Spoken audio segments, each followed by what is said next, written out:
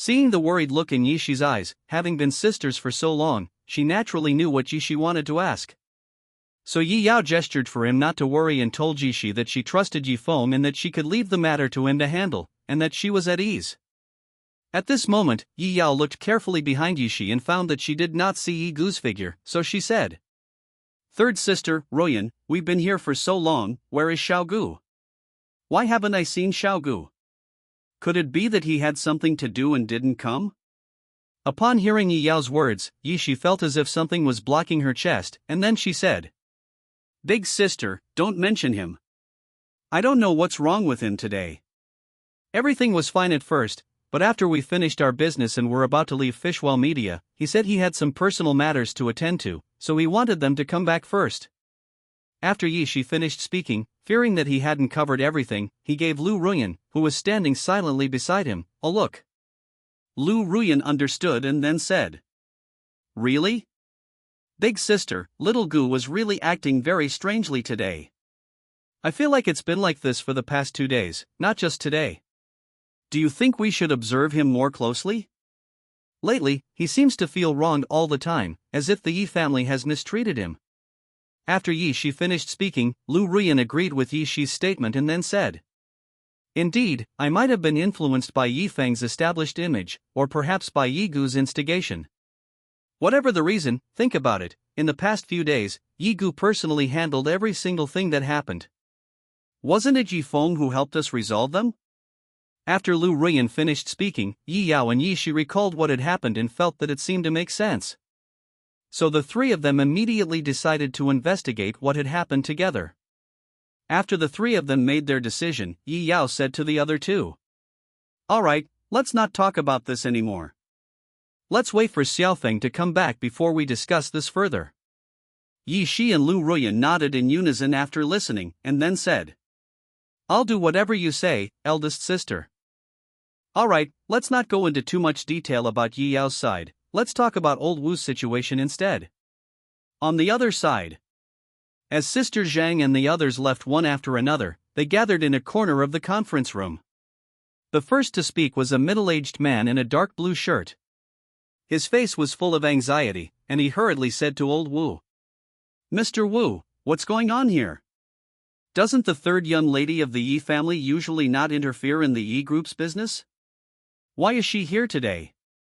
After listening, old Wu glared at the man who had spoken, thinking to himself that he was not a member of the Yi family and how could he know what the Yi family was thinking? However, he could not remain indifferent to this issue and turn a blind eye, so he answered, "Actually, I'm also puzzled by this. I suspect there's something fishy going on, but we have no way of knowing right now. By the way."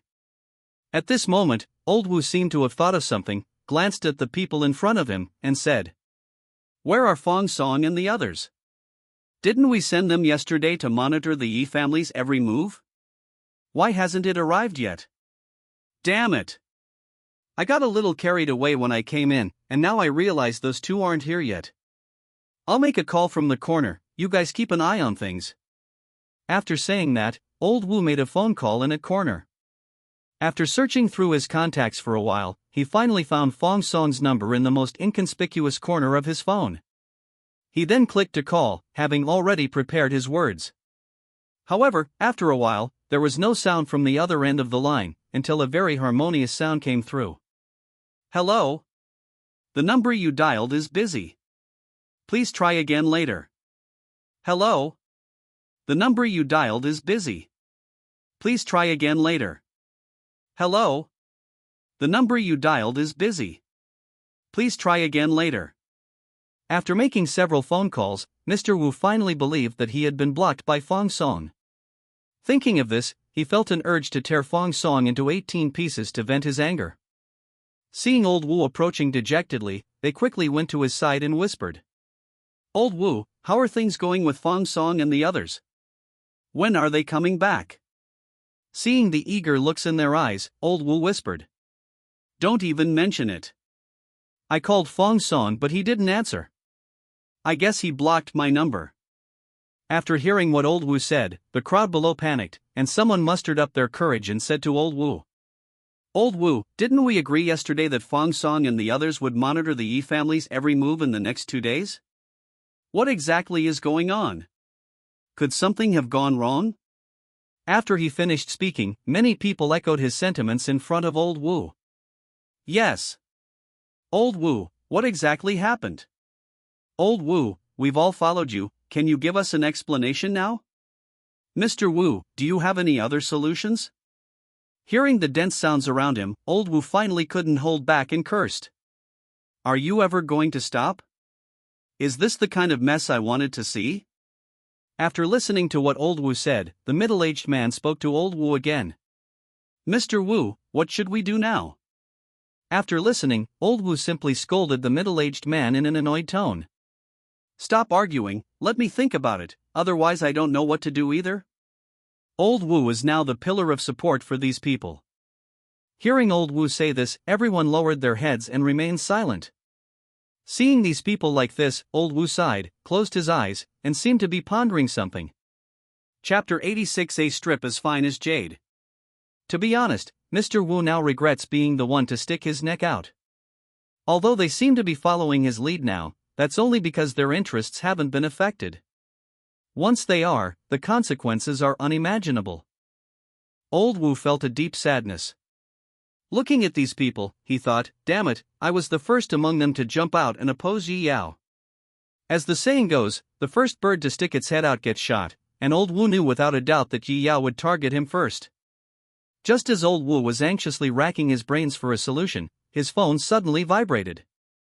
Overjoyed, he thought it was a message from Fong Song, but when he opened his phone to check, upon closer inspection, it turned out that someone had sent him an email from an unknown sender.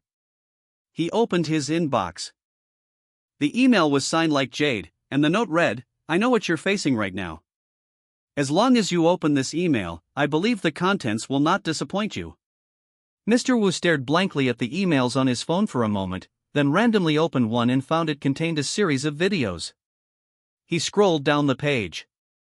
Good heavens, there are dozens of them. Old Wu thought to himself, since I don't have any good ideas right now, I might as well take a look myself.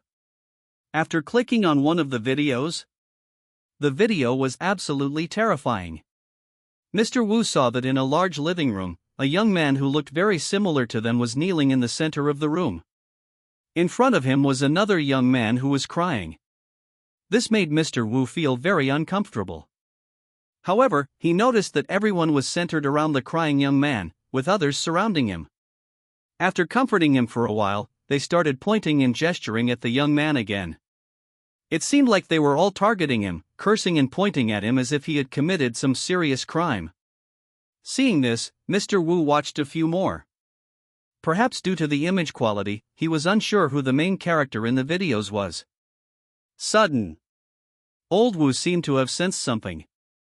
So he looked up and found that all the people in front of him were staring at him curiously, or more accurately, staring at the phones in his hands.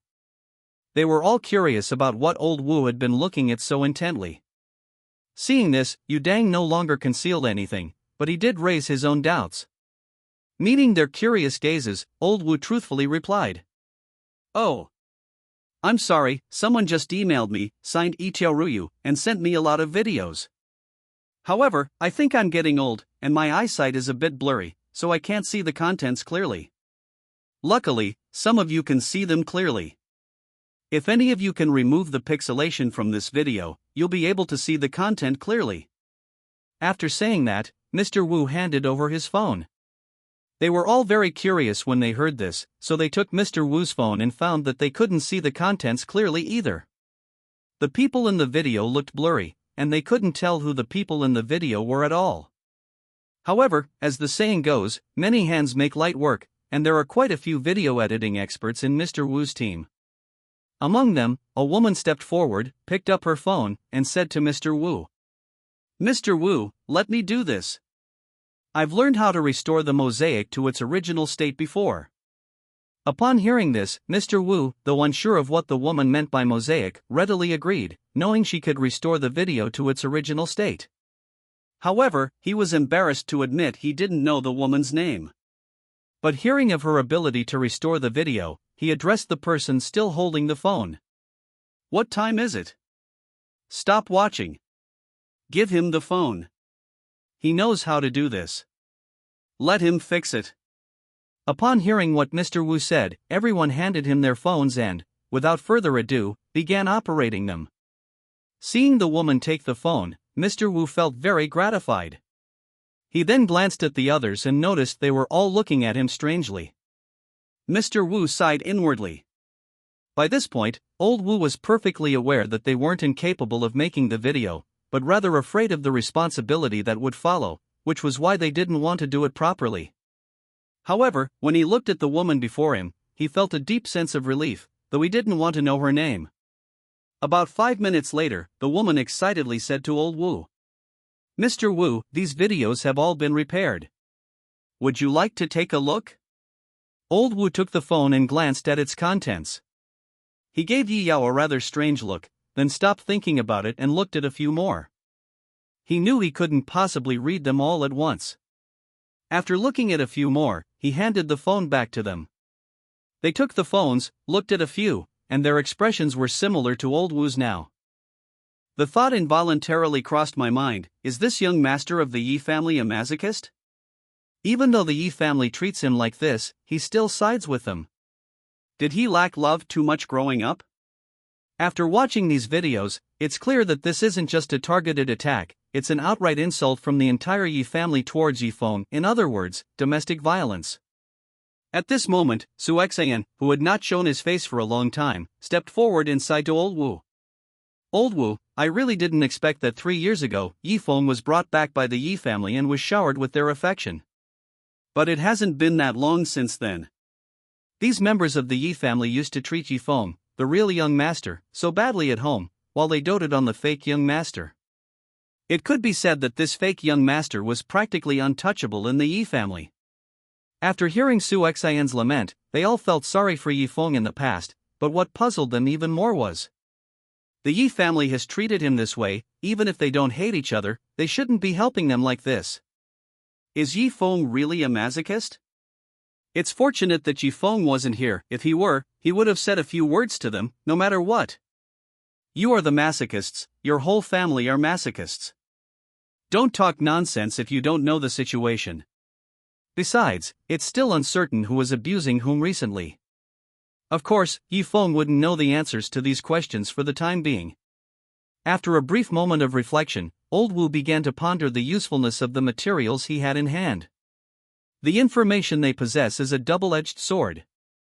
If used well, it could allow them to extract a significant amount of capital from the Yi group, enough to ensure their financial security for the rest of their lives.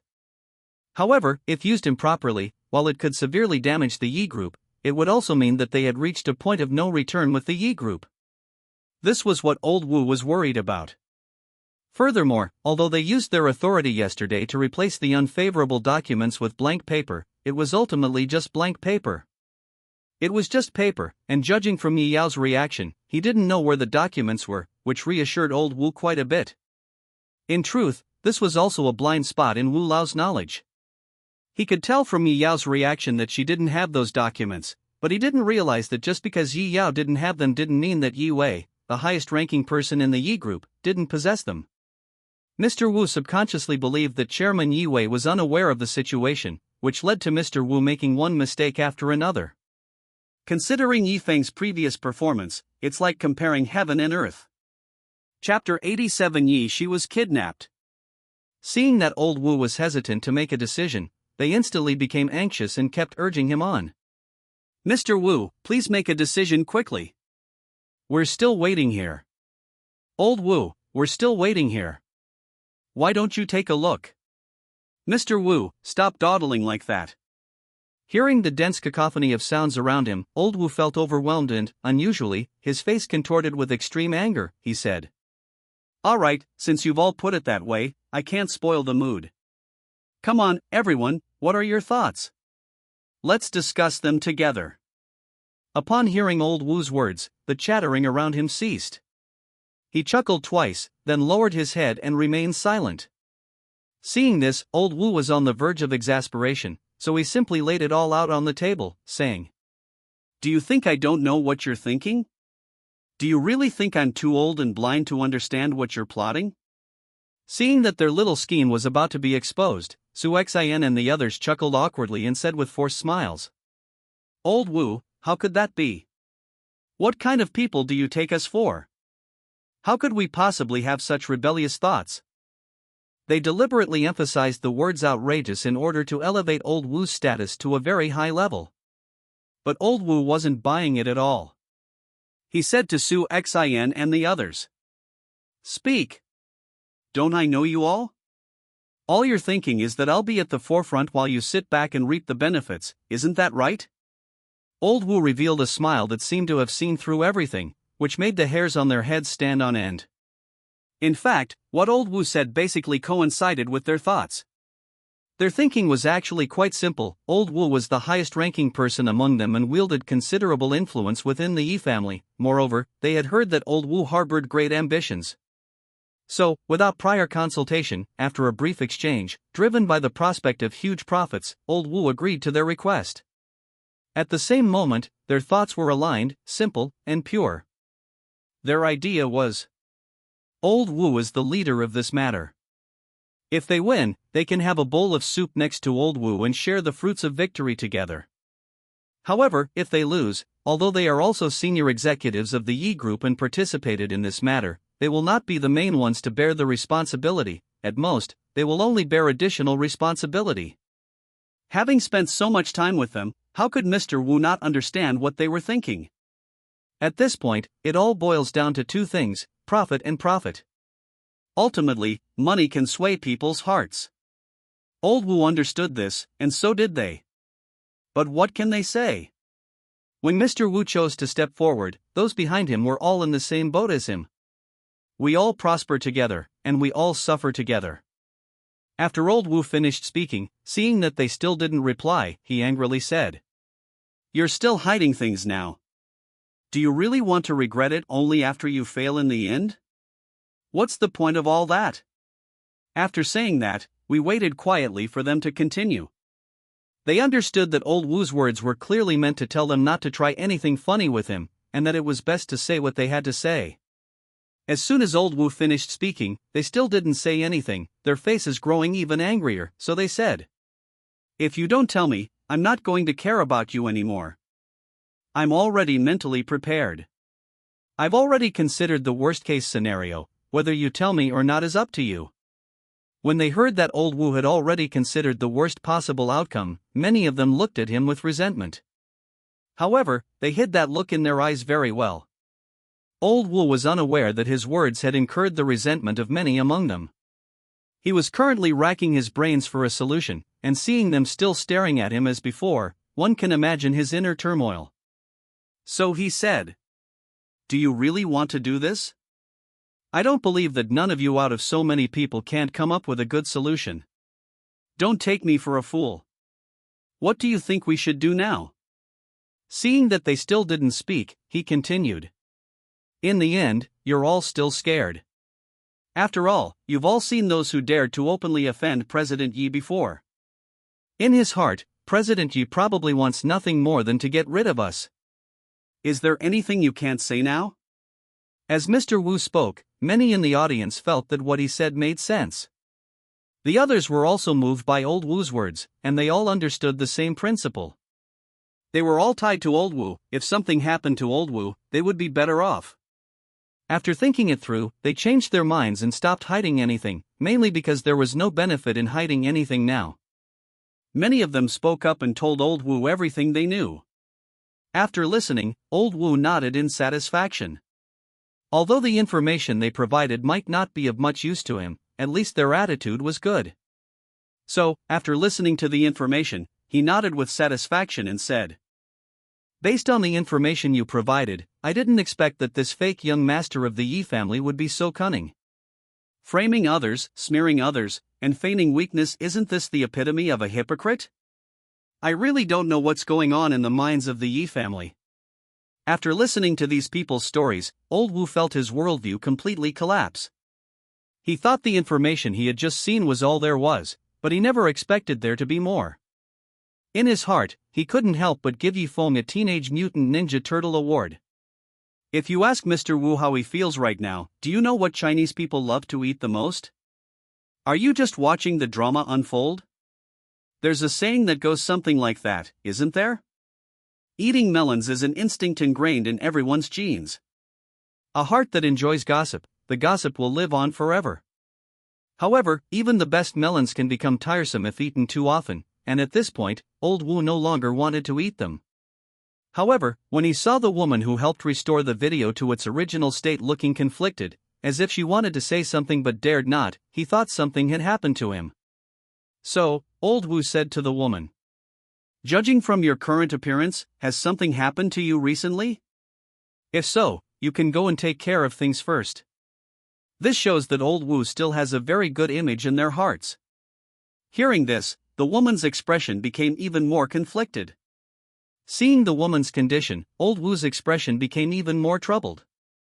Realizing his guess might be wrong, he quickly asked, "Tell me, what exactly happened? If you're experiencing any difficulties lately, just let us know and we can help you resolve them. Please, reporter, don't treat us like outsiders." Hearing what old Wu said, everyone echoed his sentiments. Yes? Since we're all here, we're all family. There's nothing we can't say? Yes. If you have any difficulties, everyone should contribute money or effort. Hearing what the people around her said, the woman realized they had misunderstood, so she quickly said, "Don't misunderstand, everyone, I haven't had any problems recently. I was shocked when I saw what was on my screen, let me tell you. I accidentally added the second young lady of the Yi family on WeChat, and she just sent me a voice message. I was terrified after hearing what it said." Hearing that he had managed to add the second young lady of the Yi family on WeChat, her face was filled with envy, but after hearing what he said next, her face turned full of doubt. The woman noticed their confusion, so she played this audio message. The voice contained only 4 words. "Jia, help me." This voice message clearly indicates that they had this thought in mind. Miss Yi has been kidnapped by thugs. Chapter 88 Decision. The second young lady of the Yi family has been kidnapped. Upon hearing this news, old Wu and his group felt as if a dark cloud had passed over their heads. Now they looked conflicted, they weren't sure if the woman's voice was genuine. If this news is accurate, then their status within the Yi group will rise, and their benefits and treatment will be much better than they are now. They thought that perhaps the young lady Yi she wouldn't care about them, otherwise they wouldn't have known about this. However, old Wu wasn't sure, so he asked the woman again, saying, "Jia, are you sure this news is true? Look at the general manager's side, why didn't they get the news first, but instead you did? I'm telling you, you'd better not lie to me, or you know the consequences, do you understand?" Only then did old Wu, with a rather serious tone, stare intently at the woman named Jia, as if trying to see right through her. It's not surprising that old Wu was so serious, the matter was simply too big. The news that Miss Yi had been kidnapped was, first of all, an absurd claim to them. They instinctively didn't believe it, who had the ability to kidnap Miss Yi from the provincial capital. Secondly, the Yi family hasn't received the news yet, but these people have. How are they supposed to explain that? Are you suggesting that he received it from the woman next to him? Finally, there's the relationship between Miss Yi and this woman. Logically speaking, although this woman also holds a very good position within the Yi group. She's a woman, after all. Moreover, she is a very capable woman. It's quite normal for some special treatment to be given in the Yi group. However, what puzzled them was that even though Jia had a certain status in the Yi group, she shouldn't be at the point where she could add Miss Yi on WeChat. So they all looked at Jia with curious eyes. Jia noticed that old Wu was staring at her with a strange look, and that almost everyone else around her was doing the same. Jia ultimately lost, but he still had to say something, so he said, "Mr. Wu, although I can't guarantee that this news is 100% true, I believe it is basically true. I don't think anyone in this world would associate kidnapping with a joke, so I think this news should be true." After Jia finished speaking, they all felt that what she said made a lot of sense. Yes. Who would be so bored as to joke about this? Everyone turned to look at Elder Wu, hoping he could make a decision. Old Wu noticed that everyone was looking at him. It was clear they wanted him to make the decision. However, after pondering for a moment, Old Wu still felt he should tell Yi Yao and the others about it. Regardless of whether it was true or not, he felt he should give it a try. After making his decision, Old Wu looked at them and said, "Gentlemen, since you all think so highly of me and want me to make the decision, I think, regardless of your current thoughts or whether this matter is true or not, I think we should still inform the general manager and the others of this message. What have you decided?" After Old Wu finished speaking, he silently waited for their reaction. Seeing that they remained silent, he became increasingly angry and said, "What do you want to do? What exactly do you want to do?" This is what a wise man in the crowd said. "Mr. Wu, since we received this news first, why don't we inform the general manager and the others about it, and use it as leverage? By panicking them, we can." Before he could finish speaking, he noticed that the others were gradually moving away from him. In fact, it wasn't just them, even Old Wu was looking at him like he was a fool. Before this wise man could finish speaking, Old Wu's authoritative voice rang out, saying, "Enough." After finishing his sentence, Old Wu sighed again and made another decision. "I've decided to tell the general manager and the others about this. Feel free to share your thoughts now. But I hope you'll use your brains more when offering suggestions. A brain is a valuable thing. Don't be like someone who forgot their brain at home and didn't bring it with them." After Old Wu finished speaking, he made sure to give him a meaningful glance, implying something was amiss. At this point, the man gradually came to his senses and, remembering what he had just said, wished he could slap himself twice. Really, why couldn't he control his foul mouth? He only now understands the saying, "Disaster comes from the mouth." So he looked at Yi Yao with some fear, and only relaxed after seeing that Yi Yao didn't react. Then someone else stepped forward. Everyone turned to look at him. Almost everyone present recognized him. He was a top student from a prestigious university, and he was known for his gentle demeanor and considerable standing within the group. He approached Old Wu, considered his words briefly, and then said, "Mr. Wu, calm down." I don't think he said that on purpose. He probably wanted to show off after hearing you ask him that, so he said something thoughtless. In the end, he was just trying to help everyone. After comforting Old Wu and seeing that he showed no emotional fluctuation, I knew my words had been effective, so I said, "Mr. Wu, I don't think now is the time to discuss this. I think they'll realize this soon. The main reason they haven't is because they haven't received the news yet. Moreover, even if this message is false, we can still push Jejia out. Even if it doesn't work, we still have those videos, right? The existence of these videos also poses a significant threat to the Yi group." After listening to the advice of this student from a prestigious high school, Mr. Wu slapped his thigh excitedly and praised him repeatedly. "Good. Good. Very good. Your idea has a very real possibility of being implemented. The Yi family has such a large fortune. If we could gain benefits from it, wouldn't that be a viable possibility?" After Mr. Wu finished speaking, he immediately gained the approval of everyone present, which made him feel proud, as if the dawn of victory was beckoning him.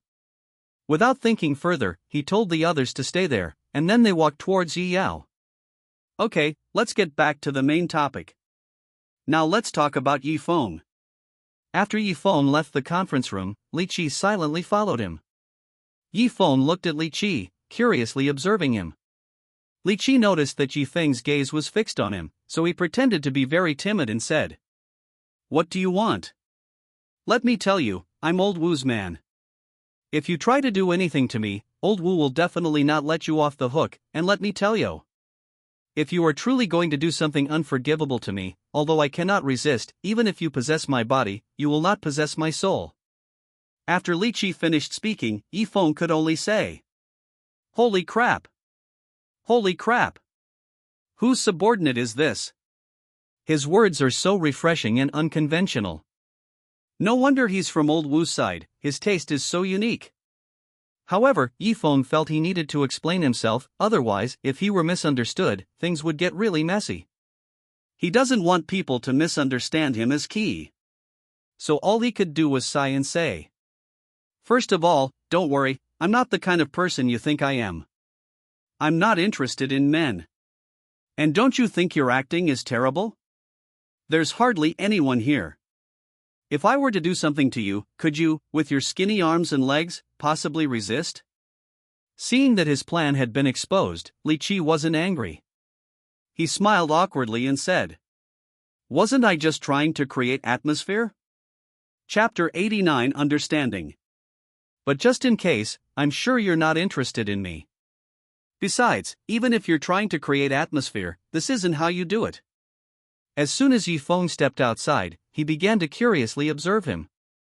However, he was very curious about his identity, so he said, "Oh right, I forgot to mention your name? My name is Li Qi, Li is in Li Shimen, and Qi is in Cheongsam." After hearing Li Qi's words, Yifeng became very interested in Li Qi's introduction and this person, so he said, "I find you to be quite an interesting person. To put it bluntly, old Wu sent you here to monitor me." Seeing that his little scheme had been exposed, Li Qi wasn't surprised at all. After all, it was obvious to everyone that the struggle between the two sides was now very clear. So Ganjiang bluntly stated his position, saying, "Ah, you guessed right, old Wu did have that in mind. I can see that we can basically make a judgment about old Wu's situation now. The reason he hasn't given up is simply because he wants to wait for a glimmer of hope. After all, in our eyes, old Wu was invincible." After Li Qi finished speaking, Yifeng could clearly see the expectation in his eyes. But to be honest, he really hadn't expected that old Wu held such a high position in their hearts. Yifeng could tell from Li Qi's words that he genuinely cared for old Wu and truly stood by old Wu's side. After listening, Yifeng said jokingly, "Aren't you afraid that if I tell old Wu these things to you one day, and he hears it, your future days will probably not be easy?" However, to Yifeng's surprise, he did not see any panic in Li Qi's eyes. Perhaps it was because he already believed that defeat was inevitable, which is why he appeared so calm. However, after hearing Yifeng's words, Li Qi still voiced his thoughts, saying, "I'm not saying this to belittle Mr. Wu. In my opinion, there are two reasons why Mr. Wu chose to do this. Firstly, the online news is escalating. As I believe you've seen, the Yip Group's stock has plummeted. This is clearly not just ordinary public opinion, it seems more like a premeditated act. These people saw the deeper implications. These executives, frankly speaking, hadn't worked for Yes Group for very long. Although their positions were high, they didn't have much personal loyalty. Besides, as I'm sure you've seen, Yes Group has had a significant change in its workforce today. From management to employees, almost all are new faces, and most of them are relatives and friends. You couldn't have been unaware of that, could you?" Hearing Li Qi say this, Yifeng understood that it must contain a huge secret. Now, he listened attentively to the teacher explaining the contents, just like attending a class. Unfortunately, this time it wasn't a teacher, but a company employee. After Li Qi finished speaking, Yifeng confirmed his question and also raised his own doubts, so he said, "You're very smart. To be honest, I don't see things as clearly as you do." Yifeng first made a self-deprecating remark, then pondered for a moment before saying, "I actually discussed this issue with the general manager before I joined the Yi Group, and it's pretty much the same as what you're saying. However, the fact that they can place their relatives and friends in the Yi Group. I don't think it's possible for old Wu and those so-called high-level executives to make so many people from the Yi Group disappear overnight, without even General Manager Yi Yao knowing. It's clear that there must be a much bigger figure involved behind this. I think there are three possibilities. The first and simplest scenario involves external forces infiltrating the Yi Group. They hire highly skilled hackers capable of secretly and flawlessly altering the Yi Group's personnel department records. The second possibility is that there's a mole sent by another company within the Yi Group, and this mole is very likely among us. If that's the most probable possibility, it's probably with Elder Wu's side right now." After Yifeng finished explaining the first two possibilities, he deliberately looked at Li Qi and found that his expression hadn't changed at all. He then realized that he was very likely wrong about his first two guesses. However, it cannot be ruled out that Li Qi's position in Wu Lao's team was not high enough to uncover the secrets involved. However, there's an old saying that goes something like this. When soldiers come, we will block them. When water comes, we will dam it. Yi Feng thought to himself, since the first two are impossible, then the third one should be very possible. Yi Feng looked directly into Li Qi's eyes and said, word by word. Then there's a third possibility, which is also the most likely one in my opinion. From what you just said, it's clear that you so-called high-level officials are trying to profit from the Yi family's current public opinion crisis. You all know very well that, given your positions, you are simply not capable of threatening the Yi group and obtaining sufficient benefits from it. Moreover, based on my previous observations, it's clear that old Wu is leading the charge, while you're just echoing him from the sidelines. Moreover, considering Mr. Wu's age, either you have promised sufficient benefits, or you have offered conditions that Mr. Wu cannot refuse. However, in my opinion, the first possibility is more likely. Although I am not clear about what kind of deal you had with Mr. Wu in private that made him so willing to help you. But I have to say, is what you're doing really okay? Don't you think your behavior is like that of gamblers? If you win, you'll probably shower him with praise and take the lion's share, since old Wu is so old and his living expenses probably aren't that high. But if you lose, you can easily use old Wu as a scapegoat. After Yi Feng finished speaking, he could clearly see that Li Qi's face was getting increasingly pale, and his body trembled involuntarily. It is obvious that Yi Feng's guess was probably pretty accurate. However, Li Qi was at a loss and could only say with a sigh. Currently, the upper-class circles in the provincial capital only know that the young master of the Yi family is Yi Gu, and even then, he's a fake young master. Very few people mention the real young master, Yi Feng. That name only occasionally appears in the middle-class circles. How tragic and lamentable. It's laughable that they don't realize that this true young master of the Yi family is the most unique existence.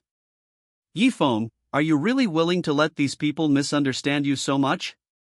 Li Qi finished speaking and then added, Yi Feng, are you willing to accept this? Are you really that willing to be the fake young master of the Yi family? It was as if he understood Yi Feng perfectly, but after listening, Yi Feng couldn't help but roll his eyes and said, that's enough. You can at least have a limit to your imagination. If you keep going, I might actually believe your nonsense. I'm afraid if you keep going, I'll really become omnipotent, able to go anywhere. Seeing the glare Yi Feng gave him, Li Qi. They were not ashamed, but rather proud. He chuckled twice and then said, look at my mouth, I really don't know how to talk. Li Qi first criticized himself a couple of times, and then his words sounded almost like flattery as he said, brother, you have to believe me. What I said is completely true. I'm speaking from the bottom of my heart. Hearing how eloquent he was, Yi Feng couldn't help but have this thought in his mind, so he said to Li Qi with a playful expression, Li Qi, I'll say it again, you're quite an interesting person, and you suit my taste perfectly. How about this, what about your future? If you come with me, don't worry, I won't treat you unfairly in terms of compensation. But remember, I don't like betrayal, understand? After Yi Feng finished speaking, he quietly waited for Li Qi's reply. Chapter 90 Reflections. In fact, Yi Feng said this entirely because he admired Li Qi's eloquence, otherwise, he wouldn't have said it that way. However, Yi Feng is not one to force others. In truth, what Yi Feng values most about Li Qi is simply his eloquence. Li Qi hadn't expected Yi Feng to invite him again, but this time he politely declined, saying, I'm sorry, young Master Yi, old Master Wu has treated me well, and I would never betray him. After Li Qi finished speaking, he secretly observed Yi Feng's reaction, but seeing that Yi Feng's face was expressionless, he immediately breathed a sigh of relief. Actually, his words just now were also a test, since Yi Feng's words could very well be an attempt to recruit him. In his heart, he was thinking, if young Master Yi just says it again, just one more time, I'll agree. However, he did not wait for Yi Feng to say agree again. Li Qi couldn't help but feel a little regretful. Had he really made the wrong choice? Hearing Li Qi give the same answer as before, Yi Feng cursed the Yi family in his heart. Damn it, my title as the young master of the Yi family really doesn't work. Even a lowly employee of the corporation can refuse me. What use are you to me? However, Yi Feng did not choose to continue this time, even though he had already cursed the identity of the Yi family's young master in his mind. But he also understood the principle that once is enough, twice is not enough. He might say it once, since it's probably out of curiosity, he won't say anything more. Saying it a second time is acceptable, perhaps because they haven't given up, and then he can't really say anything. Maybe some people think you haven't changed your mind. However, saying it 3 times won't do. In fact, throughout history, people have been very sensitive about the number 3. To be honest, Yifeng still doesn't understand Li Qi's thoughts, nor does he know that Li Qi will agree if he says it again. It's just that Yifeng didn't want to say, and Li Qi didn't dare to ask. Throughout the journey, Li Qi tried to strike up a conversation with Yifeng, but Yifeng ignored him completely. The tea room at the Yi group was quite spacious. Yifeng hadn't noticed anyone along the way until he arrived at the tea room, where he found many people sitting there. Judging from their posture, they clearly had no intention of going to work. They didn't come up to greet Yifeng, presumably because these were all so-called relatives arranged by Old Wu and his group within the company. Yifeng couldn't help but wonder what expressions Yi Yao and Yi Wei, people who had worked their way up from the bottom, would have if they saw the scene. Moreover, Yifeng could tell from their conversation and behavior that they seemed to come from the countryside. In ancient times, this referred to mostly impolite people, readers should not misunderstand, and had no concept of going to work. Yifeng couldn't help but take out his phone and snap a picture of the scene. He casually hung the phone around his neck and turned on the camera, realizing that a tough battle was about to begin. In fact, Yifeng's idea at this time was very simple. He wanted Yi Yao to see what these so-called employees were actually doing at the Yi group. If things continue like this, the Yi group will probably be finished sooner or later. Moreover, judging from their demeanor, it was as if they had entered a home, not a company. The concept of working was completely foreign to them, a stark contrast to the scene when they first arrived. Looking around, Yifeng noticed that almost all the employees here were new faces compared to the last time he visited the Yi group. It seemed that this crisis was no ordinary one. Among these people, some saw Yifeng and wanted to go over and say hello, but seeing that the others didn't react at all, they had no choice but to follow the crowd. When the two of them arrived at the place where the water was being moved, they opened one of the rooms and discovered that the water in that room had suddenly stopped flowing. Undeterred, Yifeng opened another room, but the result was the same. So Yifeng, still unwilling to give up, looked again, but still found nothing. Yifeng thought that perhaps there was a possibility in this regard. Firstly, Old Wu wanted to use this incident to give Yifeng a warning, hoping to remind him through the water-moving matter. Secondly, Old Wu was unaware of this matter, and judging from Li Qi's attitude towards him earlier, they clearly trust each other greatly. Furthermore, Li Qi's astonished expression suggests that Old Wu was unaware of the situation. Yifeng thought to himself that these employees couldn't have made such a decision on their own. Either there were arrangements in place, or there must be some other hidden story behind it. So Yifeng tentatively asked them, "Hello? Do you know where the water in the warehouse is? And don't you guys have to go to work now? If you slack off at work, your salary will be docked."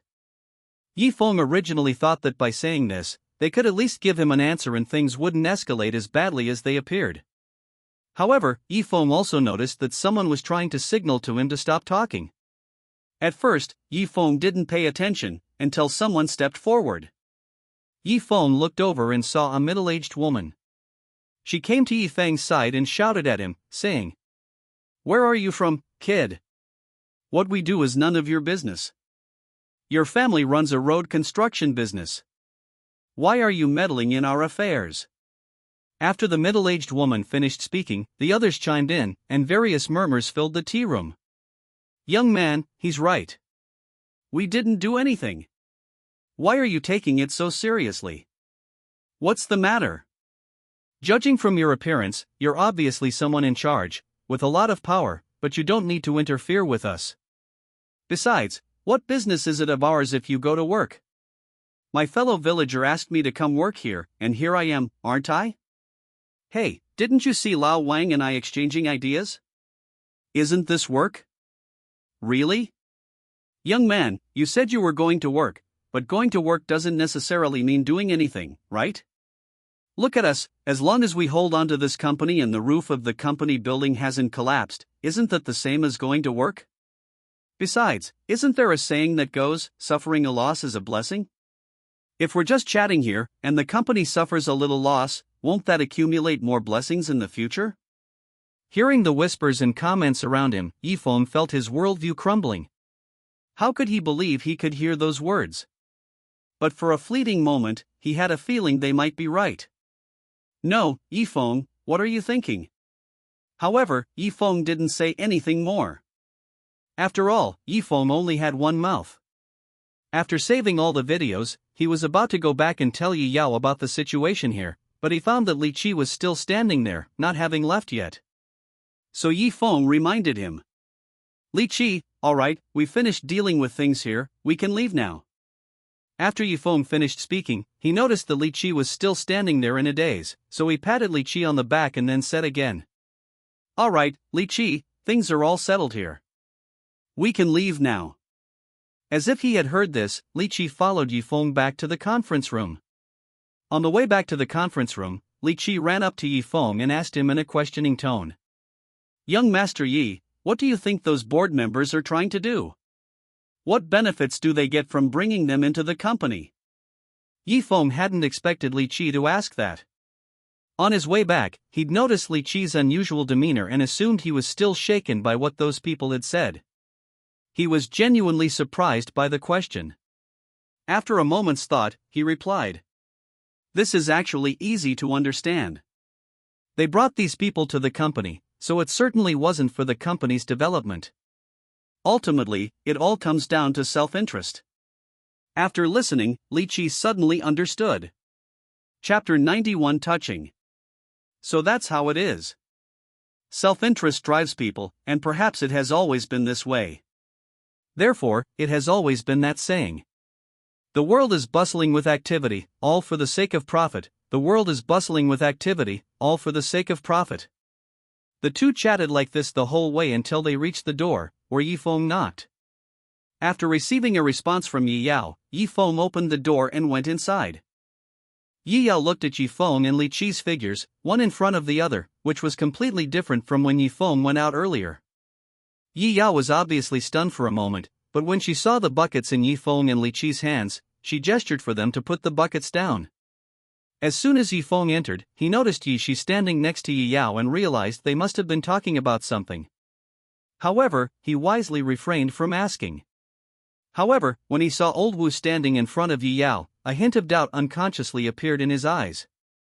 He wanted to ask Yi Yao, but when he saw Yi Yao's less than pleasant expression, Yifeng clearly decided not to press the matter further. Yifeng wisely approached Yi Yao, only to hear Yi Yao question Old Wu in a very angry tone. Mr. Wu, is your information accurate? You know this news is very important to us, and I hope you can answer it seriously. Seeing Yi Yao's serious gaze, Old Wu wasn't entirely sure, so he said to her. Mr. Yi, to be honest, the accuracy of this information only came from my own people. I really don't know anything else. After hearing Old Wu's words, Yi Yao felt extremely annoyed. He slapped his forehead, thinking to himself, if it weren't for all the things that have happened lately, I wouldn't have been unaware that my sister has been gone for so long. He was deeply worried about Yi Shi's safety, but Yi Yao knew this wasn't the time to rush things. The most important thing now was to clarify the situation first. So, after listening to Elder Wu's words, she said, Mr. Wu is very kind, but this message was provided by Mr. Wu himself. If this news is true, then it means our Yi family owes you a favor, and we will not pursue the matter regarding what happened this time. Besides, you'll also get your share of the benefits. After Yi Yao finished speaking, Old Wu and the others were overjoyed, as if they had seen a bright future unfold before them. But before they could rejoice for long, Yi Yao's next words gradually reached their ears, striking them like a thunderbolt. They heard Yi Yao speak, word by word. Everyone, our Yi family is currently facing a great calamity. Do you still want to continue fighting amongst yourselves? You are not unaware that the Yi group is currently facing an unprecedented crisis.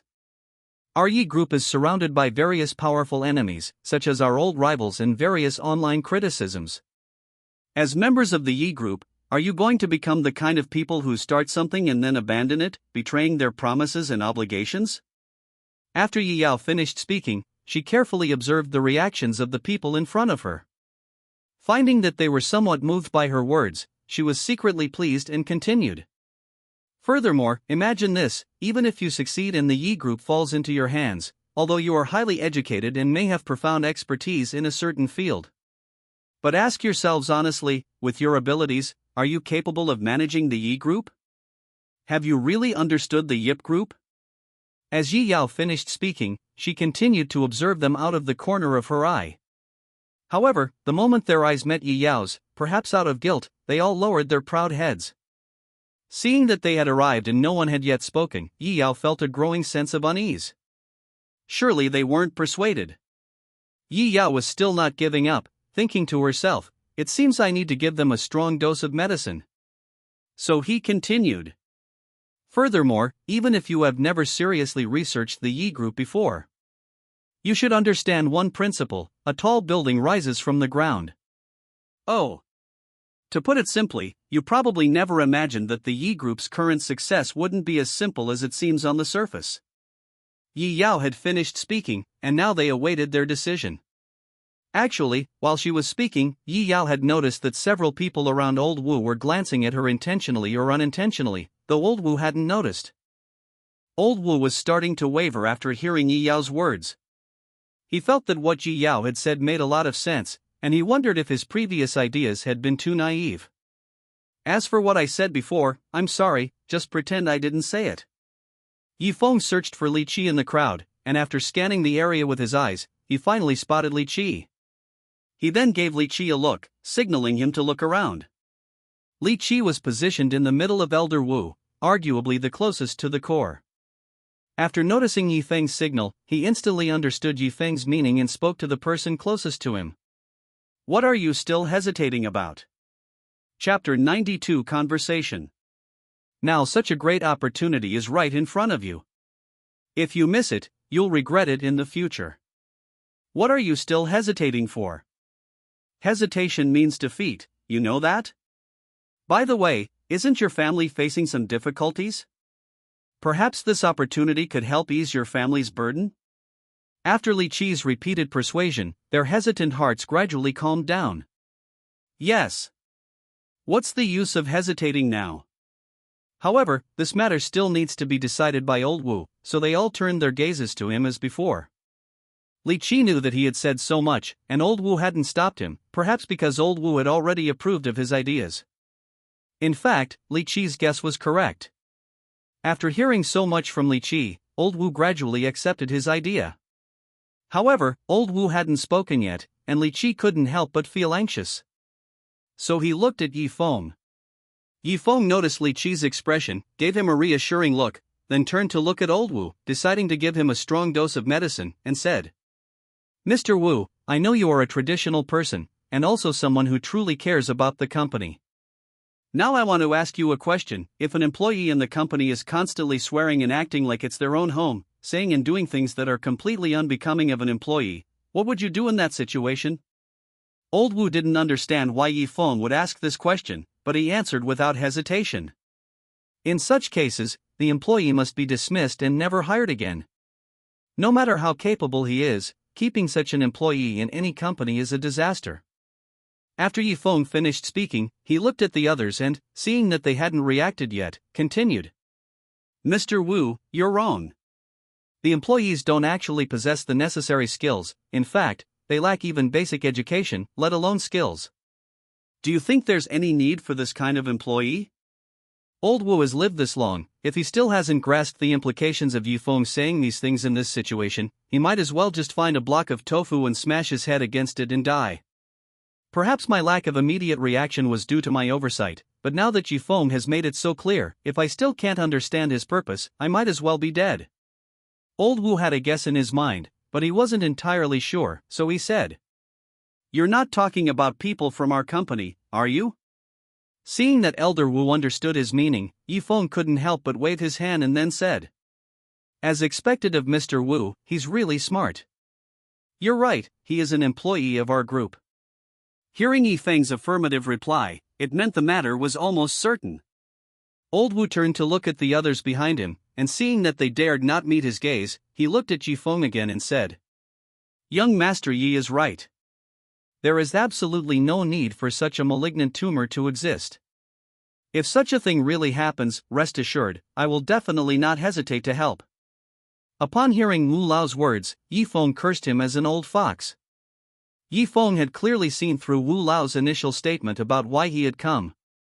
To put it simply, it all boils down to the word interests. However, old Wu still intended to check the situation first, so he said to Yi Feng, "Young Master Yi, I think we should go and assess the situation first before making a decision. What do you think?" Yi Feng wasn't surprised by what old Wu said. After all, in old Wu's view, seeing was believing. No matter how much was said, it was more effective.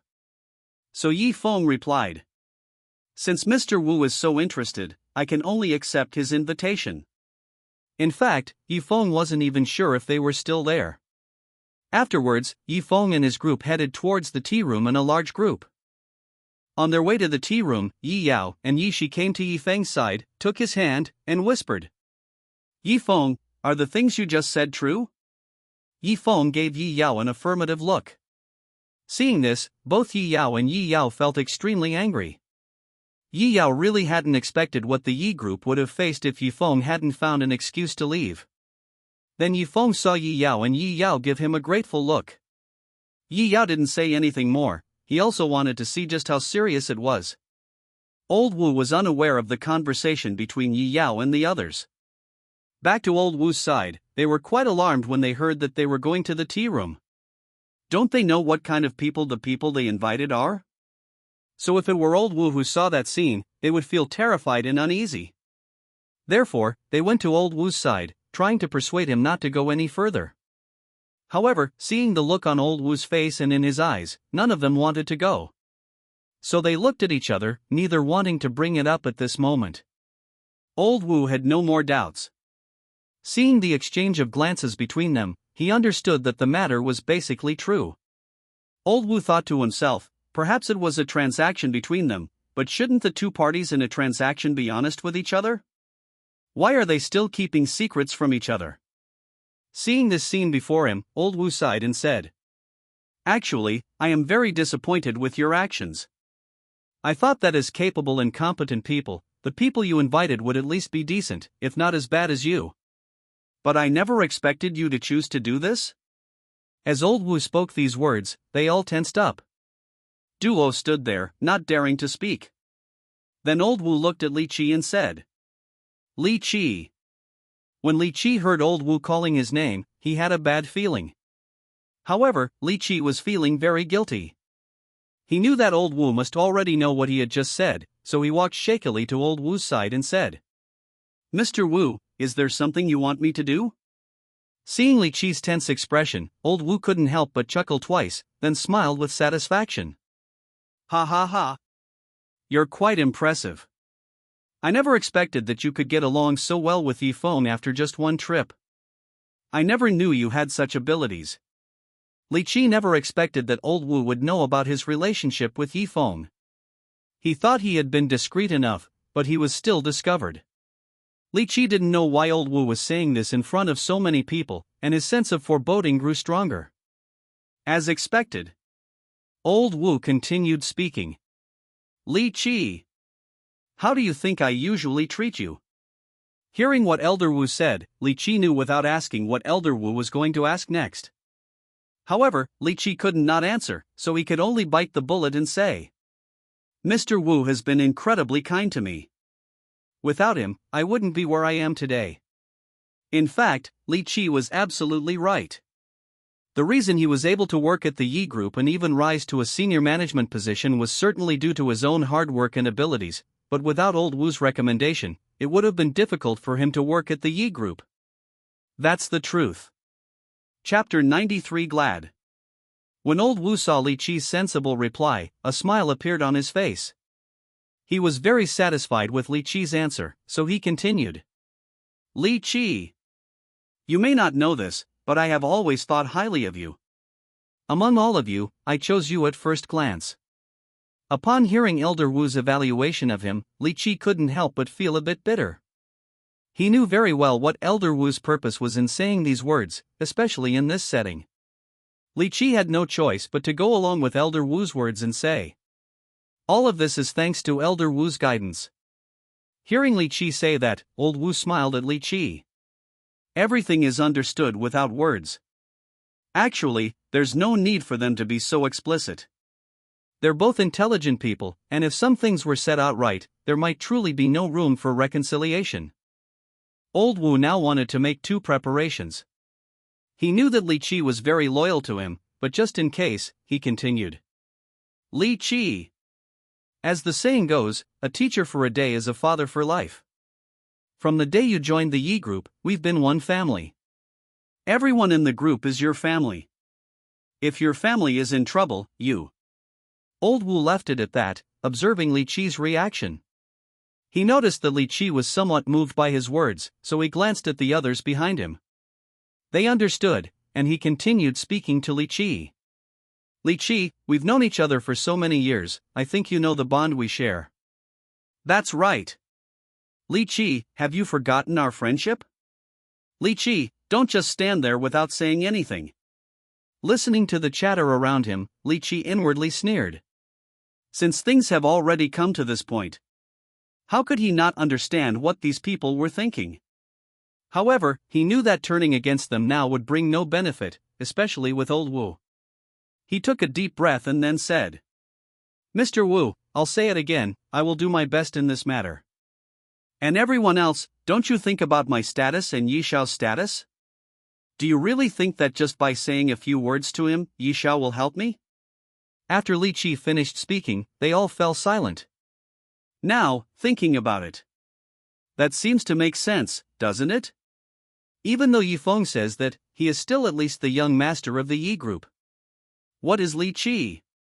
To be honest, he's just a dog of the Yi group. The difference in their status is immense. Yi Feng really will.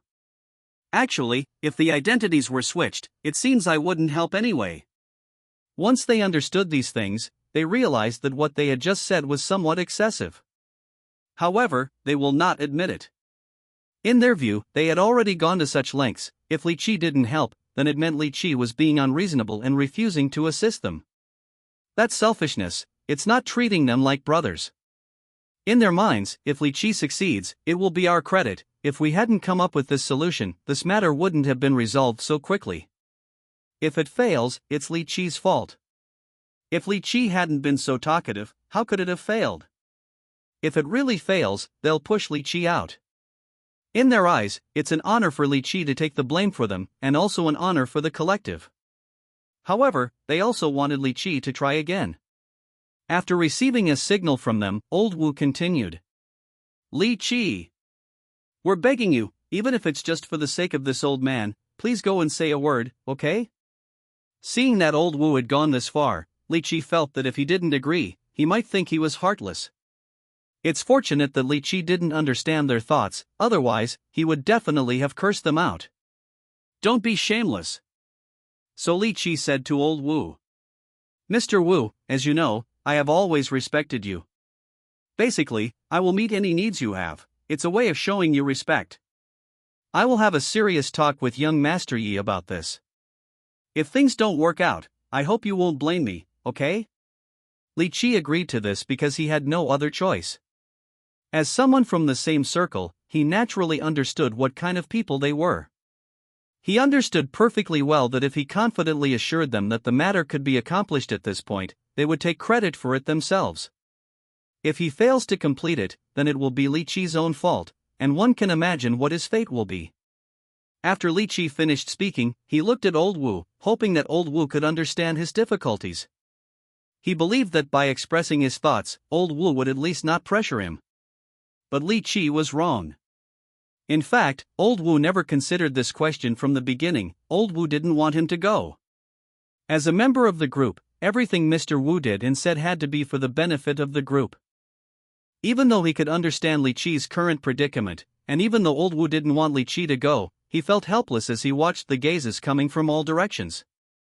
To be honest, old Wu also had his own selfish motives. He saw the hope that Li Qi brought him, and even if it was slim, he wanted to give it a try. But isn't there a saying that goes something like that? Humans are complex beings. As a veteran of the Yi Group, Old Wu had essentially watched Li Qi rise from a junior employee to a senior executive. Li Qi was right. Without Old Wu, Li Qi wouldn't be where he is today. Old Wu never considered whether his actions were right or wrong, he only thought about whether Li Qi could actually accomplish this. They'll just give Li Qi a little more convenience in his future career. It's nothing serious, so when Elder Wu heard Jifeng say that, he knew that the others shouldn't push him too hard. Old Wu understood the principle of moderation, so when he heard Li Qi say this, he wasn't angry. Instead, he said with considerable satisfaction, "Li Qi, I'm pleased that you think this way, but Old Wu doesn't like your tone of voice." "What do you mean by blaming you? What do you think, Mr. Wu? Am I that kind of person? I'm giving you my guarantee today. If you really can't finish this, I won't blame you. It's not really your fault. Just do it with confidence. We will always support you." After Old Wu finished speaking, he turned to look at the others. Seeing that no one reacted, he gave them a look and they all changed their attitude. So he said, "Li Qi, I'm sorry. I was too harsh with my words just now. I apologize." "Really? Li Qi, well, I shouldn't have said that to you just now. I apologize. Li Qi, you've been watching as colleagues for so long, please help us." In the end, Li Qi was defeated. Chapter 94 Conflict occurs. Outside the tea room. Yi Yao arrived at the entrance of the tea room and was instantly enraged by the scene before her. She saw employees who should have been working leisurely, some drinking tea, others chatting idly, completely oblivious to their surroundings. Even more outrageous, they were actually eating sunflower seeds. That's truly going against the natural order. If this weren't a company, what other kind of leisure place could it be? Or perhaps a nursing home? Yi Yao was furious, he felt he had never been this angry before. I wasn't angry when security guards blocked my car at my own company. He wasn't angry about the rumors circulating about the Yi Group. Even after learning that many employees in the company had been reassigned or fired, he wasn't particularly angry. Even when the board of directors makes things difficult for you at work, you can still handle it calmly. However, seeing this scene before him, Yi Yao felt extremely angry. His eyes suddenly became bloodshot, like a volcano about to erupt. Afterwards, Yi Yao came to Old Wu's side, looked at him with icy eyes, and said, "Mr. Wu, I hope you can give me a reasonable explanation for the scene before me." In fact, Old Wu was genuinely shocked by the scene before him. Furthermore, Yi Yao was putting immense pressure on him for some reason. He didn't understand what was going on either. In fact, Old Wu was quite surprised to see this scene, and he didn't know how to answer Yi Yao's question. Seeing that Elder Wu hadn't answered, Yi Yao assumed it was because there were too many people around and Elder Wu couldn't give a proper reply. She exchanged a glance with Yi Feng, then spoke to Elder Wu. "Old Wu, I think we should resolve the immediate issue now, as there is no time to lose. In my opinion, we should go and inquire about it. What do you think?" Old Wu knew there was no room for negotiation now, so he could only nod in agreement and say, "Since Mr. Yi has asked, then I have no choice but to accept the answer." "Okay, let's go ask them now." If they are truly traitors, or people with no real skills who are just coasting along in the company, I will definitely not let them get away with it. Yi Yao was quite satisfied with Mr. Wu's answer, and then the two of them went into the tea room. Tea room. The arrival of Yi Yao and her companion did not disrupt the atmosphere in the tea room. Cough cough. Yi Yao coughed twice, and finding nothing, she had no choice but to say, "Aren't you all going to work? What are you all doing here? Don't you have any work to do?" After Yi Yao finished speaking, seeing that they still had no reaction, she had no choice but to remind them again. "Aren't you all going to work? What are you all doing standing here?"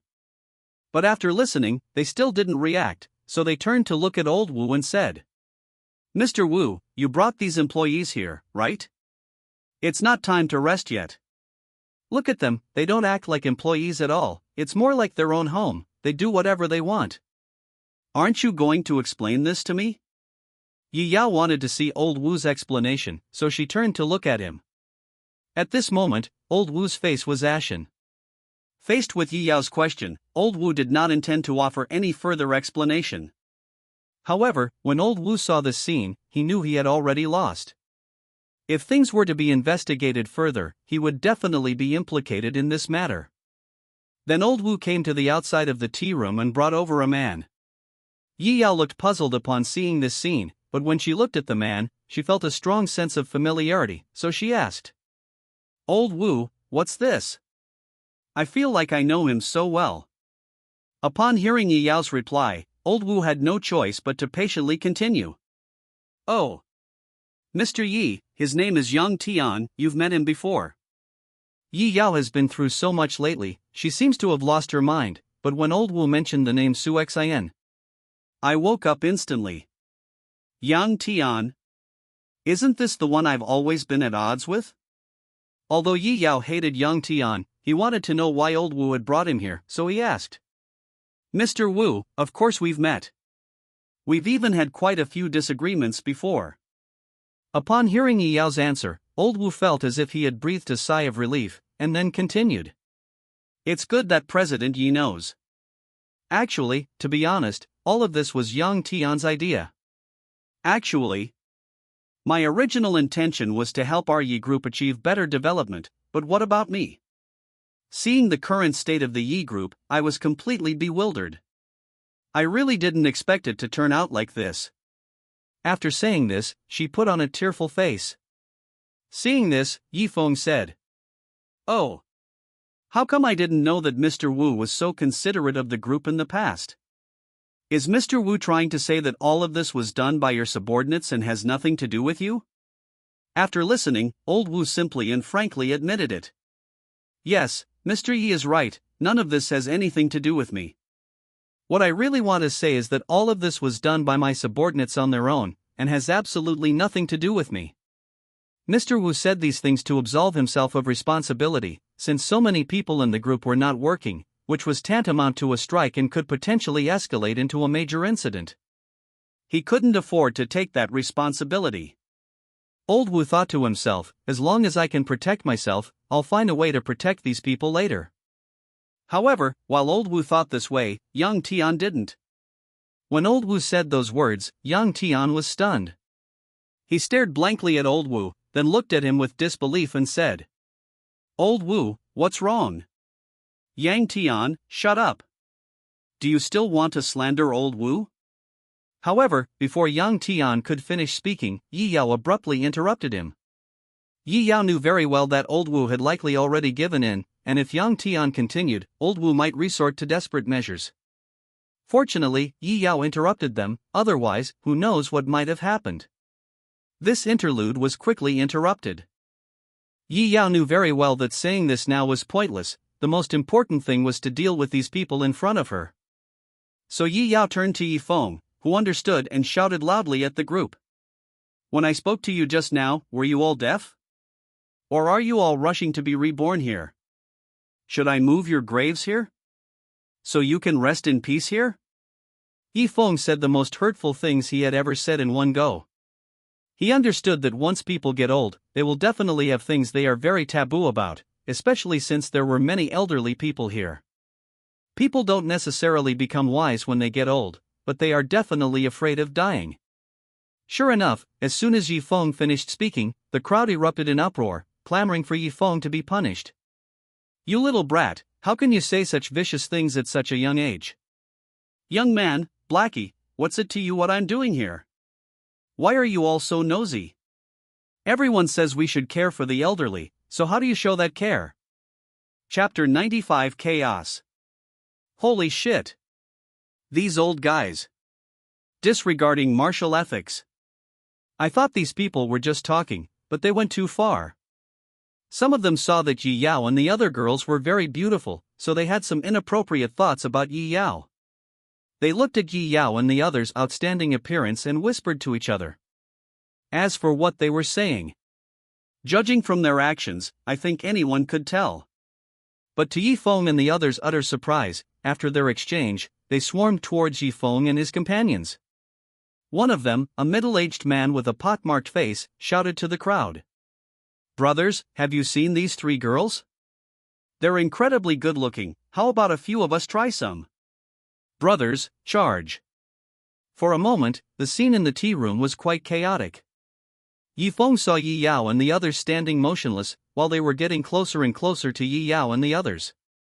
Without thinking twice, he quickly ran over, pulled them to his side, and said to them, "What are you all standing there for? Are you looking to die?" After saying that, Yi Feng shielded Yi Yao and the others behind him, his hands clenched tightly, ready to fight. To Yi Feng's utter surprise, they sent the older folks to the front. Just as Yi Feng was about to rush forward, he heard them shamelessly say, "What, you even want to hit an old person? Go ahead and hit them if you dare. I'm standing right here. If you've got the guts, then come and try. Young man, if you dare to hit me, I dare to lie down." Then they attacked Yi Feng from the left and right until Yi Feng's face was bruised and swollen. Yi Feng looked at the elderly man in front of him, but didn't know what to do. "We can only defend." To Yi Feng's surprise, the more he resisted, the more fiercely they attacked him, and soon a large number of red marks appeared on Yi Feng's arms. "Yi Feng, are you all right?" Yi Yao noticed the scars on Yi Feng's arm and asked with concern. Yi Feng looked at Yi Yao, and seeing the concern in her eyes. Unnecessary. It wasn't that Yi Feng intentionally wanted to protect them, but he needed to make sure Yi Yao and the others were safe these past few days. At first, Yi Feng was able to hold his own against them, but gradually, he couldn't keep up. Yi Feng was alone, and there were several people in front of him, all of whom were elderly. He didn't dare to really fight back, so he could only let them do as they pleased. Just as Yi Feng was about to run out of breath, Yi Yao remembered to call security, so she shouted loudly towards the door. "What are you all still standing there for? Hurry up and come help. If something happens to Yi Feng, do you think you can shirk your responsibility? Yi Feng, wait here, I'll go call security right now." After Yi Yao finished speaking, she instructed Yi Shi and Lu Ruyan to take good care of Yi Feng, and then ran outside to call security. Upon hearing this, the person outside instantly sobered up and rushed into the tea room to urge them on. "Uncle, please stop doing it. Mom, that's enough, stop hitting her. If you keep hitting her, something bad will happen. Sis, that's enough. If you keep hitting her, something serious will really happen." They only stopped after being persuaded for a while, but even though they stopped physically, they were still cursing and swearing. "Young man, consider this a lesson for you. If you still don't know what it means to respect the elderly, this is what will happen to you." Hearing their words, Yi Feng, despite his bruised and swollen face, showed no panic, for he knew that a good show was about to unfold. Not long after, Yi Yao arrived with a large number of security personnel. Her delicate face was covered in red makeup. Yi Yao went to Yi Feng's side, took his hand, and asked with concern, "Xiao Feng, are you all right? Don't worry, with me here, your sister won't let anyone bully you anymore. Don't move. None of you are allowed to move. Don't move. None of you are allowed to move. Don't move. None of you are allowed to move." As they spoke, the company's security personnel quickly subdued the troublemakers the moment they rushed over. The lead security guard approached Yi Yao and said, "Mr. Yi, are you all right?" Yi Yao shook his head, as if he had thought of something. He looked around and, seeing that everyone was under control, felt relieved. However, when he looked at Yi Feng and saw that Yi Feng was covered in wounds, he didn't dare to move. So he said to the security personnel, "Quickly, call an ambulance." The security captain found it incredible that his general manager was so concerned about a man, and couldn't help but feel curious about Yi Feng. In the 2 years he worked at the Yi Group, he had never heard of President Yi having a boyfriend or keeping a mistress. Having just met Yi Feng, he asked curiously, "Mr. Yi, if I may ask, who is this gentleman?" The security captain saw that the man in front of him basically looked like. Faced with the security captain's questioning, Yi Yao couldn't help but feel sorry for Yi Feng. Yi Feng had been with the Yi family for so long, but apart from that initial period, no one who came to work at the Yi Group afterward knew that the Yi family even had a young master named Yi Feng. However, Yi Yao felt that it wasn't too late. Facing the security captain's question, Yi Yao proudly said, "This is my younger brother, my own younger brother." The security captain was genuinely surprised that the man in front of him was actually President Ye's younger brother, but he knew that the best thing he could do right now was not to ask any more questions. There's a saying that goes, in any crowd, there are always a few troublemakers, and their direction happened to be right behind Yi Yao and her group. They broke free from the security guard's restraints, looked at Yi Yao in front of them, and suddenly rushed towards her. The security personnel saw that the people in their hands had opened their eyes and were under control. Then, looking at the direction the people were rushing in, they said to Yi Yao and the others, "Mr. Yi, watch out behind you. They're coming for you. Be careful."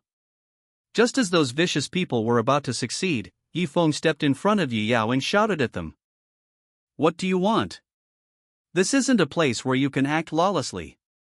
Doing this will not protect you, it will only worsen your punishment." Although the scene was chaotic, Yi Feng still saw the middle-aged woman who had intercepted them earlier. The woman was crouching in the corner, looking timid and cowering, completely unlike her previous arrogant self. It was clear that she had been frightened by the scene just now. However, recalling the woman's arrogant demeanor, Yi Feng figured she must hold a significant position among these people. Without further hesitation, he forced himself to stand despite his aching body, grabbed the baton from the security guard, and charged forward without a second thought. Approaching the middle-aged woman, he pressed his baton against her throat and addressed the few who were still trying to cause trouble. "None of you are allowed to move, or I'll make sure he doesn't see the sun tomorrow." Chapter 96 Reporting to the police. Okay, I won't move. You be careful, the thing you're holding is dangerous." The middle-aged woman finished speaking in a trembling voice, her body shaking uncontrollably. Yi Feng felt extremely irritated watching her tremble in front of him, so he said, "Can you please stop shaking your body? You're not annoying, but I am. Believe it or not, I'll kill you." After hearing this, the middle-aged woman looked at the baton in front of her throat, feeling terrified. Her mind went blank, and 3 questions raced through her head. Who I am? Where am I? What am I doing? Just as the middle-aged woman was lost in thought, a sudden voice reached her ears. "Mom, don't touch my mom. If you want to do anything, come at me. Young Master Yi Feng, could you please give me some face? Let go of my mother." The speaker was a man of average appearance and thin build. He looked at the middle-aged woman in Yi Feng's arms, his eyes red-rimmed, and his tone pleading. He hoped Yi Feng would spare his mother for his sake, but Yi Feng wasn't a pushover and wouldn't do something so thankless. He chose this path out of desperation. Given the current situation, what other choice do I have but to do this? Then Yi Feng looked at the woman in his hands, then pointed at the middle-aged man and said, "Is that your son over there? He's quite good-looking and seems very refined. I never expected him to be such a filial son." The woman looked at the baton in Yi Feng's hand, feeling no fear at all. She looked at her son and then said, "Son, don't be afraid. Don't worry, he won't dare to do anything to me. Even if God wanted me dead today, I wouldn't care at all." Although she said that, she was terrified. She didn't know what she had done to offend him. All he did was raise his voice, speak without thinking, and take advantage of others in small ways. She didn't think she had ever done anything wrong. "I never imagined I'd be so unlucky today. I shouldn't have been so foul-mouthed before. It seems karma has caught up with me, the saying is true. Isn't karma getting its just desserts?" After the middle-aged woman finished speaking, both Yi Feng and the man were quite surprised. Yi Feng thought to himself, "I hope I'm not going to be that unlucky today. Did I forget to check the almanac before I went out and run into some fearless person or some virtuous woman? If he's not even afraid of death, then what in this world can threaten him?" This put Yi Feng in a difficult position. So Yi Feng held the stick back and forth, carefully observing him. He saw that the man hadn't made a single move from beginning to end, not even a frown. Yi Feng found it strange. The man had just acted as if he was afraid of death, but then suddenly looked at the anxious expression on the man's face and instantly understood why. Motherhood makes one strong, doesn't it? Perhaps he has a habit of petty theft in his daily life, but today, because he made his child feel danger, he was willing to give everything for his child without hesitation, just like today when he came to the Yi group. This caused Yifeng, whose body had never experienced maternal love, unimaginable pain. The situation here quickly caught the attention of Yi Yao and the others. Although it seemed like a long time, it was actually very short. When Yi Yao and the others saw Yifeng committing a crime with a police baton, they immediately panicked. Yi Yao really didn't expect the situation to develop like this, so she found an opening and came to Yifeng's side, asking him with concern. "Xiaofeng, how are you? Are you all right?" Yifeng was still pondering how to proceed with the standoff when Yi Yao suddenly appeared. Yifeng was just about to speak. "Don't come any closer. It's dangerous here. Don't." But the truth is usually quite different from what you think. But things don't always go as planned. Before Yi Yao could finish speaking, she was kidnapped by the man. Seeing that she was being held hostage, Yi Yao wasn't angry. She believed that as long as she revealed her identity, the other party would let her go, so she said, "I am the eldest daughter of the Yi family. Do you know what the consequences of your actions will be?" Yi Yao had thought the other party would surrender, but to her surprise, the force holding her became even stronger. Big sister, are you alright? Don't touch my big sister. Big sister, how are you?" Yi Shi and Lu Ruyan were sitting peacefully behind Yi Yao when Yi Yao suddenly rushed over without warning. Yi Shi and Lu Ruyan were caught off guard and were about to rush over as well, but fortunately, the security captain stopped them at the crucial moment. Yi Shi and Lu Ruyan, worried about Yi Yao's safety, momentarily lost their composure and wanted to rush over recklessly. Fortunately, they were restrained by the security captain and prevented from going any further. "Why are you stopping me? I need to save my older sister."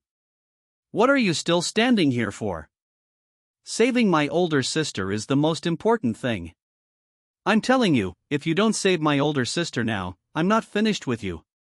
Seeing Yi Shi and Lu Ruyan rushing over recklessly, the man tightened his grip on Yi Yao and said, "Don't come any closer, or I can't guarantee what might happen." Seeing the obvious abnormality on Yi Yao's face, it's possible that the patient, who had just left the ward, is now in a more serious condition.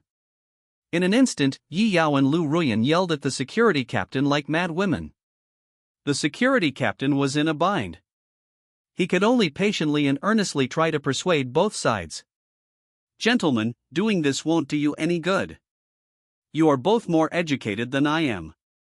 If anything happens to the people you've taken hostage, you'll be spending your lives in jail. If you all end up like this at such a young age, don't you think about how heartbroken your family members are? I know you're all worried about each other's safety, so how about this? I promise you I will absolutely not interfere in this matter, okay? Son, you must not listen to their nonsense. But don't do anything foolish again. It doesn't matter if something happens to me, but can't you? You're the only son in the family. If something were to happen to you today, you'd be better off leaving this old man like me to live." The woman was afraid that her son would really listen to the security captain. She didn't care if something happened to him, but she couldn't let anything happen to her child. However, this time he did not listen to his mother. But he was also worried about his mother's safety and considered the huge difference in their status, so he could only speak to Yifeng in a kind and gentle manner. "Young Master Yi, I had no choice but to do this. If I release President Yi, will you let us go?" At this moment, Yi Yao seemed to have regained his senses.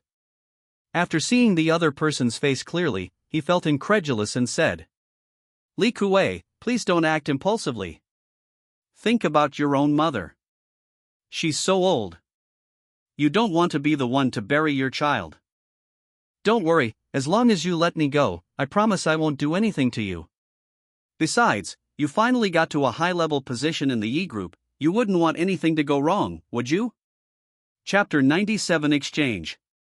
Yi Yao is being held hostage in public, yet they see no sign of panic on her face, which shows that her true nature is not as it appears.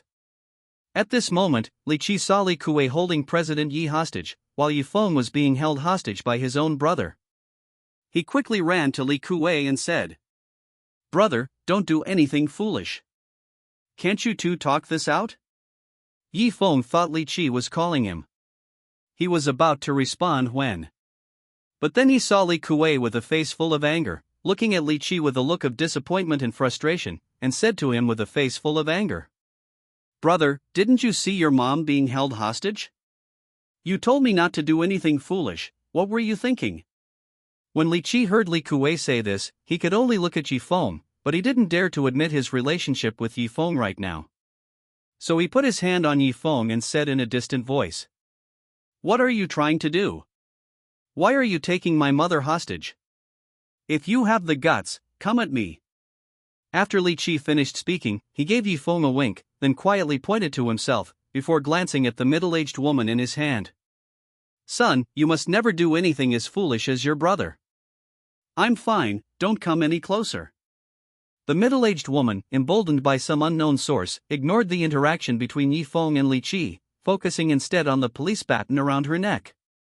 Ultimately, maternal instincts prevailed. He couldn't bear to see his two sons take such a risk. For some reason, taking advantage of Yi Feng's momentary lapse in attention, he forcefully stomped on Yi Feng with his size 48 foot.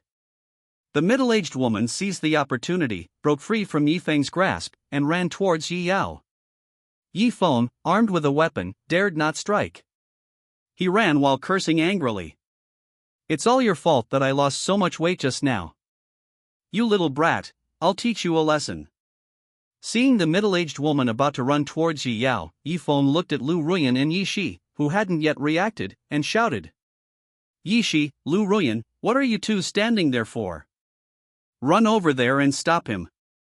Yi Feng's reminder made them realize what was happening, but before they could act, the security captain had already rushed over. Although the middle-aged woman was heading towards Yi Yao in anger, he remained on edge, and it was this tension that allowed him to hold on for so long. But, although he was moving much faster than usual, how could he possibly outrun an adult man? So, when the two were less than 5 meters apart, the security captain took him into custody. "Let me go! Let me go! I'm going to beat that bitch to death. I'm going to kill him." Seeing that she was being controlled again so soon, the middle-aged woman decided to go all the way and knocked him unconscious. Then she looked at Li Kuei. "There's one left now." Yi Feng was very puzzled when he saw the middle-aged woman back in his hands.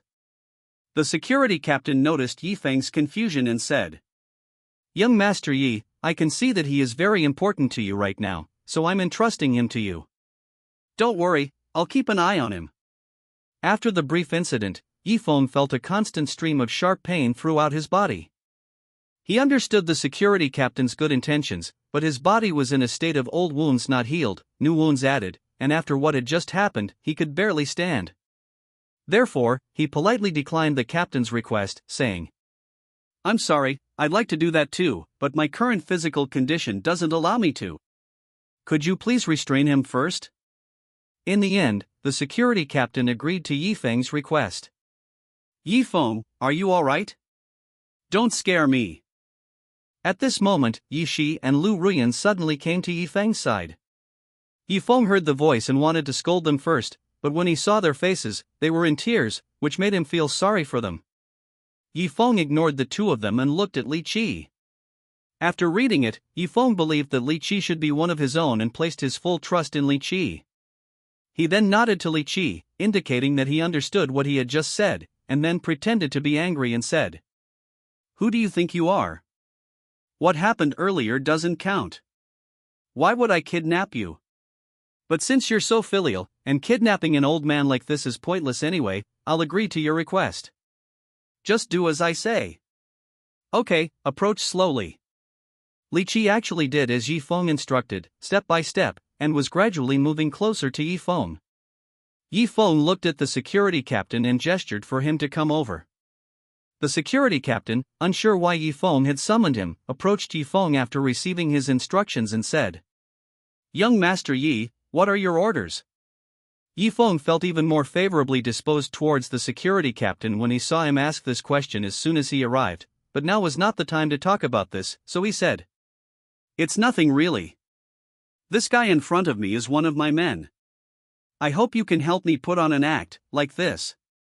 The security captain listened more and more attentively, his facial expressions becoming increasingly varied. Because neither side dared to take large steps, the distance between them was less than 5 meters until Yi Feng finished speaking. Yi Shi and Lu Ruyan saw Yi Feng whispering to the security captain, and they felt a ticklish sensation in their hearts, like cat claws, but they dared not speak up. Both sides stopped.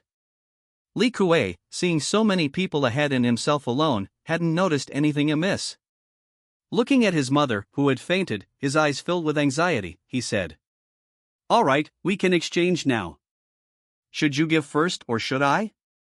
Seeing the anxiety in Li Kuei's eyes, Yi Feng figured that this wasn't the time for Li Kuei to be most careless, and there was still a risk of accidents. So, just in case, Yi Feng went along with what Li Kuei had said. "Of course you should give it to us first. There are so many of us. If I give it to you first and you try to renege on the deal, wouldn't we be at a disadvantage?" After Yi Feng finished speaking, seeing that Li Kuei's rationality was gradually being overwhelmed, he decided to further intensify Li Kuei's efforts and continued. "Look, your mother has fainted. She's already so old, and she still has to suffer like this with you. I never imagined that his son, at such an old age, couldn't even protect his own mother. I really don't know what the point of living in this world is." After Yi Feng finished speaking, he looked at Li Kuei again and found that Li Kuei's eyes seemed to be filled with endless anger. However, he was not stupid. This was the Yi group, their territory. If he listened to Yi Feng's nonsense, wouldn't it be the same as surrendering if he didn't help? Li Kuei, convinced he hadn't been fooled, wore a smug expression and said, "Don't try to fool me. I'm not going to fall for your tricks. This is the Yi group. If I really do as you ask, wouldn't I be walking into a trap? You all step back. Back off." As Li Kuei finished speaking, his emotions grew increasingly agitated. Seeing Li Kuei's state, Yi Feng dared not make a move. He understood that Li Kuei must have realized what was happening by now. So he quickly gave the security captain a wink, and the security captain understood, nodding to Yi Feng. Then Yi Feng looked at Li Qi and secretly gestured behind him with his finger. Li Qi, seeing Yi Feng's gesture, nodded emphatically. Then, Li Qi quietly approached Li Kuei from behind, without Li Kuei noticing. Firstly, because Li Kuei devoted most of his energy to dealing with Yi Feng and his group. Secondly, as his younger brother, Li Qi didn't believe he would harm him. But to Li Kuei's utter surprise, Li Qi appeared behind him and, taking advantage of his momentary lapse in attention, grabbed the hand that was holding Yi Yao hostage. Seeing the threatening hand leave, Yi Yao, in a split second, ran towards Yi Feng with all her might. Seeing Yi Yao escape from his grasp, Li Kuei finally realized he had been tricked. Chapter 98 Old Wu's Angry Curse. "You are despicable and shameless.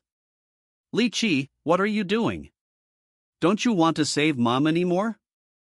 Li Kuei watched Yi Yao's departing figure and was about to run over to grab her, but before he could get there, the security captain swiftly pinned him to the ground, rendering him unable to move. Seeing that he couldn't move, Li Kuei transferred his anger to Li Qi.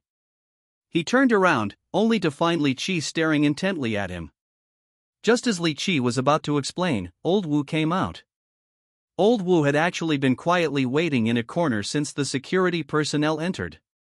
The security captain considered two main reasons why Mr. Wu was not arrested.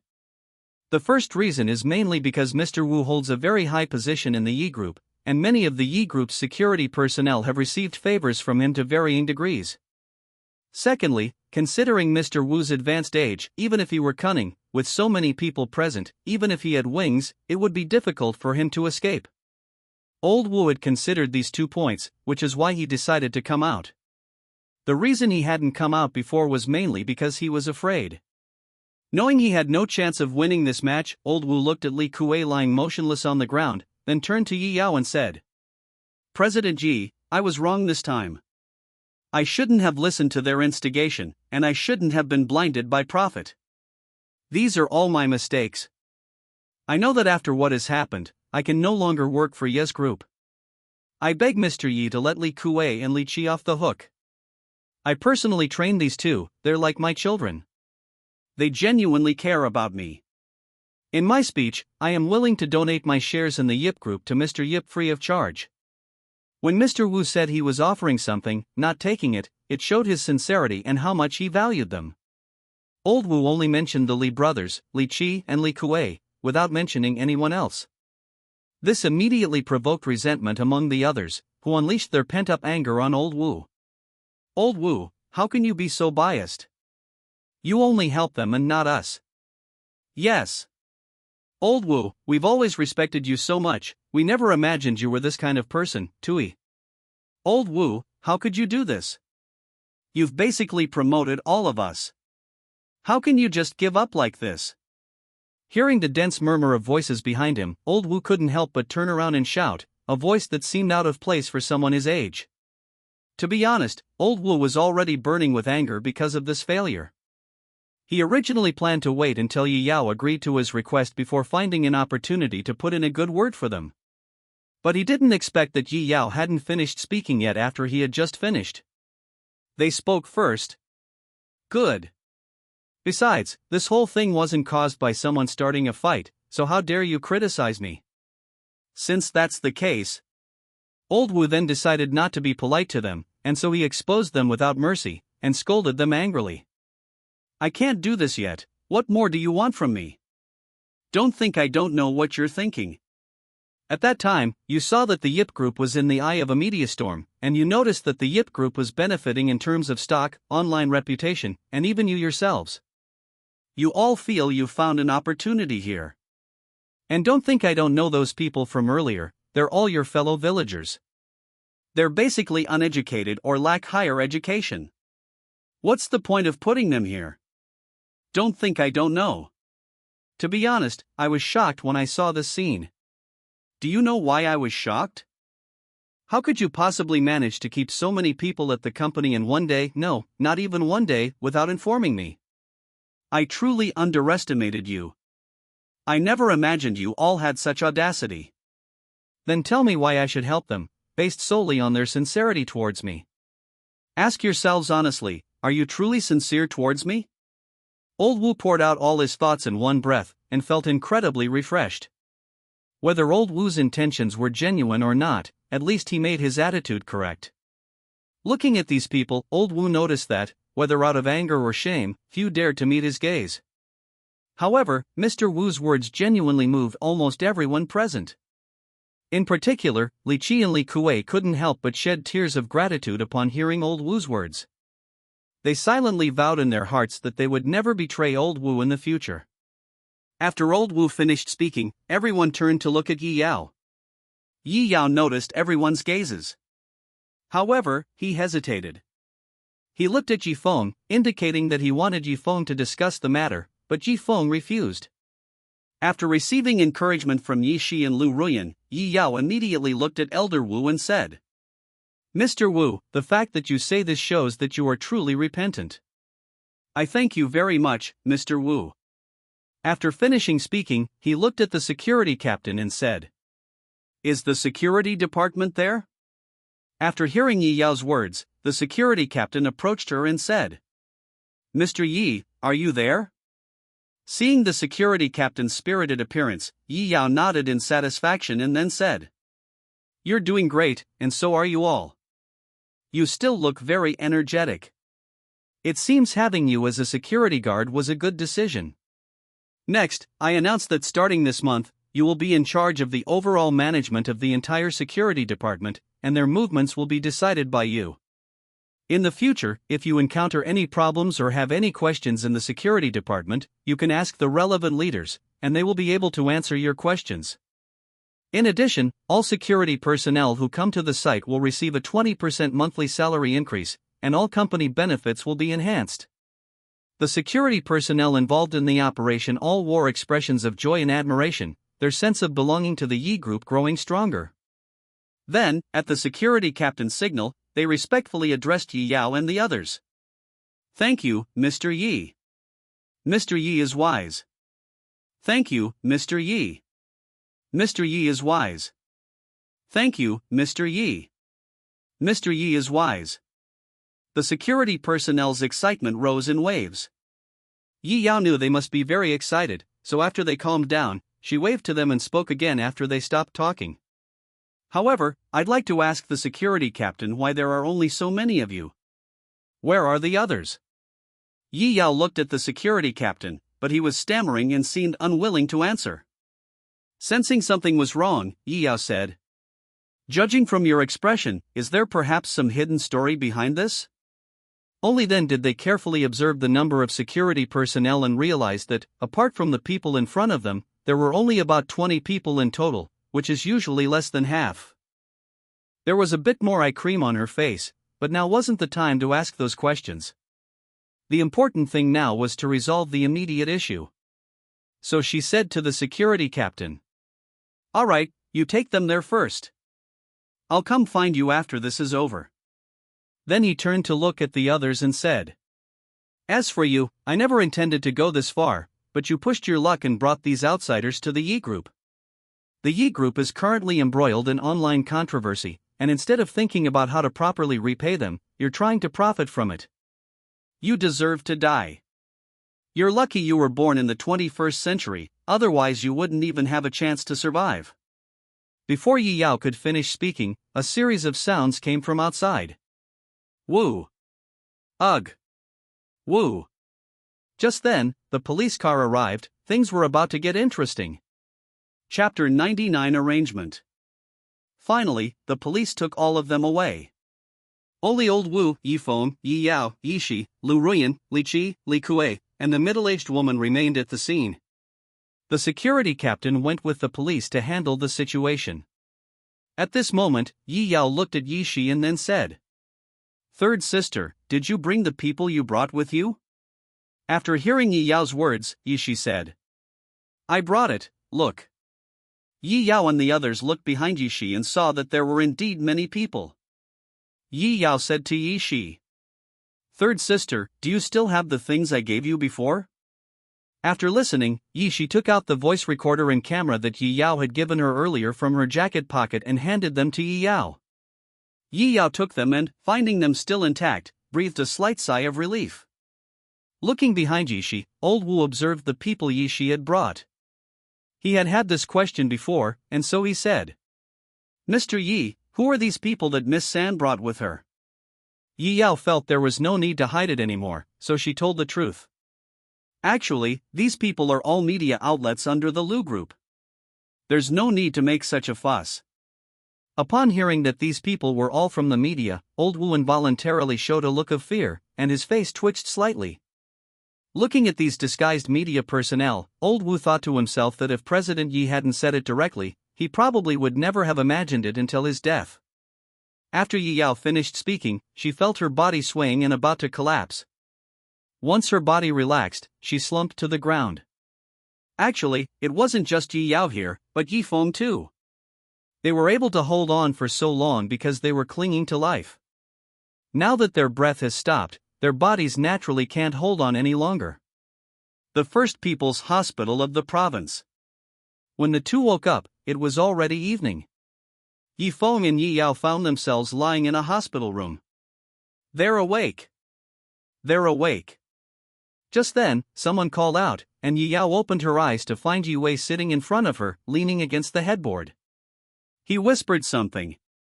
"Dad." Hearing the sound, Yi Wei excitedly opened his eyes, but upon seeing that Yi Yao was awake, his expression darkened again. Seeing Yi Wei's expression, Yi Yao had a feeling that something bad was about to happen, but she hadn't realized it yet. Right now, she only felt that she had something very important to tell Yi Wei. "Dad, I have something very important to tell you." Seeing Yi Yao's expression, Yi Wei knew what she wanted to say, so he said, "You mean the security personnel, right?" After hearing Yi Wei's words, Yi Yao nodded and then said, "Dad, how did you know?" After hearing this, Yi Wei pretended to be very cheerful and said, "This is what the security captain told you, right? By the way, I'm very satisfied with what you did before. You're not as hesitant and indecisive as you used to be. Okay, I won't play games with you anymore. That matter has been perfectly resolved." Yi Yao was very happy to hear that the matter had been perfectly resolved, and he did not doubt the truth of the matter. But hearing Yi Wei's teasing made her feel much better instantly. However, she couldn't help but say coquettishly, "Dad, how can you say that about your daughter? By the way, how are old Wu and the Li brothers, Li Qi and Li Kuei?" Upon hearing Yi Yao's words, Yi Wei replied nonchalantly, "Oh, you mean them?" They felt they had no face to remain in the Yi group after this incident, so I gave them a large sum of money as a way to support them in their old age. Seeing that the atmosphere was quite right, Yi Yao noticed that Yi Wei's expression had become more serious, and then she spoke. "Dad, judging from your expression, has something happened at home? As the saying goes, no one knows a child better than their mother. However, I believe there should be 2 more sentences. No one knows a daughter better than her father, and no one knows a father better than his daughter."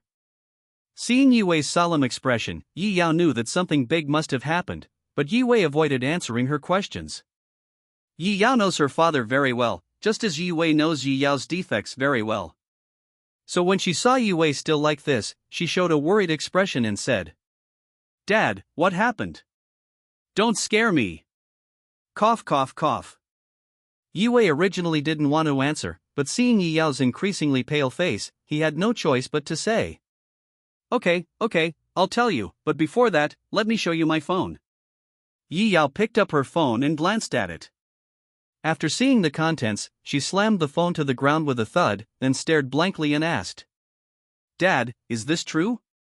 Has second sister really been kidnapped?" Yi Wei met Yi Yao's worried gaze and felt uneasy as well. However, he knew he couldn't hide this from her, so he had no choice but to answer truthfully.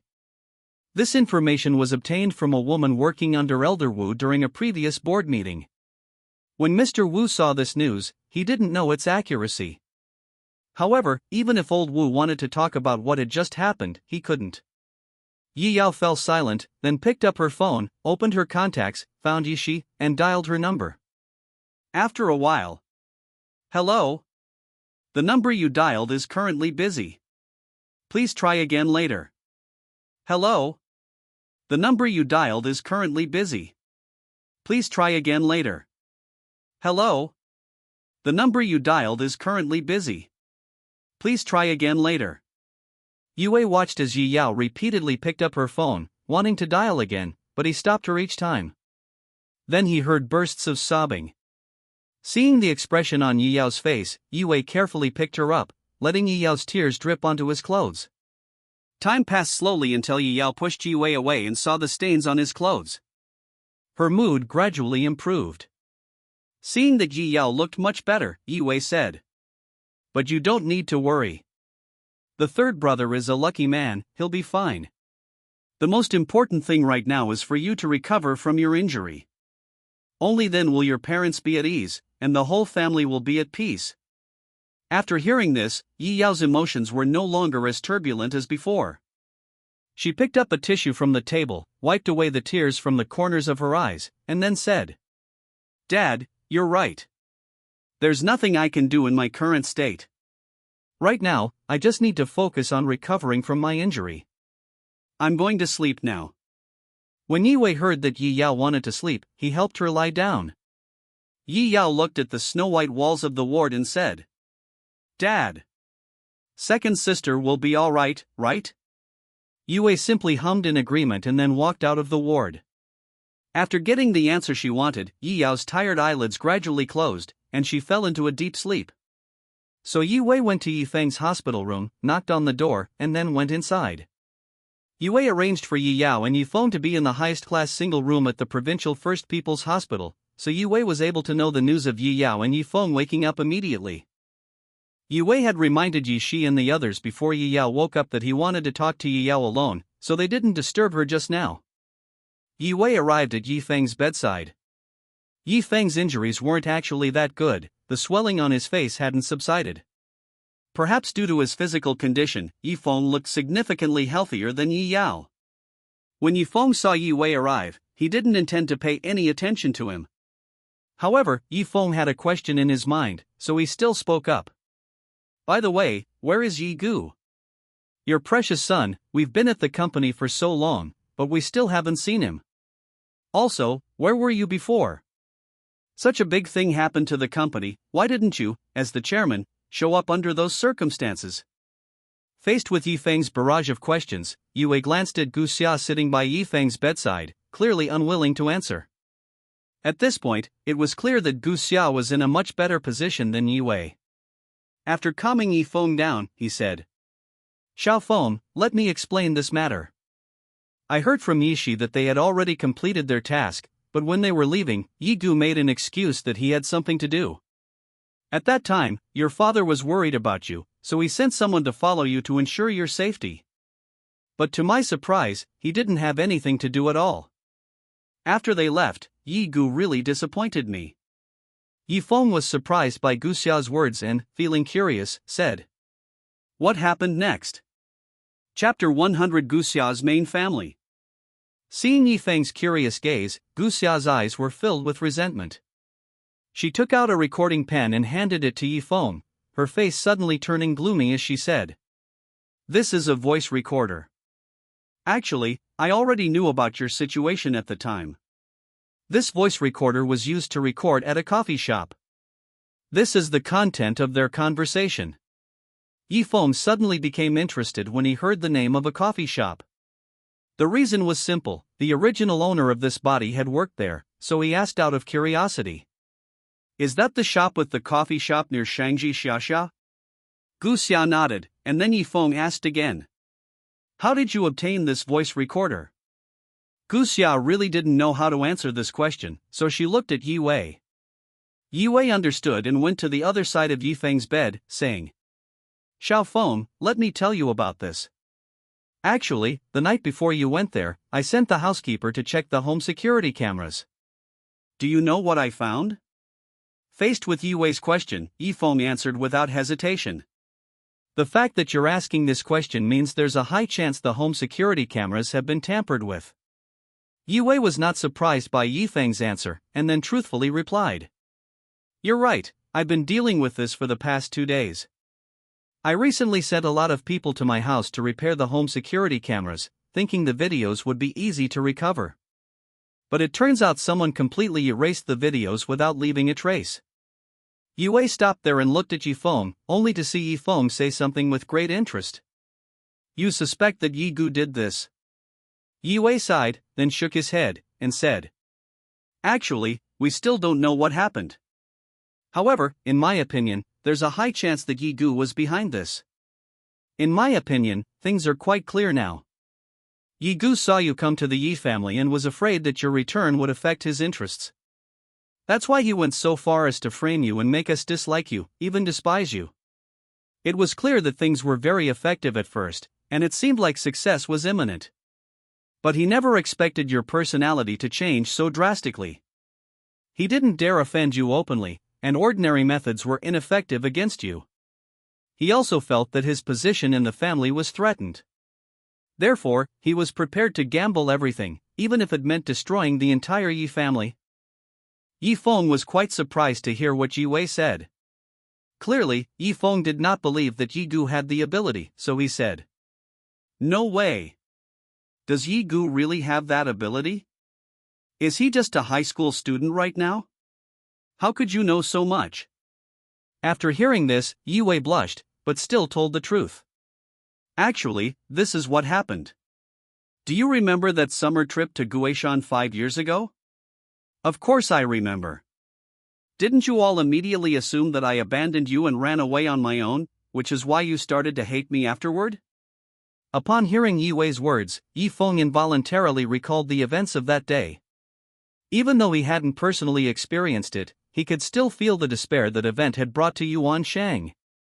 Since that incident, the Yi family's attitude towards the original owner has completely changed.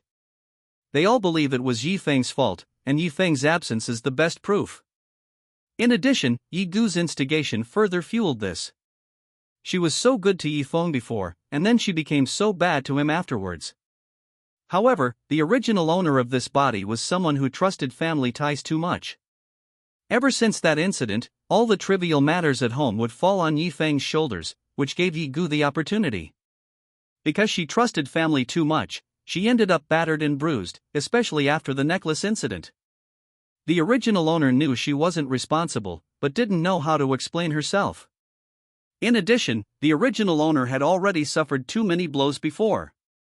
It was precisely because of the Guishan incident that his personality became increasingly timid, and the Yi family grew to dislike him more and more. New wounds added to old ones, and the original owner passed away just like that. Even after experiencing so much recently, Yi Feng still couldn't help but curse. "You idiot, you're hopeless." Hearing Yi Feng's rather reproachful tone, Yi Wei's guilt grew stronger. He suppressed the guilt that was about to overflow and then said, "We are truly sorry for what happened. Don't worry, we will definitely make it up to you later. Once we catch that brat Yigu, we'll definitely do our best to make it up to you." Yi Feng didn't really care about compensation, all he cared about now was how Yigu was doing. "As long as Yigu is suffering, then I'm doing well. That kid has made me suffer so much, so as his older brother, I must make it up to him." Yi Wei doesn't understand Yi Feng's thoughts at this moment. His mind is full of how to handle company affairs. The company is in such a big deficit now, and it will be very, very difficult to fill it. Gu Xia hasn't been idle lately either. He's learned things he didn't know before, and after learning about the past, he feels even more guilty towards Yi Feng. He tried to touch Yi Feng's hand, but Yi Feng ruthlessly dodged it. They only arrived now? What were they doing all this time? Where were you when you were being ganged up on? Why are you pretending to be loving parents now? Just now, Yi Wei said. "Xiao Feng, I know you won't forgive us anytime soon. We will wait until you truly accept us." After saying that, he pulled Gu Xia away from the ward. At the ward entrance, Gu Xia, seeing that she had already left the ward, wondered about her husband's purpose in coming and said, "Why did you drag me out like this? What happened?" Gu Xia knew her husband well. She understood that Yi Wei wouldn't have dragged her out for no reason, something must have happened. However, Yi Wei looked towards the door, indicating that this wasn't the place to talk, and then pulled Gu Xia outside the hospital. Before Gu Xia could ask any questions after arriving outside the hospital, Yi Wei pulled out the phone he had given to Yi Yao.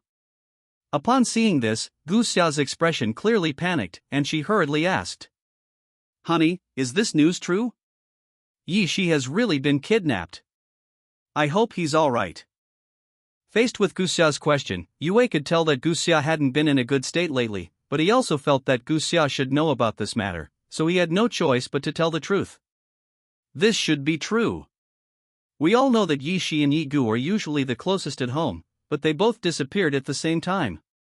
I'd like to ask you to go to the capital and request that the Gu family's main branch investigate their whereabouts.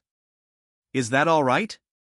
Yi Wei was aware of the conflict between Gu Xia and his family, so he would never trouble Gu Xia unless absolutely necessary. Gu Xia was worried about their safety, so he wanted to leave immediately, but Yi Wei stopped him. Seeing that Yi Wei was blocking her way, Gu Xia had no choice but to patiently say, "Why are you stopping me? I need to go save them." Seeing Gu Xia so agitated, Yi Wei could only try to comfort her. After calming him down for a while, he said, "I haven't finished speaking yet, so please be patient." Chapter 101 News. Let me tell you, this matter is not as simple as you think. I want you to go, mainly because the relationships involved are very complicated. Based on previous investigations, Yi Gu is clearly up to no good. The question now is whether he has any other schemes that could harm our family. Think about it. We still need to be careful. After listening, Gu Xia also realized the importance of this. Gu Xia is a very smart woman, she knows when to be anxious and when not to be anxious. Clearly, this is the time when she shouldn't be anxious. So now you're not as anxious as before when you speak. He tried to calm himself down, and after a moment, he said, "I'm sorry, I shouldn't have been in such a hurry. It's just that so many things have happened recently, one after another, and I don't know what's wrong with me. So far, even with the Yi family's influence in the provincial capital, we haven't been able to locate them. This gives you an idea of how terrifying the power behind them is. But don't worry, I won't do anything reckless in this matter." Gu Xia, on this trip, probably never imagined that her husband would unwittingly cheat on her. Yi Wei watched Gu Xia's departing figure, feeling extremely sad. He and Gu Xia had been married for many years, and she had never seemed so disappointed before. So Yi Wei decided not to linger here, but to go back to the company first and then think of a solution. Yip Group. This was Yi Wei's first time entering the Yi Group in recent years, but even though he hadn't been around for years, quite a few people still recognized him. Good morning, President. Good morning, President. Good morning, President. Along the way, employees who passed by greeted Yi Wei with respect. Yi Wei mostly nodded in response. Go upstairs. Office. Yi Wei's office was large and private. As soon as Yi Wei entered, the first thing he saw was a brown desk and an office chair. Of course, the most striking thing was the famous painting on the wall. At the center of the table sat a precious teapot, supported by a white saucer. Next to it were office documents and pens.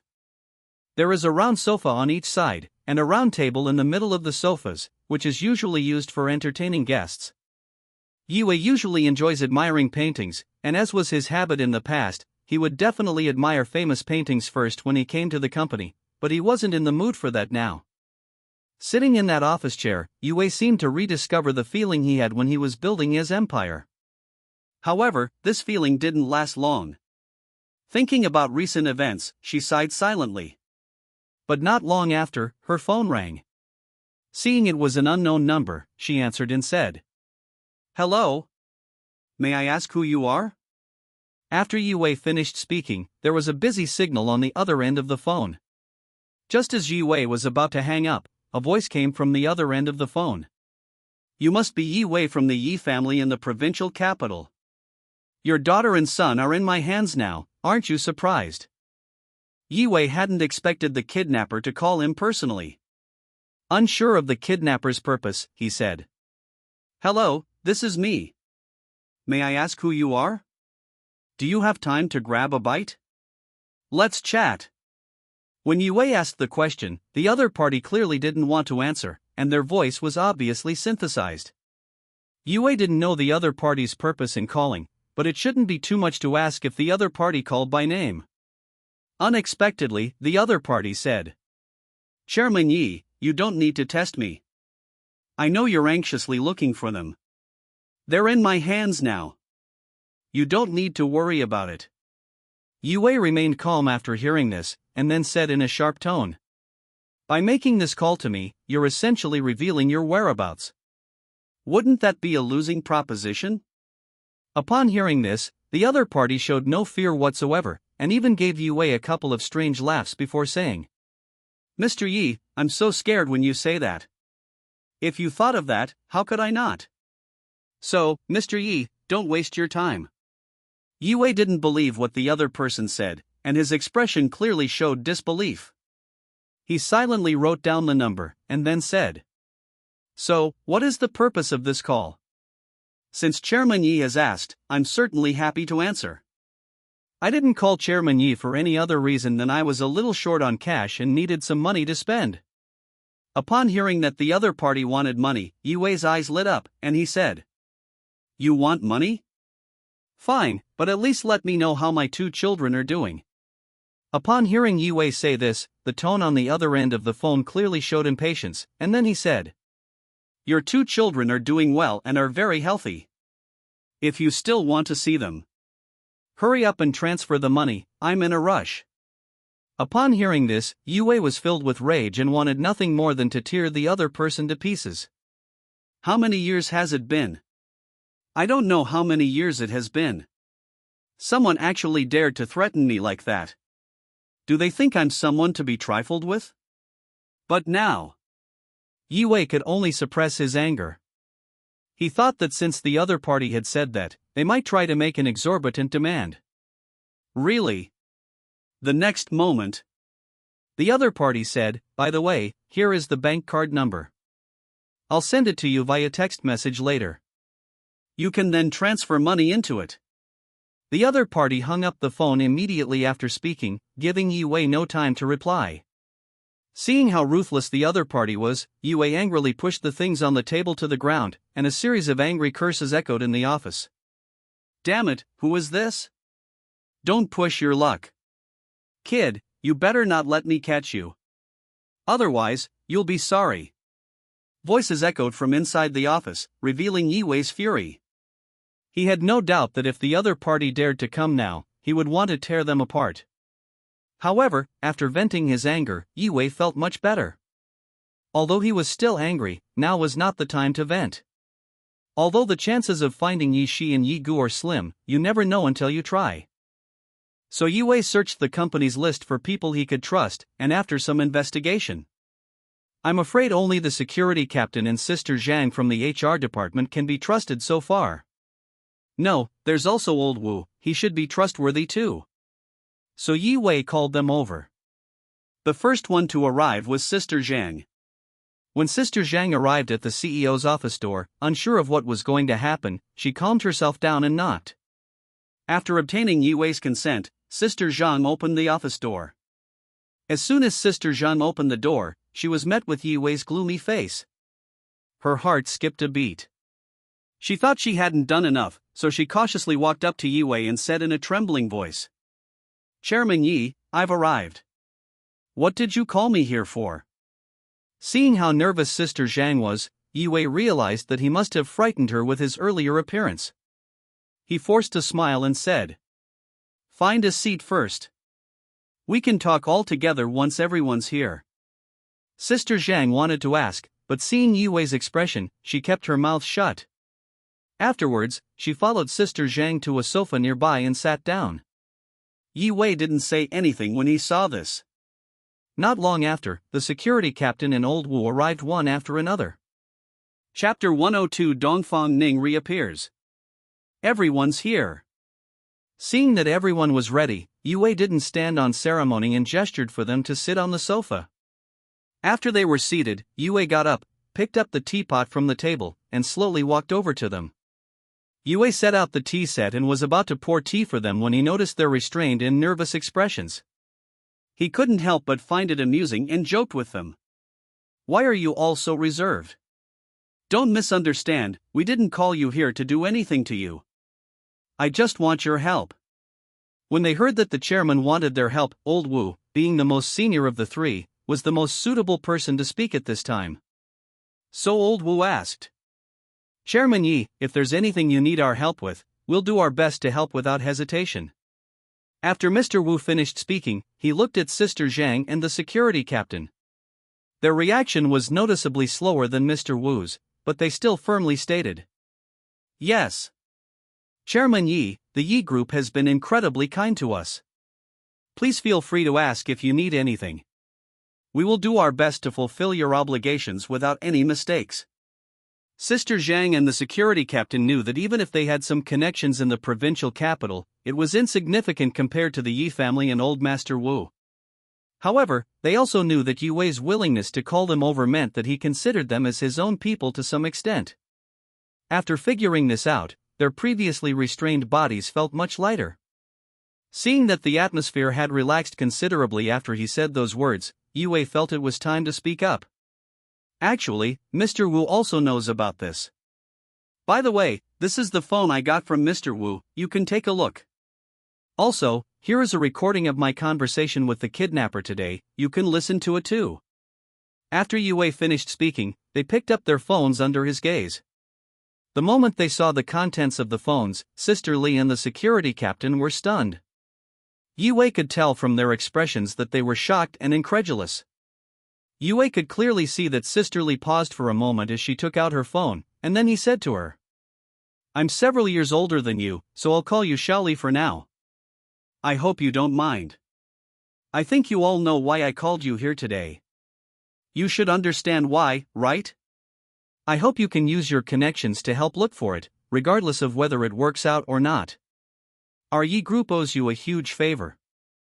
At this moment, the two men turned their gaze to Elder Wu. Elder Wu noticed their gazes and, after receiving their nods of agreement, spoke. "Chairman Yi, we have always admired your character, otherwise, we wouldn't have worked for the Yi Group for so long. It's an honor that you trust us in this matter. We reiterate our stance, we will do everything within our power without the slightest carelessness. This is exactly what we can do, Mr. Yi, please rest assured, we will search diligently. Yue sensed the sincerity in old Wu's words and couldn't help but shed tears of gratitude. Even with all his achievements, Yue couldn't help but shed tears of gratitude. No matter how high his status, he was still just a father who worried about his children. Yue knew that the situation was urgent and that every minute that passed meant more danger for them, so he had no choice but to say to Elder Wu and the others, "Old Wu, there are still 2 more. Time is of the essence. I hope you can arrange for people to search for them now. The sooner they are found, the less danger they will be in." Watching the 3 of them leave, Yue couldn't help but worry about Jifeng and the others, so he left the office. Yue left the company and went to the garage. As the chairman of the Yi Group, it is quite normal for Yue to own all kinds of cars and have a small garage. Yue glanced at the list and decided it was better to drive around and clear his head first rather than go to Yifeng's place. He scanned his garage, he wanted to keep a low profile today. After looking around for a while, he spotted a black Audi S6 in the corner. Yue felt that this car suited his low-key personality. After making up my mind, I got on the bus. Night is approaching. Yue drove his Audi S6 aimlessly along the road. He didn't know how long he had been driving when he noticed bright lights ahead. Looking into the distance, he saw a large barbecue restaurant, about the same size as the food street that Jifeng had visited before. Yue stopped in front of the store, his gaze sweeping over it as memories flooded his mind. He parked the car and went inside. Yue's arrival did not cause a stir among the people here. After all, not everyone could come into contact with Yue, and no one had tried to cause trouble along the way. As soon as Yue entered, he saw a very beautiful woman in a cheongsam walking towards him. He wore a bright red cheongsam, which peeked out from between his long, snow-white legs. He had sensual red lips, a slender waist, and an incredibly voluptuous figure. He was captivating, with eyes that seemed to hold 1,000 things within them. Every move she made touched the hearts of everyone present. In Yue's eyes, this woman was naturally alluring and captivating. Even Yue, who had seen many ups and downs, was still amazed by her arrival. She approached Yue, looked him up and down, and said, "Hello, sir. I'm the proprietress here. Judging from your demeanor, you're someone of great wealth and status, but there's a worry between your brows. Judging from this, you must have had a lot of unpleasant things happen to you recently. How about this? I think we're destined to meet. How about we get a private room and have a proper chat?" That's right, this woman is none other than Dongfang Ning, whom Yifeng and the others met before. Upon hearing these words, Yue would normally have been extremely wary. However, tonight he was distracted and preoccupied, so he agreed to Dongfang Ning's request without hesitation, saying, "Since it's the proprietress's kindness, and a beautiful woman has invited me, it would be ungrateful to refuse. In that case, I'll be with you." After speaking, he went upstairs with Dongfang Ning. Fortunately, Yue went upstairs quickly and didn't hear the people downstairs disdain for him, though there was a lot of envy mixed in with that disdain. "Pa! That guy is so old, yet he still can't move when he sees a beautiful woman. Yes. How despicable. I would never associate with him. How awful. I've been here for so long and spent so much money, and I haven't even had a chance to eat with the landlady. It's so hard to even see her normally. Heavens above. Earth below. Where exactly did I go wrong? He's just a little more handsome, a little richer, a little more charismatic, and a little taller than me. Aside from these things, in what way does he compare to me? Wah! Really? Am I the only one who noticed that the landlady is acting unusually different today? If anyone were to marry her, I guarantee he wouldn't want to get out of bed. Damn it, why wasn't it me? Hey! Bro, are you dreaming? Roll. That night, countless innocent young boys had their tender hearts shattered. Yue, who followed Dongfang Ning upstairs, was naturally unaware of all this. Chapter 103 Special Menu. Between the Blue Waters. Yue followed Dongfang Ning to the door of the private room. Looking at the 3 large characters prominently displayed above the door, a desire to pry into the room arose in his mind. What? Chairman Yi of the Yi Group is actually interested in the name of a private room. After listening, Yi Wei didn't pretend. He admitted that he wasn't one to feign profundity. After hearing Dongfang Ning's question, he nodded and said, "Yes. Amidst the clear waters, I only hope that this world can flow like clear waters to where it is meant to go." Dongfang Ning knew Yi Wei's thoughts and understood what changes had occurred in the Yi family. Seeing Yi Wei standing at the door of the private room, she made a whimpering sound from her cherry lips and said, "Does Chairman Yi intend to just stand at the door of the private room and watch? You should know that Chairman Yi is a celebrity here tonight. If people find out that my way of treating guests is to make them stand outside the private room and watch, how will I ever face them again?"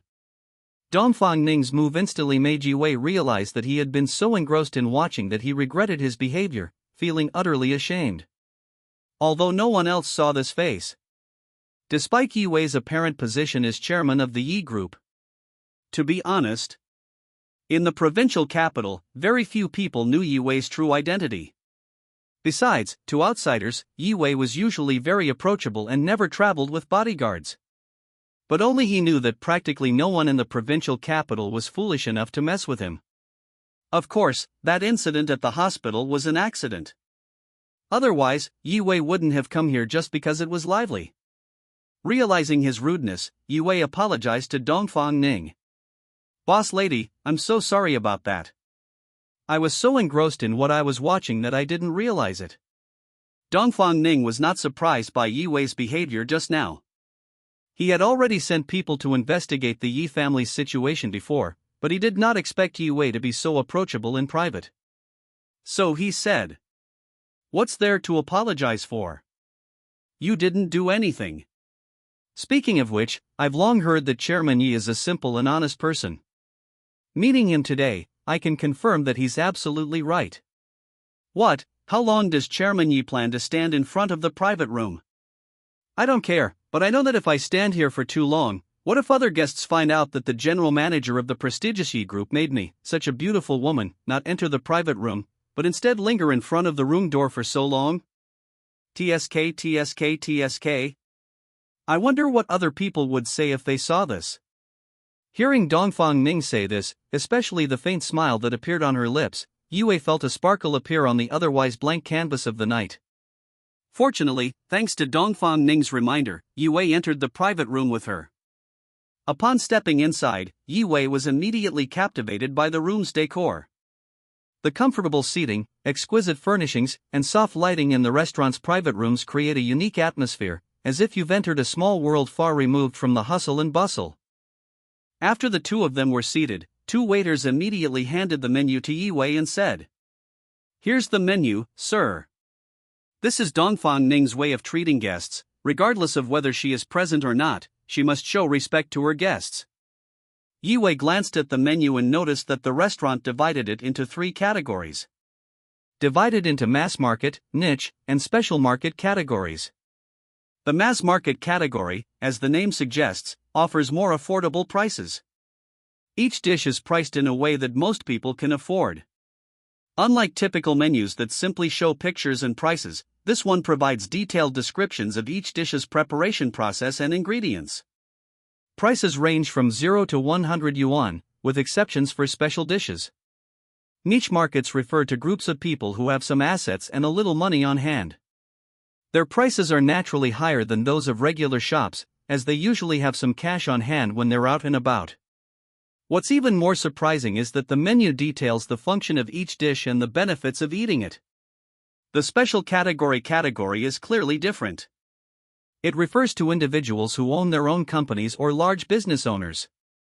Since the target group is different, the prices naturally differ as well.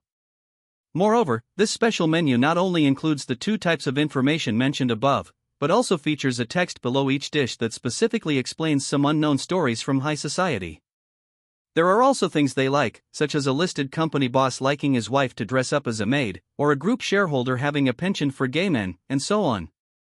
After reading it, Yi Wei couldn't help but sigh inwardly. This isn't a menu. This is clearly a treasure trove for high society. After reading it, Yue couldn't help but sigh. Am I out of touch with the times? I can't even play as well as they do. Of course, Yue also knew that the proprietress must have had another reason for showing him this menu. But now is not the time to talk about that. Afterwards, Yue randomly ordered 2 dishes from the menu. Considering that the proprietress might not be able to eat spicy food, he was about to order 2 more light dishes from the less popular category.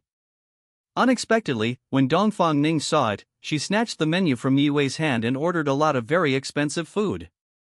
For example, they only ordered 2 of the more common dishes, ignored the less common ones, and only paused briefly at the special items. After thinking for a while, I wrote down 4 or 5 dishes on the menu and then handed it to the waiter. Only after the waiter left the private room did Yue express his thoughts on the menu he had just seen. Boss lady, I never expected that such a small menu would contain so much information. I wonder how many people would flock to it if others knew about it. But what I'm more curious about is your identity, boss lady, even though you know who I am. But if a shop is located on such an ordinary street, and the people downstairs don't seem to be there genuinely to eat and drink, I think most of them are there because of your presence. Those downstairs could tell they had ulterior motives. And with someone as beautiful as you, ma'am, normally there would be a constant stream of suitors.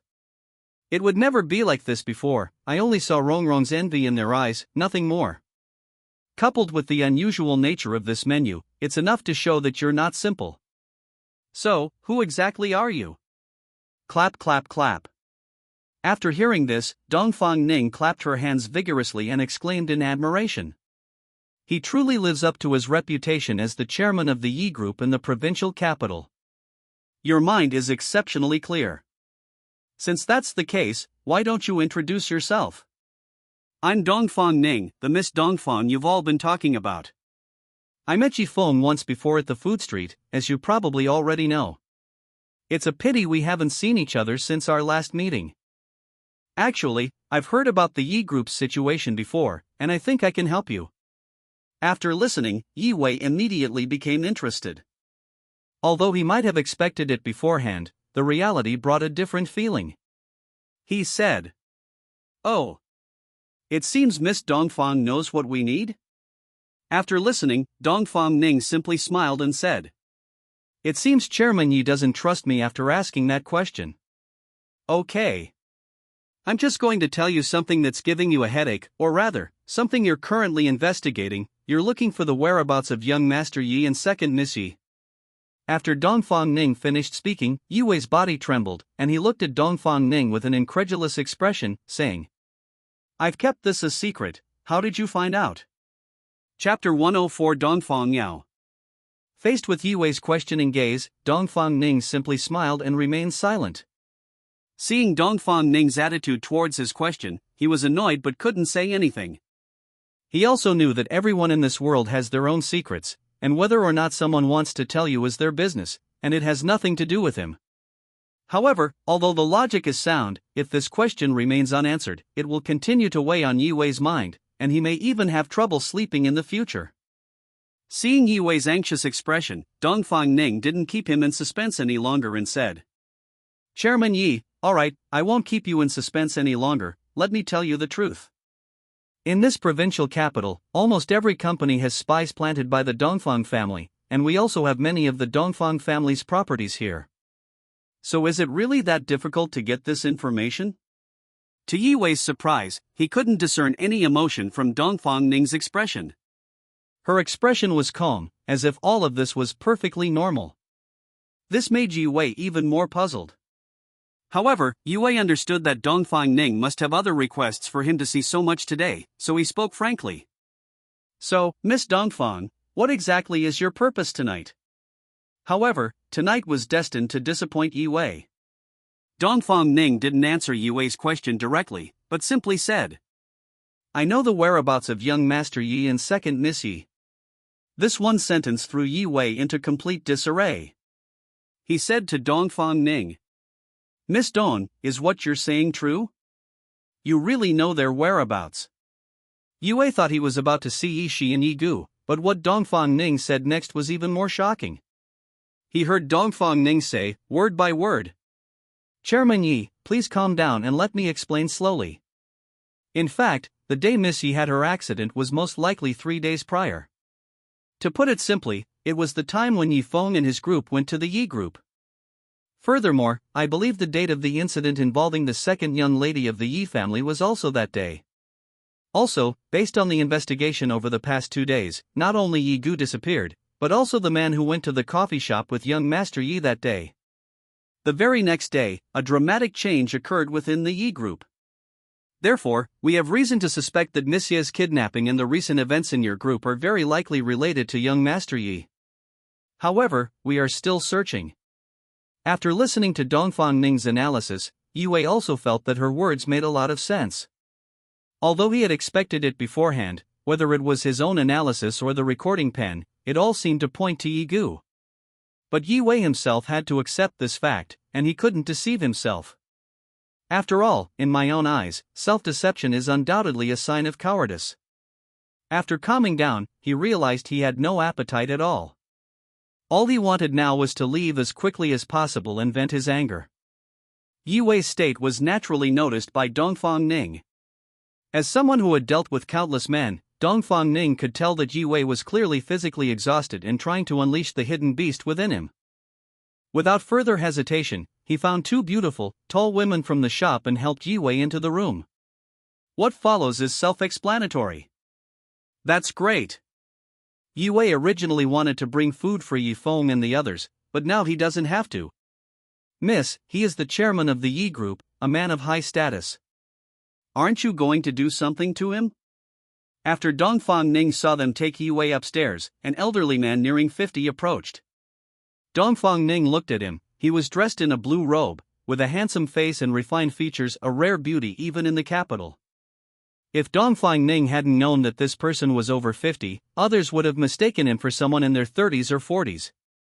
This person, named Dongfang Yao, was a special assistant arranged by the Dongfang family to serve Dongfang Ning.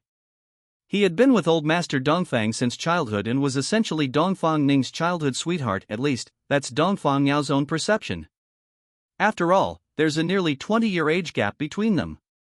This is a case of an older person dating a younger woman. Of course, the reason Dongfang Yao followed Dongfang Ning this time, besides completing the mission, was also to win Dongfang Ning's heart. Of course, Dongfang Yao is more like an eyeliner than an assistant. Dongfang Ning's eyes were filled with disgust as she looked at Dongfang Yao. Having observed him closely since childhood, how could she not know what kind of person he was? Even here, let alone in the capital, his lewd and cunning habits remained unchanged. Someone like him, trying to lay a finger on me? Dream on. However, even if he resented Dongfang Yao in his heart, he had to maintain a normal expression on the surface and said, "Oh. You said you wanted to do something to him? Then tell me, what can I do for him? Imprisoning him is illegal, isn't it? Even if we don't care, the family certainly does. Let's forget about using him. He's capable of handling the role of chairman of the Yi group, he's not a fool." After criticizing Dongfang Yao, he continued his analysis. "Besides, you understand the principle that even a powerful dragon can't suppress a local snake, so we should befriend him rather than antagonize him. After all, the Yi group has been deeply rooted in the provincial capital for a long time. If we can make good use of this opportunity, wouldn't we be one step closer to seizing power?" Upon hearing Dongfang Ning's analysis, Dongfang Yao silently nodded. He actually had a very high opinion of Dongfang Ning's abilities. They were enough to elevate the Dongfang family to a higher level. In fact, this idea wasn't unique to Dongfang Yao, other members of the Dongfang family also shared it. So after hearing Dongfang Ning's answer, Dongfang Yao said, "So what are your plans next? Should I go and keep an eye on the Lu family, who have a good relationship with the Yi family? They seem pretty good. By the way, could you give me the little red and little blue ones next to you?" Dongfang Yao originally thought that Dongfang Ning would agree with his suggestion. To my surprise, I saw his face filled with disdain, and then he continued. "Alright, don't think I don't know what you're thinking right now? It's impossible to let the 2 of them follow you. Even if you trust me, I wouldn't. As for the Lu family, I heard the Lu family has a daughter, I think her name is Lu Ruyan. I heard she was the school beauty, with countless suitors. I think your purpose isn't to monitor the Lu family, Lu Ruyan is the key. Upon hearing this, Dongfang Yao blushed. Clearly, Dongfang Ning had guessed what Dongfang Yao was thinking. Dongfang Ning saw what Dongfang Yao was thinking and was very angry. She thought to herself, "What time is it now? Why are you still thinking about things like your crotch? The family even sent someone like this to your side." Seeing that Dongfang Yao hadn't moved for a long time, Dongfang Ning had no choice but to use her trump card and said, "Fine, if you still don't go, I'll ask the family to transfer you to another place." Dongfang Ning knew which threats worked and which didn't. He knew Dongfang Yao wanted to get close to him, especially the negative distance type. So when Dongfang Yao heard that he might be transferred away from here, he immediately panicked. If what Dongfang Ning said was true, how would he ever win Dongfang Ning's favor again?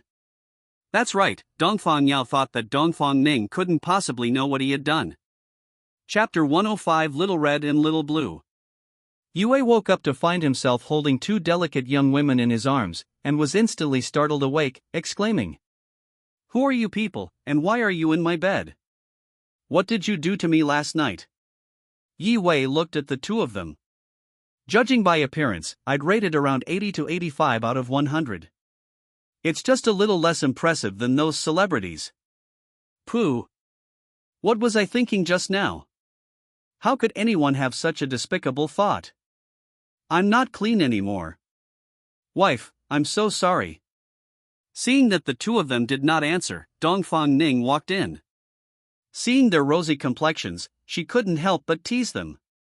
"Chairman Yi, now that it has happened, there's no need to panic. How about it? How did you feel last night? You wouldn't believe it, these two are still in their infancy, completely undeveloped. Why do you have to pretend to be so serious? You could have left in that situation, but you didn't. What, do you think you can just take advantage of me and walk away?" Yue remained silent, but seeing Dongfang Ning's ambiguous smile, he knew that his trick had been exposed. That's right, he had every reason to leave at the time, such as family matters or urgent company matters, but he didn't choose to. Upon seeing the two women, perhaps because he wanted to vent his anger, he naturally went into the room. Moreover, when I woke up, I felt weaker than the night before, and I still smelled their fragrance on me. Seeing that Yue remained silent, Dongfang Ning naturally understood his concerns. After thinking for a moment, she said, "I know what you're worried about. Don't worry, I forced you to do this, it has nothing to do with you. If you're worried about what reason to give, I can accompany you to the hospital and help you explain, okay? By the way, you can call the one on your left Little Red, and the one on your right Little Blue. From now on, they're yours, you can have them do whatever you want. Don't worry, they won't resist." After hearing this, Yue's mood improved considerably, and he embraced the two beautiful women on either side of him.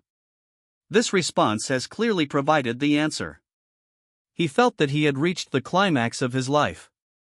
At the same time, he knew that Dongfang Ning had firmly grasped this weakness of his, but he thought it felt pretty good. Not long after, Yue, Xiaohong, and Xiaolan came out of the room. They had discussed it in the room and decided to make Xiaohong and Xiaolan their assistants. After their conversation, Yifeng understood why they were called Little Red and Little Blue. Actually, Xiaohong and Xiaolan were in an even better mood because after getting to know Yue, they discovered that as the chairman of the Yi group, he only had Guxia by his side. Wasn't that a happy thing for them? At least I don't have to accompany that despicable Dongfang Yao. For them? He was known by name but not by name. Yue arrived at the door of the private room, where Dongfang Ning was already waiting.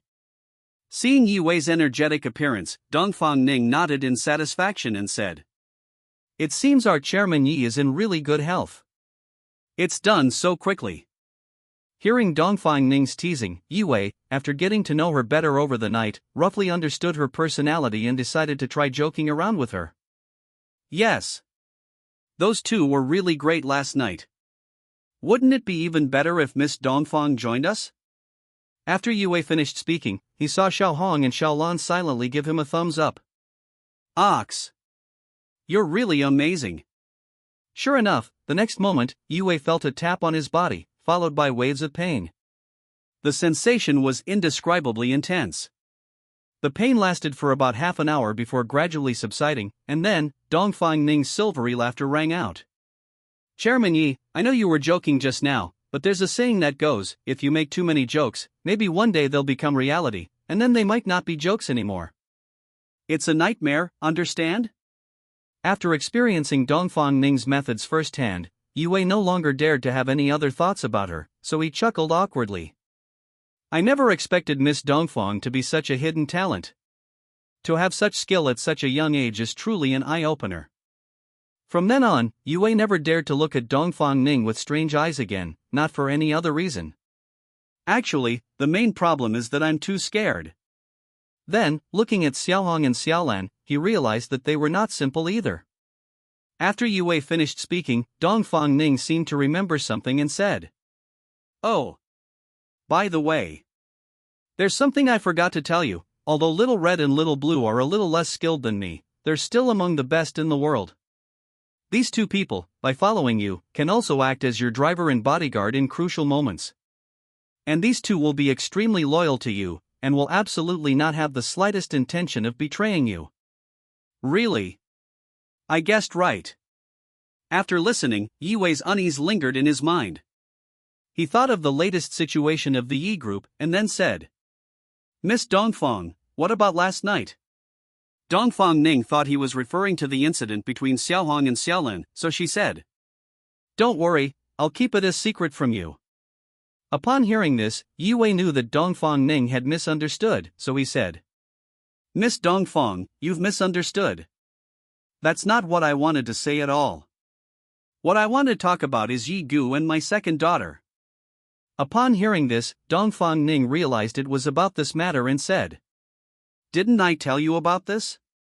We are still investigating, aren't you also sending people to investigate? Let me be frank with you. We haven't fully penetrated the provincial capital yet. So, you know. Besides, didn't you send people to investigate as well? I believe they should have news soon. After that, the two didn't chat much and left the barbecue restaurant with Xiaohong and Xiaolan. Certainly. When the four of them left the barbecue restaurant, another round of conversation was inevitable on the first floor. However, they still ignored it. Outside the barbecue restaurant, Dongfang Ning originally wanted to drive her own Porsche Panamera, but because its appearance was too stunning, after some deliberation, they unanimously agreed to ride in Yue's Audi A6 together. The three of them got into the Audi A6, and Xiaohong, sitting in front of the basket door, sighed. It's been so long since I've ridden in a car like this.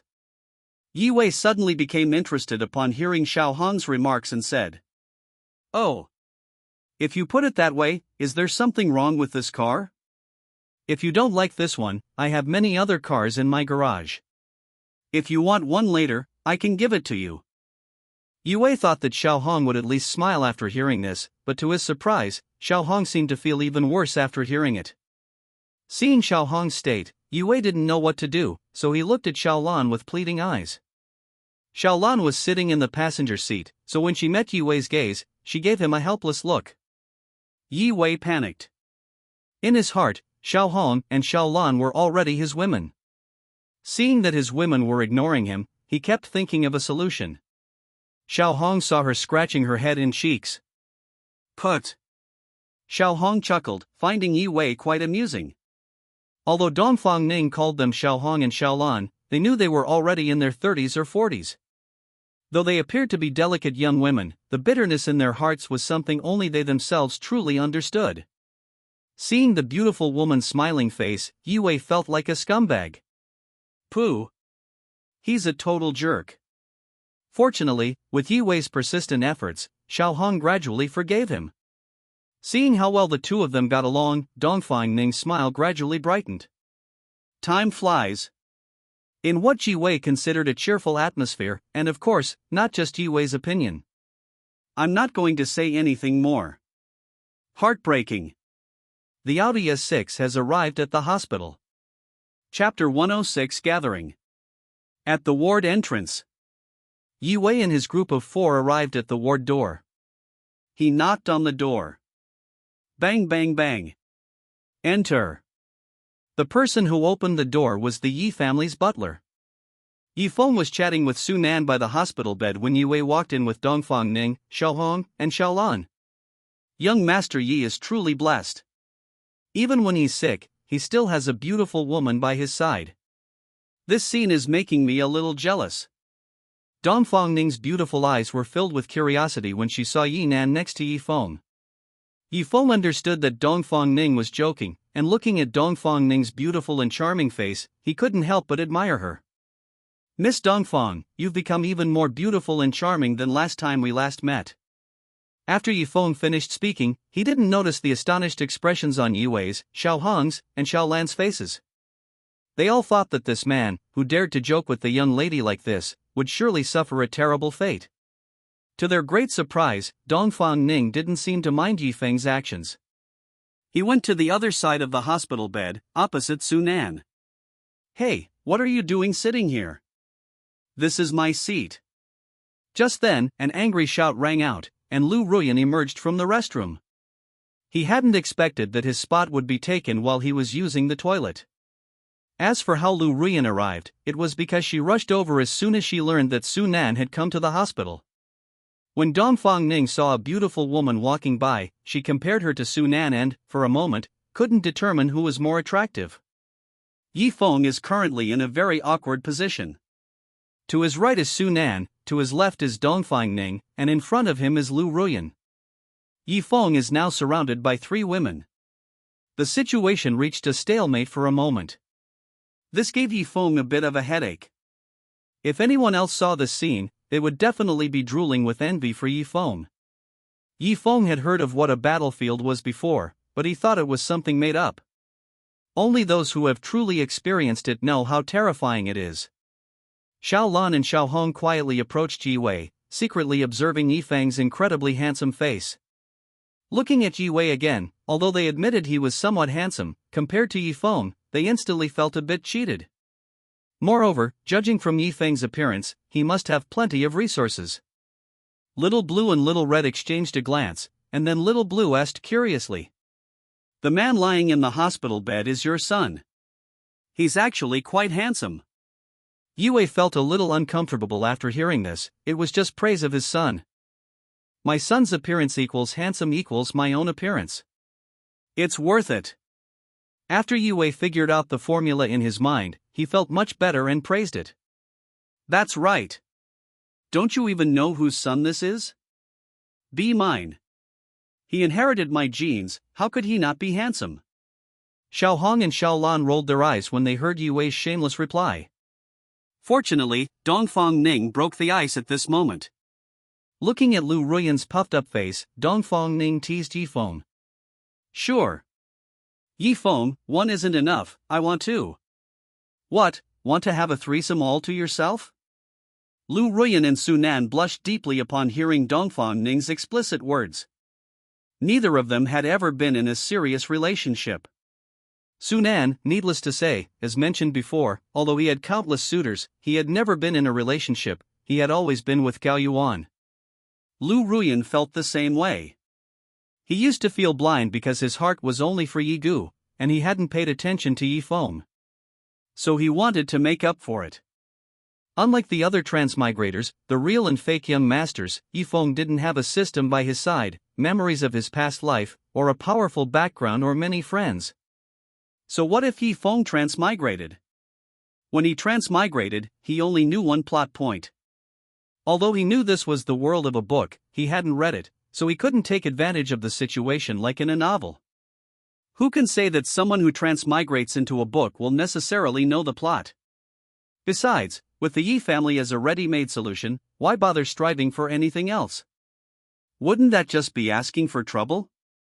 With a sigh of helplessness, seeing Su Nan and Lu Ruyan blushing excessively beside him, Yi Feng said helplessly. Miss Dongfang, please don't continue. Look at them, they're so embarrassed.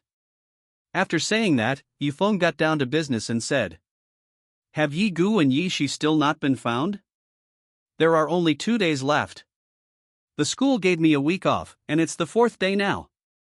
It's so late, I only have 3 days left before I have to go back to school. I just hope this matter can be resolved quickly within these 3 days. Upon hearing Yi Feng's words, Yi Wei said, Xiao Feng. We'll definitely resolve this matter quickly. I've already sent people to look for them these past 2 days. The company also messaged me saying they're close to resolving the issue and will be able to fill the positions within the next couple of days. Furthermore, due to police intervention, the security captain's account, and surveillance footage, the reputation of the Yi Group is gradually improving. Now it seems that only the matter of Yi Gu remains. The question returned to Yi Gu's issue, and Yi Feng seemed to remember something at this moment, saying, Have you been to any of the places Yi Gu used to like?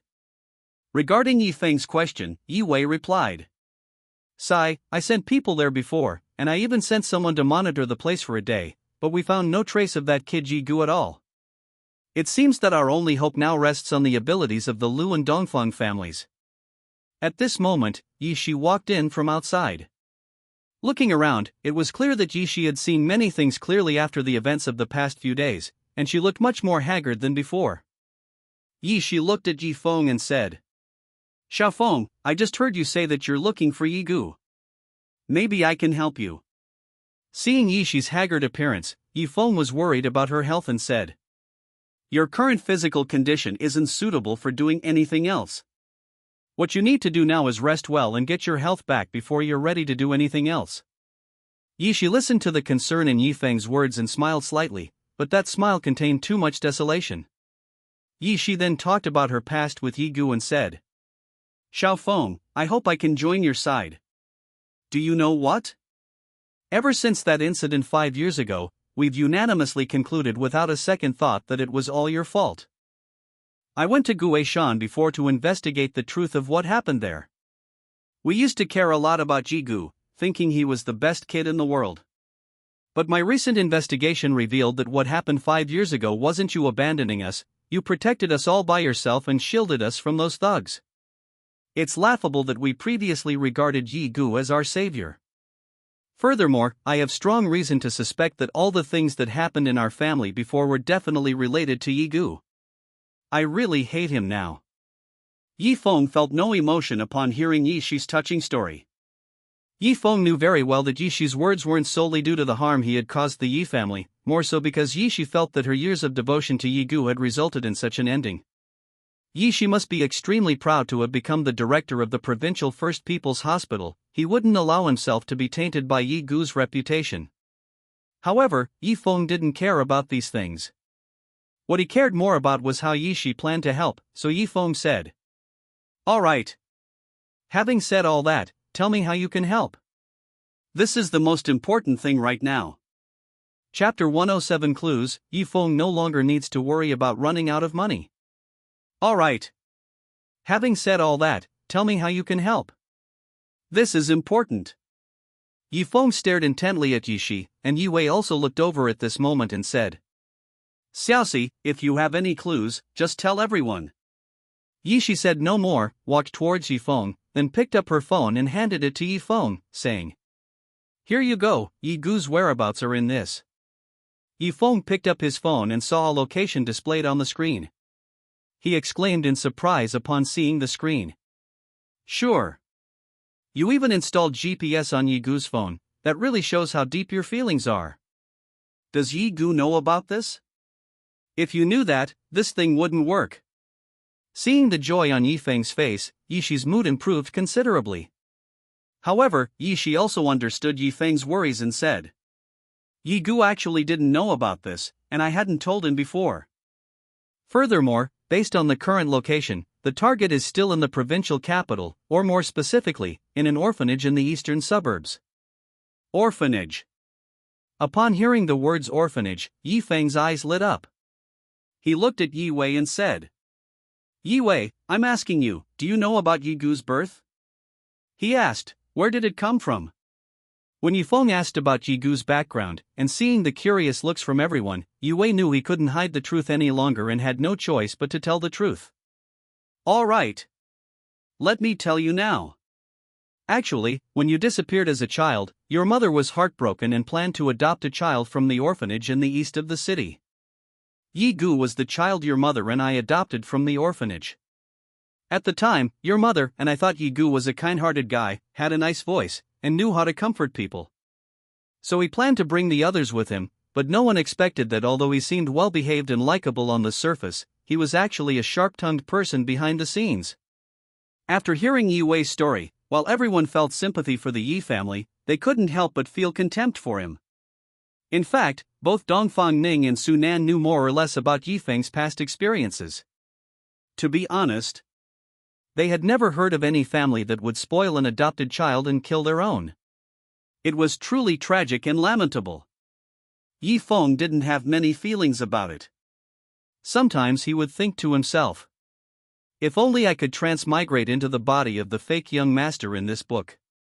That way, I wouldn't have to walk to and from school every day. I would be picked up and dropped off in a luxury car, and I would be pampered and spoiled by my 3 older sisters and Yi Wei's father. There would also be the school beauty, Lu Ruyan. Just thinking about it makes me feel wonderful. Certainly. Yi Feng could only think about it and enjoy it for now. Yi Feng suggested, in that case, why don't we go to the orphanage in the east of the city now? Maybe we'll find some clues? Yi Feng's idea was widely accepted, and Yi Feng was naturally very happy, which meant that no one in the Yi family currently approved of Yi Gu. Watching them chat for so long, Yi Feng suddenly wanted to check the time, so he picked up his phone. So when Yi Feng picked up that old-fashioned phone, everyone present looked incredulous.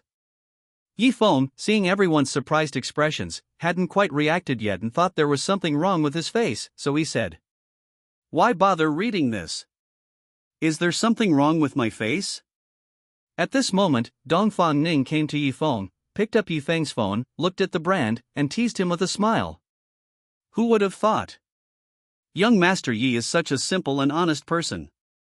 What kind of phone is this? This brand is quite sturdy. Oh. It turns out to be a Nokia model. TSK. That's really strange. Who would have thought that the young master of the prestigious Yi Group would be using such a phone? I really wonder whose responsibility this is? After that, everyone turned their attention to Yi Wei, who looked extremely embarrassed. He could only offer a weak explanation, saying, "This was our oversight in the past. Don't worry, everyone. We will definitely treat Yi Feng well in the future. Whatever he wants, we will give him." After Yi Wei finished speaking, he gave the butler a look, and the butler understood and went downstairs. After Yi Wei finished expressing his opinion, Yi Shi also followed suit and expressed her opinion. Yes. Dad is right. After this is over, it's still just us, still Mom and Dad. When you come home, we'll do whatever you want. Not long after? The butler came in from outside, carrying the phone in its packaging. He then handed the phone to Yi Wei, who in turn handed it to Yi Feng, saying, "Yi Feng, this is the first gift I've given you. Open it and take a look." After Yi Feng opened it, Yi Shi exclaimed in surprise and said, "Wow! Isn't this the latest smart timer phone? I checked the official website before, and the online price is over 10,000 yuan. Upon hearing that the item in his hand was worth over 10,000, Yi Feng nearly dropped it, exclaiming in surprise, You said a lot, how much?" "This phone costs tens of thousands, even hundreds of thousands of yuan, it's so expensive. I've never seen such an expensive phone before, especially the brand you just mentioned." Readers are encouraged not to take this too seriously, this is just to help the protagonist, Yi Feng, gradually adjust. Seeing Yi Feng like this, Yi Wei and Yi Shi felt even more guilty. As for the others, they all found it quite amusing. Especially Dongfang Ning, who couldn't stop smiling and said, "Young Master Yi, I still prefer your naive and innocent side. Isn't it super cute? What are you waiting for? Hurry up and turn it on. Let's take a look." Dongfang Ning's purpose was naturally not simply to look at Yi Feng's phone, he had other motives. So he said to Yi Feng, "Yi Feng, register for WeChat."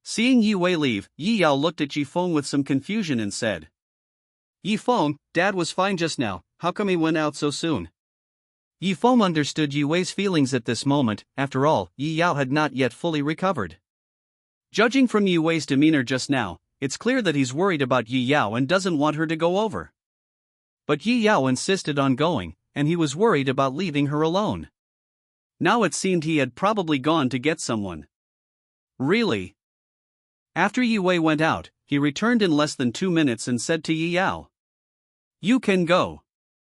I just called Hu Biao, and he said he'll be here soon. With him by your side. I'm relieved that you're going with us, but before you do, you must promise me that you won't go alone and that you'll stay with us. Even if we can't, at least Hu Biao should come along, understand? After hearing Yi Wei's words, Yi Yao couldn't help but shed tears of emotion. Having experienced so much, she understood her father's intentions and nodded repeatedly, saying, Dad, I know. Don't worry, with you two here, I definitely won't run around. I will definitely follow you. But it's alright, with Hu Biao around, Dad can feel a little more at ease. Yi Wei's mood improved considerably after hearing Yi Yao's words. The group arrived at the hospital entrance. At this moment, Hu Biao had already arrived at the door.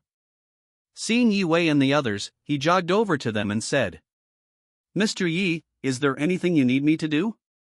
Yi Wei looked at Hu Biao, remembering that he hadn't mentioned the purpose of calling Hu Biao over earlier. He cursed himself for his carelessness, but it seemed it wasn't too late to say it now, so he said, Hey! I think I forgot, I just called you over. I didn't tell you what I was supposed to do. Your task today is to take good care of Yi Yao. You know he's been sick lately. I wanted him to rest properly, but he insisted on going. I had no choice but to ask you to come and protect his safety. By the way, why are you all alone now? Didn't you tell someone to call more people? Why haven't we seen them yet? Hu Biao said, That's right, when you called me, I was hanging out with my brothers. I never expected you to call me so suddenly. So when they heard that, they all wanted to come over, and I couldn't persuade them otherwise, so they all came together. Upon hearing this, Yi Wei suddenly became interested and said, Oh. How many of your brothers are there, and where are they now? Hu Biao said, Not many, maybe 40 or 50. They're all top-notch. Upon hearing this, Yi Wei was surprised to find an unexpected surprise. Actually, for some reason, he had a feeling that something unexpected might happen during this trip, and this feeling made him very uneasy. Even with Dongfang Ning and Xiaohong around, he still felt uneasy about Xiaolan and the others. That's why she looked so happy after hearing Hu Biao's words. Although Yi Feng and the others didn't understand Yi Wei's actions, they didn't say much. There's a saying that goes something like that.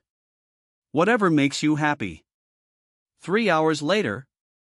East City Orphanage. At this moment, 2 ordinary Audi S6s arrived at the orphanage gate. The orphanage wasn't very large, in the courtyard. As soon as I got off the bus, I heard the sound of children reading aloud. Looking around, I realized the sound was coming from an orphanage. At this moment, 2 children playing in the mud at the door shouted into the house after seeing people getting out of the car. Grandpa, someone's here outside. Grandpa, someone's here outside. Grandpa, someone's here outside. The children at the door called out twice. Then an old man with gray hair and a wrinkled face came out of the house. He went to the door first and said to the 2 children, You two have been playing in the yard for so long, aren't you going to do your homework now? So, you're still waiting to be punished and not allowed to eat? The 2 children didn't show any fear after hearing this, their slightly pouting cheeks were so adorable, you just wanted to pinch them. Perhaps because there were outsiders present, they obediently left. The old man seemed prepared to argue, but when he saw them leave, a look of surprise appeared on his face. However, he didn't say anything more and just muttered something under his breath. You ran fast. Then he turned to Yi Feng and the others and apologized, I'm really sorry about earlier. These kids are usually mischievous, I hope they didn't offend you. Yi Feng said, No, thank you. Then she gave a bright smile and said, "Hello. This old man, judging by his appearance, must be the former director of this orphanage. We happen to have something we'd like to ask you." Yifeng had expected the dean to give him a satisfactory answer, but to his surprise, the dean's expression changed drastically, and he said, "Who are you? Are you here to forcibly demolish the orphanage? Let me tell you. That's impossible, you should go back. You are not welcome here." Upon hearing the old director's words, Yifeng's expression changed drastically. He truly hadn't expected that anyone would still want to forcibly demolish the orphanage at this time, which infuriated him. In fact, not only Yifeng, but everyone here thought so. The old dean was unaware of Yifeng and the others' thoughts. Seeing that Yifeng and the others remained silent, he assumed that they had been persuaded by him, and thus spoke even more angrily. "Why are you all silent? Did I guess right? Let me tell you, unless you tear this old body of mine apart, you're not going to demolish this orphanage." Seeing the atmosphere in the old courtyard and hearing the children reading aloud, Yifeng felt a strong urge to protect the orphanage. He then said to the old director, "Don't worry, old director, we're not here to demolish the orphanage. But don't worry, now that we've encountered this situation, we won't just sit idly by." Chapter 109 Provocation. You're telling the truth. Upon hearing Yifeng's words, the old director's eyes clearly showed a hint of suspicion. Judging from their attire, they were clearly from wealthy families. They weren't here to demolish the orphanage. What are they doing here? Yifeng knew he couldn't convince the old dean with just those two sentences. It seemed the key was to help the old dean solve his problem. Yifeng then looked at the others, indicating what their opinions were. Su Nan had come with Yifeng, so naturally he would listen to Yifeng at this time. Yi Yao and Yi Shi already felt guilty towards Yifeng, so when Yifeng wanted to hear their opinions, they naturally had no hesitation and followed his lead. Xiao Hong and Xiao Lan followed Yi Wei. They did whatever Yi Wei told them to do. Yi Wei's thoughts were similar to Yi Yao and Yi Shi's, so he naturally followed Yifeng's lead. As for Dongfang Ning, he was already very interested in Yifeng, and since he had nothing else to do, he readily agreed. After learning what everyone was thinking, he turned to the old dean, gave him a reassuring look, and said, "All right, old courtyard, we all agree to stay the night. If they dare to come again. I know our sudden arrival today has caused you some trouble. Don't worry, we will definitely help you solve the orphanage problem. We won't let these children in the orphanage be homeless." After listening, the old dean, regardless of whether the young man in front of him was telling the truth or not, at least his intentions were there, so he said to Yifeng with tears of gratitude, "Young man, how could that be? No trouble at all. I can tell you're not ordinary people just by looking at you. Actually, right? When I was young, I was just like you, fearless of everything. But as I've grown older, I've come to realize that some worries can't be resolved simply by being young. I've been the director of this orphanage for many years, and I've seen all kinds of people. But they are truly formidable. Even with your status, it will probably be very difficult for you." Yifeng and the others understood. It turned out that the old man in the courtyard clearly didn't trust them. He thought they weren't capable. These words made Xiaohong and Xiaolan blush and look furious, while the others were all right. It's still acceptable. At this point, Xiaohong was really angry, so she used the most common tactic of provocation, saying, "How can you talk like that? You old man. You're incompetent, so you won't even let us speak? I didn't realize that. How can you be so cruel? What? Didn't what you just said clearly show that you don't believe us? You wait. What if we actually did that? What are you planning to do? How about we make a bet?" It has to be said that Xiao Hong's provocation tactic was indeed quite effective. The old director was genuinely angered, even though he knew Xiao Hong was deliberately using it. This tactic is generally very effective, even if you know the other party's intentions. For example, the old courtyard now. "Okay, little girl, I know you were using reverse psychology just now. But I must say, you used this tactic on the right person. Alright, since you want to make a bet, then tell me. How do you plan to gamble? Seeing that Xiaohong's trick worked, I quietly gave her a thumbs up. This made Xiaohong a little embarrassed. Actually, Xiaohong hadn't thought that much about it at the time, she was simply angry and wanted to yell at the old director. Who would have thought that this old dean, at his advanced age, would be so easily provoked? At this point, Yi Feng and the others dared not let Xiaohong speak anymore. Indeed, Xiaohong's method had worked, but they dared not let her continue. If they did, she might say something.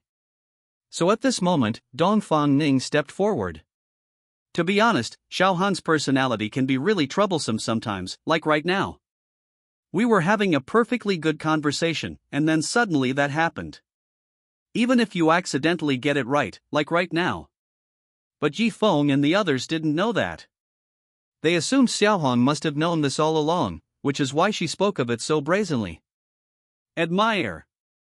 If Dongfang Ning didn't know about their thoughts, she would definitely say a few words to Yi Feng.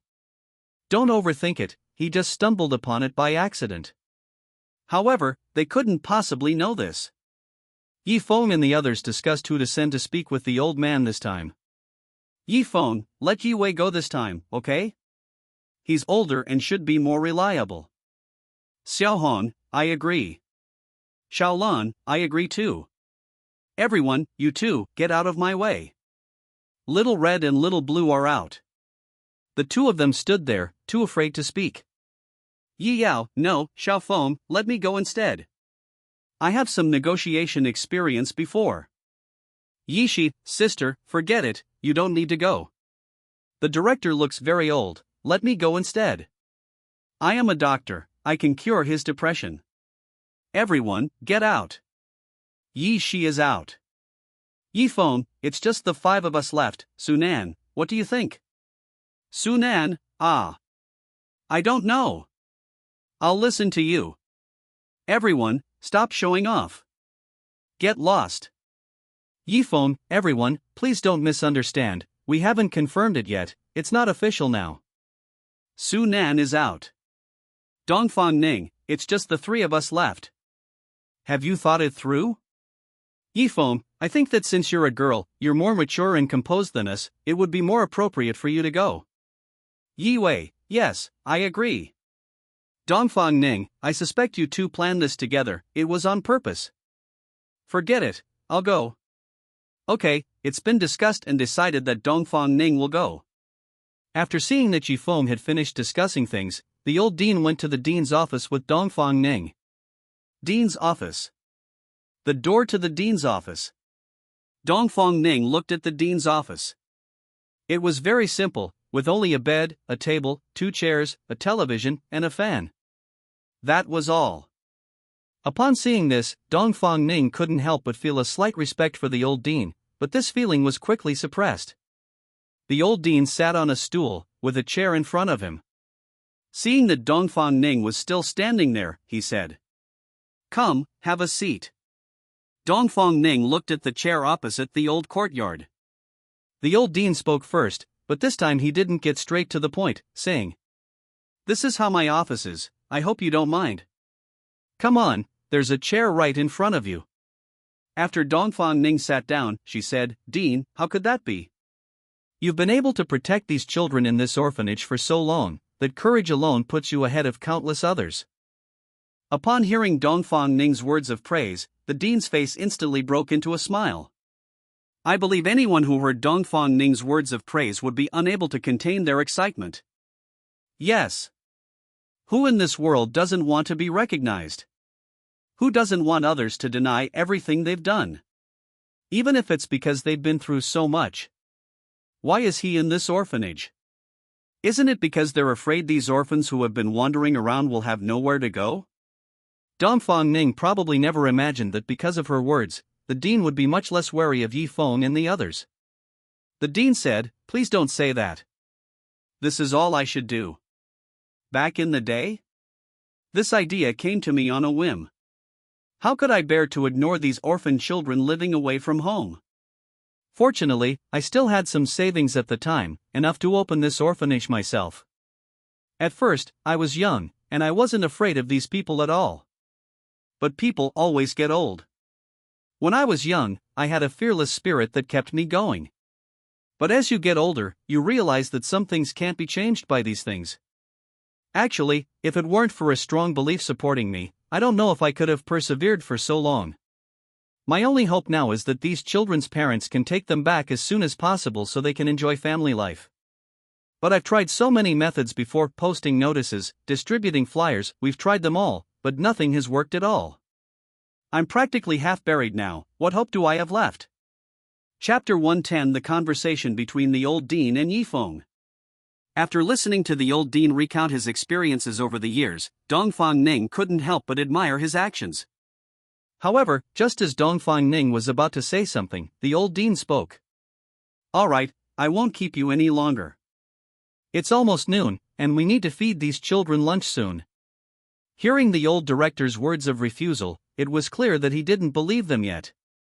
Dongfang Ning then left the room on her own. The old dean watched her departing figure and silently said, "I hope you can do it. After all, those people are not to be trifled with." After saying that, the old director got up. It was time to go and cook for the little ones. When Dongfang Ning came out of the office, she saw Yifeng outside carrying a bag of snacks. Watching Yifeng joking and laughing with the children from the orphanage, her eyes filled with envious tears. Thoughts flashed through my mind. The time has come to the point where Dongfang Ning can remember things. Dongfang Ning grew up like an orphan. Despite being from the capital, he had no family ties whatsoever, especially not his family in the capital. The Dongfang family possesses an immense foundation and formidable strength in the capital. However, the strength of other families in the capital should not be underestimated. Their backing is also exceptionally powerful. Of course, since it's a family, there are bound to be outstanding individuals within it. This naturally included Dongfang Ning. If the geniuses of the capital were like scattered points of light, then Dongfang Ning was the target that those geniuses looked up to. Dongfang Ning is very famous in Beijing's social circles and has a wide network of friends, including those in the business, antique, and education sectors. He can be described as an all-rounder. Nature. Legends about the Oriental lemon continue to resonate throughout the capital. This naturally included his good looks, which they considered unique. Yifeng interrupted Dongfang Ning's thoughts at this moment. "Miss Dongfang. Miss Dongfang." Upon hearing Yifeng's voice, Dongfang Ning snapped back to reality. Seeing Yifeng standing before her, she said, "Yifeng, what's wrong? Did something happen today?" Yifeng shook his head and said, "Nothing happened today. I saw you standing at the door after you came out of the old dean's office. I kept calling your name, but you didn't respond. I was worried something had happened to you, so I came to check on you." Dongfang Ning naturally wouldn't tell Yifeng what he was thinking, so she went along with Yifeng's words and found an excuse, saying, "I'm sorry to have worried you, but it's nothing. I was just chatting with the old director earlier. Having learned some things about the former dean, I think." The old director was truly pitiful. He had spent his own money to open this orphanage when he was young, hoping only that the children could find their biological parents and enjoy family life. As Dongfang Ning spoke, her eyes welled up with tears. Ultimately, women are emotional creatures. Although she wanted to handle these issues rationally, she found herself unable to do so. Yifeng didn't think that way. He thought it was actually a good thing that these people hadn't found their parents. At least they could live independently in the future. I don't have to encounter that kind of family like the original owner did. If that were the case, what would be the point of my parents coming to find me? Yifeng felt he couldn't continue the conversation on this topic, otherwise he wouldn't know how to respond. He looked at the children still playing in the yard and said to Dongfang Ning, "Let's go. Let's not think too much about it now, let's just let things take their course. Let's go play with the children in the yard first. Time flies."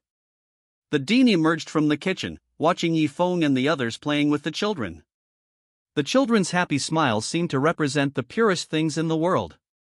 Frankly, if it weren't for the time constraint and the fact that lunchtime was approaching. Otherwise, the dean wouldn't want to disturb this cozy time. "Children, it's time to eat." Upon hearing the sound, the children's faces visibly darkened, and they looked at the headmaster with pleading eyes, only to be met with a stern glare from him. The moment that gaze appeared, the children seemed to be startled and all scrambled away from the headmaster. After the children left, the dean turned his gaze to Yi Feng and the others, and said, "You've been waiting outside for a long time, haven't you? The food is ready, please come this way." The dining area in the courtyard is divided into two sections. The one on the left is where the children and the headmaster usually eat. The area on the right is the reception area, where the dean entertains guests. When Yi Feng arrived, he was utterly stunned by the furnishings inside, and everyone wore expressions of astonishment. Seeing the expressions on Yi Feng and the others' faces, the old dean assumed they disliked the place, so he said, "If you feel it's inappropriate to eat here, I can move these dishes outside." "I'm sorry, but I really don't have anything here that will satisfy you." Hearing the old dean say this, Yi Wei interjected, "What are you saying, Dean? How could we possibly look down on you?" After hearing this, the old dean was relieved and said, That's good, that's good. Alright, everyone, you must be tired after standing for so long. Come, sit down, sit down, sit down." After that, it was a drinking session between the old dean and Yi Feng and the others. After a hearty meal and drinks, the old dean was taking a leisurely stroll in the courtyard when Yi Feng walked over, came to his side, and said, "Old dean, what a coincidence. You've come for a walk in the yard too? Who is the headmaster?" Yi Feng asked. How could such a trick of Yi Feng's fool the old dean? "You must have come here for something, right? Tell me." Upon hearing this, Yi Feng explained the purpose of his visit to the old dean, saying, "Old dean, actually I didn't come to see you for anything else. Weren't we planning to stay here for 2 days? We've gotten along very well with these children, so we'd like to stay here for the next couple of days. See, is this okay?" When Yi Feng said those words, he probably didn't even realize the kind of disaster that doing so would bring to these children in the future. Yi Feng had assumed the old dean would agree with his opinion, but to his surprise, the old dean rejected him without any hesitation. "To be honest, I don't want you to stay." Yi Feng asked in confusion. "Why is that? You're not an orphan, so how could you possibly understand their feelings?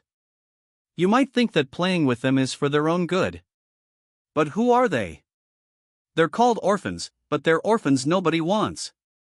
At this point, Yi Feng realized what had happened and remembered what had happened after Yuanqing was framed. He then understood what the old dean had said and said, "Old dean, I understand now what you meant before." "Yes? We can stay for the next couple of days, but we can't stay indefinitely. Or, from our perspective, these 2 days were simply a good experience. But to these children, this kind of life only exists in their dreams. Now that everything in their dream is actually happening, they definitely don't want to wake up. But dreams are just dreams, they never happen in reality." After listening, Yi Feng suddenly remembered what Gainya had said when he watched Shin's moon as a child. Some dreams may seem unattainable, but they are not impossible to achieve, as long as I am strong enough. Yes? For example, if the director had a strong enough background, then the forced demolition of the orphanage would not have happened. Chapter 111: A Turbulent Night. Dear readers, thank you for your hard work. I hope you can continue to follow the updates up to Chapter 126. The following chapters will lay the groundwork for Yi Shi's later madness. Thank you all. After a conversation with the former dean, Yi Feng returned to the reception area. On the other side. After lunch, the children at the orphanage went home to sleep early. "Aren't you going to take a nap? Why are you still here?" Seeing that Dongfang Ning and the others were still sitting there, looking preoccupied, Yi Feng couldn't help but say, "How did your talk with the old dean go?" Yi Feng knew he couldn't hide what had just happened from these people, since the courtyard was only so big. Faced with their questions, Yi Feng said, "Oh. Actually, nothing much happened. I initially told the director in the yard." So Yi Feng recounted his conversation with the old dean to everyone, word for word. The old dean was truly a remarkable person. He was so old, at an age when he should have been enjoying his retirement, who could have imagined that something like this would happen? After listening to Yi Feng's story, Yi Wei sighed. As a father, I understand the old director's words best now. He looked at the innocent and carefree children in the yard. Yi Yao, Yishi, and Lu Ruyan, who had been silently observing without saying a word, finally gained a thorough understanding of the children in the orphanage today. In their view, perhaps the unintentional kindness of some well-meaning people is something they can only dream of but never reach. Just now, they also searched for information about orphanages online, and the more they read, the more horrified they became. For these people in the orphanage, they had neither a complete childhood nor true friends. All they could do as adults was rely on each other. For them, perhaps what they want most has never been material wealth or future achievements. What they have always wanted is family and kinship. So, how hard Yi Feng used to try to please us, and how we treated him the same way. We're absolutely damned. Yi Feng interrupted everyone's thoughts at this moment. Thinking about the current situation of the orphanage, he felt that the more he learned, the stronger his desire to stay became. He said, "All right, I don't think now is the time to think about these things. What we need to do now is to solve the current problems at the orphanage. Judging from the old courtyard's previous appearance, they must have been a considerable force. Yi Wei, I'd like to have Hu Biao investigate this. What do you think?" Yi Wei naturally had no objection, so he turned to look at Hu Biao. Hu Biao saw the look Yi Wei gave him, as if to say, "Stop dawdling and hurry up." Hu Biao immediately agreed. He called over the brothers who were with them and said, "Brothers, I need your help investigating something. Don't worry, you'll be well paid." At this moment, a man with a scarred face said with a grin, "Brother Biao, tell me, what do you want us to do? As long as it's not something against our conscience, or any kind of manual labor that requires delicate arms and legs. Don't worry about anything else. We brothers will definitely give you a great performance." Seeing Scarface's grinning expression, Hu Biao would have been tempted to kick him a couple of times if Yi Feng and the others hadn't been there. Don't these words indirectly prove that Hu Biao is such a person? This is absolutely intolerable. In fact, not only Hu Biao, but also Yi Feng and others wanted to do this. Scarface knew that some jokes were fine to make light of, so he dropped his previous expression and said, "That's the way of the farmer." "Brother Biao, I wasn't just joking with you, was I? Go ahead and tell us. We're all listening." Seeing that the scarred man's previous expression had vanished, replaced by a grave one. The scene was so amazing that even Yi Feng couldn't help but marvel at it. Seeing that the scarred man had returned to a normal expression, Hu Biao said, "Go and investigate what's been going on at that orphanage lately, and see what exactly happened. Why was it demolished?" After hearing this, Scarface glanced at the looks he received from those around him, instantly understanding the importance of the matter, and said, "Brother Biao, don't worry, you know what kind of skills the brothers have. I know it's not appropriate for you to handle this personally, but don't worry, this matter can be resolved tonight." After Scarface finished speaking, he called for his brothers to get up together. They are bound to have a tough battle to fight today. At this moment, Dongfang Ning was also secretly sending messages on her phone. Time passed quietly, and before we knew it, it was evening. The old headmaster then, as usual, first invited the children to eat. Yi Feng and the others had already finished their own tasks. When Yi Feng and the others arrived, the old dean was already waiting in the west area. Seeing Yi Feng and the others looking so relaxed and carefree, the old dean said, "This one's in the bag." Although the old dean might have guessed things were as they were, he still wanted an answer, so he said, "Everyone, how did I handle this matter? Are you all confident about tomorrow?" After listening to the old dean's words, Yi Feng and the others exchanged glances, then smiled slightly and said, "Don't worry, Dean, we have a pretty good idea of what happened. We only have a general understanding of the situation, there are still some details we don't know. We'll wait for news tonight. Then we'll know how to deal with it." You might be wondering, isn't the Yi family the richest family in the provincial capital, and are they really that powerful? But Yi Wei wanted to say, it's impossible, absolutely impossible. Although the positions in the Yi group have now been filled, some are filled by newcomers who have only recently started working. Those tasks require experienced people, and it's clearly unrealistic to entrust them to newcomers now. Therefore, Yue knew in his heart that it was best not to use the group's power. After hearing this, the old dean felt much more at ease. Actually, the old dean had a strange feeling about it all along. He felt as if the problem he was facing was something very easy for them to solve. On the other side, Scarface emerged from the orphanage and waved to his brothers who were still standing nearby. Upon seeing this, they all got out of the car. "Brother Dao, what brings you here? Didn't you go in and chat with the chairman?" The speaker was Dao Lang, who had been with Scarface for many years, and the two had always had an excellent relationship. It is said that he had been following Scar since before he was an adult. Because the two were extremely skilled with swords, they got their names from this. When Scarface heard Dao Lang's knowing answer, his eyes clearly showed he was too embarrassed to expose him. And seeing them each holding a baseball bat and looking quite menacing, it seemed they had misunderstood. He thought he went in to fight. "Hello? Do you think I, Scarface, am that kind of person?" Scarface didn't want to deal with Dao Lang's question at this moment, so he told his brothers about his conversation with Yue earlier, and then said, "Brothers, what does it mean that the chairman asked us to handle this matter? Originally, this task was supposed to be done by Brother Biao, but he didn't want to go and wanted us to go instead.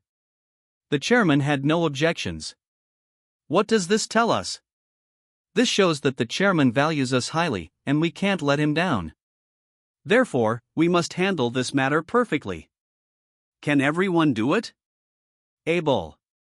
At this moment, Dao Lang took the lead in speaking, and his words seemed to have some kind of magic, infecting everyone. Able. Able. Able. Scarface, hearing the excitement on his brothers' faces and waiting for them to calm down, then waved his hand. "Walk." After saying that, they got in the car and drove off. Tonight, things are destined to be turbulent under the moon. Chapter 112, Looking Down on People. Late at night. The moonlight was serene, the earth seemingly enveloped in darkness, yet the turbulent undercurrents beneath remained unknown. "Brother, we'll reach our destination in about half an hour." Their destination this time was a high-end club closest to the orphanage in the east of the city. They'd heard that this club was frequented daily by wealthy young men from all walks of life in the provincial capital. On a quiet path, cars sped by. A man with a scar on his face said to the man next to him. Upon hearing this, the man with the scar on his face said, "Dao Lang, when we arrive, find a quiet place to park. By the way, we're not familiar with that area, so we'll keep a low profile." Then we told the brothers to wait outside while we went in to gather some information. After listening, Dao Lang simply hummed in agreement and said, "Okay, I understand. By the way, brother, why didn't you let the brothers come in with us? That way, if there's any danger inside, we can have backup." Scarface knew the meaning behind Scarface's words, but this task was assigned by the chairman, and for him, there couldn't be any surprises. However, Scarface had his own plans. He brought at least 40 or 50 men with him this time. Apart from those who were keeping watch at the orphanage, at least 30 of his brothers were out on this mission. Sending so many people in with me, not to mention the impact of having too many people. Besides, these guys are all seasoned veterans, their words and actions don't suggest they're just here for fun. They seem more like they're ready to fight to the death. Moreover, it seems like they've been following him for a while now, always saying, "Do it, do it, do it." Do you think Scarface would dare to bring them in?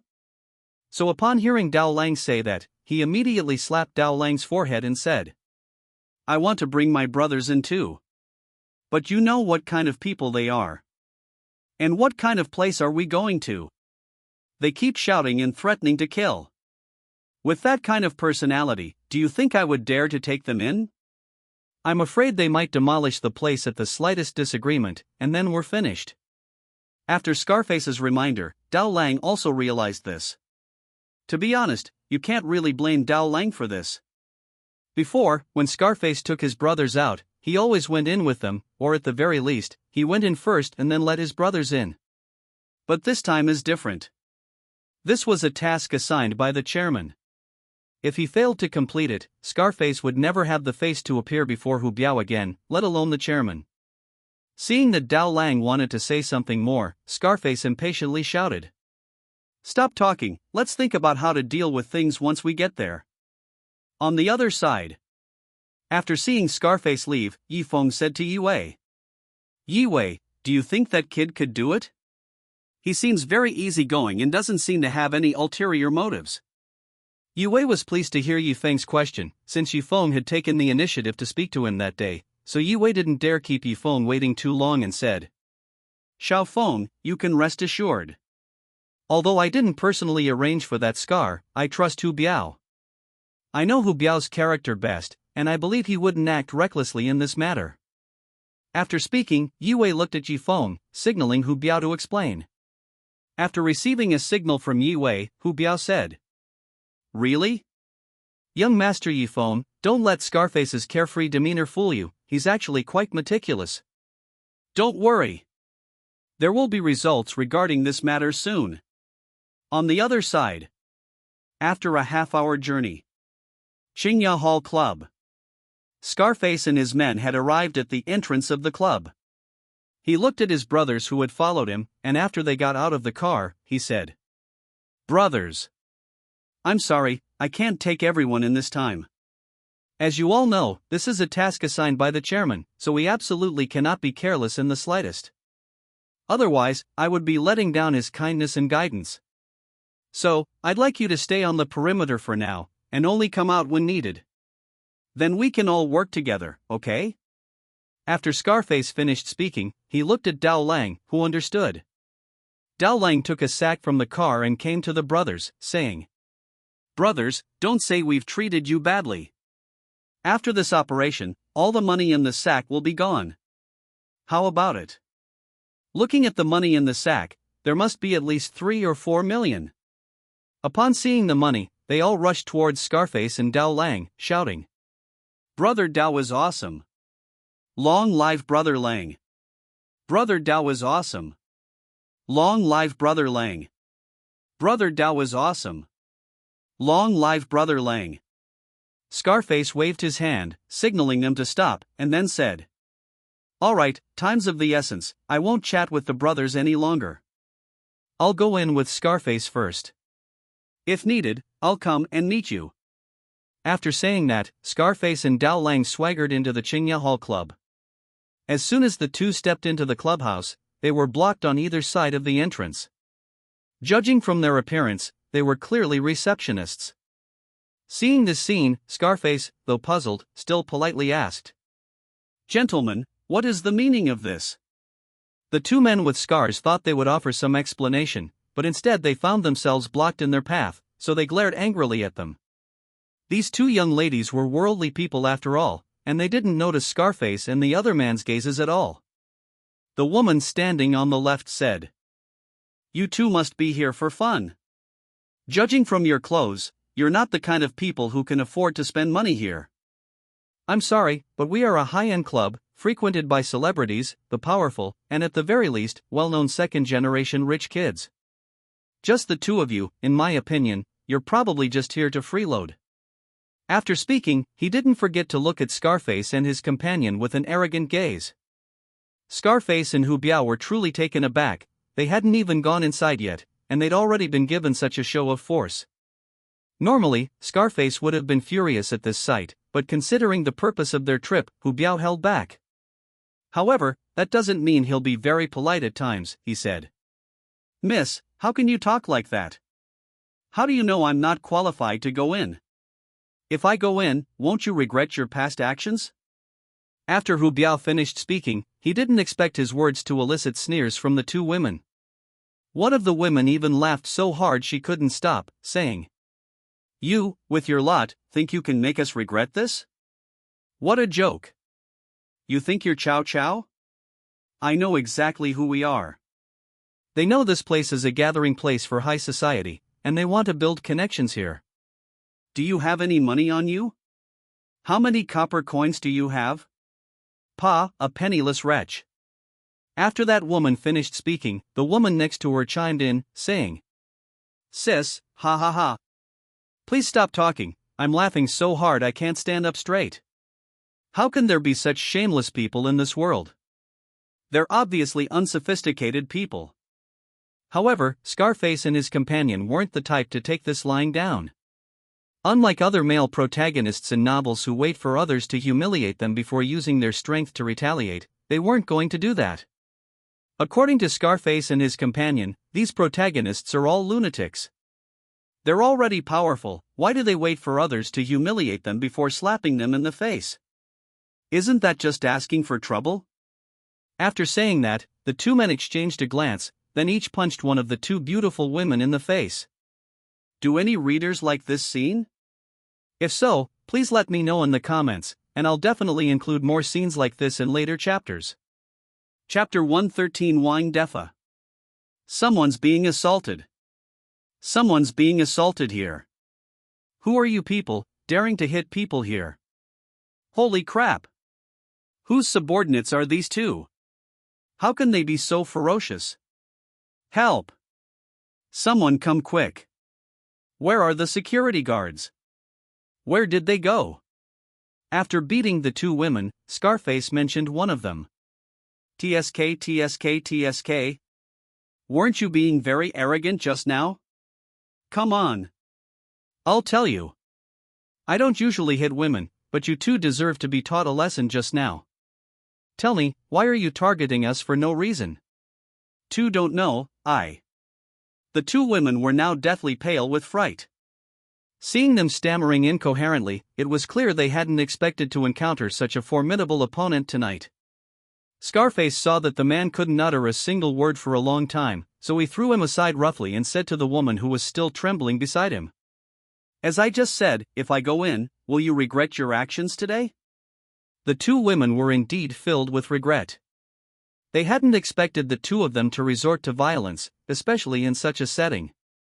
If it weren't for an accident, this incident would have spread very quickly, making it extremely difficult for them to work at such upscale clubs in the future. Seeing that they were still so stubborn and hadn't spoken, Scarface lost interest in communicating with them and said, "Tell me, where is your supervisor? Take me in, and remember, don't try anything funny with me, or you'll regret it." The two women probably sensed the man's impatience. They had originally intended to call security, but were afraid that doing so would anger the two men. So he made the wisest decision of his life, and he shouted to those around him. "Call the manager! Call the manager! Someone's causing trouble." The incident at the clubhouse entrance naturally attracted the attention of the clubhouse's higher-ups.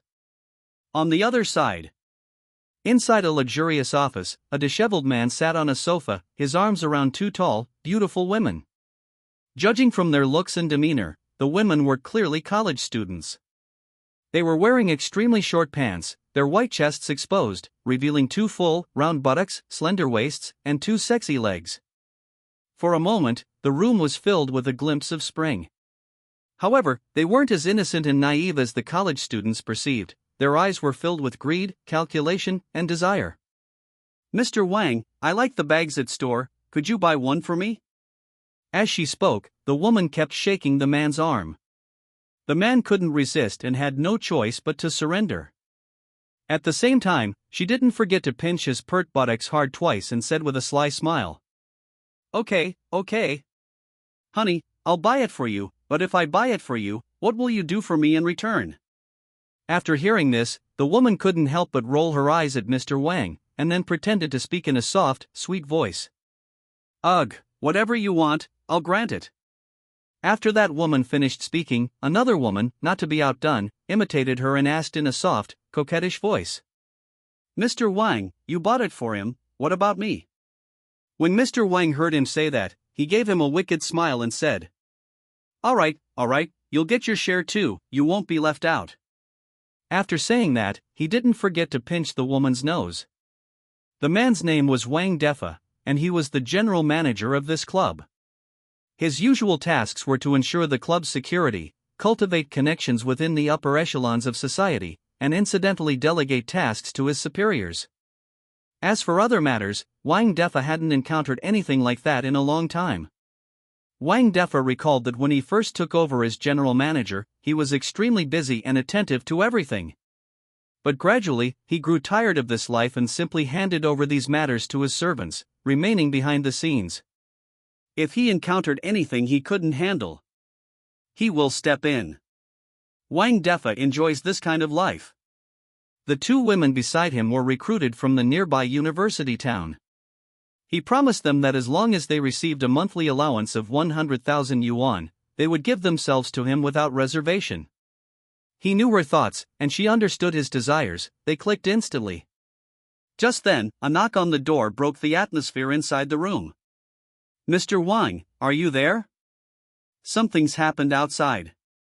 "Mr. Wang, are you there? Something's happened outside." "Mr. Wang, are you there? Something's happened outside." Perhaps annoyed by the knocking outside, he got up from the sofa, put on his clothes, and the other two women followed suit. Wang Defa opened the door, saw the panting man outside, and said, "What happened outside that made you so anxious?" After saying that, he asked the two women to pour a glass of water from inside the house and hand it to the man. "Thank you, Mr. Wang." After finishing his drink, the man began to answer Wang Defa's question, saying, "Mr. Wang, everything was fine outside today, but suddenly two burly men came in through the door."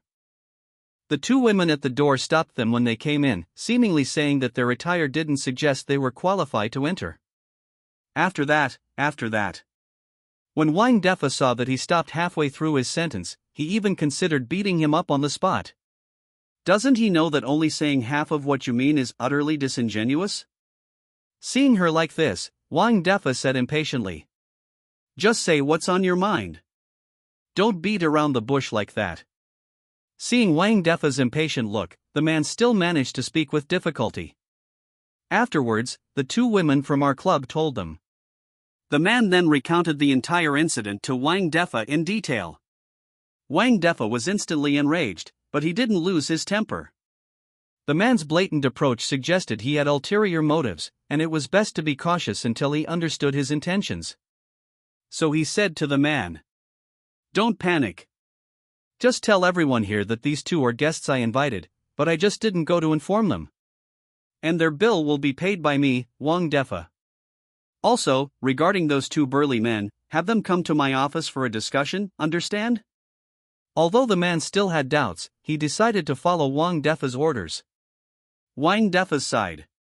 Wang Defa is a very cautious person. He knows that in this society, besides having sufficient strength, caution is even more important. When Wang Defa returned to his room, the two women saw his gloomy expression and said, "Mr. Wang, what's wrong? Tell me what happened." Seeing the two women's concerned eyes, Wang Defa, though unsure whether it was genuine or well-intentioned, recounted what had just happened to them. The two women were instantly frightened upon hearing this. They hadn't expected anyone to dare cause trouble at the club. But Wang Defa was in no mood to pay attention to the person in front of him, so he said, "I still have things to take care of right now. You guys should go back to school first. I'll transfer the money to you first." After seeing the balance on their phones, the two women said, "Mr. Wang, isn't this a bit too much money?" After listening to this, Wang Defa was in no mood to talk to them about these things, worried that they might hold a grudge against him later, and said, "How could that be? Consider this money as compensation for the fright you suffered today. There's no time left. For safety's sake, you should go out through the back door first." Arriving at the back door, he said, "You all go out first." After saying that, Wang Defa left directly. However, what Wang Defa didn't know was that the moment he turned to leave, both women revealed expressions of disdain. The woman said, "Sister, are we just going to leave like this? Seeing how anxious he is to get us to leave, it's obvious something serious has happened. Are we really going to listen to him and leave?" Another woman standing nearby said, "Of course we can't choose to leave like this. There's a saying, isn't there?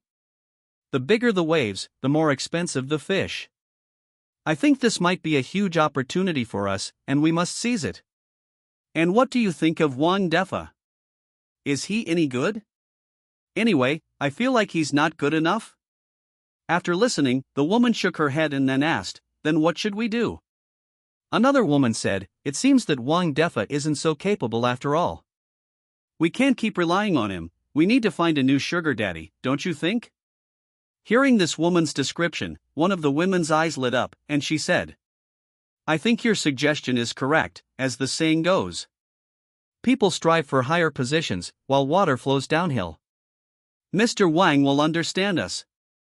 Then, the two looked at each other and smiled. Wang Defa probably never imagined that, despite his call for them to leave at the most crucial moment, they wouldn't leave. The two sisters had no idea that there were security cameras at the place Wang Defa brought them to. Everything they say and do will be recorded with crystal clarity by the cameras. The two sisters could never have imagined that their lives would undergo a dramatic change after this day. Everything happens today. Chapter 114 Standoff. Wang Defa never imagined that the two college students he had just sent out would sneak back in so soon. Wang Defa's office was on the second floor of the clubhouse. Compared to the old dean's office, it was like comparing heaven and earth. Wang Defa was sitting in his office chair, with the two Dao Lang brothers in front of him. Wang Defa looked at them and said, "I already know what caused the disturbance downstairs. As for my two receptionists, I have already reprimanded them for their wrongdoing. I hope they understand." Wang Defa glanced at the scarred man and his companion. Having managed the club for so long, he'd seen all sorts of people. Sexy, alluring, fierce, we've seen all kinds of women. Judging from their attire and demeanor, one could almost certainly conclude that these two were no ordinary people, but it's also possible they were just brutes.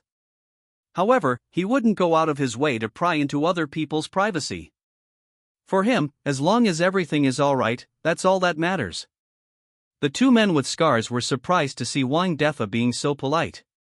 They had expected that someone who ran a club like this would at least have a furious expression on his face.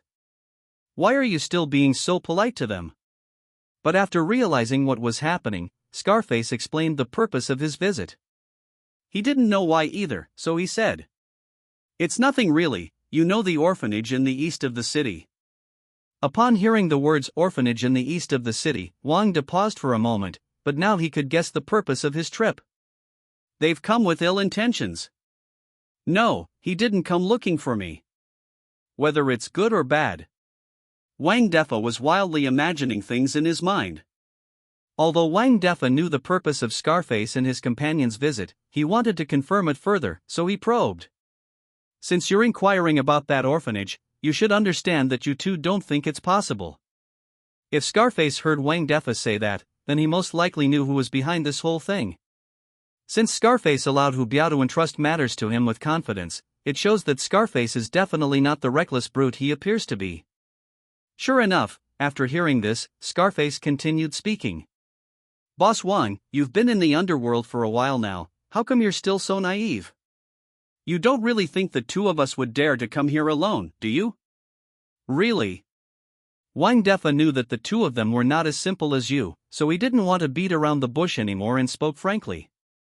"Gentlemen, it seems you've come with ill intentions. Let me tell you this. What about me? Although I don't like fighting, I'm not afraid if it comes."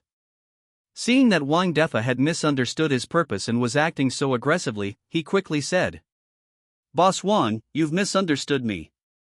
We don't intend to fight you. We just want to know why the orphanage in the east of the city was demolished. It's very important to us."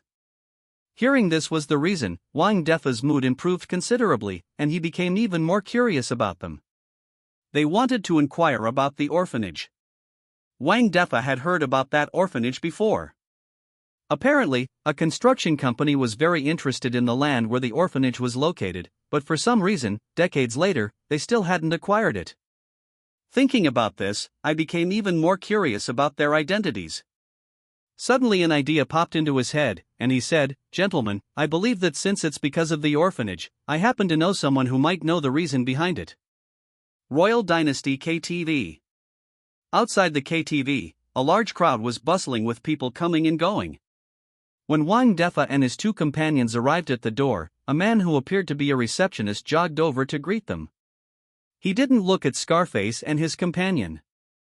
He approached Wang Defa and said, "Mr. Wang, it's an honor to have you here.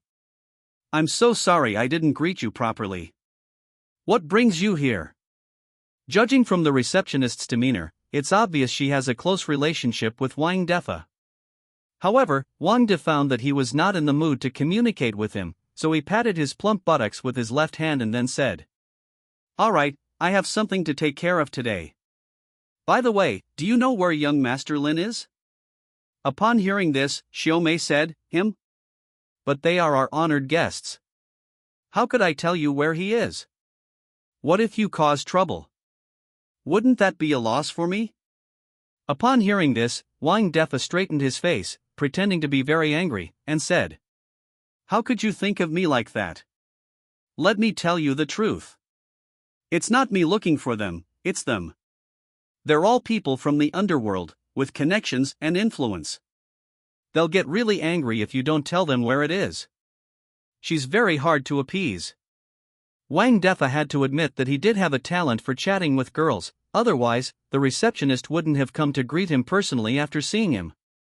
Upon hearing Wang Defa get to the point, the receptionist glanced at Scarface and Dao Lang, and seeing their expressions, felt a little uneasy, so she said, "All right, enough joking around. Let's get this straight, I'll take you to see young Master Lin." Judging from their attire, if they went to see young Master Lin looking like that. "If you upset young Master Lin and cause my KTV to lose such a big customer, I'll never forgive you." Seeing her so worried, Wang Defa had no choice but to reassure the receptionist, saying, "Don't worry, those two won't.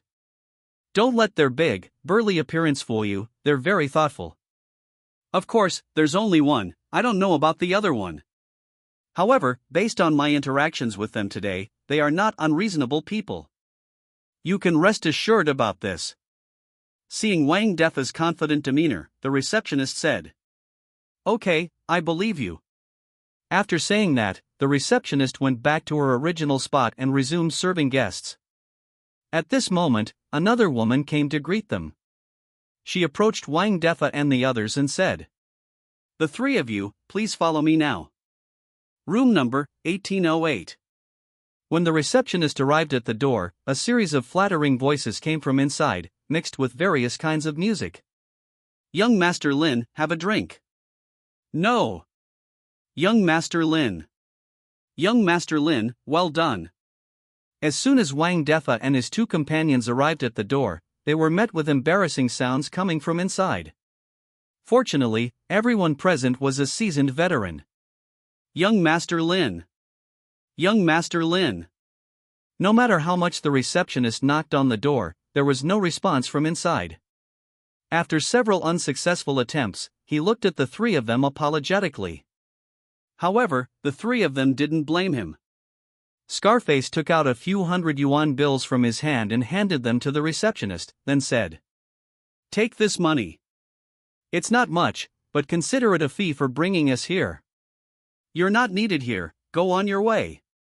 After dealing with the receptionist, they exchanged a glance, understanding each other's thoughts. They then looked at Wang Defa and said, "Boss Wang, now that we've found this young Master Lin, and we're at the door, it seems unreasonable that he hasn't seen us before, right?"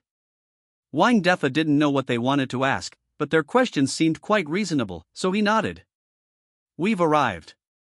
Although we weren't notified beforehand, we're at the door now, and he hasn't come out at all. Isn't that a bit too arrogant?"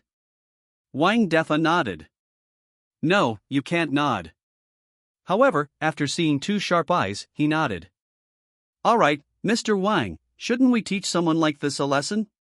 Wang Defa nodded. After bang. With a click, the door opened. Chapter 115. Young Master Lin. "Boss Wang, you said it yourself, you were going to teach the people inside a lesson." Wang Defa gave a bitter smile, cursing inwardly.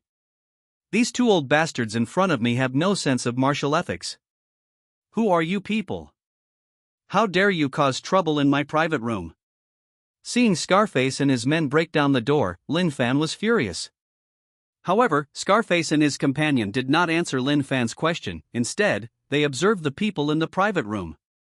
"Oh my god! A row of beautiful women stood there, all wearing the same style of short skirts, with uniformly long, flowing hair and various kinds of long, straight, and beautiful legs. Lin Fan sat on the sofa in front of them. The room was filled with colorful lights, making it seem like a scene from an ancient imperial court choosing concubines. However, this atmosphere was disrupted by the sound of a door being broken down, which is why Lin Fan said those words. "Young Master Lin, I really didn't realize that. You usually play so elaborately." Lin Fan was pondering who to choose tonight when these people suddenly appeared, and just thinking about it made him angry. Young Master Lin, please don't misunderstand, calm down. We didn't come here for any other reason, we just wanted to talk to you about something." Seeing the anger in Lin Fan's eyes, Wang Defa realized that this matter was definitely going to escalate, so he decided to calm Lin Fan down first. Lin Fan looked at Wang Defa, who was speaking, and felt that he seemed to recognize the man. He said, "You seem to be a young man surnamed Wang, what's your name again?" "I can't remember." "She's the manager of Qingya Hall Club, I've been there before." Lin Fan felt relieved after seeing that it was him, and then looked at Scarface and Dao Lang and said, "These two are the ones you brought, so speak. What do you want from me?" He was overjoyed to hear that young Master Lin seemed to remember him, but then he noticed the people around him. Lin Fan understood and smiled gently. "No problem." With a snap of his fingers, the noise in the private room stopped abruptly. A short while later, the private room was empty. Lin Fan looked towards the door, patted the sofa beneath him, and gestured for them to sit there. Wang Defa looked at the two men with scars, and then all three of them sat down on Lin Fan's sofa. After the three of them sat down, Lin Fan saw that Wang Defa was sitting in the seat furthest away from him, and he was displeased. He said something. "What, Mr. Wang, you've come to see me uninvited, and in such an unexpected way at that? Didn't you just say you were coming over to talk to me? What's going on? You're so far away now, what are we even talking about?" Hearing Lin Fan's displeased tone, Wang Defa had no choice but to tell the truth. He felt he didn't want to offend either side, so he had to tell the truth. "Young Master Lin, this wasn't my intention to come, it was the two people beside me who made this decision. They want to ask you some questions. How about this, you two talk first, and I won't get involved." After saying that, Wang Defa wanted to walk straight out the door, but how could Lin Fan let him have his way? Wang Defa had just reached the door when Lin Fan pulled him back by the arm and said, "Boss Wang, why did you just leave like that? You're really disrespecting me. Also, you haven't introduced the two people you brought with you yet." Wang Defa had no choice but to sit back down on the sofa. He understood Lin Xiao's thoughts, their barging in like that had already been a slap in the face to Lin Fan. If he leaves so easily, what would the other people in the club think of him behind his back? After thinking it through, Wang Defa had given up the idea of leaving. If Lin Fan knew what Wang Defa was really thinking, he would be speechless. He swore he hadn't thought that much about it, he simply felt that these two were clearly not to be trifled with. Moreover, Wang Defa's attitude clearly indicated that he did not want to get involved in this matter. Furthermore, it was obvious that Wang Defa had told them his identity before coming here. Knowing it was him, they still dared to do this. He was curious about who these two people were. Is this what Lin Fan was thinking? Wang Defa sat down next to Lin Fan, and then, thinking about introducing Lin Fan's identity to Scarface and the other man, said, "Gentlemen, let me introduce you." "Who is this gentleman?" Wang Defa was interrupted halfway through his sentence by Scarface, who then said, "You don't need to introduce yourself, let me do it. His name is Lin Fan. He is the son of the owner of a well-known local building materials company. The company's name seems to be Lin's Building Materials, and it has a great influence in our provincial capital." "Hello, Mr. Lin. My name is Scarface, and the man next to me is named Dao Lang." Upon hearing Scarface's official introduction, Lin Fan immediately lost interest and said, "Scarface Dao Lang, what a good name. Let's not talk about that now, let's get down to business. Like I said, what do you want to talk to me about? Now, let's get down to business."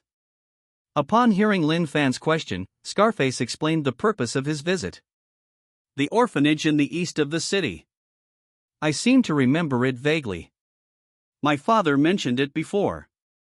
He visited there a few years ago, thinking of incorporating that land into our Lin family's estate. We heard that the dean there is a troublemaker, and our people have tried to persuade him several times, using basically every method imaginable, but in the end, it's all been to no avail. And considering his age, I was worried that something might happen to his health, so I just let it go. So, you came here just to say this?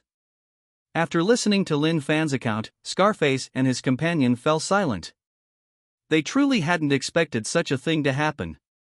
After gathering his thoughts, Scarface said, "Young Master Lin, to be honest, we're here to investigate why the orphanage was demolished. Our chairman couldn't bear to see these children homeless, and besides, we still had some things to understand about the old director. So, when we heard from the old director that the orphanage was going to be demolished, he sent me to investigate the reasons." After listening to Scarface's account, Lin Fan's expression remained unchanged. However, Lin Fan was somewhat curious about the chairman Scarface mentioned, so he asked, "From what you just said, it seems you were sent out on an investigation mission by your chairman. May I ask, who is your chairman?" Wang Defa finally realized the question he most wanted to know. So he picked at his ears. When Scarface heard Lin Fan's question, he felt there was nothing to hide, so he spoke. "Young Master Lin, are you familiar with the Yi Group in the provincial capital?" Lin Fan was quite surprised to hear the words Yi Group. Although there had been little activity within the Yi Group recently, there had still been some activity nonetheless. He didn't pay much attention to the news when he first heard it, but he didn't expect to encounter it so soon. Scarface's words were quite clear, so it's obvious who the chairman he mentioned earlier was. Lin Fan's mind raced for a moment. He figured that since Yue had sent the two of them out, it meant he didn't want to make a scene and only wanted to investigate quietly. But if I provide the information, will I be able to get on board with the Yi Group? Although I had heard that the Yi Group was low-key, it seems that seeing it today, I can confirm that its reputation is well-deserved. However, Lin Fan was not a reckless person. Although he was already certain that the two were from the Yi Group, he still wanted to confirm it again before making a conclusion, so he said, "Excuse me, brothers, is the chairman you just mentioned the chairman of the Yi Group, named Yue?" Chapter 116 Anger. Young Master Lin seems very intelligent. You guessed right, he is our chairman. After receiving a satisfactory answer, Lin Fan felt much better. Don't be fooled by Lin Fan's seemingly carefree life, spending so much time in private rooms. Only he knows the bitterness in his heart. Although he is ostensibly the young master of the Lin Group, he is actually not favored within the family. Otherwise, he wouldn't be living such a decadent life. That was pure physical pleasure, but mental torture. Lin Fan wasn't the only one with this thought. Wang Defa, standing beside him, also shared it. He felt incredibly fortunate that he hadn't looked down on him because of their attire. He figured that if he could successfully establish a connection with Scarface and his companion, he wouldn't be confined to just one club anymore. Scarface took in their expressions and then went along with their thoughts. "Okay, gentlemen, if you can help us accomplish this, we'll take you to see our chairman. What do you think?" Upon hearing this, Lin Fan and Wang Defa repeatedly expressed their approval. Just as the three were lost in thought, a cell phone rang in an inopportune moment.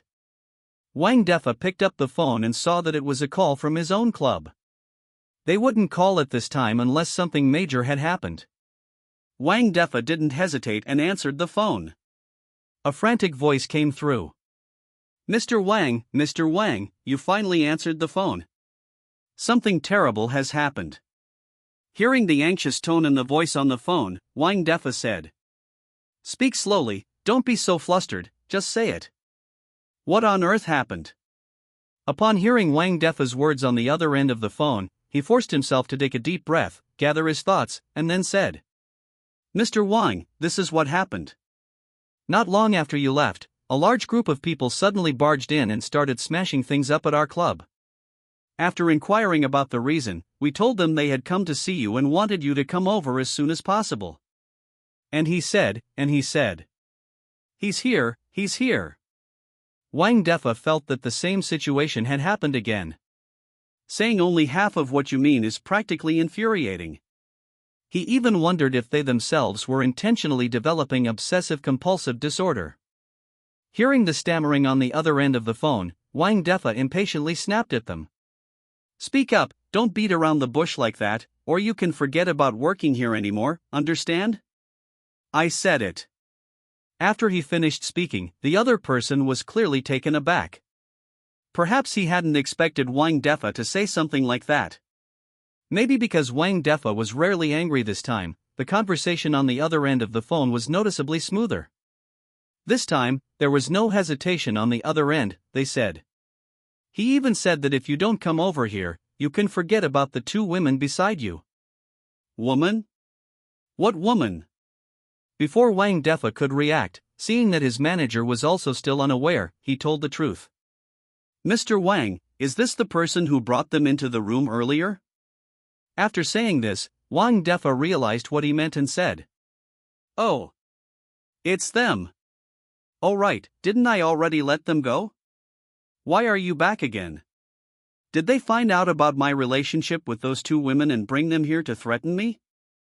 Upon hearing this, the person on the other end assumed that Wang Defa simply wanted to know how they had captured him, so he told the truth.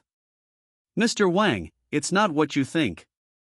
We checked, and you did send them both away, but for some reason, they came back on their own. By the way, we happened to check the surveillance footage when we were looking for you earlier. Here it is, you can take a look. Mr. Wang, I still have other matters to attend to, I'll hang up now. After hearing the phone hang up, I opened the video that person had sent me. The video was very clear, you could see even their slightest movements. Upon hearing those words, which were not particularly hurtful but extremely insulting, his face turned ashen. He never expected that he, who had been so kind as to support these two college students and give them tens of thousands of yuan in pocket money every month, would never have imagined this. Who would have thought? As a man, when your woman tells you can't perform, the damage is simply devastating. They were actually talking about me like that behind my back, and judging from their expressions, it was obvious they were going back to their so-called sugar daddy. Good. Very good. Very good. It seems you've already found a way to die. Since they want to play this game, then they shouldn't blame him for being ruthless. On the other side, Lin Fan and Scarface exchanged a glance, then walked over to Wang Defa together to offer their comfort. Alright, as the old saying goes. There are plenty of fish in the sea, why be hung up on just one? Those two women didn't like you, which means they have no taste. Don't worry, they'll regret it someday. Lin Fan said, and Scarface continued. I think Lin Xiao is right. It's just two women. Do you need them? If you don't lack anything, then what are you sad about? Although we haven't known each other for long, we both know you are a good person. Don't be too sad. Don't you think about it? What's your social standing? What's theirs? Honestly, the fact that they're able to get close to you is probably because their ancestors were incredibly lucky. Now that they've left, what does that signify? This means their incense has burned out, and they have nothing left to give them. Wang Defa probably never dreamed that one day he would be friend-zoned, especially by a man. However, Wang Defa knew they had misunderstood. Although he disdained to explain such things, he felt it was necessary to do so, and thus he said, What are you talking about? Don't get me wrong, okay? How could I possibly be sad? I was just very angry. The only two reasons I didn't say anything earlier were.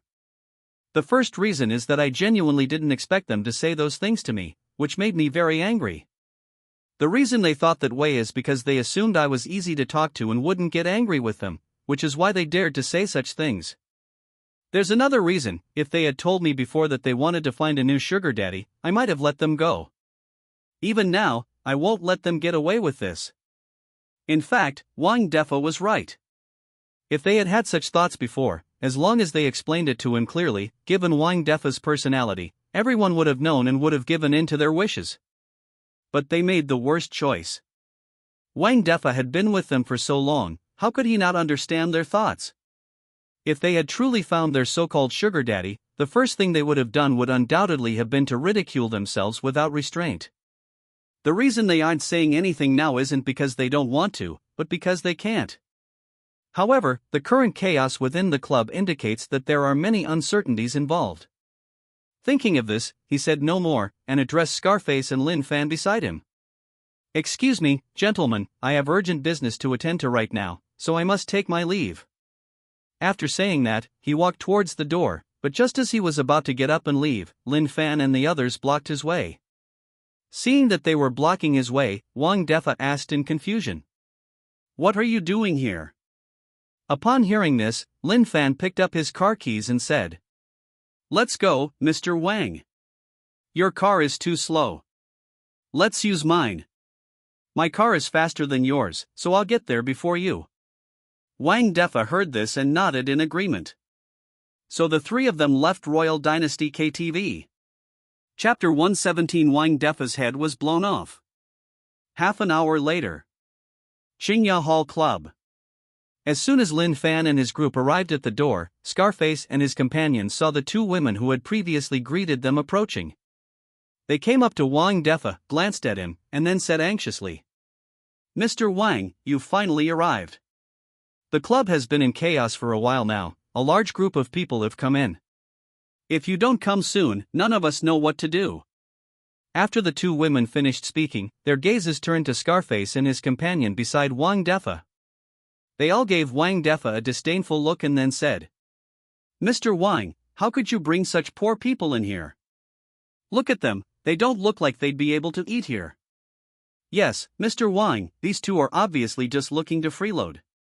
Please don't bring them in." The two of them spoke earnestly to Wang Defa. Wang Defa was terrified.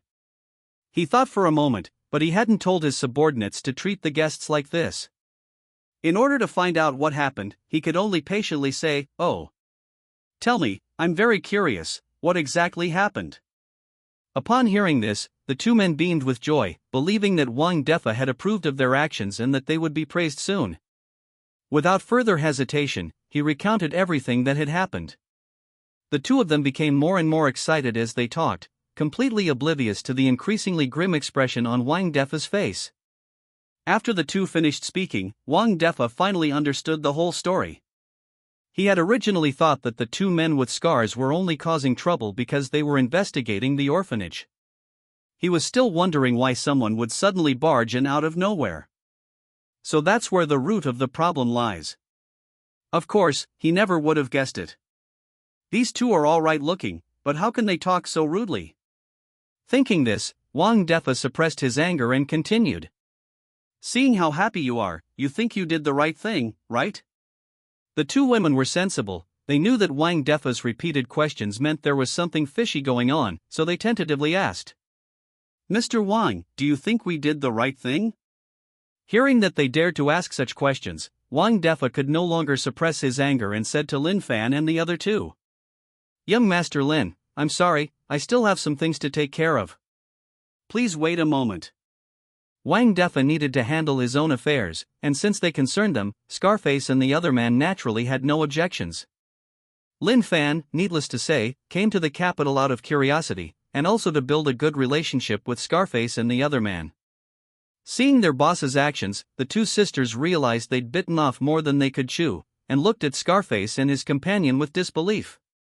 They probably never dreamed they were such an insurmountable obstacle, but by sheer chance, the two of them managed to trip them up. Watching Wang Defa pull the two of them into a secluded corner, Scarface asked Lin Fan, "Young Master Lin, are they all right?" Lin Fan glanced at the hidden corner, a meaningful smile appearing on his face, and uttered only one word. "Meeting." On the other side, Wang Defa pulled the two of them to a corner, shoved them hard against the wall, and said angrily, "You still have the nerve to say that word correctly? Do you know what? Because of your stupid actions before, you almost ruined me. If I hadn't been careful this time, you and I would both be finished."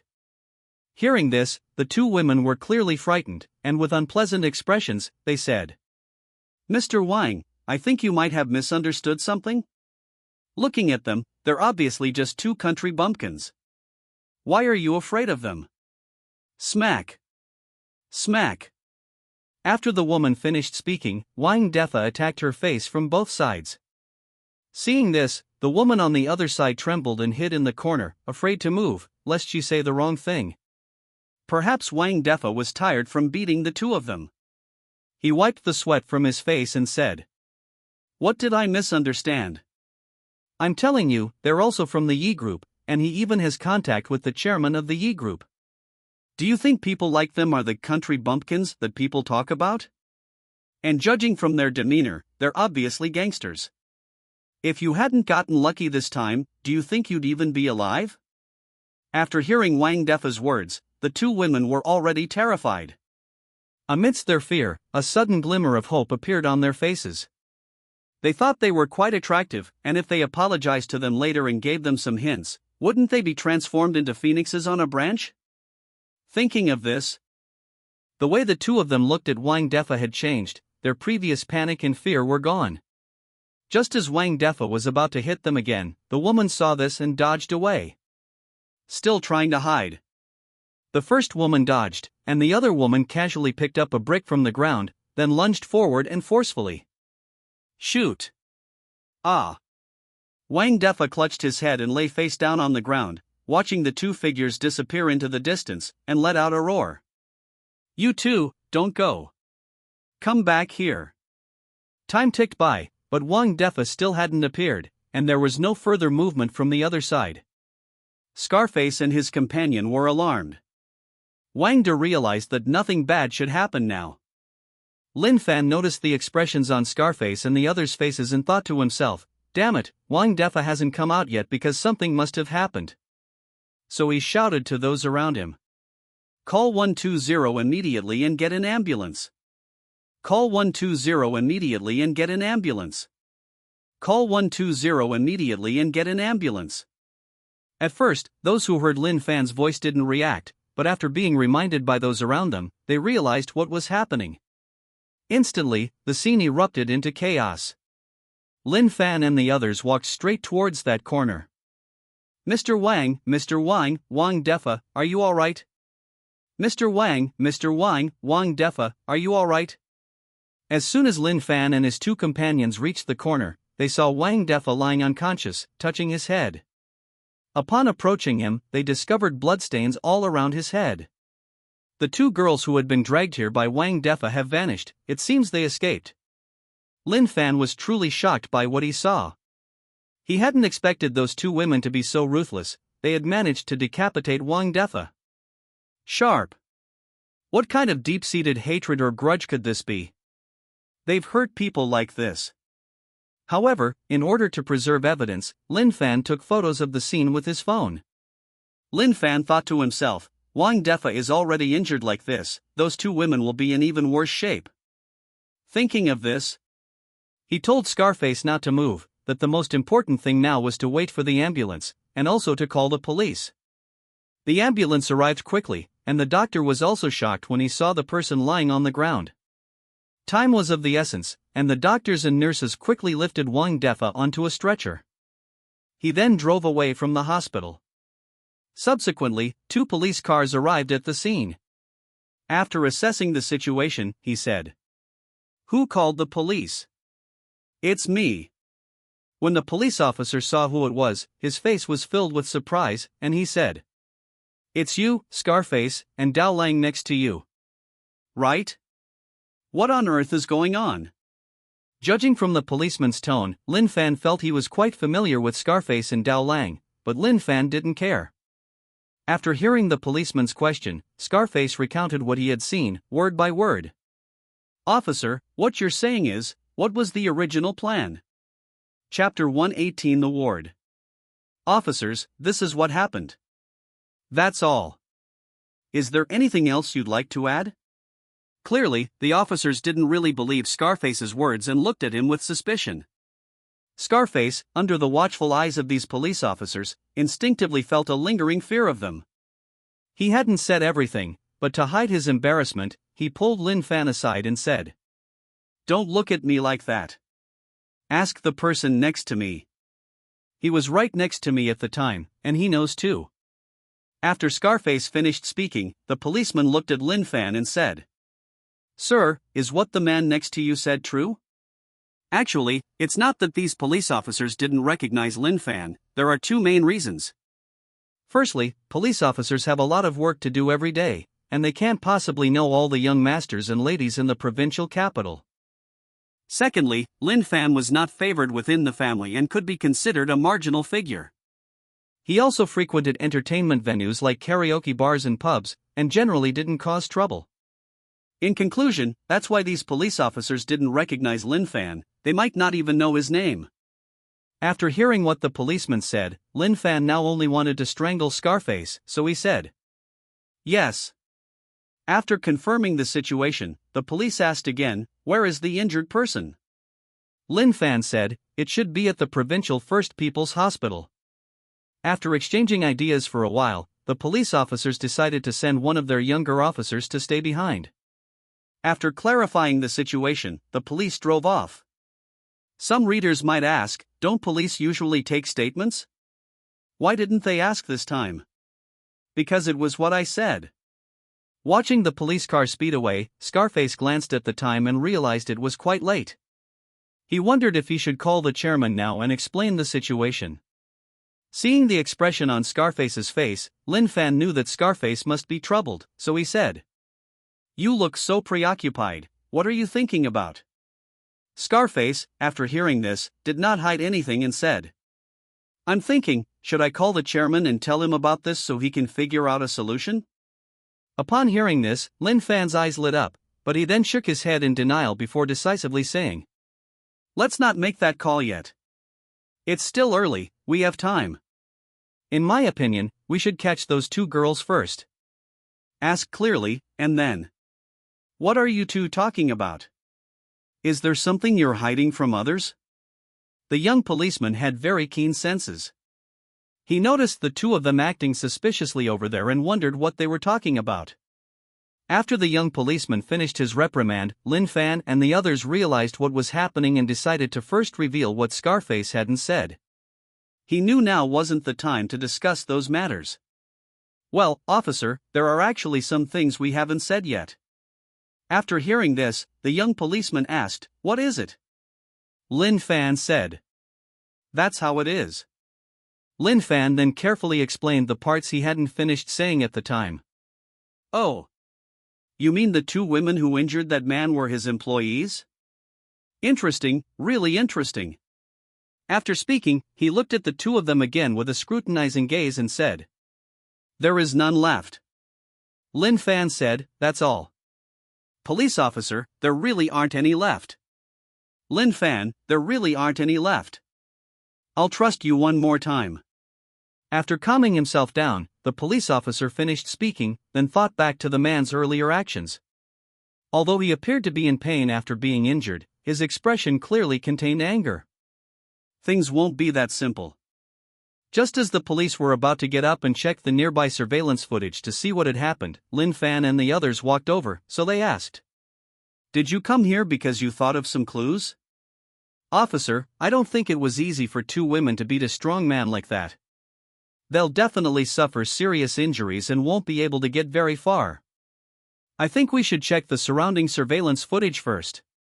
Faced with the police officer's questions, Lin Fan revealed his suspicions. "Really? Good. Good. Good." Upon hearing this, the police realized what was happening and called the surrounding shops. Thanks to their efforts, they finally retrieved the necessary video footage. "Take a look, are these the two?" After reading it, Lin Fan and the other two nodded in agreement. After seeing them nod, several police cars subsequently appeared in the vicinity. Not long after, following a thorough search, the two women were finally found in a hotel. We won't go into the rest of the story, it's very cliché. The First People's Hospital of the province. In a quiet hospital room, three figures slowly entered.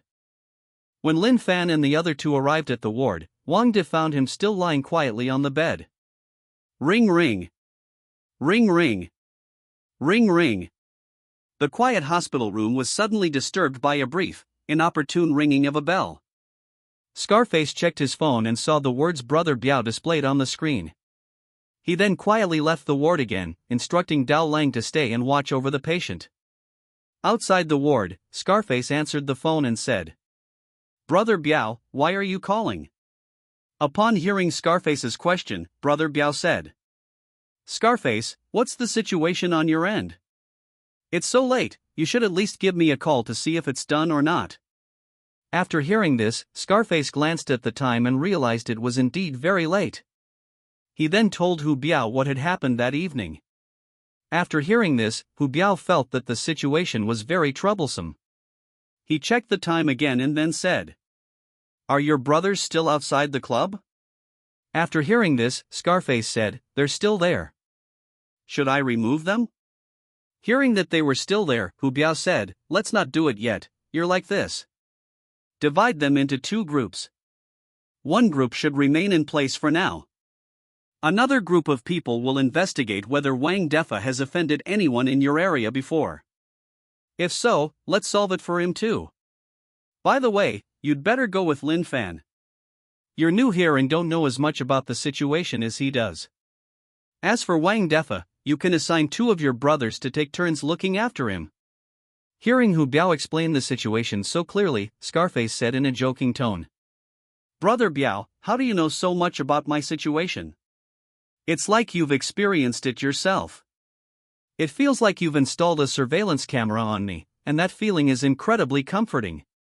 Brother Biao, I want to know, just tell me." Upon hearing this, Hu Biao felt as if he had been electrocuted from head to toe. He then spoke in the tone of an elder addressing a younger person. "TCH, Scarface, I never expected you to have such a trick up your sleeve. You almost broke my recently bought phone. Okay. Do you think I don't know what you're thinking? But don't worry, I don't need to tell you. If I told you, how would I ever be able to face anyone again?"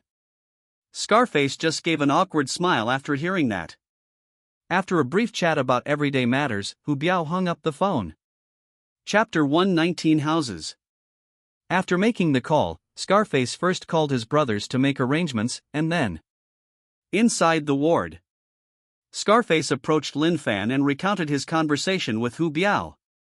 Upon hearing this, Lin Fan's face lit up with joy, and he said, "Are you telling the truth? Did Hu Biao really say that?" After hearing this, Scarface nodded and affirmed, "Now it seems so." After hearing this, Lin Fan said, "Okay, let's set off now." Scarface gestured to Lin Fan not to rush, indicating that he hadn't finished speaking yet. "Young Master Lin, please calm down. Before that, we need to send someone we trust to find Wang Defa. It's better for me to let Dao Lang stay here, after all, I trust him." Lin Fan thought about it and realized it made sense. Afterwards, Lin Fan went outside, picked up his phone, and seemed to be making a call to someone. After Lin Fan returned, Scarface asked curiously, "Young Master Lin, who were you talking to on the phone just now?" "Lin Fan, my nanny. And my bodyguards. Qingya Hall Club." When Scarface and his companion returned, the place was no longer as bustling as it had been before. At this moment, Scarface gestured for Lin Fan to come to the corner, pointed to the car next to him, and said, "Let's go over there." Lin Fan didn't say much, and followed Scarface to the vehicle. As soon as Scarface and his two companions arrived, a large group of men with fierce eyes, carrying baseball bats, approached them and said, "Brother Dao, who are we going to take down this time?" Scarface looked at their excited faces and was speechless. Scarface swore that if he didn't need these men now, he really wouldn't want to see them right now. So Scarface waved his hand and said, "All right, stop talking about who to take down every day. Now I just want to ask you one question. Did you send anyone to follow those guys who caused trouble here before?" At this moment, an ordinary-looking boy walked over and said, "Brother Biao, aren't you just asking the obvious? With something so serious happening, how could we not have sent people to follow us? Don't worry, they're all veterans." Dao Lang was not surprised upon hearing this, so he walked to the boy's side and said, "Good. Very good. You're very good. Let me ask you one more question, where are they now?" Did you know? After hearing this, the boy said. You know? Brother Dao, we investigated before. It seems to be in a strange house around here, and there seem to be quite a few people there. Seeing that the speaker was young, Lin Fan thought it best to ask again, so he said. Is what you said true? The boy was immediately enraged when he heard himself being questioned. He had always hated being questioned, so he angrily retorted. Who are you? Why are you interrupting me when I'm talking to Brother Dao? Lin Fan didn't expect to be rebuffed just for asking a question, and he felt very uncomfortable. He was about to say something in response. But unexpectedly, as if the young man knew this, he didn't want to give Lin Fan a chance to speak at all, and continued to speak. What are you looking at? Believe me or not, I'll gouge your eyes out, The boy wanted to say something more, but Scarface covered his mouth, so he had no choice but to speak patiently. Okay, don't be angry. Even if you're angry now, don't start venting it. There's no time to lose, let's go there first. Upon hearing this, the boy's anger subsided considerably, and he nodded. Before long, the group spotted a strange point of light ahead. Looking ahead, they found a peculiar house with a large yard surrounded by rows and rows of wire fences. Looking outside, it wasn't the house itself that was strange, but rather that several cars were parked around it, and these cars seemed to be covered by something. So Scarface brought the boy to him so he could see the house clearly, and then excitedly said. Brother Dao, that's right, this is the place, this is the room.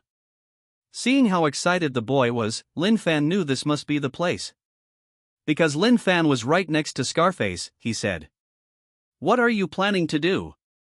After listening, Scarface said, Look, this place is so tightly surrounded, there must be some secrets hidden here.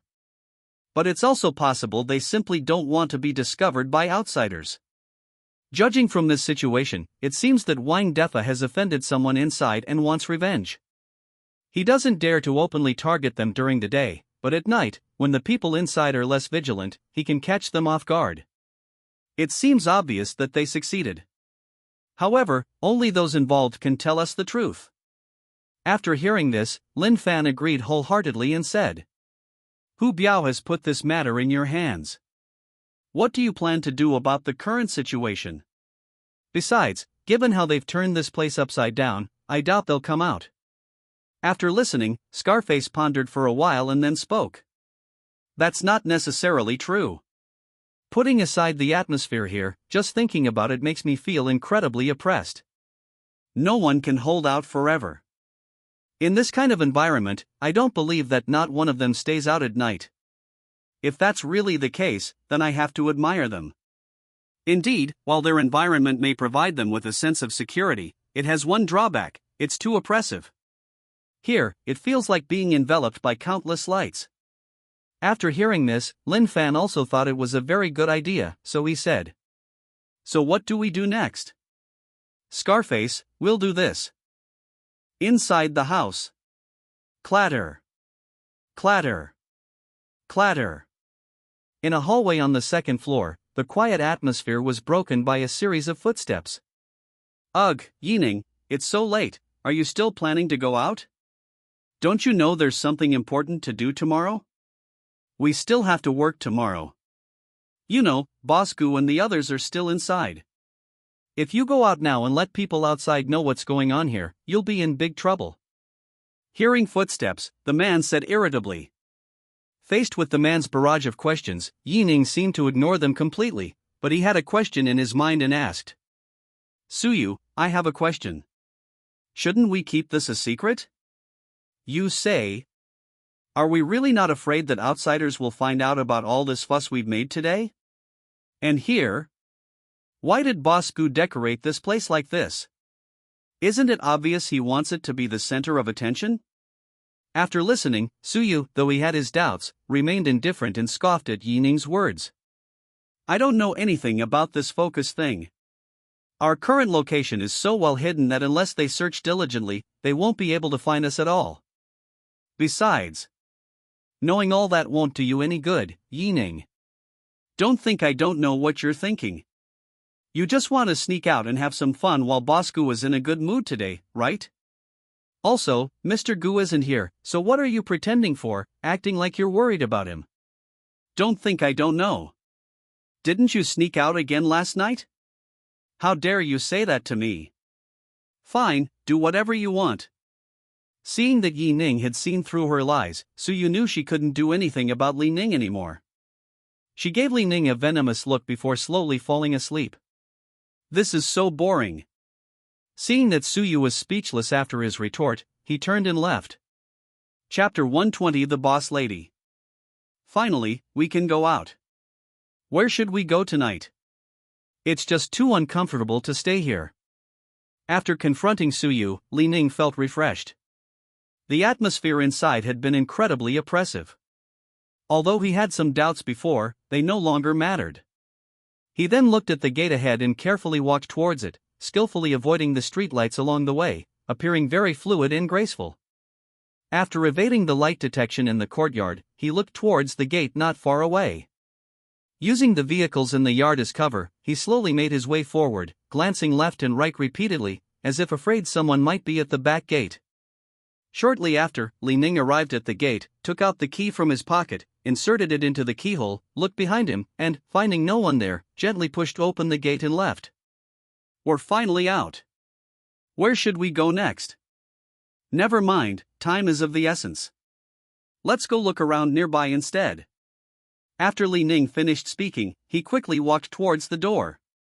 Li Ning's actions naturally did not escape the notice of Lin Fan and the others who had been observing the area. Hey, look, it looks like someone's coming out. Should we make a move now? Lin Fan was the first to see Li Ning come out. Lin Fan's main task from the beginning was to keep an eye on the entrance, so he could detect any unusual activity immediately. We don't know the situation yet, we don't know what his purpose is in coming out. Let's not alert them yet. Okay, I'll have Dao Lang stay here and keep watch while we go over there and take a look. Find out what happened. After listening, Lin Fan nodded in response. Okay, I think your idea is very good. As I said before, Brother Biao entrusted this matter to you. Then I'll listen to you this time. Scarface didn't refuse when he heard this, and said, alright, let's go over now and see what he's up to. After Scarface gave Dao Lang some instructions about the place, he followed Lin Fan and then Li Ning. Li Ning is still unaware that he has been targeted since he left home. 20 minutes later. A secluded corner. Bathhouse. Finally, I can go in and relax. This was a very small bathhouse. He saw the door inside and went in without hesitation. This kid clearly came here to have fun. We've been following him for so long, what a waste. But he just went in like that. If we waited for him outside, who knows how long we'd have to wait. But if we really wait for him to come out, it will be very difficult for us to catch him. Scarface watched as Li Ning entered the bathhouse, and said through gritted teeth. After all, Scarface had been following this kid for so long, and he assumed that his sneaky behavior in the middle of the night meant he had something important to do. Result? You're telling me this is all?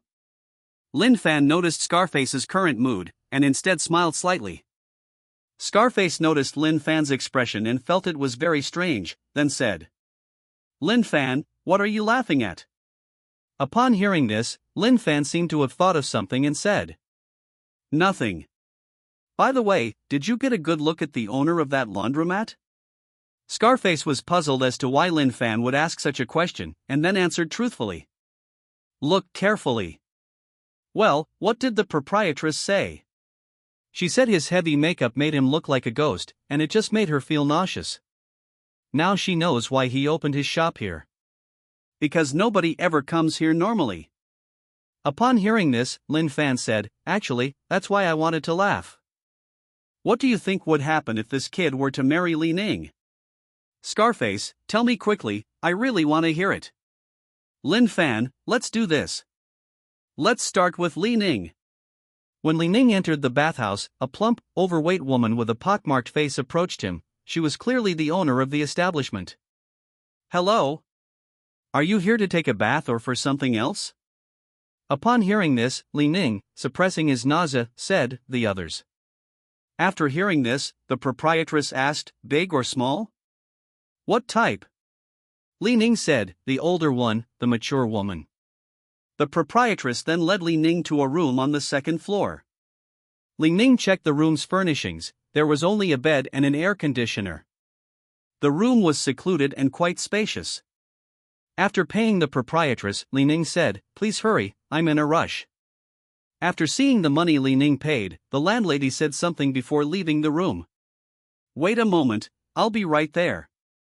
Looking at the tightly closed door, Li Ning recalled the appearance of the proprietress he had just seen, and felt like he almost threw up his dinner. However, thinking about what was about to happen made me feel much better. Then I took a shower, and then all I had to do was wait for my prey to arrive. But what happened next is something Li Ning will probably never forget. On the other side, after the proprietress went downstairs, she planned to go upstairs to call a few girls down, but recalling Li Ning's strong muscles and resolute face, she couldn't help but drool. It's not surprising that the landlady was infatuated. After all, Li Ning must have been attractive enough to catch the eye of that bosku. This is fictional, created by the author for the convenience of later plot development. Readers are encouraged to understand. After thinking it over, the proprietress took a deep breath, calming her turbulent emotions. Just as she was about to get up, two more young men entered through the door. "Madam, are there any rooms available?" Upon seeing that it was indeed Lin Fan and Scarface, the proprietress glanced at the two new customers. Her initial bloom vanished instantly. Looking at the two before her, a different thought suddenly formed in her mind. Upon hearing this, the proprietress repeated her previous answer. "Greetings, you two. Are you here to take a bath or is there something else?" Lin Fan and Scarface were certainly not just the landlady's pet peeves. Lin Fan looked at the proprietress, knowing that only he could do this, and said, "Other." Upon hearing this, the proprietress immediately beamed with joy and asked, "Big or small?" "What type?" Upon hearing this, Lin Fan simply smiled slightly and then said, "No, ma'am, I only want you." Upon hearing Lin Fan's words, the proprietress's emotions were beyond words. Inwardly, she was screaming. This is what the guest in front of me said. Is the spring I've been longing for finally here? Has the Prince Charming I've been waiting for finally arrived? Has someone finally discovered my strengths? Thinking of this, the proprietress pretended to be shy and said to Lin Fan, "Then I'll do whatever you say tonight. I'll do whatever you want me to do. Is that okay?"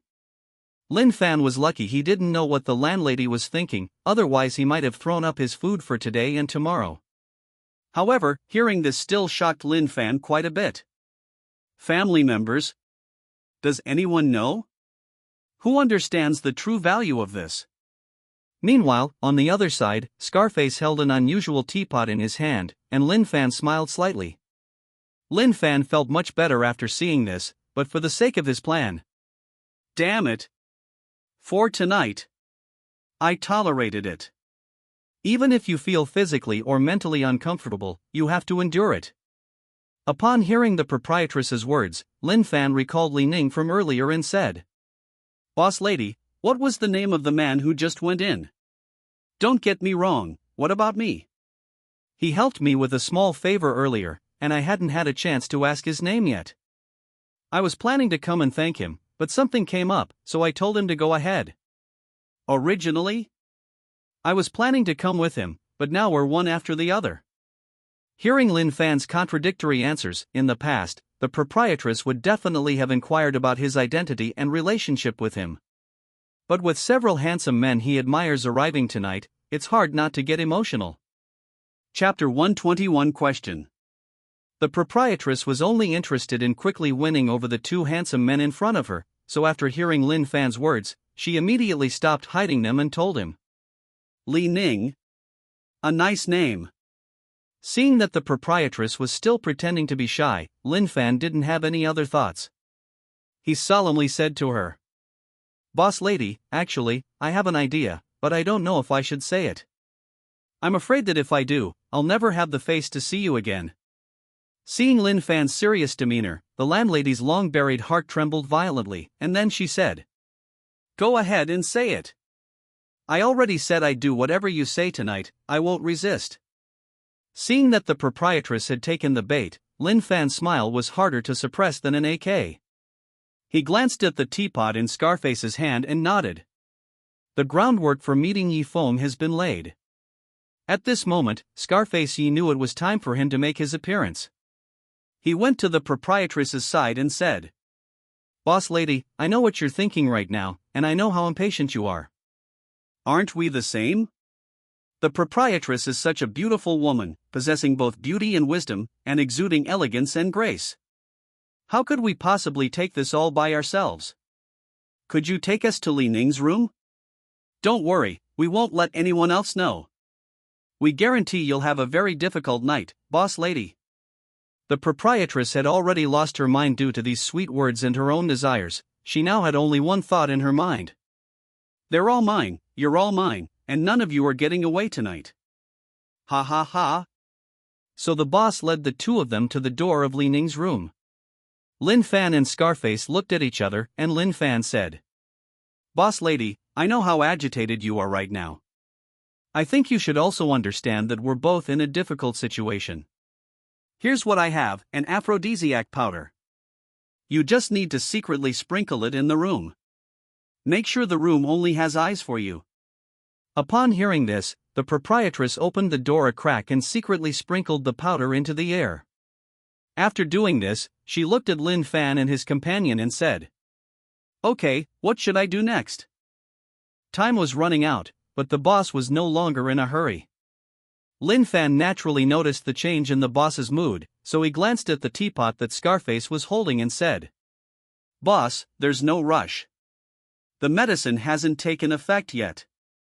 Let's have some tea and chat at the entrance first, so we can make preparations accordingly." Scarface then prepared a cup of tea and handed it to the proprietress. The landlady's attention was now mostly focused on the room, and she hadn't noticed the tea in Scarface's hand at all. After seeing the proprietress drink it, "All right. We're just waiting for the medication to take effect." "Really? Not long after?" The proprietress felt a surge of heat and said, "Strange, the weather is so weird today. It suddenly got so hot. Looks like we didn't turn on the air conditioning." However, soon, a primal instinct suddenly kicked in the proprietress's mind. Her nerves were on edge, so she looked at Lin Fan and the other man. Lin Fan and his companion naturally understood the landlady's current reaction, so they calmly knocked on Li Ning's door and said, "Sir, the man is standing at the door. I'll take him inside for you now." Because the landlady had previously sprinkled aphrodisiac powder in the room, Li Ning was caught off guard. After some time, his body had already reached its limit. He heard a knock at the door. Without giving Lin Fan time to think, he looked at the figure in front of him and rushed over without hesitation. This night was destined to be an unforgettable one for both of them. It's actually pretty good. Li Ning is in for a big surprise tonight. By the way, how could such a wonderful moment go unrecorded? Won't tonight be too boring? Seeing the two of them so inseparable, Scarface even thoughtfully closed the door for them. "That's so thoughtful." After doing all this, Scarface said with a grin, "I didn't expect that. You seem like a wolf in sheep's clothing on the surface, but I never imagined you were so cunning in private. Aren't you afraid he'll fight you to the death when he wakes up?" Lin Fan was completely unaffected by Scarface's words. Lin Fan said, "Actually, you can't say that. Think about it. It's really not our fault. If he hadn't come out tonight, we wouldn't have run into him. If he hadn't come to a place like this, he wouldn't have met the proprietress. If it weren't for the boss's wife having that kind of idea, this wouldn't have happened, so it's not our fault at all. We were just a facilitator at most. And I could tell that this state wouldn't last long, he'd wake up soon." Upon hearing Lin Fan's words, Scarface couldn't help but give Lin Fan a thumbs up. They then started talking about other topics. "I won't go into that here, let's talk about the other side first. Let's talk about Yi Feng first." After seeing Scarface and the others leave, Yi Feng asked Hu Biao, "Aren't you worried about their safety if you let them go so easily?" In response to Yi Feng's question, Hu Biao gave Yi Feng a reassuring look and said, Scarface has been with me for a long time, and I know the kid's abilities. I'm very confident in entrusting this matter to him. But young Master Yifeng, don't overthink it. I know what you're trying to say. Actually, just in case, I'll send someone to monitor their every move. After hearing this, Yifeng felt relieved, since he had been worried that he was not familiar with the place. However, Yifeng was quite curious about where Scarface and the others would go next, so he asked, Hu Biao, where do you think they'll go? After hearing this, Hu Biao shook his head and said, Actually, I don't know either. But, young Master Yifeng, don't let Scarface's big and burly appearance fool you. He's actually quite resourceful. Otherwise, I wouldn't have entrusted this task to him. Time passed by little by little. Lin Fan and Scarface were still chatting together. Why do you think they were chatting? We can't just stand by and watch. Sudden. A startled scream came from inside the door. It was Li Ning's voice. Isn't this the proprietress? What am I doing here? Did I? Thinking of this, Li Ning looked at his naked body and then at the satisfied landlady lying on the bed, and his anger was palpable. He thought to himself, would the landlady give him that kind of look today? Now it seems this woman had planned this all along. The more I thought about it, the angrier I got, the more I thought about it. Damn it! Since this proprietress is so. Don't be like Billion.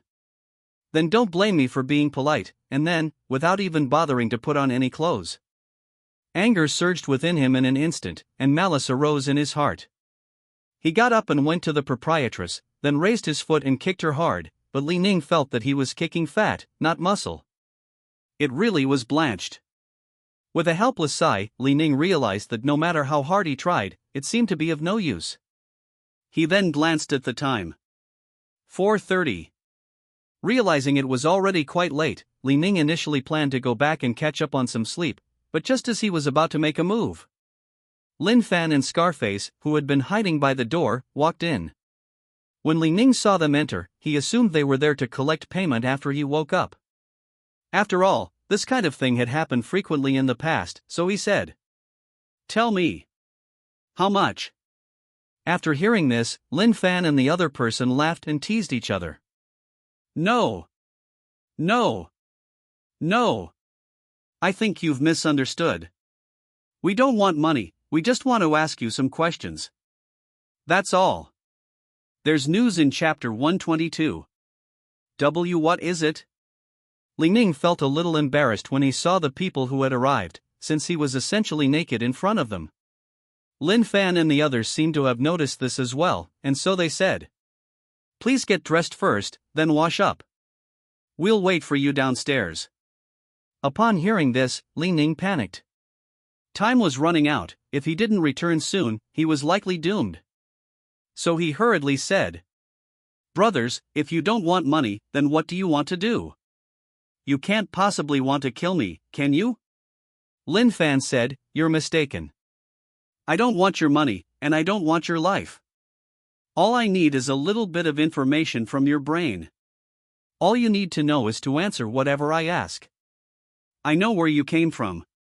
If they find out you haven't gone home during the day, guess what will happen? Li Ning said, What information? What do you want to ask?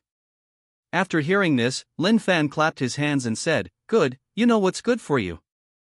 I like it when you're so obedient. I'm asking you, how many people are in that room? Who's behind you? Tell me. When Li Ning heard Lin Fan's question, his eyes clearly panicked. He didn't want to answer that question. Seeing that Li Ning didn't want to answer, Lin Fan glanced at Scarface. Scarface, seeing this, came to Li Ning's side, intending to speak in a threatening tone. Your name is Li Ning, right? That's a very nice name, actually. It's okay if you don't tell me, but I can't guarantee you'll make it back safely. After hearing this, Li Ning remained silent as always, but his eyes suddenly calmed down, and he said, You're anxious, you really want to know the answer. But if I really tell you the truth, will you let me go? Lin Fan was surprised to see Li Ning suddenly calm down. He glanced at Scarface, who said, Meeting. I will definitely let you go, don't worry. I'm not exactly a good person, but I'm not a bad person either. Every profession has its rules. After hearing this, Li Ning felt relieved. He was no longer in a hurry and slowly said, "Okay? Let me tell you the truth. I'd actually wanted to leave that place a long time ago. Even though the pay was good, it felt incredibly stifling. I'm sure you all saw that house before. Didn't it feel incredibly oppressive? I couldn't stand it there, so I came out to clear my head, but I never expected it to end like this." Scarface felt he'd just listened to a bunch of nonsense. He hadn't come along to hear this nonsense, so he said menacingly, "I don't want to hear this nonsense. If you don't mind, I can have someone check your household registration. I believe my brothers will be fine and take good care of your family, step by step." When Li Ning heard them threaten him with his family, his face clearly showed disbelief, so he looked at the two of them with disdain. Lin Fan naturally noticed the disdainful look Li Ning gave him, so he had no choice but to raise his banner and say, "Your eyes clearly show you don't believe me. By the way, judging from your presence in a place like this, you must have been involved in organized crime, otherwise, you wouldn't be here. Do you know Yi Hu Biao? Is this the guy next to me, nicknamed Brother Biao? He might know Brother Biao.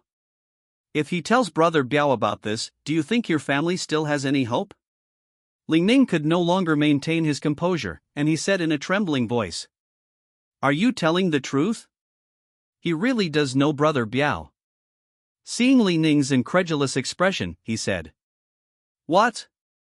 It seems you don't believe me. How about I let Brother Biao make a call for you? Also, what do you think of the landlady's taste? I think you've noticed that he's very interested in you. Should I think of a way to get you two to spend the rest of your lives together?" "Certainly. If you had handled it well, we certainly wouldn't have let you do that. I could even have my buddy next to me arrange for you to work for Brother Biao, how about that? Following Brother Biao is better than following the one you're following now."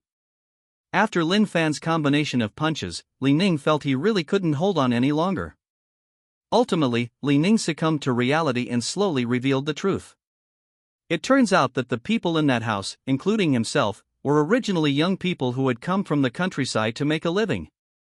They had met Boss Gu by chance some time ago. He was generous and kind. After spending some time together, Mr. Gu asked them to do something. However, his only request was that every night he drive to a certain place and vandalize things at will. "We have a leader here named Su Yu. I've heard he's extremely arrogant and domineering, and he bullies others by abusing his power. We all find him very distasteful." At this point, Li Ning felt he had nothing more to say. Upon hearing this, Scarface immediately objected. He then said, "If you're not going to say anything more, what else is there?" After listening, Li Ning said, I really don't know what else to say. How about this, you ask and I answer, okay?" Scarface thought for a moment, nodded, and then said, "Okay, how many people are in your room?" Li Ning, 20 or 30 people. Scarface, what did that Mr. Gu you just saw look like? Li Ning, he's very young, but there's someone else with him, and we just don't know his name. Scarface, what was that Boss Gu's real name? Do you know? Li Ning, I'd heard people mention him before out of curiosity. I think his name was Yi Gu. Yes, that's right, Yi Gu. He's none other than our boss, Mr. Gu. Scarface's face lit up with surprise upon hearing this, but it was quickly replaced by composure. Li Ning didn't notice this change, but Lin Fan did. After that, I didn't think about it anymore. Scarface, have you ever observed your boss before? Li Ning, I haven't investigated, but I'm certain my boss is there. However, something strange was that screams of surprise kept coming from the boss's side. Scarface, the woman screamed. Could you hear what that voice was saying? Li Ning, it sounds like they're saying something about someone dying a horrible death, or that they misjudged something before. Scarface, alright, I understand. But there's something I need your cooperation on. Come closer and listen. Li Ning approached Scarface, leaned down slightly, and brought his ear close to Scarface's face. Scarface said, "You go back first, we'll do this." 5 minutes later. After listening to Scarface's story, Li Ning hesitated for a moment, but then, remembering Suyu's tone towards him earlier that day. "Very good. Suyu, very well, you have already chosen your path to death." After taking Li Ning away, Lin Fan looked at Scarface and said worriedly, "You're just going to let him go like that? Aren't you afraid he won't cooperate? What will we do then?" Scarface confidently stated this.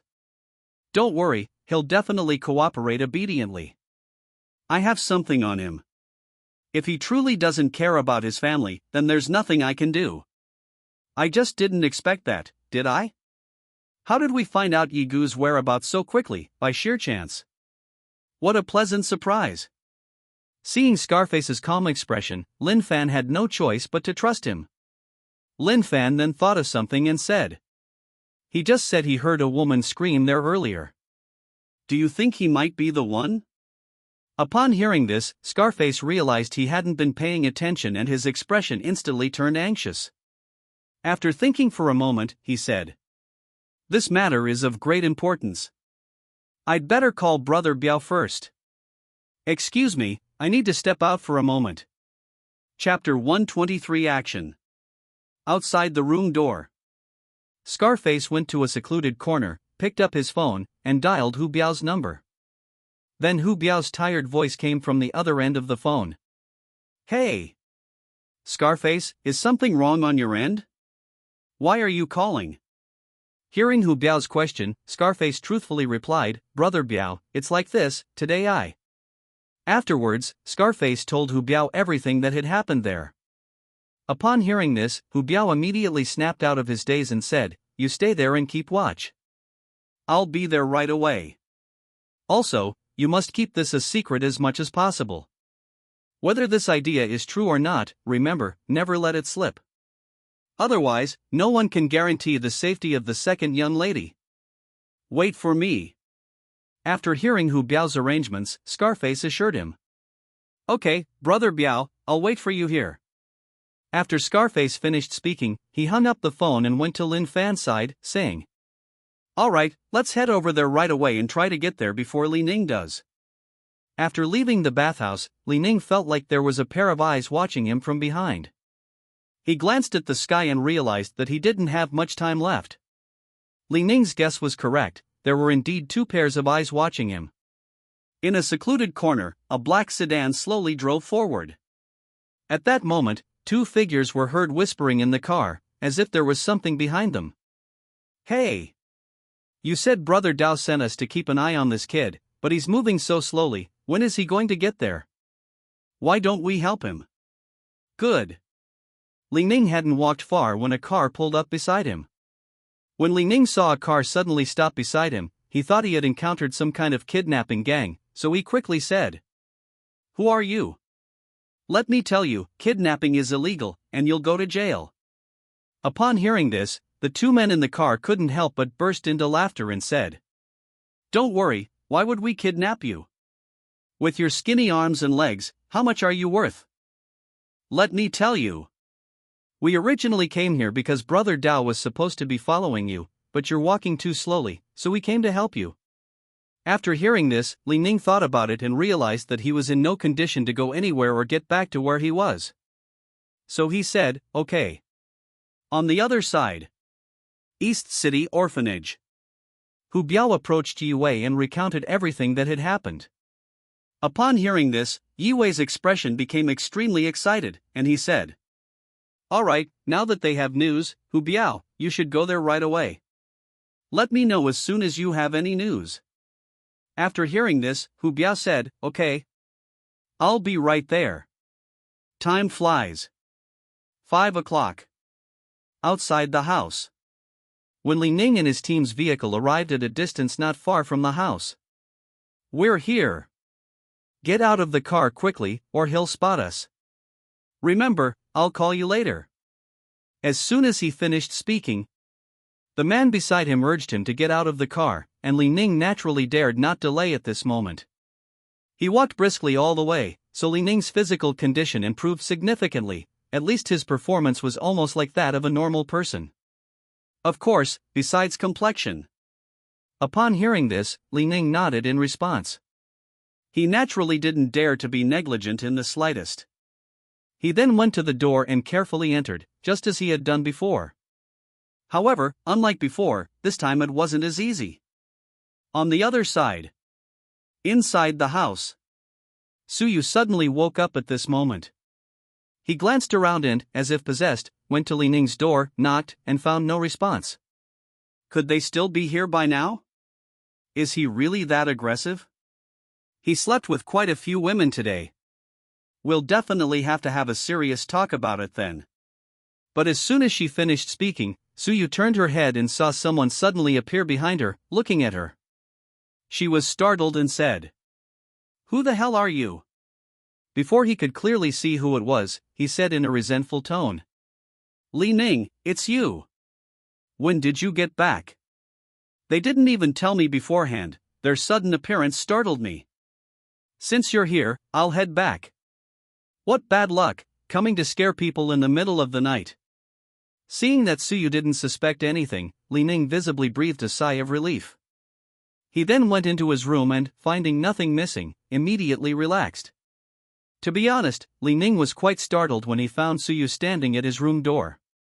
Without further hesitation, he quickly packed up all the important items in the room. He picked up his backpack, intending to sneak out. He went to the doorway and cautiously looked around.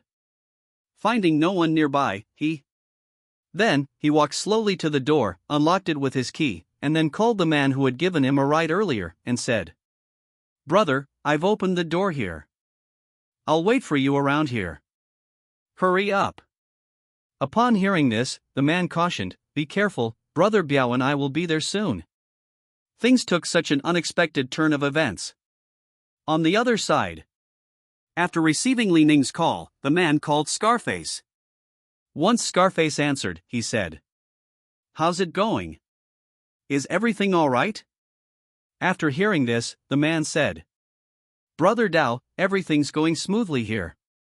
We're just waiting for you to arrive." After hearing this, Scarface said, "Where are you? Let's go there together later."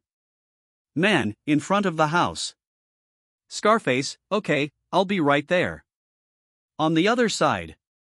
On the way there, after Scarface finished his phone call with the man, Lin Fan asked Scarface, who was standing next to him, "How's it going over there?" Scarface said, "Everything went smoothly." He then picked up his phone and dialed Hu Biao's number. After the call was answered, Scarface said, "Brother Biao, how's it going over there? How much longer?" "It'll be dawn soon." After hearing this, Hu Biao said, "Don't worry, I'll be there soon." "How about you?" Scarface glanced ahead and said, "I'll be there soon too." On the other side, a car sped along the quiet road, its movements as fast as a blur. Hu Biao drove recklessly along the way, the thought that the person Scarface had mentioned on the phone might really be the second miss. Therefore, his meticulousness along the way had pushed the vehicle to its absolute limit. Vehicles gave way during the incident, and it's unclear how many traffic lights were run. Finally, thanks to Hu Biao's persistent efforts, they reached the outside of the house at the crucial moment. He then glanced around and found the nearest brother, Scarface's brother, and said, "Hello. I'm Hu Biao. I'm here to ask if your brother Dao has arrived yet." Upon hearing that the other person was Brother Biao, the man's excitement was palpable. Brother Biao spoke to himself. "Very good. Once you go out on your own, you'll have the authority to speak for yourself. You just wait." Suppressing his inner excitement, he then said, "Biao, Brother Biao, that, our brother Dao has arrived and is waiting for you to set off." After hearing this, Hu Biao said, "Okay, thank you. By the way, what's your name?" "Just a passerby." "How is it? Can we go in now?" At this moment, Scarface and his companion were already waiting here. Fortunately, not long after, they heard Hu Biao's voice. Scarface looked at him and then relaxed, saying, "Brother Biao, you're finally here. can we go in now? Hu Biao said, that's enough. Then he looked at Lin Fan beside Scarface and said, your name is Lin Fan, right? I know you. You're quite good. We can chat after tonight. Oh, right, you just stay outside and provide backup. Scarface and I will go together. Lin Fan was a little disappointed after hearing this, but he still smiled and said, okay, brother Biao, let's not delay, you guys set off now. Hu Biao, okay, Scarface, remember to call me from the past. Chapter 124 Another Twist. After making the call, Li Ning waited anxiously in place. Finally, the phone rang. After answering the call, he said, brother, how is it? Have Brother Dao and the others arrived? What Li Ning didn't expect was that Scarface's voice came from the other end of the phone, saying, I'm Brother Dao. Now tell me, what's the situation over there? Upon hearing Dao Ji's voice, Li Ning recounted what had happened, saying, that's the situation on my end, brother. It's almost dawn, they'll be waking up soon. Where have you been? Then Scarface said, we're here, right behind you. Li Ning turned around and said, Brother Dao, you're finally here. Scarface stopped Li Ning from continuing and went straight to the point. Li Ning, we've arrived. How do we get in now? After hearing this, Li Ning looked at the door beside him and said, this is the place. Let me open the door for a moment, then you can go in. Oh, and make sure to avoid the lights here. Scarface glanced at the luggage beside Li Ning and said, okay. You've even packed your things. Here's what you do, go to the back first. You're the person I asked Brother Dao for. They'll meet you up, understand? Come in after you're done with your work. After hearing this, Li Ning nodded and then walked away. After confirming that Li Ning had left, Hu Biao said, let's go. Let's go inside first. The two opened the door and then smoothly made their way to the second floor. Or perhaps it was just luck, but they ran into Suyu, who was trying to relieve herself, right away. However, as soon as Suyu stepped downstairs, he was bumped into by Hu Biao and his companion. Upon seeing the two strangers, Suyu instinctively wanted to shout, but in the instant he made a move, Hu Biao pinned him to the ground. Then a sound. Click. My arm is broken. But Hu Biao didn't care whether Suyu would break his arm. He said, let me tell you, you'd better not make any rash moves, or I'll do more than just break your arm. Simple. Simple my ass. However, Suyu also realized that these two people who suddenly appeared were ruthless, and he dared not offend them, so he can only beg for mercy. Brothers, let's talk this out. I'll answer whatever you want to ask you truthfully. Seeing Suyu's sensible reply, Hu Biao said, what's your name, and what are you doing here? Brother, my name is Suyu, and I'm the gatekeeper here. Hearing the question, Suyu had no choice but to answer truthfully. Suyu. Never mind, we don't know him. Let's have him take us to the back first. Scarface said to Suyu. Suyu looked at the two fierce eyes in front of her, and had no choice but to accept reality, then said, okay, I'll take you there. The three of them arrived at the back and then walked along a small path. Have you been here before? Scarface asked Suyu. Upon hearing this, Suyu said, brothers, I've been inside before, but I only glanced around. I noticed that this place is indeed unusual. And it was too dangerous, so I didn't dare go in. Scarface said, you can hear girls screaming here all the time. Upon hearing this, Suyu asked in surprise, how did you know about this? Suyu pondered for a moment, then suddenly thought of something and said angrily, was it Li Ning who told you?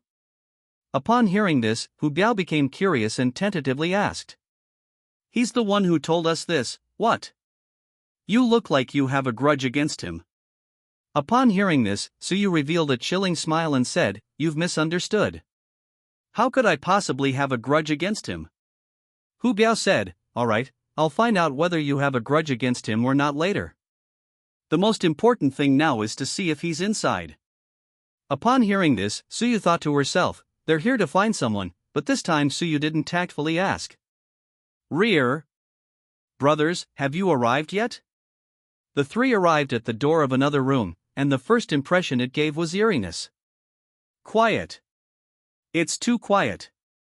It was so quiet. Hu Biao said to Scarface, "Don't you feel something's very strange?" After hearing this, Scarface said, "Yes, it feels too quiet, even a bit unusual. It feels like something big is happening." Perhaps because Scarface's words had come true, as soon as he finished speaking, a large group of people arrived and surrounded Hu Biao and his men. "Who are you three? What are you doing here? Don't you know you can't come here?" At this moment, a young man who seemed to be in the lead spoke up. The young man then ordered his men to surround the three men. Hu Biao then sized up the group, especially the young man in front of him. They were all dressed in identical blue uniforms, wearing black leather shoes, and carrying short sticks. The young man approached Hu Biao and his group. Hu Biao looked at the group of people around him as if they were one entity. "Who we are is none of your business.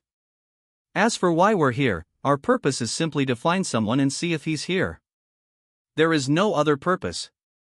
Hu Biao knew that the group of people in front of him were not to be trifled with, and they didn't have much time left. After all, it's almost dawn now. Upon hearing this, the young man laughed and said, "This place is under my jurisdiction, and you say it has nothing to do with us? Forget it, I'm too lazy to waste my breath on you guys. Superior."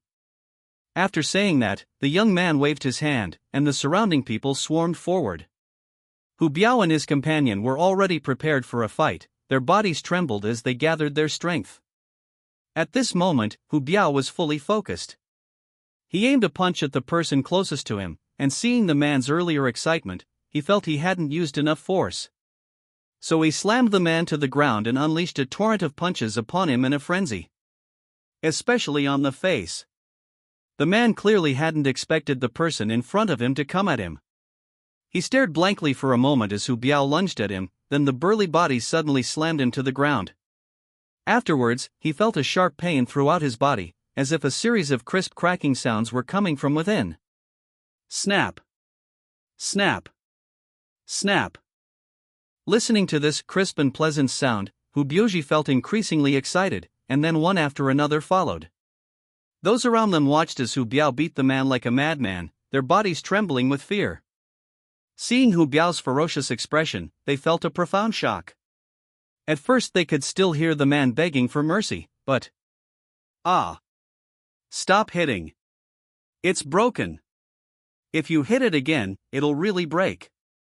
Please, I really can't hold on any longer." However, these pleas for mercy seemed to have no effect on Hu Biao's sympathy. All that could be heard was Hu Biao's voice, which sounded as if he were experiencing a kind of pleasure. "Weren't you very arrogant? Aren't you very capable? Weren't you going to be at the very front?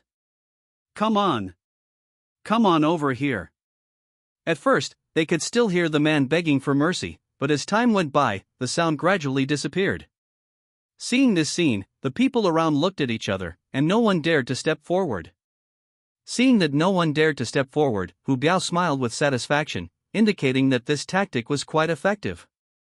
This shows that making an example of someone to scare others is still quite effective. However, he knew this situation wouldn't last long, and he had to strike first. So he turned to the young man in the lead and rushed over without hesitation. "Let's fight! I can't wait." Chapter 125 Evenly Matched. Hu Biao knew that making an example of someone might have a deterrent effect, but he believed that this situation certainly wouldn't last long. What he needs to do now is defeat the young man who was leading the group, so as to achieve a deterrent effect. The young man seemed to know what Hu Biao was thinking, so he smiled slightly at him, as if he didn't care about what had just happened, and said, "What, are you in such a hurry to be reincarnated? Why did you have to come here to die?" Hearing the young man speak to him with such disdain, Hu Biao became interested in him and said, "What, you're so convinced that I went there to commit suicide? Are you very strong?" Upon hearing this, the young man's confidence grew even stronger, and he said, "Whether someone is strong or not can only be known by competing. Although I don't know why you came here, and I'm not interested in knowing now." I know I've met my match, and I'm excited. Hearing this, Hu Biao realized the other person possessed considerable strength. His fierce expression softened into a serious look, and he immediately unleashed a relentless punch to the man's face. Seeing how fierce his opponent was from the start, the young man didn't dare to be too careless and slammed the stick down hard on Hu Biao's stomach. Subsequently, bang, smack, puff. After the attack, Hu Biao spat out a mouthful of blood. He then lifted his shirt to check and found a noticeable scar on his stomach. The young man was also feeling unwell, his vision was blurry, his head was spinning, and blood was flowing from his nose and mouth. Who is this guy? I've never heard of him around here before. And he's actually fighting our boss to a standstill. To be honest, this guy is really capable. You know, this is the first time we've seen our boss like this since we started following him. It's infuriating. I wish I could tear this guy to pieces. Let's go, what are we waiting for? I'm going there now. No one is allowed to go.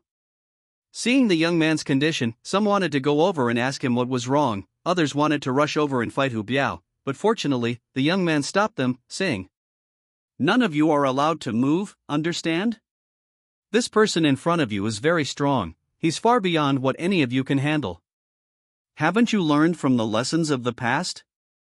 Do any of you want to become that example? Certainly. Even if you can handle it, you'll have to pay a heavy price." After hearing this, those people all lowered their heads in silence and then watched the fight between the young man and Hu Biao intently. On the other side, after the young man finished speaking, he felt much better. After regaining his composure, his expression became more serious. In truth, both sides knew that neither had held back in their previous attack. In truth, both were proud individuals with formidable strength, otherwise, he wouldn't have prevented his subordinates from making a move despite knowing the other's capabilities. They both understood that no one wanted to lose to someone they had never met. Having ascertained the opponent's strength, the young man tossed his stick aside, then adopted a solemn expression and said, "I already know from our exchange that you are quite strong. I want to know your true strength. I think we'll both see each other as interesting rivals in the future. Come on. I can also see the fighting spirit in your heart. Come on." Hearing the young man say this, Hu Biao's ferocity was also aroused, and he said, "Okay, you've successfully piqued my interest, but I think we can't just leave it at that. How about we add a prize?" Upon hearing the word betting, the young man asked, "What kind of betting?" Hu Biao said, "If you beat me, I can do whatever I want with you from now on. Whatever you want, as long as I have it, I will give it to you immediately. And if you ever encounter any trouble in the future and need my help, I will definitely rush over to assist you immediately." The young man nodded upon hearing this, finding the suggestion quite good, and said, "You are very strong, and having you as an assistant in the future would indeed be beneficial. So, here's the question, if I lose, what will you ask for?" After hearing this, Hu Biao said, "I believe that you and I are both proud people, and we would never do anything to break our promise." "Yeah?" Upon hearing this, the young man looked disdainful and said, "What kind of person do you take me for? How could I possibly do such a thing?" After hearing this, Hu Biao said, "All right, since that's the case. If I'm lucky enough to win, I'd like you to tell me who your boss is, and the identity of the woman being held here. What do you say?" The young man didn't hesitate for long after hearing this and said, "Okay, anyway, I find it boring to stay here. The boss went out for some reason before you arrived and hasn't come back yet. He just asked us to look after this place. He should be back soon." After hearing this, Hu Biao felt a little regretful, but thinking that Missy might still be inside, her fighting blood still flowing, he said, "All right. Let's get started without further ado." After Hu Biao finished speaking, he struck first, delivering a sideways lift to the young man's waist. The young man was shocked to see that Hu Biao had struck first, and with such ruthless precision. The young man was about to strike Hu Biao's waist, but he showed no mercy. Before Hu Biao could even raise his leg, the young man blocked with his arm, took 2 steps back, and then threw another punch at Hu Biao's stomach. Does he really want to attack this place? Does he have some serious illness? Fortunately, Hu Biao was prepared and managed to pin the young man down with one hand before he could attack. Do we still need to fight? I'm in a real hurry, I don't have time. By the time Hu Biao reached this point, he had long lost any will to fight. All he wanted now was to find Yishi as quickly as possible. He feared that if he stayed any longer, something unexpected might happen to her. He knew he'd been outside the door for a while, and the commotion must have been considerable. If Yishi were awake and had heard his voice, she should have already taken action. Seeing the anxiety on Hu Biao's face, the young man simply uttered 3 words. This is boring. The young man then led Hu Biao and the others to the door, learning their names in the process. Unperturbed, he picked up the key, opened the door, and said, "This is it, let's go in. Let me tell you something, if the person inside is really the one you're looking for, take him away right away. If not, then let him stay here in peace." Hearing this, Hu Biao didn't have time to argue with him. He looked around the vicinity and then said, "It's so dark here, could you tell me where the light is?" After hearing this, the young man randomly touched the wall, and the light turned on. The moment the light was switched on, the room reeked. The occasional squeaking of rats and chickens filled the air. Looking ahead, a disheveled, foul-smelling figure lay silently on the bed. His eyes were vacant, his expression filled with panic, as if he had lost all attachment to the world. Seeing this, Hu Biao slowly walked to the bedside, gently parted the hair of the person in front of him, and after seeing the face clearly, exclaimed, "Second miss, it really is you." Chapter 126 Yishi appears. Dear readers, the groundwork has been laid, and I'm sure you all found the earlier plot quite frustrating. Now it's time to get to the exciting part. Attention everyone, high-energy content ahead. The book's closing ceremony has officially begun. Second miss, are you alright? Don't scare me. Hu Biao looked at Yishi lying on the bed, and he slowly walked to her bedside. Yishi seemed to sense something at this moment, and just as Hu Biao was about to approach, Yishi suddenly kicked him. This kick sent Hu Biao staggering back 2 steps, further aggravating his existing injuries. At this moment, Yishi appeared deranged, his eyes suddenly becoming bloodshot. He looked at Hu Biao and the others with an extremely cold gaze and said, "You will all die."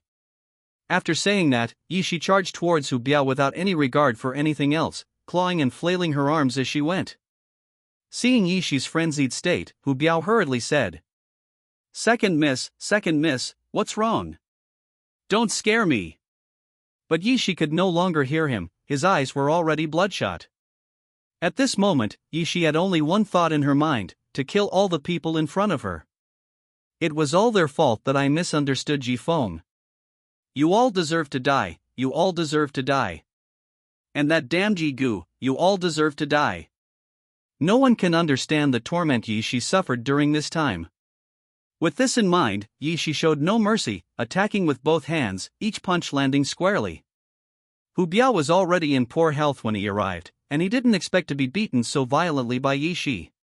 He was furious and forgot where Yishi got her strength from. So he apologized to Yishi.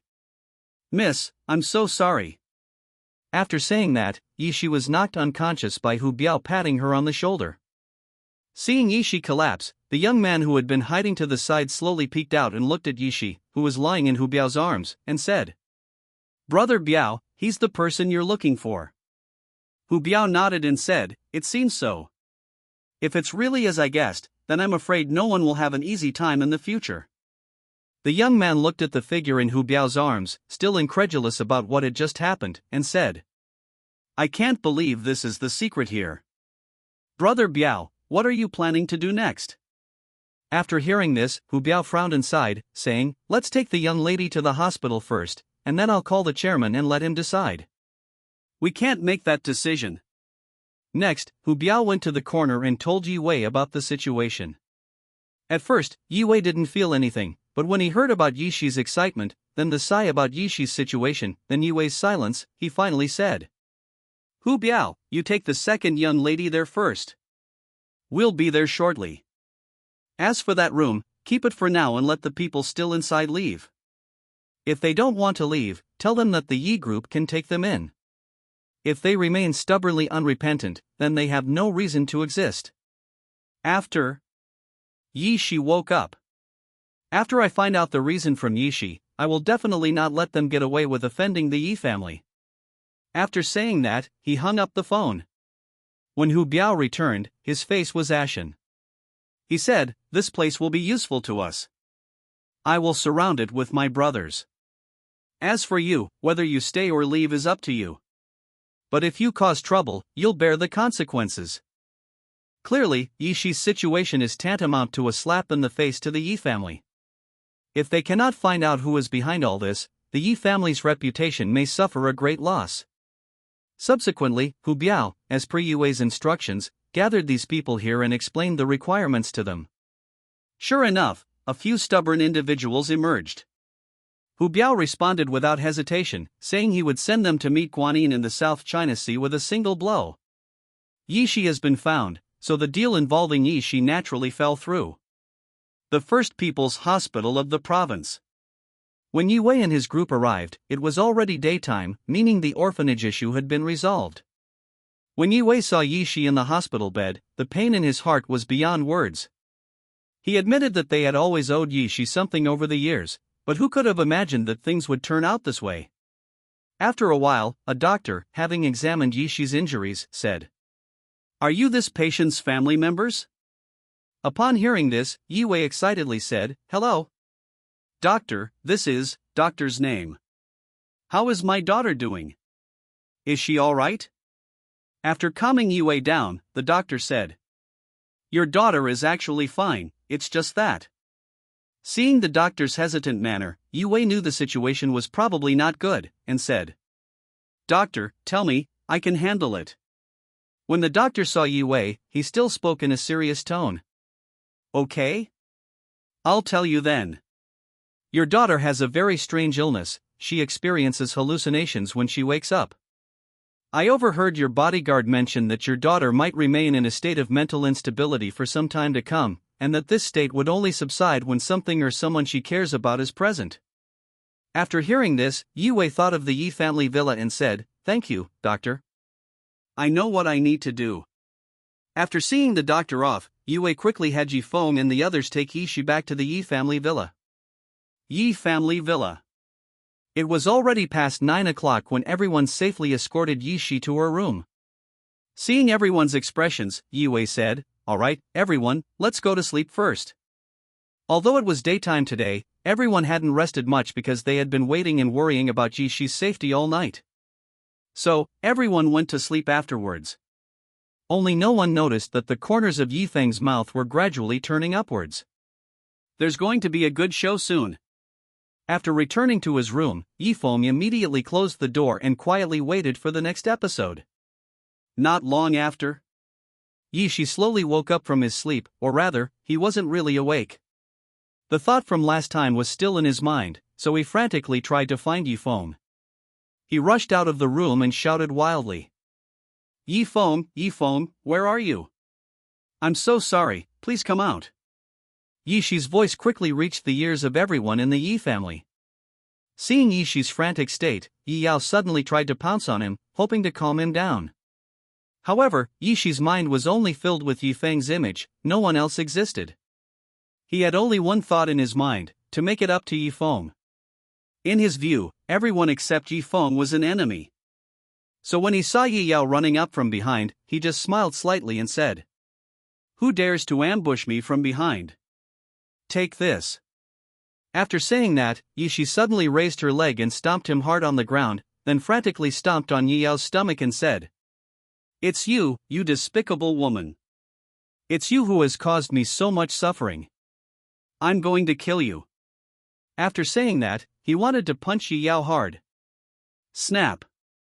Snap. Snap. One crisp sound after another reached everyone's ears, causing their expressions to tense up. Seeing Yishi repeatedly striking Yi Yao, Yue quickly moved to Yishi's side and delivered a kick to her waist, sending her flying backward. Yishi felt a sharp pain in her body, and then the image of Yifeng being beaten gradually surfaced in her mind. She laughed, a maniacal laugh, and said, "Ah, you're all bullying him, all of you are bullying him. I won't let you go. Die. Chapter 127. Yi Shi goes mad, turns evil. You all must die. After saying that, Yi Shi first gave Yi Wei a hard punch around the stomach. Then, before Yi Wei could even warn her, Yi Shi pulled Yi Yao to Yi Wei's side, tackled them both to the ground, and then, with unknown strength, began punching and kicking them. It's all your fault, it's all your fault. You will all die a horrible death. I'm going to beat you to death right now. Ah! Third sister, stop hitting me, it's me. It's your older sister. Don't you remember her? Xiaoxi, it's your father. I tried so hard to find you, how could you treat your father like this? I won't listen. I won't listen. It's you. It's you. So Yi Shi unleashed another barrage of attacks on them. Then Yi Shi seemed to sense something, noticing Yi Shi trembling to the side. Yi Shi looked at Yi Shi, her eyes filled with murderous intent. Then, without regard for anything else, he pulled Yi Shi aside and immediately unleashed a burst of attacks. And you too, you deserve to die. Don't run. What, you still want to hide? Come back here. Ah. Second sister, what are you doing? I'm your sister. Don't you recognize me? Sister? What sister? All I know is that you are my enemies. Ha? Second sister, please stop hitting me? What goes around comes around. Yi Feng didn't actually want to stop all of this from happening. In his view, it was all something the Yi family deserved. He can only suffer the consequences of his own actions. Yi Feng looked at Yi Shi, thinking that Yi Shi's change was very likely related to Yi Gu. Could it be that Yi Gu is experimenting on Yi Shi's body? Judging from Yi Shi's condition, the experiment was clearly successful. The following plot will explain the specific changes in Yi Shi. Yi Feng thought to himself, judging from Yi Shi's current state, the last time he saw Yi Shi, she seemed to dislike him intensely, and now she's acting like this again. Yi Feng had a guess in his mind. So Yi Feng went to the living room and said something to Yi Shi, who was still greeting Yi Yao and Yi Wei. Second sister. Upon hearing this and seeing that it was Yi Feng, Yi Shi's fierce look immediately transformed into a friendly one, and she said, Xiao Feng, you're here. Then she looked at Yi Yao and Yi Wei lying on the ground. Yi Shi was afraid that Yi Feng would be afraid of her if he saw her like this, so she hurriedly ran over and grabbed Yi Feng's small hand, saying, Xiao Feng, I didn't mean it just now, do you believe your sister? It's settled. This one's in the bag. Seeing Yi Shi's panicked expression, Yi Feng pretended to be very distressed and said, Second sister, how could I possibly blame you? I feel sorry for you. And these people behind you are your family, how could you hit them? How heartbroken they are by doing this. After Yi Feng finished speaking, he whispered a couple of words in Yi Shi's ear. Yi Shi's eyes lit up, because Yi Feng had just said to her, Don't act openly, act secretly. So Yi Shi pretended to listen attentively and said, Okay, little brother Yi Feng, I understand. So what do we do next? Seeing Yi Shi listening attentively, Yi Feng smiled and whispered to her. Okay, you go to your room and wait for me, I'll be right there. After hearing this, Yi Shi looked Yi Feng over and said, Okay, I'll go right away. After Yi Shi went upstairs, Yi Wei said to Yi Feng, Xiao Feng. It seems that Yi Shi only listens to you now. Come to think of it, is it my fault that he turned out this way? After hearing Yi Wei's words, Yi Yao continued. Yes. Xiaofeng, Dad is right. Since Yi Shi will listen to you, then we'll entrust Yi Shi to you from now on. Yi Shi also said, Yes. I agree with what you said, eldest sister. Hearing these voices, Yi Feng utterly despised them. They were probably afraid to contact Yi Shi, yet didn't want to send him to a mental hospital, which was why they were acting this way. Oh, right. Mental hospital. After thinking for a while and making up his mind, Yi Feng quietly returned to Yi Shi's room. Seeing Yi Feng's retreating figure as he went upstairs, Yi Wei and the others felt extremely gratified. Yi Feng is truly considerate of them. What's with the urge to cry? However, Yi Feng said, you've misunderstood everyone. You'll get what's coming to you later. Yi Feng arrived at Yi Shi's room. As soon as he entered, he saw a scene that made his blood boil. The first thing he saw was Yi Shi's stunningly beautiful face. Then there was Yi Shi's short white skirt, which only covered an inch below her thighs, almost completely revealing her long, straight, smooth, and delicate legs. His bare, white feet, combined with his previous status as a celebrity, gave him an air of aloofness yet elegance. Yi Shi looked at Yi Wei with a bright smile, then pulled Yi Feng, who was standing at the door, onto the bed and pinned him down. Yi Shi had just showered, and her fragrance quickly filled Yi Feng's nostrils, causing him to unconsciously react, "Boys know what I mean." This left the innocent young man Yi Feng at a loss. Seeing this, Yi Feng exclaimed in alarm. "Yi Shi, do you know what you just did?" Upon hearing this, Yi Shi said with a pitiful expression, "Xiao Feng, I just heard that teenagers are full of energy, and I was thinking of seeing if I could help you." Upon hearing this, Yi Feng was shocked, truly not expecting Yi Shi's condition to have progressed to such a stage. That's absolutely terrifying. An image involuntarily flashed through Yi Feng's mind. What if he and Yi Shi weren't? Tui. Yi Feng, what were you thinking just now? Yi Feng is in a difficult situation now. But seeing Yi Shi's pitiful and affectionate gaze, Yi Feng honestly admitted he already regretted it. In the end, to avoid worrying Yi Shi, Yi Feng could only fall asleep in her arms. Friendly reminder, this situation was not Yi Feng's intention. As for the rest, those who understand, understand, if you don't ask, because you wouldn't understand anyway. Early morning. 7 o'clock. When Yi Feng woke up, he found that Yi Shi was not beside him. He then glanced at the time and realized that it was almost time to go to school again. Time flies. Living room. When Yi Feng arrived at the dining table, it was probably because of Yi Shi last night. Afterwards, Yi Feng quickly finished a bowl of rice, and he and Yi Shi quickly finished a bowl of rice as well. 7:45. Yi Feng eventually arrived at school in Yi Shi's car. As soon as they reached the gate, they were told to leave. Yi Feng, the Yi Feng in this context, is the Yi Feng who took a week's leave a while ago. Yi Feng, you finally arrived. This time, Yi Feng did not inquire about the hospital incident. Yi Shi wanted to go with Yi Feng, and Yi Feng agreed. After all, having Yi Shi as a henchman would save him the trouble of doing it himself. Then, let's see who will be the first to jump out. Yi Feng intentionally avoided being seen by those around him the whole way. Perhaps because class was about to start, no one around him noticed him. Classroom. Yi Feng entered the classroom, and the space quieted down for a moment, but it quickly subsided. However, many people glanced at Yi Feng from time to time, or more precisely, at Yi Shi standing next to Yi Feng. Yi Feng's lips curled slightly when he saw this scene. A good show is about to begin. Chapter 128. Yi Shi goes mad again. Who's the girl next to Yi Feng? She's so pretty. Really? You know what, you really shouldn't say that. If they won't let us leave get out of class, how about we go over and strike up a conversation together? Okay, I agree. In the classroom, the expressions, tones, and mannerisms of the people around him did not shy away from Yi Feng's gaze. Yi Feng thought to himself. You've got yourself killed this time, so don't blame me. After class.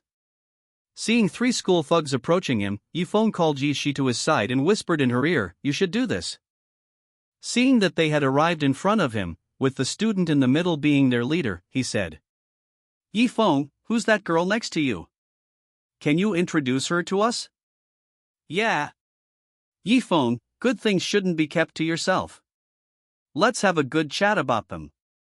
"Yi Feng, you have no idea how heartbroken I am when you're not around." Yi Feng found this amusing and thought to himself, "You asked for this, we didn't force you?"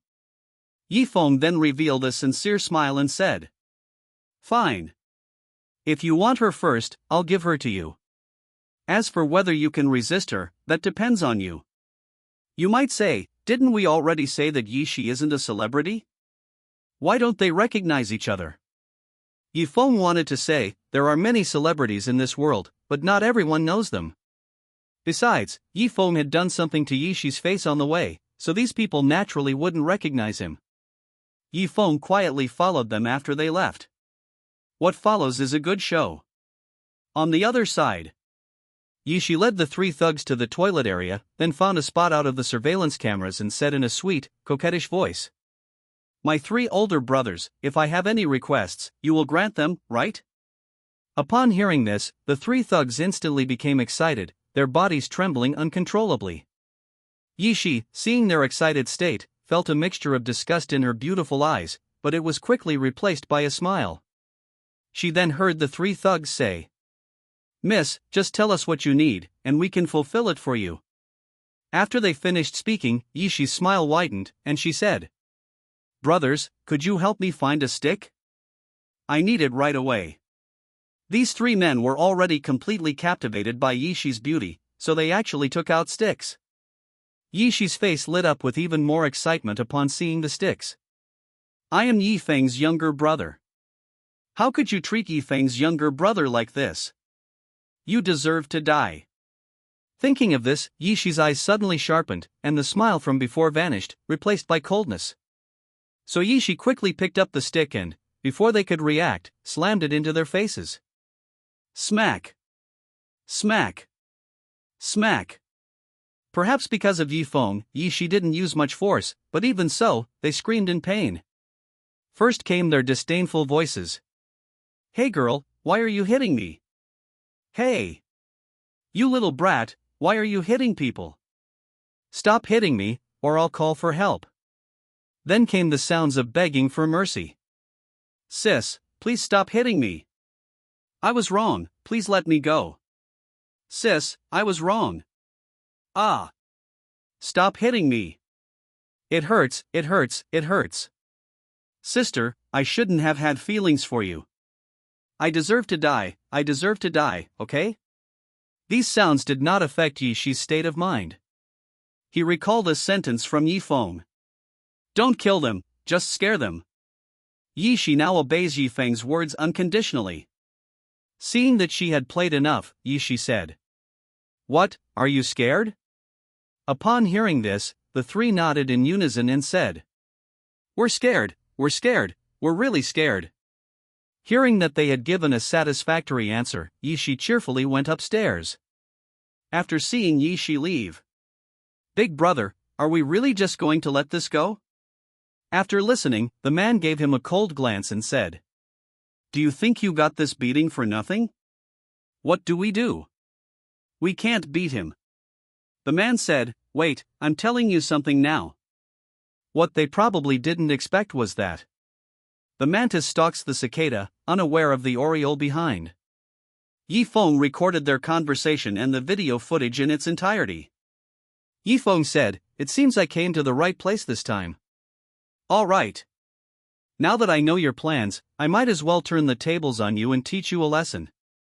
Yishi, are you ready? We welcome you again. Hunting time. Let's put it another way." At this moment, the three brilliant individuals, let's give them names now. Eldest, Passerby A, second, Passerby B, third, Passerby C, were unaware that Yi Feng had already discovered their plan. Passerby A looked at Passerby B and Passerby C beside him and said, "So? How did things go?" After hearing this, the two of them said, "Brother, don't worry, we're ready." After hearing this, Passerby A said, "Let's wait until Yi Feng comes out after school before we make a move." On the other side, after Yi Feng returned to the classroom and explained their plan to Yishi, Yishi said, "Brother Yi Feng, I'm so sorry. I was careless just now. If I had known it would turn out like this. We shouldn't have gone so lightly back then, otherwise they wouldn't have had any bad intentions." Upon hearing this, Yi Feng's lips twitched. It seemed that Yishi was really quite ill. "It doesn't matter, Yishi is now at my service." However, just in case, Yi Feng said to Yishi, "You do this after school. Did you hear that?" Yishi nodded. Time flies. The students' long-awaited dismissal time has arrived. Only Yi Feng and Yishi, Passerby A and Passerby B, and Passerby C remain. Yifeng stared at the passerby and said, "Passerby, do you really have to do this?" The passerby, thinking Yifeng was in a panic, said, "Yifeng, I didn't want things to turn out this way either. It's just that you don't know what's good for you." Upon hearing this, Yifeng couldn't help but laugh and said, "Random passerby, how am I being out of touch with reality? I've already given you a chance to date the person next to me, but you're no good, and you're blaming me? You have absolutely no shame. To be honest, I have never seen such a shameless person as you." Upon hearing this, passerby nearly lost control of his emotions and said, "Fine, Yifeng, I can't argue with you, but just wait and see what I'm about to say. If you dare to step out of this school gate this year, then this day next year will be the anniversary of your death." He then snorted coldly and left the school with passerby B and passerby C. Watching them leave and recalling their arrogant expressions just now, Yishi asked in confusion, "Brother Yifeng, why did you stop me just now? They humiliated us like this, we'll teach them a lesson they won't forget." Seeing Yishi's anxious voice, Yifeng could only try to soothe her, saying, "I'd like to too, but now's not the time. They'll definitely stop us once we get out. Let me tell you, when we meet them later, I've already done some research. Passerby A, passerby B, and passerby C have no connections or background in society. They're just typical three-nothings, no connections, no skills, no brains. You must use lethal force, ideally, make sure they can never get out of bed again." After hearing this, Yishi chuckled and said, "Brother Yifeng, what do you want?" Chapter 129. It's shattered. It's really shattered. Outside the campus. After leaving the campus, Yifeng walked along the side of the road. Big brother, Yifeng has left school. He's still strolling on the street now. They seemed quite relaxed, as if they didn't care about what happened today at all. Is there a bomb in here? At this moment, passerby B, who was observing the school gate from the side, said, "Don't think too much about it. Just keep a close eye on Yifeng and don't let him get away." After hearing this, passerby A was also somewhat doubtful, but now that he had brought so many people, he refused to believe that Yifeng had any other tricks up his sleeve. The passers-by had actually considered this question, but when they thought about how their miserable state today was because of the woman next to Yifeng, his eyes revealed a mixture of excitement and timidity. However, considering the woman's prowess, passerby A said, "Was that woman next to Yifeng today with him?" Passerby B shook his head and said, "Brother, that woman caused us three brothers so much trouble today, we must get revenge." After hearing this, passerby A nodded affirmatively and said, "That's right, I actually had the same thought, but that woman is very beautiful, it's impossible not to have some ideas. However, the three of us definitely can't handle it alone. And judging from the way he treated us, how should I put it? He seemed crazy, giving me a very strange feeling." Passerby A was about to say something more when passerby B said, "Brother, Yifeng has entered the alley. Judging from his sudden rush, he must have something very important to do. If we don't go soon, that kid might get away." Upon hearing this, the passerby, fearing that Yifeng might run away, said, let's call passerby C, and the other brothers to come along, let's go." On the other side, Yifeng had already entered the alley, but instead of running straight towards his usual home, he knew that once he arrived, passerby A and his group would immediately approach. He had Yishi disguise herself as a passerby, maintaining a respectful distance from Yifeng. Yifeng kept running back and forth in the alley, as if he had really sensed something. He knew that if he made any sudden movement, the passerby would definitely know immediately. Yifeng deliberately ran into a dead end, feeling that there was nowhere else to run. So he pretended to be scared and kept muttering to himself, his voice carrying through the alley. "This road is blocked. How could that be? Damn it, what's going on? Perhaps it's just luck, but there's no one else here right now." A passerby stood not far from Yifeng, watching him intently, as if trying to glean some useful information from him. But after quite some time, he still didn't notice anything unusual, and Yifeng's expression didn't seem flustered. Am I overthinking things? By the way, what was Yifeng muttering just now? What's not working? Yifeng is very anxious now. He should have just gone back. Never mind, it seems we need to give them a strong dose of medicine. Yi Feng had just observed that his alley was the smallest of all the alleys, with the least foot traffic after school. There were also no security cameras or anything like that, so there were practically no people around. Therefore, even if these people were reduced to ashes here, no one outside would know. Why am I suddenly so dizzy? I don't think I took the wrong medicine today. Ah! My head hurts so much. Is anyone here? Is anyone here? I can't hold on much longer. It seems we'll have to put our young master Yi's acting skills to good use. Yi Feng clutched his arm, squatted on the ground, and outwardly pretended to be in great pain, while secretly observing his surroundings. It must be said that our young master Yi is also a very good actor. Passers-by B&B, witnessing this, became extremely excited. These two were typical brainless individuals. Looking at Yi Feng's agonizing state, they thought, the opportunity has arrived. They were completely oblivious to anything amiss. So he kept urging the passerby next to him to hurry up and get started. Passerby A was initially puzzled and wanted to see if there was some kind of trick involved, but now, urged on by passerby B and passerby C, he had completely lost interest in thinking about it. Forget it, never mind, he said to two passersby, A and B, who were still trembling with fear, after making up his mind. Let's go, I want to see what tricks Yi Feng is up to. So, passerby A and his group came to Yi Feng in a grand procession. On the other side, Yi Feng thought they weren't planning to come back and was just about to head back. Only after hearing a series of footsteps did Yi Feng realize that passerby A and passerby B were approaching. He's here. He's here. The first voice heard was that of a passerby. Yi Feng, ha, I didn't expect this. There's been an unexpected bonus following you today. Then it was the voice of passerby B again. Big brother, this kid's already in this state, won't it be awesome when we beat him up later? Then it was the voice of passerby C again. Yes, brother. Passerby A, fearing that things might change if he delayed, said, go.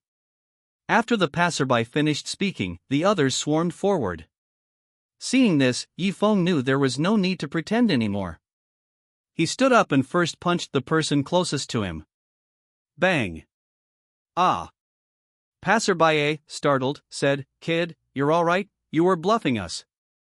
Yi Feng chuckled and said, passerby A, now that the foreplay is almost over, you should consider your current situation. Promise. Look behind you. After hearing this, passerby A glanced behind him in confusion, only to see Yi Shi standing there with a gloomy expression. Just as passerby A was about to say something, Yi Shi rushed through the crowd and then threw a punch. Bang! With a thud, the passerby was knocked to the ground.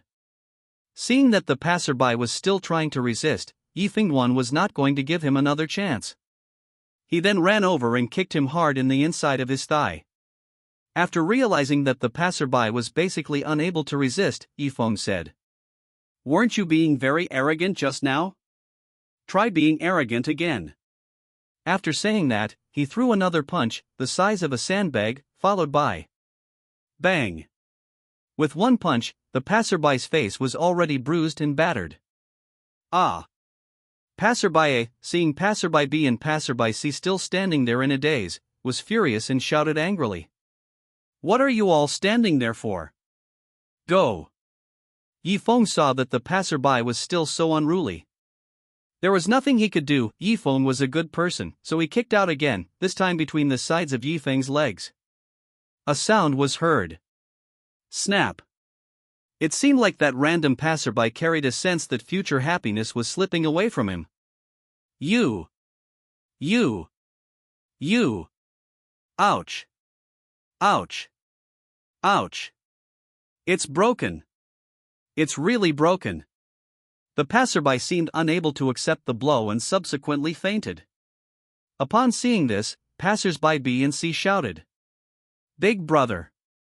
Seeing the sorrowful expressions on the faces of passersby B and C, Yi Feng immediately knew that they were worried about his older brother, so he said to Yi Shi in front of him, Yi Shi. Since our passerby brothers B and C care so much about their elder brother, why not let them be like passerby A? After all, they seemed so deeply in love, I almost felt bad for them. Chapter 130 Grandma. I was wrong. Please don't hit me anymore, okay? Seeing Yi Feng's remorseful expression, Shi felt incredibly sad. She thought to herself, I must have done something wrong that disappointed Yi Feng. Her mind kept replaying Yi Feng's past experiences. Then, this disappointment quickly turned into anger. It's all your fault, it's all your fault. Those who make Yi Feng's younger brother sad, may all of you die. Then Yishi, like a tiger among sheep, began to pounce on the passerby, unleashing a barrage of punches and kicks. First, there were the others closest to Yishi. At first, they didn't think much of it when Yishi rushed in, but what followed was a stark reminder of what despair truly meant.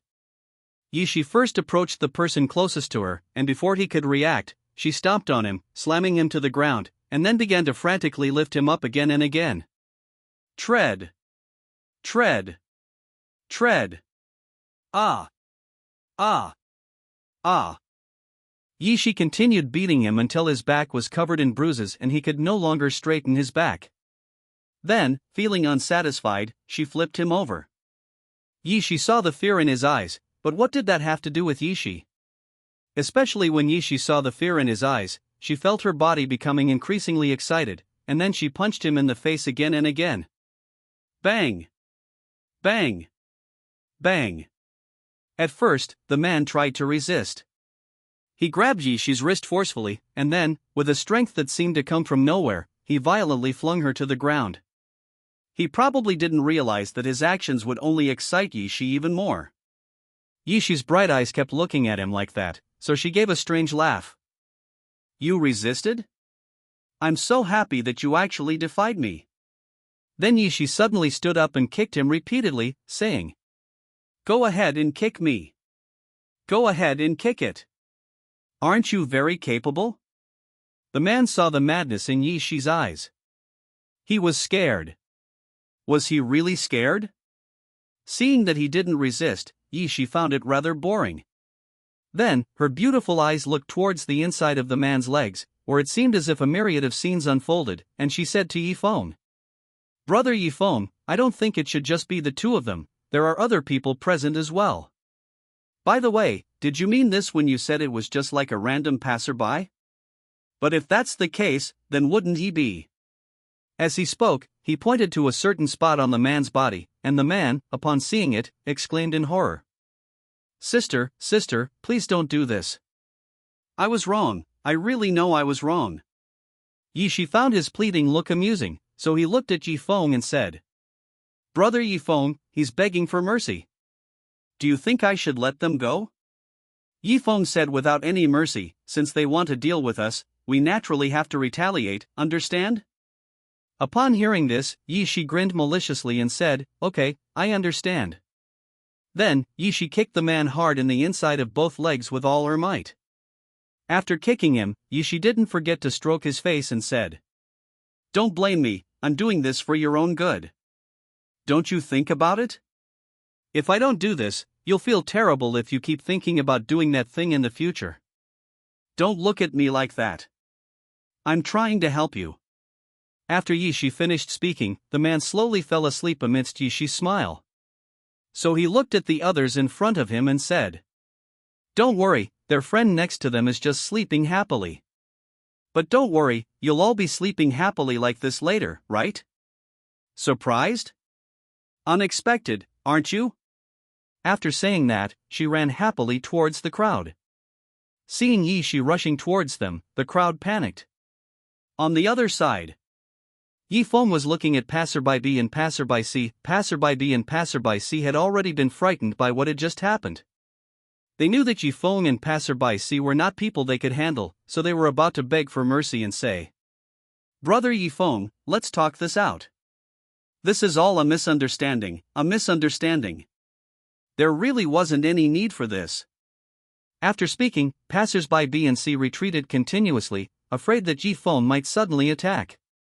Yi Feng followed at a leisurely pace, and then said, How could you think of me like that? Do you think I'm that kind of person? I just wanted to give you a gift, and it's almost here. Aren't you happy? By now, passers-by B and C certainly knew what gift Yi Feng was referring to, but they were about to say they didn't need it.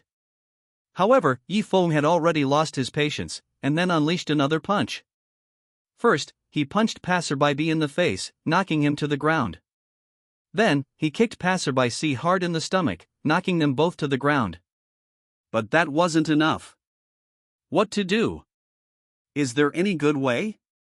Yi Feng's method was actually quite simple. After knocking the two of them to the ground, he casually picked up a stick from the ground. He then swung his sword violently, followed by a series of whooshing sounds as if the air was being torn apart. Ah! Yi Feng! No, don't do this. Yi Feng, this won't do, I can't take it anymore. Yi Feng, please stop hitting him. Yi Feng didn't stop until they were crying and begging for mercy. Seeing them like this, Yi Feng felt a little sorry for them, so he had no choice but to pretend to agree and said, "Look at you all, why are you being so careful? You've all fallen to the ground. Also, what were you saying just now? What do you mean by begging me to stop hitting you? Was that hitting you? That was your education. Besides, look at you all. If I made myself look so disheveled, wouldn't outsiders think I'm a very cruel person?" After Yi Feng finished speaking, he quickly helped them up. Passers-by B and C, however, assumed that Yi Feng, seeing how badly they were suffering, didn't want to harm them, which was why he acted this way. But who knew? As soon as passers-by B and C stood up, Yi Feng's eyes suddenly sharpened. He then kicked out again, aiming a kick at the inside of their legs. Two more sounds were heard. Snap! Snap! The sound was, in Yi Feng's eyes, an extremely beautiful sound. Passers-by B and C, after seeing the changes in their bodies, exclaimed in disbelief. Didn't I say this was? Before passers-by B and C could finish speaking, they both collapsed to the ground, unconscious. When Yi Feng saw the two of them faint, he pretended to be surprised. Ah! She fell asleep so soon. Oh well, that's a bit of a shame. Never mind. Let's check on Yi Shi's situation first. On the other side.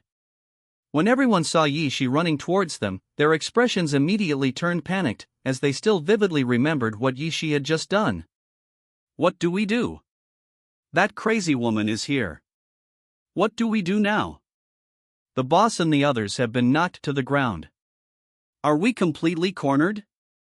After a period of commotion, the most senior man on the group stepped forward and said, "Don't panic, everyone.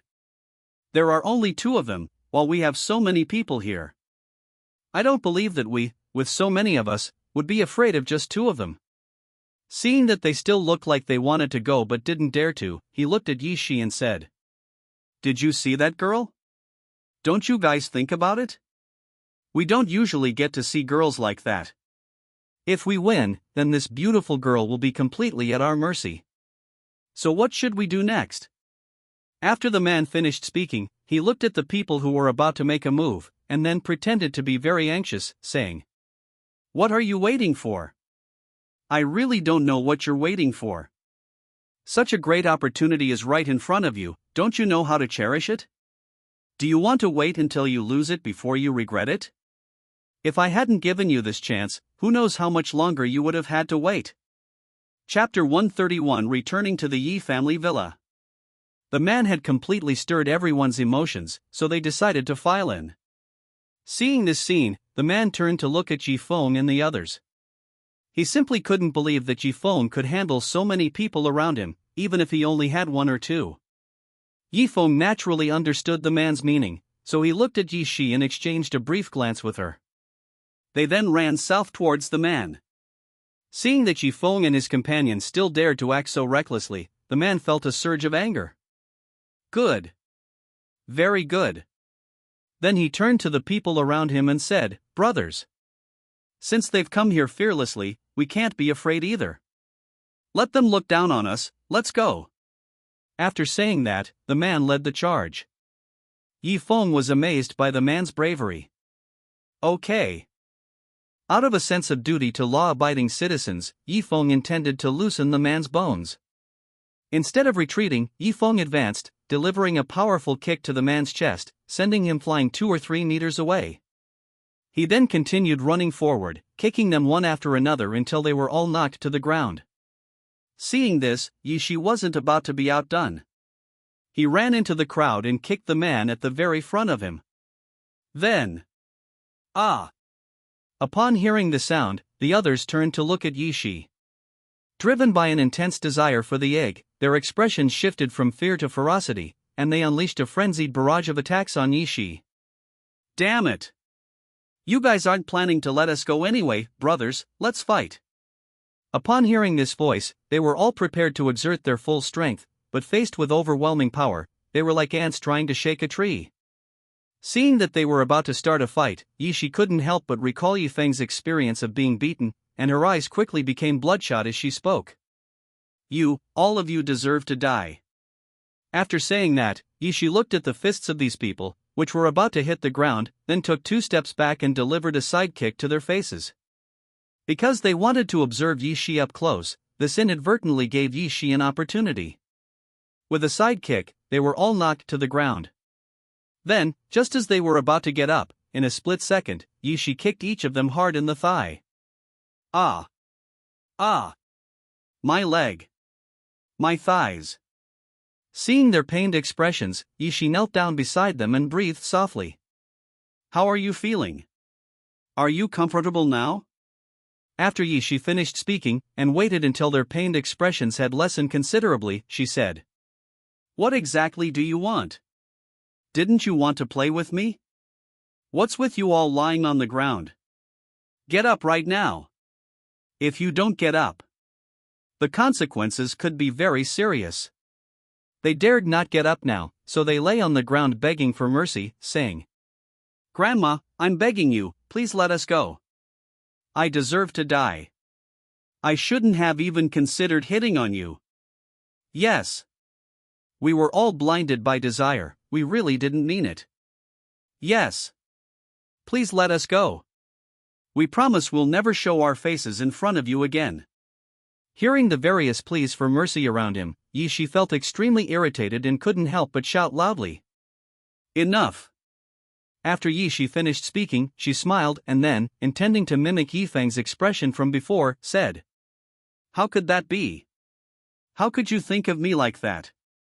Do you know how heartbroken I am when you think of me like that? After saying that, Yishi pretended to have a mournful face and said, What do you mean I'll let you go? Look at me now, with such smooth and delicate skin, how could I possibly beat you? How could you have such malicious intentions? Tell me, I've already made you so sad, how are you going to make me happy? Hearing Yishi's pitiful expression, coupled with her suggestive words, their minds immediately started racing. One of the men said excitedly, Oh, sister, there are so many of us, and you're all alone. This will definitely make you very happy. At this moment, the man's eyes were filled with lust, staring intently at Yishi's alluring collarbone.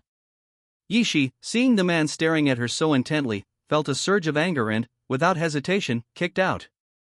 A loud thud was heard. Snap! Feeling something break, Yishi realized there was nothing more to do. She then repeated the process, producing a series of satisfying egg-breaking sounds. At the same time, Yifeng finished his battle, and Yishi came to his side and said, All right. These annoying guys are all taken care of. Yifeng looked at Yishi and asked, Did yours break? Yishi nodded and said, It's broken. Yifeng, okay, let's go back? An hour later. Yi family villa. When Yifeng arrived at the Yi family villa, he sensed a heavy atmosphere. Yifeng looked at Yi Wei and said, What's wrong? You all seem so lifeless. When Yi Wei saw Yifeng arrive, he glanced fearfully at Yishi. Yifeng immediately understood, gave Yishi a look, and Yishi went back to her room. After seeing Yishi enter the room, Yi Wei then spoke. Xiao Feng. There are actually 2 things I want to tell you today. Upon hearing this, Yifeng wondered if it was something important. If we have to talk about it now, Yi Wei glanced at Yifeng's expression and knew what Yifeng was thinking. He sighed helplessly and said, Actually what? There are 3 things I want to tell you. The first thing I did was investigate, and it seems that Ji Gu has very likely already gone to the capital. The reason is simple, there's no longer any room for Yi Gu to maneuver here. Furthermore, there are rumors that Ji Gu seems to have used some means to curry favor with other forces. The second thing is that Hu Biao wants me to meet 2 people tomorrow, saying they'll be useful to you in the future. The third thing is about the school. I'll ask for leave for you tomorrow. The Yi family from Beijing is arriving tomorrow and they want us to go and greet them. Yi Feng wasn't particularly interested in the first 2 matters, he was only interested in the Yi family in the capital, so he said, Yi Wei, do you know what the purpose of those people from Beijing are here? How could they have arrived so suddenly? Yi Wei said, actually, it seems to be because of you. Yi Feng asked in confusion, for what? Yi Wei said, it's just that the Yi family in Beijing somehow found out about your name and they said they wanted to come and see you? Judging from the looks of it, it's very likely your second and third uncles who are coming. Upon hearing this, Yi Feng scoffed, what? You want to come and see everything? I bet their purpose is more than just to come and see. Yi Wei, let me ask you, what should we do if they gang up on us and bully us tomorrow? Are you afraid of them? Upon hearing this, Yi Wei's face twitched slightly before he awkwardly replied. No way. Seeing Yi Wei's expression, Yi Feng decided to test the waters first and said, what is their relationship with us? Upon hearing this, Yi Wei said with a resentful expression, this is bad, very bad. Not only are they bad, but they also look down on us. Upon hearing this, Yi Feng thought to himself, it seems they really are here to cause trouble. And judging from Yi Wei's demeanor just now, I can tell that Yi Wei is definitely very afraid of them. That makes things much easier. Chapter 132 People from the Yi family in the capital. Yi Feng asked again, Yi Wei, you said that I've been here for so long and I haven't heard you mention the Yi family in the capital. So, do you have some kind of grudge against them? When Yi Wei saw the curious look on Yi Feng's face, he knew that Yi Feng had probably noticed something, so he said, Xiao Feng.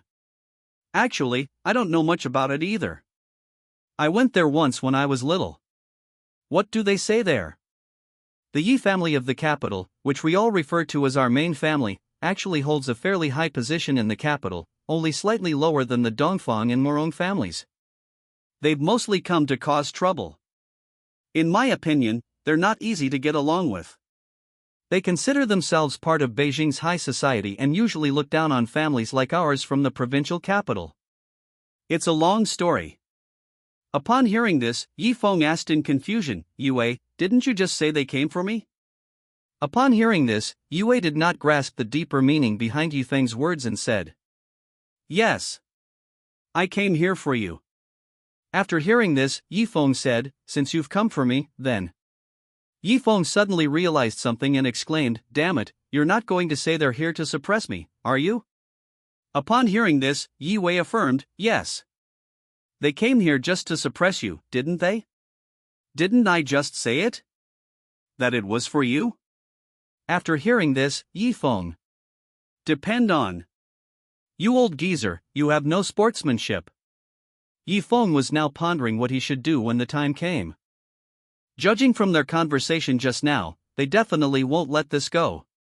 So I thought about what method I should use to deal with those 2 old guys tomorrow. Having made up his mind, Yi Feng looked at Yi Wei, thinking, seeing how scared this old guy is, I might as well give them to him tomorrow. Yi Feng suddenly asked Yi Wei, who were the 2 women with you the day Miss Dongfang appeared, and where are they now? Upon hearing this, Yi Wei immediately tensed up, glancing around nervously as if he hadn't heard the question at all. Seeing this, Yi Feng could easily guess that Yi Wei was hiding something from him, so he said, if you don't tell me, I'll tell Gu Xia about this. Yi Wei, don't you want your mother to know about this? If he finds out that he only went to the capital and his husband has cheated on him, what do you think they would think? What am I? Yi Wei dared not let Yi Feng continue speaking, and quickly said, Xiao Feng, calm down, calm down. I'll tell you, okay? Who can I tell that that day wasn't? Yi Wei spoke the whole time, while Yi Feng listened silently, recording the entire conversation on his phone. Yi Wei, you're going to be completely under my thumb tomorrow. Unlike other true young masters who would first develop steadily before exacting their revenge, Yifeng wouldn't do that. Yifeng, however, was different. He had been troubled before, realizing that even if he made eloquent claims, Gu Xia might not believe him. But now he had evidence Yi Wei himself had testified. Ha ha ha. Yi Wei, you've got me figured out. Over here, until Yi Wei finished speaking, he didn't sense anything unusual about Yifeng. Xiao Feng. I'm done talking, did you hear me clearly? After listening, Yifeng said, Oh. I heard you clearly. Well then, we've said enough. You should go back to your room and rest first. We still have to go pick up uncle and second uncle tomorrow. Upon hearing this, Yi Wei showed a very gratified expression and said, Good child, if you have this intention, you will surely reap this reward. I believe they will understand your feelings. Remember, get some rest early tonight, we still have to pick up our uncles tomorrow. Yifeng said okay and went upstairs. After Yifeng went upstairs, Yi Wei said something. What a kind and understanding child. On the other side, two men were on a plane bound for the provincial capital. Beside them stood a woman with a disdainful and arrogant expression, who spoke to the two men. Dad, second uncle, why do we want to go to a place like the Yi family in the provincial capital? It's not as good as our family home.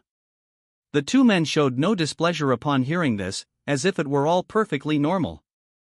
After hearing the woman's words, he pretended to be angry and said, Xianxian, you're not right about that. What do you mean by that kind of place? No matter what kind of place it is, those people are still members of the Yi family. You'd better not say things like that again. If the old man heard what you said, he would definitely be very unhappy. Did you know? The girl named Xianxian seemed completely unconcerned after hearing this, and then said, I really don't know where the old man got the idea that the Yi family in the provincial capital had found their son. He was so eager to come and see. Seeing how anxious he was, I just couldn't understand what was so great about him. Dad, I miss my little brother Yi Gu a bit. Ugh, I really wonder how he's doing over there. It turns out the woman's name is Yi Qianqian, the biological daughter of Yi Wei's eldest uncle, Yi Minghua. The other uncle, Yi Bowen, is also there. Their purpose is to go to the provincial capital to bring Yi Feng to see the capital. How much longer until the plane reaches the provincial capital? Yi Minghua asked Yi Bo, who was standing to the side. Upon hearing this, Yi Bo glanced at the time and said, At this rate, we probably won't arrive until noon tomorrow. Hearing that she wouldn't arrive until at least noon the next day, Yi Qianqian could only look helplessly at the head of the bed and say, It seems I won't be able to see brother Yi Gu until tomorrow noon. Seeing his daughter's disappointed expression, Yi Minghua couldn't help but tease her. Daughter! Something seems off about you today. Are you thinking about your sweetheart in the provincial capital, your brother Yi Gu? Yi Qianqian heard her father say such explicit words. A blush crept across her face unconsciously. She turned her head away and said in a soft, sweet voice, Dad, no, don't think so much. I won't think about him at all. We haven't seen each other much since that incident. Then, as if remembering something, the blush on her face turned into annoyance, and she said, I heard that the young man the old man was looking for is Yi Gu's brother. Given Yi Gu's considerate nature, he would definitely be bullied by that person. If I were to go and see them, I would absolutely not let them get away with it. Oh, and father, if you ever run into that brat, you must teach him a lesson. Seeing his daughter so considerate of others always made him feel like his precious cabbage had been eaten by a pig, which made him very uncomfortable. At that moment, Yi Minghua had no other thoughts. He could only sigh helplessly, look at the sky, and say, All right, you know what I'm capable of. If anyone dares to offend you, I promise I'll teach them a lesson they won't forget. Okay, daughter, now what? Get some rest. If your little brother Gu sees you looking sleepy tomorrow, I think he'll be very sad. Yi Bowen then stepped forward and said, Yes. Xianxian, you're the best girl. If your little Gu brother treats you like that tomorrow, he'll be very sad. Do you want him to be sad? Yi Qianxian shook her head and said, I don't want that. After listening, Yi Minghua said, "That's good, you should go to sleep now." Yi Qianqian, "Okay." From then on, nothing more was said that night. Chapter 134, Beating Up the Uncle. Early morning. Yi family villa. Yi Feng woke up early in the morning, and Yi Shi was clinging to him like an octopus. Yi Feng sighed helplessly. Yi Shi is getting more and more insane. Yi Shi flicked his forehead and woke up. She then went downstairs with Yi Feng. Living room. Upon entering the living room, they found Yi Wei and the other two looking grim, their expressions as if they had eaten shit. Yi Feng came to Yi Wei's side and said, "What's wrong? Isn't it just my uncles who came? Looking at you all, it feels like the world is about to end." After hearing Yi Feng's words, Yi Yao sighed and said, "Yi Feng, your father and I thought only your eldest and second uncles would be coming back today, but we didn't expect Yi Qianqian to come."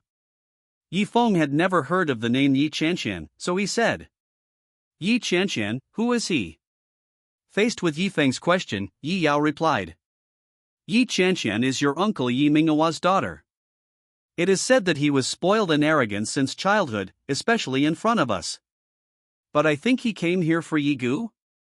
Hearing that Yi Qianqian was spoiled and arrogant, Yi Feng became even more interested, especially since he had come for Yi Gu. Yi Feng said, "Yi Gu has connections in the capital. Since you put it that way, what about Yi Qianqian? So it's possible he didn't want to come here in the first place, his purpose in coming here was because of this kid, Yi Gu." Yi Feng grew angrier the more he thought about it, and his fists clenched so tightly he didn't even realize it. "Yi Qianqian, you'd better not be arrogant in front of me, or I'm afraid I won't be able to control myself. You came in upright and will leave horizontally." At this moment, Yi Feng said to Yi Wei, "Yi Wei, we went to pick them up before noon, right?" Yi Wei nodded and said, "Yes. Time flies, and it's noon in the blink of an eye." Provincial Capital Airport. When a plane landed smoothly, Yi Minghua and his group disembarked. Brother, Yi Wei and the others should have arrived by now. I sent him a message from the car. At this moment, Yi Bo said to Yi Minghua beside him. They walked into the reception area, and Yi Qianqian looked around and said, "Dad, why haven't Brother Yi Gu and the others come to pick us up yet? That's incredibly rude." About 10 minutes later. Big brother, second brother, welcome to the provincial capital. You must have been waiting long. Come on, let's go home. Yi Wei and the others had actually arrived quite some time ago, but after hearing Yi Qianqian's words, they decided to give them a break for a while. At this moment, Yi Minghua and Yi Bo pretended to hug Yi Wei, then looked at Yi Wei with disdain and said, "Yi Wei, I didn't expect this. After all these years, you haven't changed at all. Her clothes are still so outdated. Doesn't she care about disgracing the Yi family? Look at you. You're supposed to be the richest man in our provincial capital, someone of such high status. Forget about wearing gold and silver, you don't even own a single designer item. Tell me, what's the point of living like this? Humiliation. A blatant humiliation." Yi Minghua and the others found it boring to see Yi Wei standing there silently, so they turned their attention to Yi Yao and her two sisters and said, "Yi Wei, you didn't expect this? Yi Yao and the other two haven't been seen for several years, and they've grown even more beautiful." At this moment, Yi Minghua and his companion looked at Yi Yao and the others with a different kind of gaze. "Thank you for the compliment, uncle and second uncle." Yi Yao and the others were already very reserved with their own family members, so even with Yi Wei present, they dared not show the slightest resentment in their eyes when facing Yi Minghua and the others. Meanwhile, Yi Qianqian secretly observed Yi Feng from the side and found that he was no different from those from ordinary families. She was then relieved. To be honest, Yi Qianqian was genuinely worried that Yi Feng's behavior might make him seem like a scion of a powerful family. "Hey! You're the person our family has been looking for recently, right? Looking at you, you're not anything special, are you? I really don't understand why the old man would come looking for you." Yi Feng, after hearing this, didn't care and said, "I don't know where this dog came from, it was barking in my ear." Other people don't find it noisy, but I'm about to be driven crazy by the noise. When Yi Qianqian heard Yi Feng call him a dog, she glared at him fiercely. Upon seeing this, Yi Feng said with a hint of mockery, "What, you have a problem with that? Really? I really didn't expect that. Even a family from the capital can still speak so filthy." After Yi Feng finished speaking, he made sure to keep a distance from Yi Qianqian. Yi Qianqian hadn't expected Yi Feng to say that, and judging from his expression, he clearly looked down on her. She felt annoyed and thought to herself, "You country bumpkin who came from who knows where. Who do you think you are? Who do I think I am? How dare you talk to me like that? I'll beat you to death." Yi Qianqian was originally arrogant and domineering. She only became somewhat restrained around her father and Yi Gu. However, upon hearing Yi Feng's tone and expression, it was as if he was challenging Yi Qianqian's anger. After saying that, Yi Qianqian walked up to Yi Feng and raised her arm, intending to slap him. But Yi Feng, true to his nature, wouldn't agree to that. Before the slap could land, he grabbed Yi Qianqian's wrist forcefully, tossed her upwards, and then released her. Yi Qianqian immediately fell face-first into the toilet, feeling the pain in her rear end, tears streaming down her face. TSK, weren't you being very arrogant just now? Why aren't you being arrogant anymore?" Seeing his daughter being beaten, Yi Minghua clenched his fist and lunged at Yi Feng's cheek. Boom! The punch was incredibly fast, with a faint whooshing sound echoing through the air. Seeing Yi Minghua's fist rushing towards him, Yi Feng didn't dare to be careless. He then sidestepped, narrowly dodging the attack. Yi Minghua's expression clearly showed surprise for a moment. Yi Feng seized the opportunity and kicked him in the waist. Yi Minghua didn't expect Yi Feng to attack at this moment, so he turned to the side and clasped his hands together to block Yi Feng's kick. Seeing that Yi Minghua had actually blocked his kick, Yi Feng, still unwilling to give up, threw a heavy punch at Yi Minghua's face. Yi Minghua was shocked to discover how ruthless Yi Feng had become, and quickly blocked the punch with his arm. However, Yi Minghua never expected that this punch was just a feint. Indeed, seeing that Yi Minghua was unaware of his moves and that his subsequent attacks were ineffective, Yi Feng had an idea. He turned around and lifted Yi Minghua's buttocks. However, Yi Minghua was caught off guard this time and found himself lying on the ground, clutching his buttocks. "You know martial arts." Yi Minghua recalled Yi Feng's actions just now, and the more he thought about it, the more alarmed he became. He then exclaimed in surprise. Yi Feng was not surprised by Yi Minghua's question, so he replied, "Is it strange that I know martial arts?" Upon hearing Yi Feng's question, Yi Minghua nearly fainted from anger. "Still no problems? This is a huge problem." Yue calmly watched this scene until he saw Yi Minghua lying motionless on the ground. Only then did Yue pretend to be anxious. "Yi Feng, what's wrong with you? Your uncle is lying on the ground, why don't you go and comfort him?" In fact, Yue had already realized something when he saw this. Yi Minghua and his gang were bullies who preyed on the weak and feared the strong. If Yi Feng hadn't acted tougher just now, they probably would have gone even further. Chapter 135. Yue also went mad, turned evil. Yi family villa. When Yue and his group arrived, they heard Yi Qianqian's disdainful voice. "This is the Yi family in the provincial capital. Your place doesn't look very nice." Upon hearing those provocative words, the atmosphere instantly plummeted to freezing point. Yi Feng looked at the contempt in Yi Qianqian's words and said in an unfriendly tone, "Is that so? We're not as noble as people in the capital. Our place isn't great, but it's not like some people's place. Your butt's not even healed yet? And you're already barking like a dog. You're really thick-skinned." After hearing this, Yi Qianqian dared not confront Yi Feng, so she turned to Yi Yao and the others and said, "I don't want to talk to you, you country bumpkin who doesn't know what to eat or where you came from. You must be Yi Wei's daughters.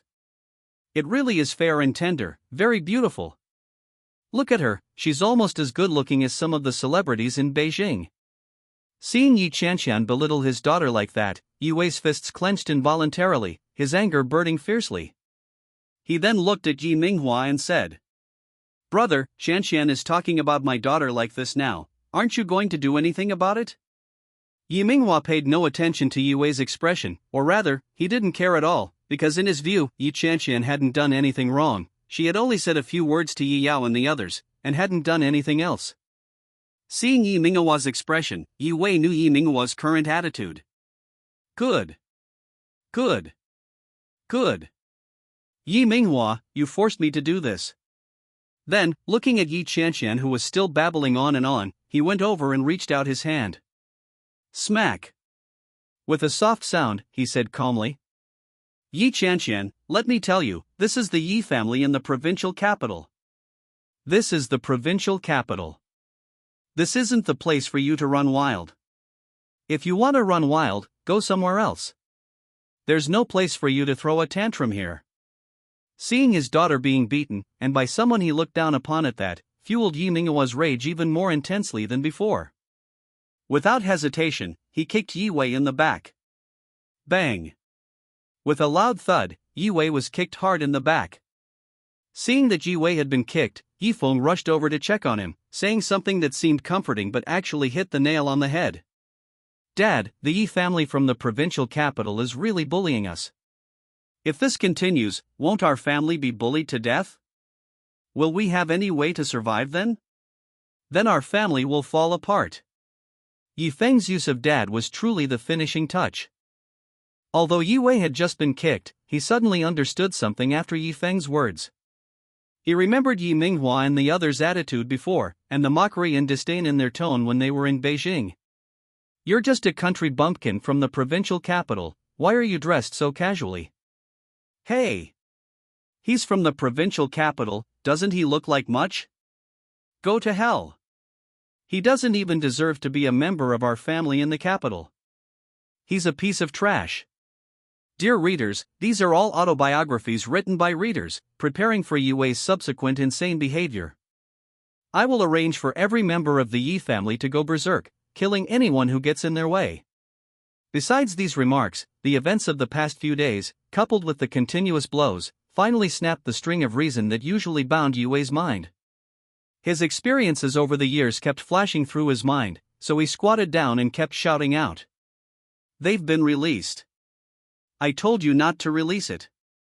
Ah. Seeing her father shouting incessantly, Yi Yao was terrified and panicked, so she said to Yi Feng. Yi Feng, what's wrong with Dad? He looks really scary. Yi Feng whispered to comfort him, it's nothing, he's just having a mental breakdown. I believe he'll be fine soon. Yi Feng thought to himself, I didn't expect Yi Wei to be driven crazy so quickly, it feels pretty good? On the other side, Yi Wei's body stopped trembling violently. He slowly stood up and looked coldly at Yi Minghua and the other man. Yi Minghua ignored the fierce look in Yi Wei's eyes when he stood up. Seeing this scene before him, especially the coldness in Yi Wei's eyes, Yi Minghua felt a strange sense of panic. So he spoke to Yi Wei in a gentle and courteous tone. Yi Wei, let's talk this out. There's no need for this. If you don't welcome us, we'll leave now. Yi Wei wasn't about to let him go. He felt as if his nerves were out of his control, and without another word, he delivered a powerful punch to Yi Minghua's body. Yi Wei's punch sent Yi Minghua crashing to the ground before he could react, leaving a clear red mark on his arm. Seeing his injury, Yi Minghua felt incredulous, he had been pushed to the ground by Yi Wei. He was initially bewildered, then enraged, and quickly stood up, forcefully slamming his fist into Yi Wei's left cheek. Then again. Bang. All of them said. At this moment, the scar on Yi Wei's left cheek was clearly visible, but Yi Wei didn't care at all. Then he laughed wildly. No one can bully me, no one can, ha ha. He then looked at Yi Minghua, his eyes filled with excitement, followed by a burst of laughter. He, it's you who bullied me. You're the one who bullied me. Because of the previous scene in Yi Wei's mind, he naturally assumed that the person in front of him was the one who had bullied him, and then, without thinking, he rushed towards Yi Minghua. Actually, if it were the Yi Minghua of the past, even 10 Yi Weis wouldn't necessarily be a match for him. However, after several consecutive fights, Yi Minghua's physical strength was already less than 1/10 of what it used to be. Yue first punched Yi Minghua in the face, but Yue was too slow, and Yi Minghua easily caught him. Then Yi Minghua pushed himself to the ground, his face full of disdain, and said, "I thought you had some skills just now, but it turns out that's all you've got. You're really pathetic." At that time, Yue had just completed his transformation into a villain and had not yet mastered his strength. After adjusting his body, Yue suddenly stood up and, before Yi Minghua could react, threw another punch. Bang! With a loud thud, it slammed into Yi Minghua's arm. "Ha! Yue, you're ruthless. You just wait." Yi Minghua heard a series of sounds coming from his arm after being repeatedly struck. He knew. That was the sound of bones breaking. But suddenly, Yi Minghua didn't expect Yue to make a move at this moment, so after Yue slammed his arm down, Yi Minghua slammed his other arm down hard on Yue's chest. Bang! Snap! At this moment, Yi Minghua really wanted to ask a question. "Yi Minghua, damn it, Yue, if you want to smash it, can you use another arm to smash it?" Afterwards, during their fight, Yue is indeed getting stronger with each game, as the saying goes. The evil side is 10 times stronger, the white side is 3 times weaker. Now Yue has completely turned to the dark side, and in the subsequent events, Yi Minghua gradually lost strength and quickly covered his head with his hands. Yi Minghua is now waiting for the right opportunity, after which, 2 minutes later, Yue gradually lost his strength, and Yi Minghua wasn't in much better shape. His hands trembled uncontrollably, and so, as he threw various punches, both of them took a step back. Then, both of them lay on the ground, breathing heavily. Afterwards, the two of them collapsed to the ground almost simultaneously.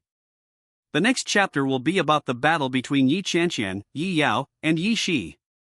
Chapter 131, Yue's Secret, Supplement. That night, after returning to his room, Yi Feng found himself unable to sleep. His mind kept replaying Yue's words, especially Yue's excitement when talking about the Yi family in Beijing. Bang bang bang. Upon hearing the voice, Yi Yao said, "Go in." At this moment, Yi Feng found that he really couldn't sleep, so he went to Yi Yao's room to ask her if she knew Yue's secret. After seeing that Yi Yao was still awake, he said, "Yi Yao, you're still awake?" Yi Yao was still awake because the Yi family from the capital was coming tomorrow, making it difficult for him to fall asleep. He looked at Yi Feng as he entered, wondering about the purpose of his visit, and asked, "Xiao Feng, didn't you also stay awake? Why did you suddenly end up in your older sister's room? By the way, is Yi Shi asleep?" Yi Feng knew what Yi Yao was worried about, so he said, "Yi Shi is asleep now. By the way, I'd like to ask you a few questions, is that alright?" When Yi Yao heard Yi Feng asking her about something, she replied, "Xiao Feng, it's so late at night, what's wrong? Just tell me." After hearing this, Yi Feng said, "It's nothing. I just wanted to ask about the conflict between Yue and the Yi family in Beijing, and what kind of people my uncles are." Upon hearing this, Yi Yao realized it was about this issue and didn't think it was a big deal. She had long regarded Yi Feng as her own younger brother. Faced with the problem, she had no choice but to tell the truth. "Well, let me put it this way. Actually, Dad was also a man with a hard life. Although he grew up in the Yi family in Beijing, he was born in the provincial capital, which put him at a disadvantage compared to those from the capital. This led to my father not living well in the capital, because everyone looked down on him and thought he was not worthy of being a member of the Yi family in the capital. As for my uncles, all I know is that they have always looked down on our family." After Yi Yao finished speaking, Yi Feng asked in confusion, since Yue is so disregarded in the capital, why is he still so determined to go to the Yi family in the capital? Isn't he just asking for trouble? Hearing this, Yi Yao sighed helplessly and said, "Actually, as you know, Dad doesn't dress up in gold and silver like other rich kids. He doesn't live a particularly extravagant life, nor does he act arrogantly or compare himself to others. He realized that he might not be able to compete with them at all." Yi Feng then remembered the person he was supposed to pick up from the airport tomorrow, and said, "By the way, do you know who Yue's uncles are?" After hearing this, Yi Yao shook her head and said, I don't actually know everything about these things. However, I can tell you very clearly that, given their nature, they will definitely be arrogant and overbearing tomorrow. To be honest, if possible, I'm really afraid I wouldn't want to see them. Upon hearing this, Yifeng finally understood the reason for Yi Wei's reaction at the time. At this moment, Yi Yao stood up and said to Yifeng, Xiao Feng, I think it would be better for you to avoid conflicts with your uncles if you can avoid them. After hearing this, Yifeng laughed and said, What's wrong? Judging from your expression, you're very afraid of them. What are you afraid of? Should I hit you? Or mock you? Okay, let me ask you a question. What do you think Yi Wei is most afraid of? Yi Yao, confused, asked, What? Yifeng said, How should I put it? Yi Wei may not care about any one of us, but he actually cares more about himself or this family. Yi Yao was stumped by Yifeng's question, so she said, Xiao Feng, don't you think what you said sounds very contradictory? Yifeng said, Actually, this is also where Yi Wei is conflicted. Think about it. When Yi Gu was around, he was your precious treasure. But when he learned that Yi Gu might be the mastermind behind all of this, he could choose to discard him without any hesitation. Of course, you can consider this to be human nature. But think about Yi Shi. During the time Yi Shi was gone, none of you noticed anything. It wasn't until news of that road came out that you became aware of it. By then, Yi Shi had already been missing for several days. Besides, Yi Shi was recently found, and Yi Wei only made a token visit to the hospital to check on her. Do you think he wouldn't know these things? I don't think so. It's because none of you care that this family won't fall apart. If you care too much, this family will fall apart, do you understand? Upon hearing this, Yi Yao could hardly believe his ears, but he still had a question in his mind, and asked. But didn't Dad search for them after investigating the situation? He even had Mom use the resources of the capital to search for them. Upon hearing this, Yifeng scoffed and said, Yi Wei did look for him, but so what? Did he personally inquire about it? I think what he really cares about is the Yi family in the capital. He wants their approval, perhaps that's his obsession. Yi Yao said, I don't think I personally inquired about this matter. Yifeng said, By the way, speaking of Guxia, have you heard any news about him since he went to the capital? Yi Yao said, There's been no news from Mom. Yifeng said, It's been so long and there's still no news. It seems I'll have to find an opportunity to go to the capital. After leaving Yi Yao's room, Yifeng thought to himself, It seems that Yi Wei only cares about two things so far. First, the integrity of the Yi family. Secondly, there was the affirmation from the Yi family in the capital. Thinking of this, Yi Wei, have you prepared the big gift I'm going to give you tomorrow? Chapter 135. The whole family was enraged. You bunch of peasants from the provincial capital, how dare you hit your father? I'll beat you to death after this. Seeing her father faint, Yi Qianqian hurriedly went to Yi Minghua's side, then looked at Yi Bowen who had already walked over and said anxiously. Second uncle, please check on my dad. How is he? How serious is the situation? Upon hearing this, Yi Bo took a serious look at Yi Minghua. After examining him, he found that Yi Minghua's condition was very serious, with at least several fractures.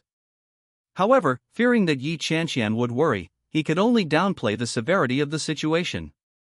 Qianqian, let me tell you first, don't get agitated. Your father's left hand was seriously injured from a severe impact. However, if the doctor arrives in time, it can still be repaired? Upon hearing this, Yi Qianqian felt relieved and then spoke to Yi Bo. Second uncle, could you please call an ambulance? I need to take care of some things here first. Yi Bo, having learned of Yi Qianqian's thoughts, said. Okay, Qianqian, be careful. After Yi Bo left, Yi Qianqian looked at Yi Minghua, her eyes red. Yi Wei, you despicable scoundrel, how dare you hit my father? I'll kill you. After saying that, Yi Qianqian frantically ran towards Yi Wei. Seeing this, Yi Yao quickly stopped Yi Qianqian and said. Calm down, things might get worse if you keep acting like this. Yi Yao thought that after she said that, Yi Qianqian would calm down, but unexpectedly, Yi Qianqian's eyes suddenly turned fierce as she looked at Yi Yao and Yi Shi in front of her. Then, she raised both hands and forcefully. Smack!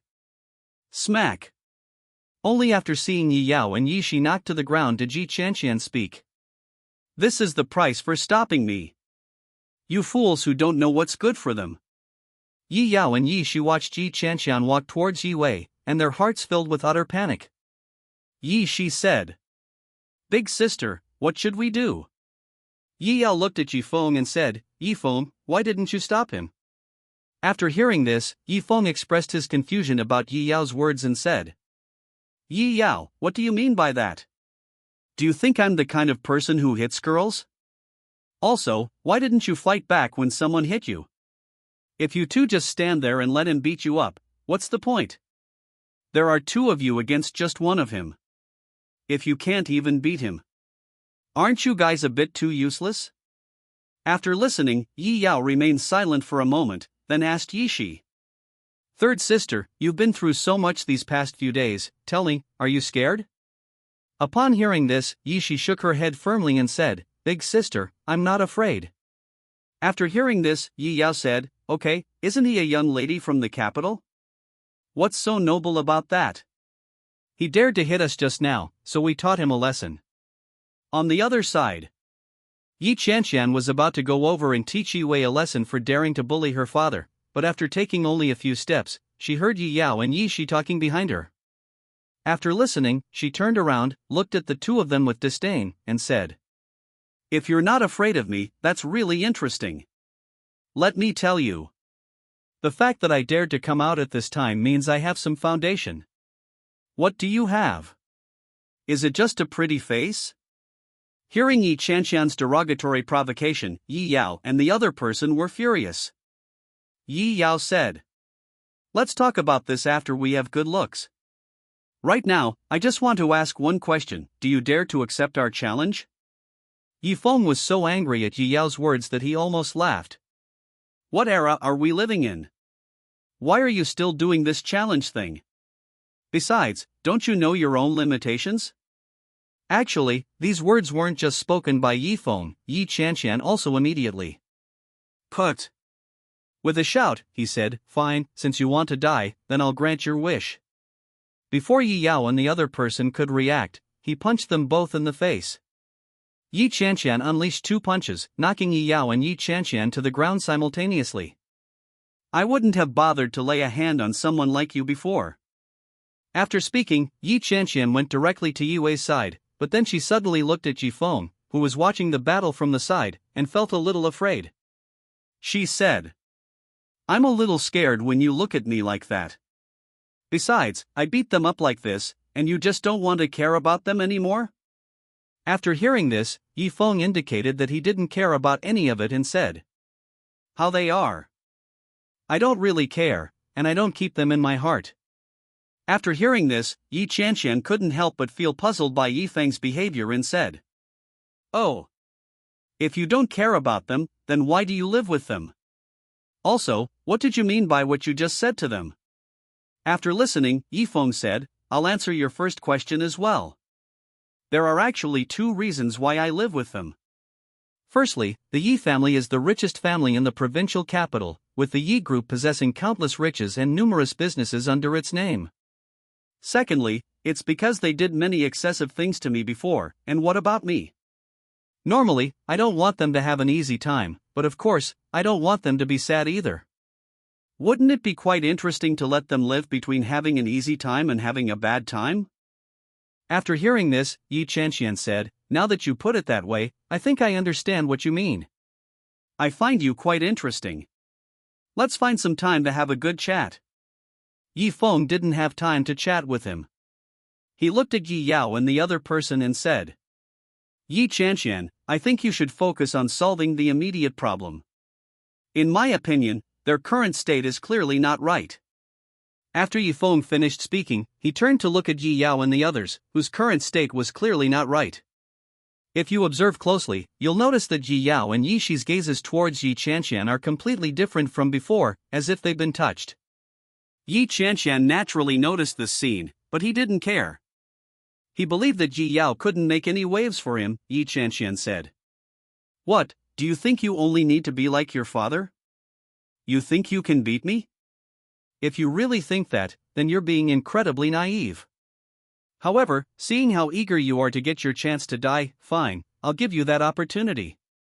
Yi Qianqian's words revealed that her thoughts were the same as her father's. She didn't take Yi Yao and the others seriously at all. However, these words completely enraged Yi Yao and the others. Recalling everything that had happened before, their anger was now impossible to suppress. So Yi Yao and Yi Qianqian got up and started biting each other. Yi Yao first clung tightly to Yi Qianqian's leg, and even though Yi Qianqian struggled wildly, she didn't budge an inch. However, Yi Yao knew she couldn't hold out for long, so she said to Yi Shi, "Third sister, go." Because Yi Qianqian's thigh was tightly held by Yi Yao, this gave Yi Shi an opportunity. Yi Shi seized the opportunity, turned sideways, gathered her strength, and then slammed into Yi Qianqian, saying as she did so, "You dared to bully us." Then, with a bang, Yi Shi pushed Yi Qianqian to the ground. Taking advantage of Yi Qianqian's momentary daze, Yi Yao and the others unleashed a barrage of attacks on her. Yi Qianqian really hadn't expected that the two of them could be so terrifying when they went crazy. Yi Yao grabbed Yi Qianqian's thigh, glanced at it, and then bit the inside of Yi Qianqian's thigh until it bled. Chapter 136 Beating Up Second Uncle. On the other side, Yi Shi was not to be outdone. Perhaps because of the full force she unleashed, she pushed Yi Qianqian to the ground with all her might, and then seized the opportunity. He understood the principle that opportunity knocks but once, and once it's gone forever. So he changed his palm into a fist, and then bang! Bang! Bang!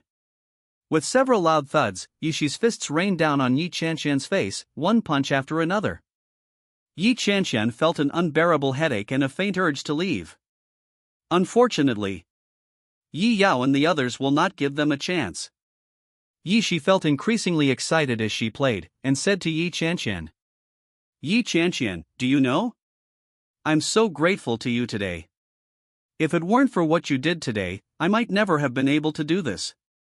My personality used to be similar to my father's. I didn't like to cause trouble, but we weren't afraid of trouble either. You think you can't beat us? I'll teach you to look down on me, and I'll beat you to death after you finish reading this." At this moment, Yi Yao and Yi Shi unleashed unparalleled power, forcefully suppressing Yi Qianqian. After Yi Shi finished speaking, Yi Yao added, "Yi Qianqian, my third sister is right. If it weren't for you, I wouldn't have been able to do this. I didn't understand why Yi Feng used to go crazy at home, but now I know he was forced into it, forced by you all. Yi Qianqian, I'll show you what it means to be a lackey like us." After Yi Yao finished speaking, she looked at Yi Qianqian's other thigh and then bit down on the inside of her thigh, looking as excited as a hunter encountering its prey. "Yi Qianqian, how are you? This feeling is really unbearable. Don't worry, we won't let you faint so quickly. Otherwise, how can we repay you for the humiliation you caused us before?" When Yi Qianqian was so weak she could no longer stand, Yi Yao released her grip on Yi Qianqian's thigh and slowly stood up. Seeing Yi Yao stand up, Yi Shi assumed that the matter was over, so she sighed helplessly and slowly stood up as well. Seeing Yi Shi get up, Yi Yao was also very puzzled and said, "Third sister, why did you get up? Aren't you going to teach him a lesson?" Yi Shi retorted, "I thought you were planning to let him go just because you got up?" After listening, Yi Yao revealed what he thought was a gentle smile, and then uttered something chilling. "Third sister, if we just stay like this, Yi Qianqian will recover quickly. Do you think he would let us off so easily if he recovered?" Upon hearing this, Yi Shi shook her head and said, "I don't think so, so you want to?"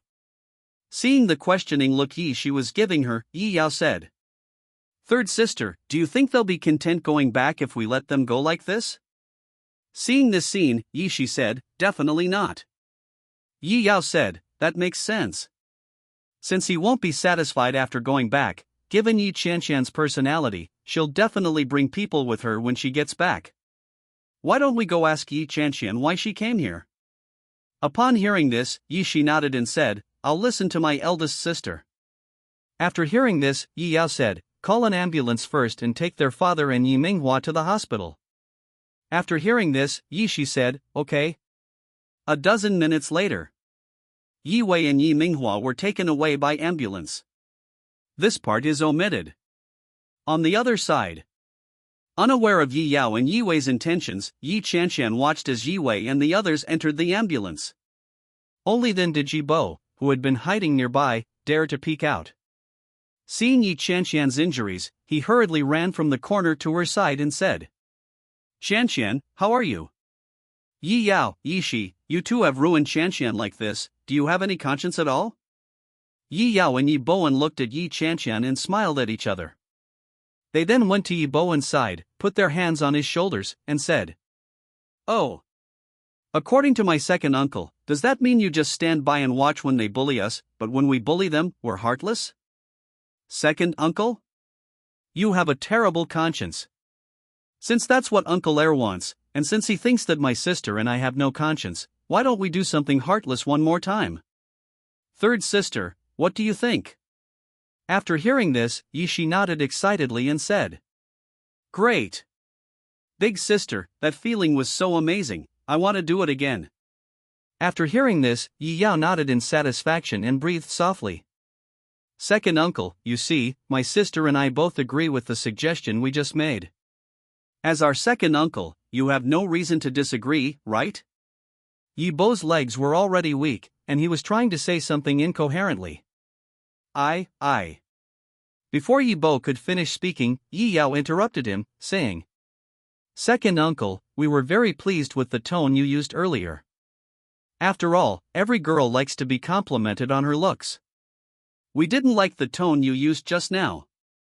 Well then, without further ado, second uncle, I hope you'll accept the gift we're about to give you. Go!" After Yi Yao finished speaking, Yi Shi pushed Yi Bo to the ground and punched him in the back. Then, feeling that she was still not satisfied, Yi Shi said to Yi Yao, "Big sister, you hold the fort here for a bit, I'll go home and get a board." After Yi Shi finished speaking, she went inside to get a board. Dr. Yi tried to struggle, but Yi Yao punched Yi Bo hard in the face, pinning him to the ground and rendering him unable to move.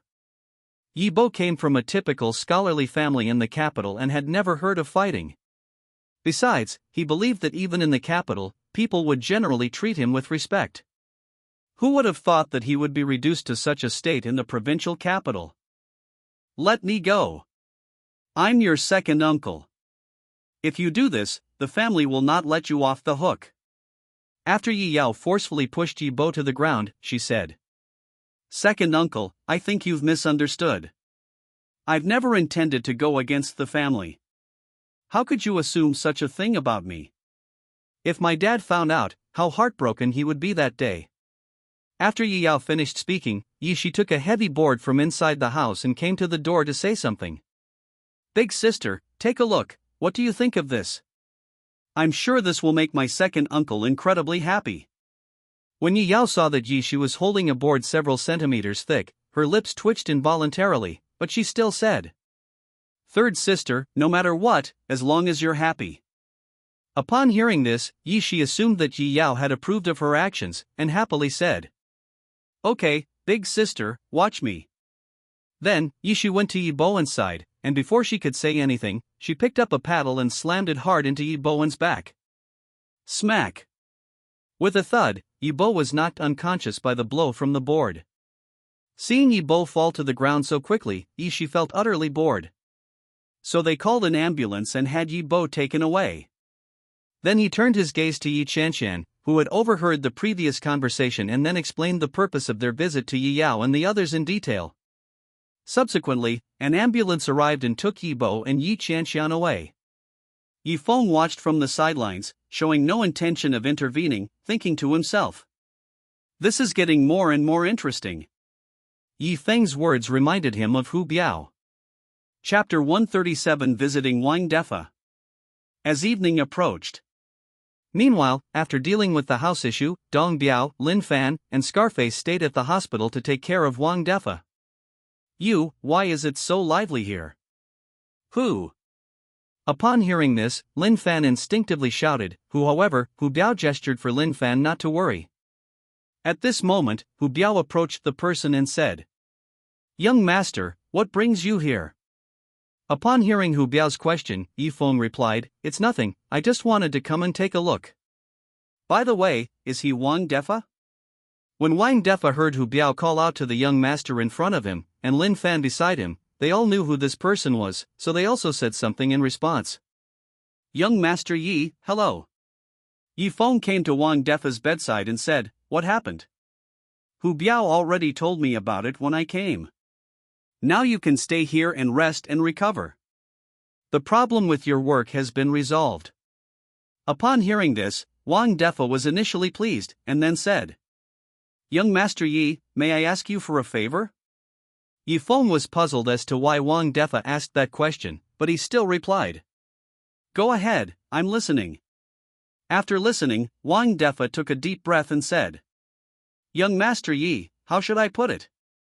Actually, working at Qingya Hall Club wasn't my original intention. I've always longed for something higher, so sometimes I think that if I had the opportunity to reach something even greater, I would definitely seize it. Young Master Yi, can you give me this chance?" Yi Feng remained silent for a while. To be honest, he never imagined that he would inexplicably gain a follower just by coming here. But thinking about it, the feeling was quite nice. He glanced at Jishi, who was standing silently to the side. So he agreed to Wang Defa's request, saying, "Okay, I agree, but I have a question. Hu Biao called me earlier and asked, how are those two receptionists who injured you doing now?" Upon hearing this, Wang Defa snorted coldly and said, "Although they were caught that very night. But I have some connections at the police station.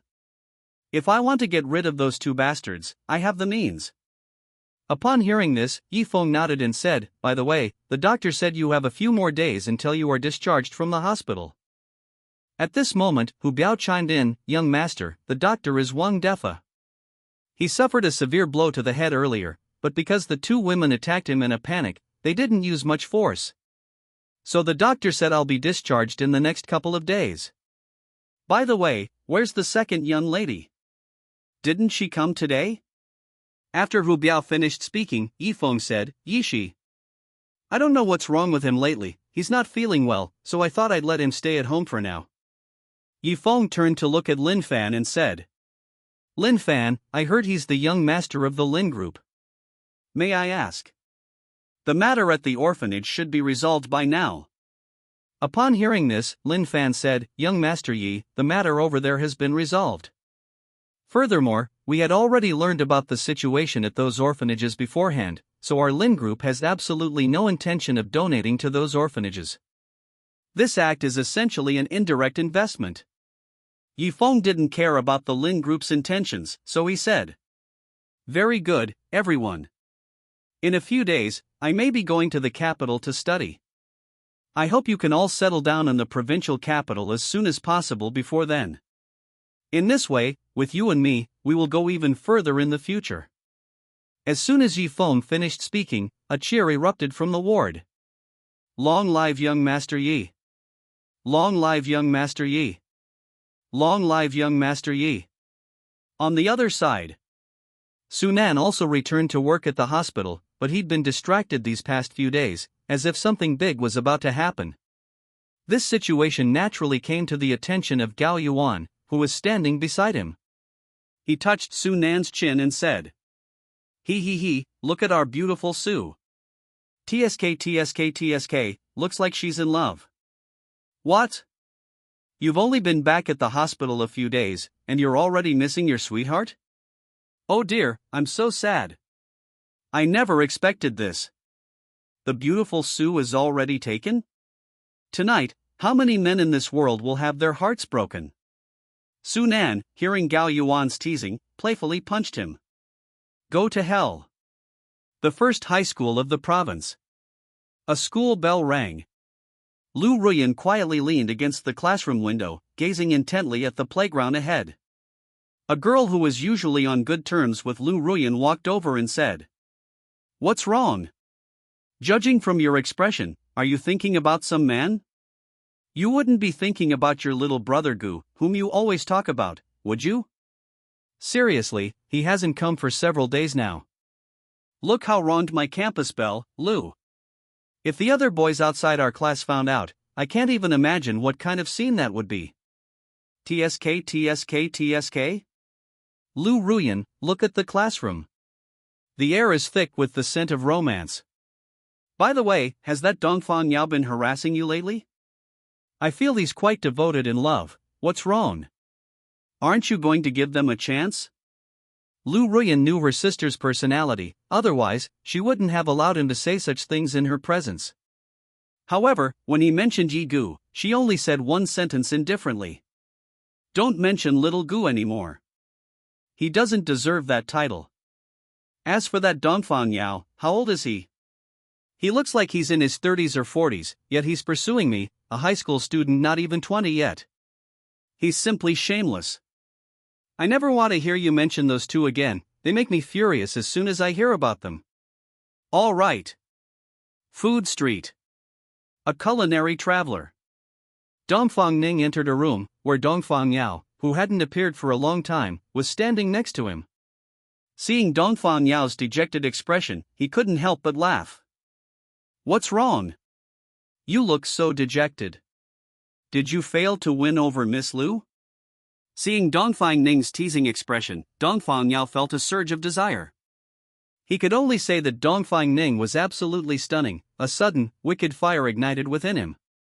However, remembering what had happened before, he managed to suppress his anger. Thinking of Lou Ruyan, Dongfang Yao said angrily, "This woman is simply ungrateful. I have tried almost every means to get her to cooperate these past 2 days, but she remains unmoved.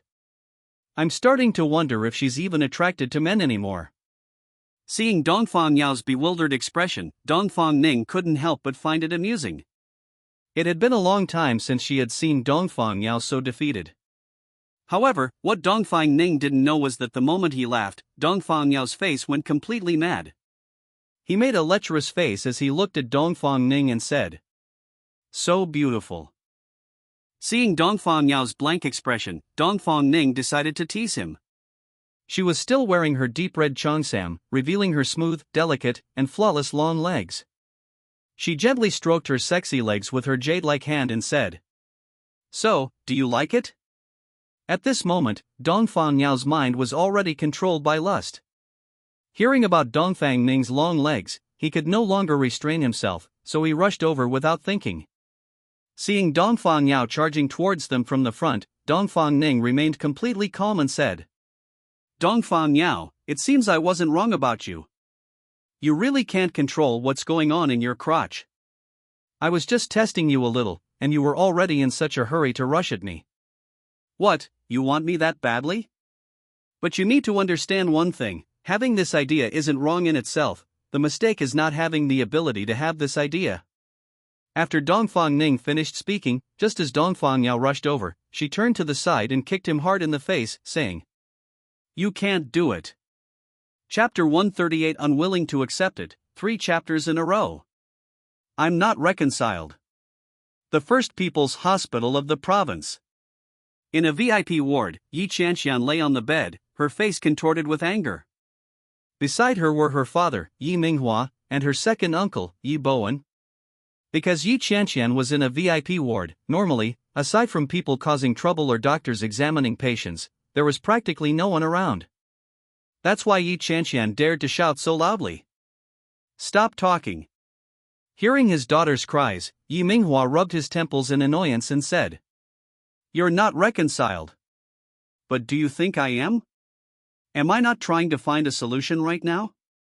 Check if Yue has any enemies in this provincial capital. We can't do it openly, otherwise, if the old man finds out, we'll definitely get a scolding when we get back. But we can do things behind the scenes. I think since Yue can become the richest man in this provincial capital, he must have the support of our Yi family on the one hand, and on the other hand, there must be quite a few people who want to get rid of him behind his back. We can do it like this." However, they probably never imagined that these words would be recorded word for word. Early morning. Yi Feng has been with Hu Biao and the others for quite some time now. However, Yi Feng and the others were unaware of Yi Minghua's scheme. He had just come out of his hospital room, having overheard Yue saying that he was going to the school to process his transfer application and would be registering at a school in Beijing in a few days. The First People's Hospital of the province. At the entrance, an old Bentley was parked quietly on the main road of the hospital. An old man got out of the car and saw Yi Feng and his companion standing at the hospital entrance. He jogged up to them and said respectfully, "Young master, second miss, the car is ready, just waiting for you to get in." Seeing the old man's respectful demeanor, Yi Feng chuckled twice and then said, "Oldly, you've gotten so much more handsome since I last saw you." The old man was none other than Oldly, who hadn't shown his face in a long time. Hearing Yi Feng's teasing, Oldly couldn't help but smile and said, "Young master, please stop teasing me. By the way, where are we going now?" Yi Feng said, "Let's go to school. Provincial number 1 middle school." As a Bentley slowly pulled up in front of the middle school. "After today's parting, I don't know when we will meet again." Yi Feng looked at the school gate, his heart filled with countless emotions. Principal's office. To be honest, this was the first time Yi Feng had seen the principal in person. The principal looked at Yi Feng and said, "Yi Feng, Chairman Yi has already told me about your situation. Give me your transfer documents first, and I'll check for any errors. That way, you won't have to run back and forth so much trouble." After listening, Yi Feng handed the documents to the principal. The principal looked at them, nodded, and said, "Yi Feng, there's nothing wrong with your materials. Okay, what about the rest? Don't worry about it. We'll let you know directly when it's time to go to school in Beijing." Upon hearing this, Yi Feng replied, "Yes, principal. Do I need to take an entrance exam to study at a school in Beijing?" After hearing this, the principal seemed to have heard something amusing. "Ha ha ha. Yi Feng, you said you don't need to worry about this. No matter what, the Yi family is still a large family in the capital. For them, things like transferring schools are very simple. However, I don't really know the specifics, it depends on the Yi group's attitude." After hearing the principal's words, Yi Feng nodded and said, "Yes, principal, I think I know what to do." After listening, the principal said, "Okay." After leaving the principal's office, Yi Feng hurried to the classroom. After arriving in the classroom, Yi Feng began picking up his school bag from the floor and packing his things. Once he finished, he looked up and, noticing his classmates staring at him strangely, Yi Feng felt odd and said something. "Are you all looking at me like that because there's something on my face?" At this moment, a classmate said quietly from the crowd, "Yi Feng, I heard the principal mention before that you're going to transfer to another school soon. Is that true?" No sooner had this student finished speaking than others swarmed in and chimed in. "Yes? Yi Feng, is this true? Yi Feng, tell me quickly." Upon hearing this, Yi Feng looked at them with surprise and said, "No, this hasn't been going on for long, how did you find out so quickly?" Faced with Yi Feng's question, the students all smiled awkwardly, and then used an analogy, saying, "Because you can't hide the fact that you transferred schools. Think about it. If one person finds out about something, that person will definitely be eager to share it, and the person who shared it will definitely tell someone else, and so on, until everyone knows. As it stands at school, it seems only Lu, the school beauty, and her group are unaware of this. I think their minds are probably all on Yigu, his younger brother, since we've seen him absent from school for several days." Upon hearing this, Yi Feng thought about it and realized that it made sense. So Yi Feng said no more, leaving his classmates with a dashing and unrestrained figure, and swaggered out of the classroom. Arriving at the classroom door, Yi Feng wanted to savor the tranquility of the campus one last time. He strolled leisurely along the wide campus road, the breeze occasionally rustling the flowers and plants beside him. Meanwhile, the fragrance of these flowers and plants flows into the air, giving the scenery in front of him a unique meaning from time to time. Perhaps this period of time is the most leisurely time for Yi Feng since his rebirth. Pity. Leisurely time seemed unable to linger on Yi Feng for long. Noon is approaching. At this time, a phone ring broke the atmosphere Yi Feng had painstakingly created. Yi Feng picked up his phone and looked at it. It was old Li's phone call. He called and asked what was wrong. Yi Feng stopped thinking about it, picked up his phone and answered, saying, "Old Li, why are you calling? Is there something you need?" After hearing this, Old Li said, "Young master, it's like this, I've been waiting for you at the school gate, but you haven't come out. I was worried something might have happened to you, so I came over to check on you." After hearing this, Yi Feng realized it was because of this matter, and then said, "Okay, Lao Li, I'll be at the school gate soon. Wait for me there." After hearing Yi Feng's instructions, Old Li said, "Yes, young master, you're already at the school gate." Yi Feng arrived at the school gate. Old Li was already waiting at the gate. When he saw Yi Feng come out of the school gate, he said, "Young master Yi Feng." The vehicle slowly drove along the smooth road, with the sounds of various vehicles speeding by occasionally reaching the ears. Upon hearing this sound, Yi Feng spoke. "It seems they've come with ill intentions." Li asked in confusion, "Young master, what do you mean by saying these things?" Yi Feng said, "Just look behind you, and you'll know." Upon hearing Yi Feng's words, Li glanced at the mirror next to her car and noticed that many vehicles were following behind. Seeing so many vehicles behind him, Old Li said anxiously, "Young master, with so many cars behind us, they must have a lot of people. What should we do now?" Upon hearing this, Yi Feng simply smiled and said, "It's simple, just fight." Chapter 139, Beating Up Thugs. Then let's fight. Is it that powerful? However, since this was Yi Feng's order, Old Li naturally could not disobey it, so he said, "Okay. But with only a few of us and their overwhelming numbers, how should we deal with this?" "Yes?" Yi Feng was also considering this problem. It wasn't that he couldn't solve it, but it would take a lot of time. "By the way, Lao Li, is Hu Biao still in the hospital?" Old Li said, "Yes, Hu Biao should be having dinner with them around this time." Upon hearing that Hu Biao was still in the hospital, Yi Feng said, "That's good. I'll call Hu Biao now." After the call was answered, Hu Biao's voice came through, and he asked, "Young master, is there something you need to discuss when you call?" After hearing this, Yi Feng first asked about Wang Defa's situation briefly, then told Hu Biao what had happened after school the day before yesterday, and then spoke. "Hu Biao, I suspect these are the same people who provoked me at school. Do you have any people around the school?" After listening to Yi Feng's account, Hu Biao angrily exclaimed, "How dare these people provoke the young master?" Then he added, "Yes, I'll call them first, they'll be here soon. Just find a corner nearby. I'll just get off here." After parking the car in a corner, the vehicles behind also stopped. "Hey kid, why don't you run? Why aren't you running anymore? Kid, weren't you so capable? Why did you stop? It's you, kid, bullying our employer. You think you're so brave?" These people saw the people getting out of the car, and when they saw Yi Feng, they looked disdainful and said, "Brother, this is the guy who killed you guys the other day. He doesn't seem like much. Such delicate skin and tender flesh. Damn it! Damn it! Damn it!"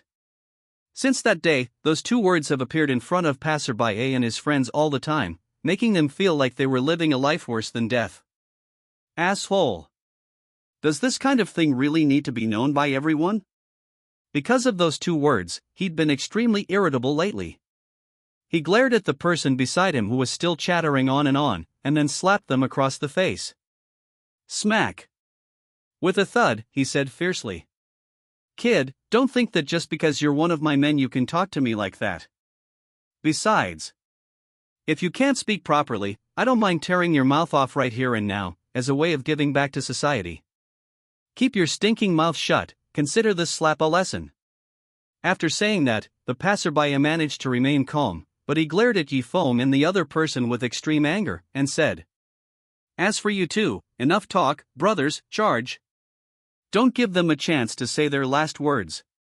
Knowing that too much talk leads to mistakes, the passerby stopped talking and instead lunged forward, aiming a punch at Yi Feng's chest. Seeing that the passerby had thrown a heavy punch without saying a word, Yifeng also stopped holding back and threw a punch in return. A sound was heard. Bang!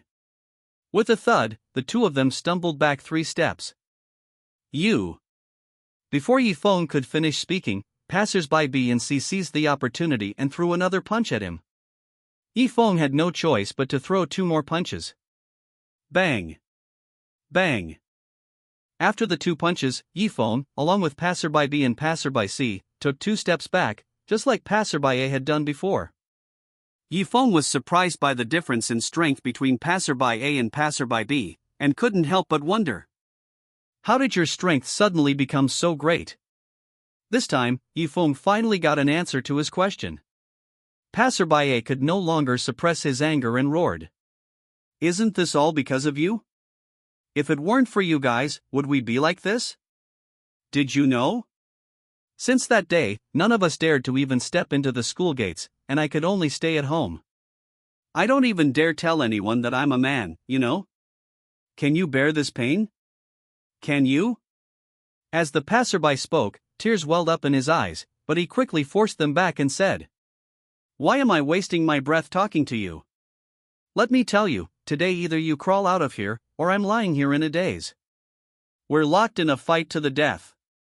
Brothers, charge! After saying that, passerby A threw another punch, aiming straight for Yifeng's face. Bang! With a loud thud, the passerby's fist landed squarely on Yifeng's chest. This was followed by a punch from passerby B and passerby C, and then 2 more punches. Bang! Bang! Yifeng had been relentlessly attacked by the 3 passers-by, and by this time he was no longer able to fight them. He collapsed to the ground, utterly powerless. Young master. On the other side, Old Li, who had been observing Yifeng's battle, saw Yifeng fall to the ground and his anger flared up immediately. Facing the oncoming thugs, he gritted his teeth and threw a punch, knocking one of them to the ground. Then, at this critical moment, a furious roar rang out. Fortunately, just then, a series of footsteps approached. Don't even think about touching our young master. A loud shout rang out, and then he led a group of more than a dozen people wielding baseball bats to rush towards the passerby. The leader rushed forward first, punching passerby A in the face, and then, while passerby B and passerby A were still stunned, kicking passerby A in the foot. But to everyone's surprise, the passerby would then spread his legs, and then... Ah! With a thud, the passerby, unable to bear the pain any longer, collapsed to the ground. Big brother! Seeing that passerby A had fainted on the ground, passerby B and passerby C quickly spoke up. Upon hearing the voices, the man said in a sinister tone, Oh! I was just teaching him a lesson and forgot about you guys. Don't worry, it'll be your turn soon. After saying that, the man looked at the inside of passerby A's legs and said, Open your legs. After hearing this, the resentment on the face of the passerby A had long since disappeared. By now, they no longer wanted to talk about desires, so they said, What do you want to do? Upon hearing this, the man twisted his ear and said, Why are you asking so many questions? Just open your mouth when I tell you to. After saying that, he kicked the passerby again. Seeing the man's impatient expression, passerby A could only open his legs with a puzzled look. Seeing that the passerby had actually spread his legs, he pulled down his pants and, after seeing what was inside, said, Let me see. TSK TSK TSK. What a pity. Given your condition, it seemed like there was still a chance for you to recover. But after your fierce fight, your testicles were severely damaged. It seems you are the first eunuchs to be born since the founding of the country. Oh, right. It seems like you guys are also here. Looks like we can't call each other brothers anymore, we'll have to call each other sisters from now on. TSK TSK TSK. How enviable. Upon hearing these chillingly hurtful words, passerby A momentarily forgot his pain and said, How did you know? I thought I had protected you well enough. After the passerby finished speaking, the other person, upon hearing this, sneered and said, Tell me, in this school area, who could possibly escape Brother Biao's watchful eye? Tell me, of all people to mess with, why did you have to mess with my young master? Was it really worth it? Passerby listened with great confusion and asked. Go for it, young master. Yi Feng was your young master just now. How come I didn't know that before? After hearing this, the man didn't say anything, and then said. You don't need to know any of that. I only want to know one thing right now. Tell me, who sent you here? At this point, the passerby dared not hide anything any longer, so he handed a recording pen to the man. He said he had called Yi Qianqian. Chapter 140 Breaking into the ward to take revenge. The First People's Hospital of the province. A single hospital room. At the door of Yue's ward. At this moment, Yue lay listlessly on the hospital bed, the scene from the previous night constantly replaying in his mind, feeling an overwhelming sense of exhilaration. Although it might have been something he did on impulse, he didn't regret it. He just felt that he had been too cowardly before, basically able to trample on anyone. He even had a feeling that if God gave him another chance, he would definitely not hold back this time. Bang bang bang. Just as Yue was engrossed in the images in his mind, there was a sudden knock on the ward door. Yi Yao and the others walked in and said, Dad, how are you feeling right now? Do you feel unwell anywhere? Seeing that it was his daughter who came in, Yue interrupted his thoughts and said, Daughter! Why did you come in? Shouldn't you be in your hospital room right now? Upon hearing this, Yi Yao shook her head and said, Dad, we're very frustrated right now. I have a feeling they won't let this go. Upon hearing this, Yue felt that Yi Yao's words made a lot of sense. After all, judging from their previous behavior, they clearly wouldn't let the matter rest.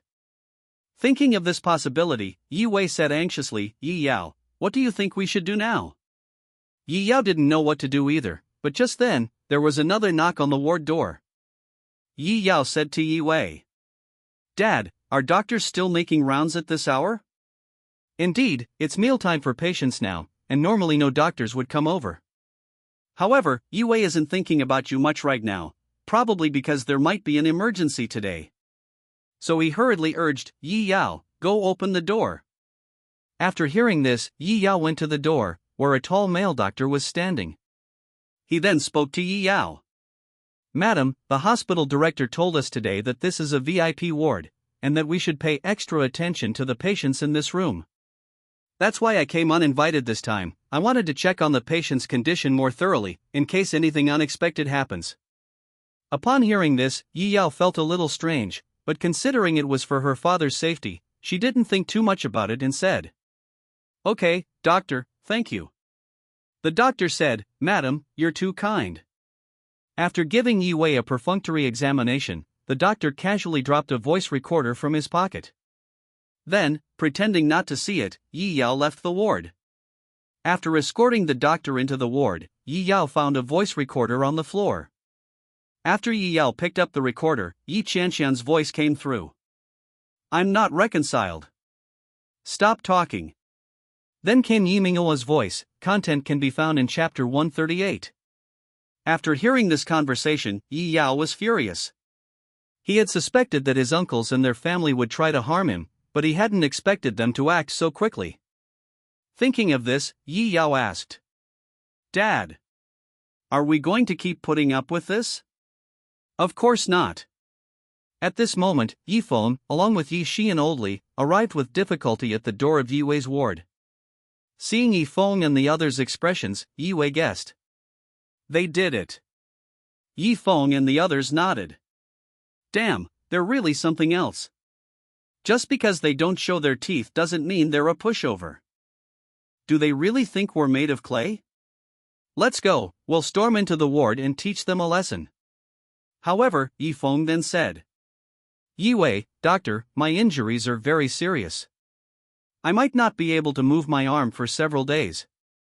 I'm completely too exhausted to fight anymore, so I won't be making a move this time. Shall I just stand by and assist you? After hearing this, Yue glanced at Yi Feng's condition. His arm was wrapped tightly in bandages, and he walked with a limp, a sight that was incredibly distressing to see. Seeing Yi Feng's expression, Yue said, Okay, Xiao Feng, if you don't want to go, then you don't have to go. As for those 3 bastards, we'll go and take care of them for you. To be honest, I was just worried about not having a chance to make my move. The opportunity has now arrived." After hearing this, Yi Yao also stood up and expressed her opinion, saying, "Dad, you're right, those 3 should have been taught a lesson long ago. It seems the lesson we taught them last time wasn't enough. Wang Quan doesn't seem to care." After hearing this, Yi Wei said no more, "Let's go. After a whole night, I feel much better. Oh, and let's call Hu Biao and the others. We'll go together. I'll definitely teach them a lesson they'll never forget." After saying that, Yi Wei strode out of the ward. Luxury wards. At this moment, Yi Qianqian was anxiously awaiting news. She had a bad feeling, glanced at the senior students Yi Minghua and Yi Bo, and said, "Dad. Second uncle, do you think they can do it? They always give me a somewhat unreliable feeling." Upon hearing Yi Qianqian's question, Yi Minghua simply smiled and said, "Don't worry, we've already investigated this before, haven't we?" They had a grudge against Yi Wei and his group. I thought, with their abilities, wouldn't it be easy for them to teach them a lesson? Before Yi Minghua could finish speaking, he heard bang. With a loud bang, the door was smashed to pieces, demonstrating the person's fury.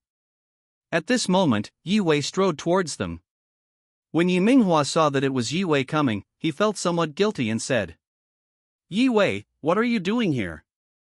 Haven't we been taught a lesson enough by them?"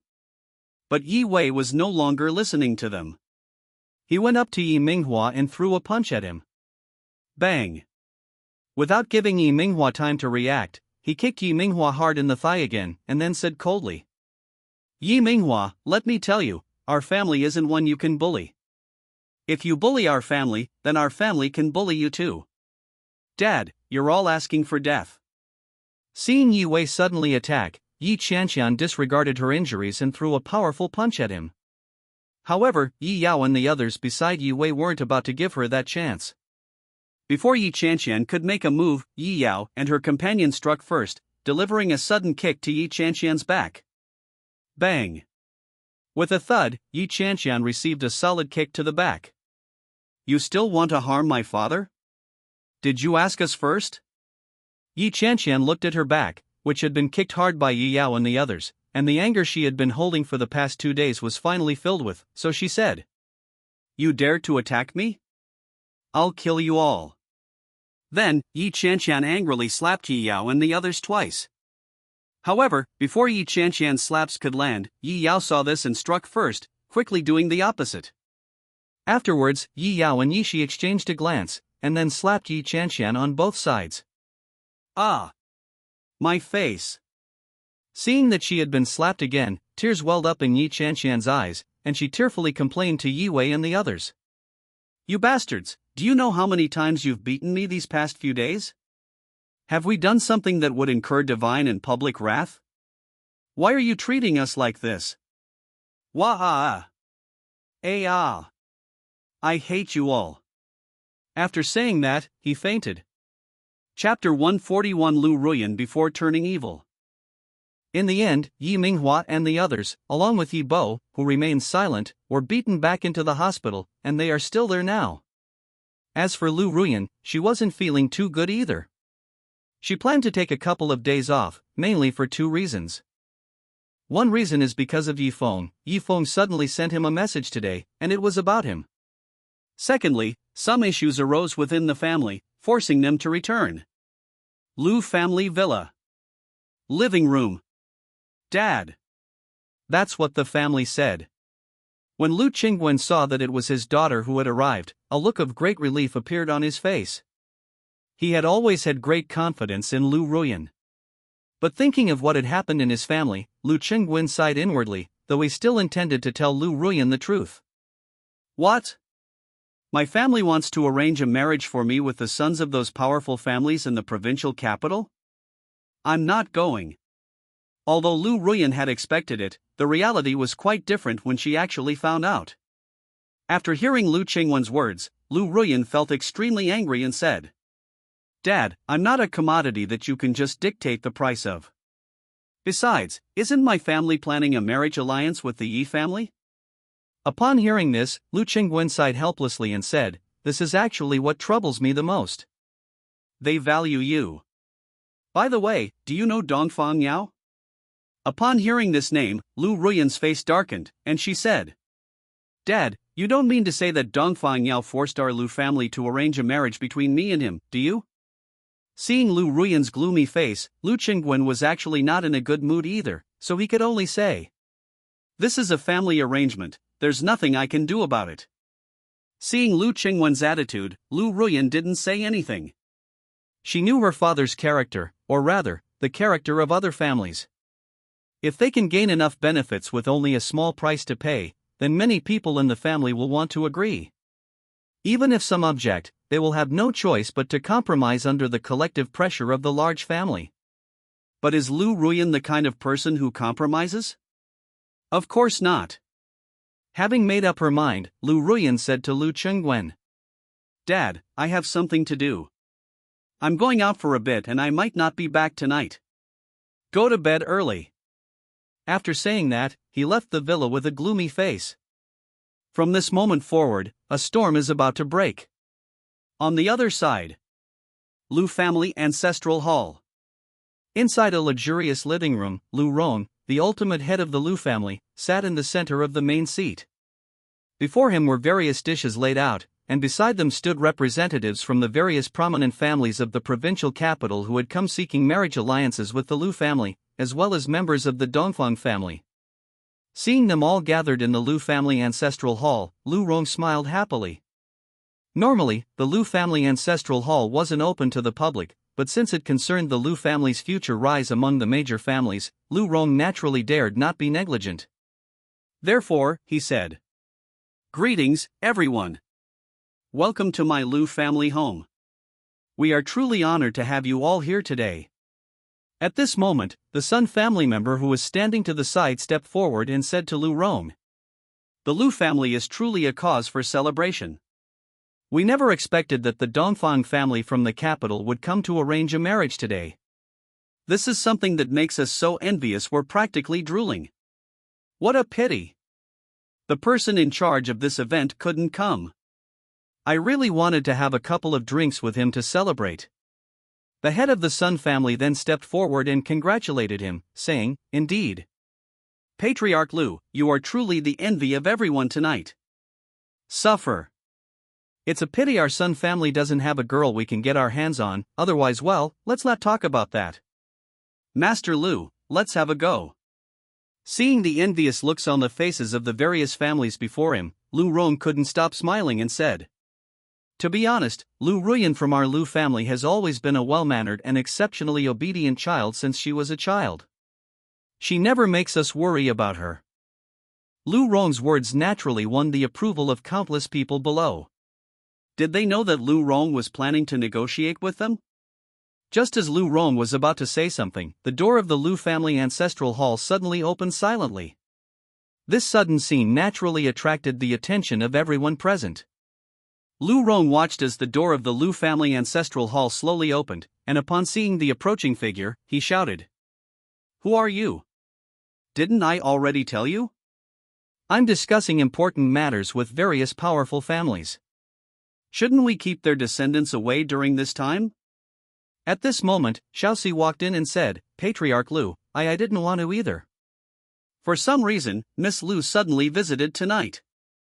I tried to block her way before, but Miss Lu insisted on forcing her way through, and there was nothing we could do."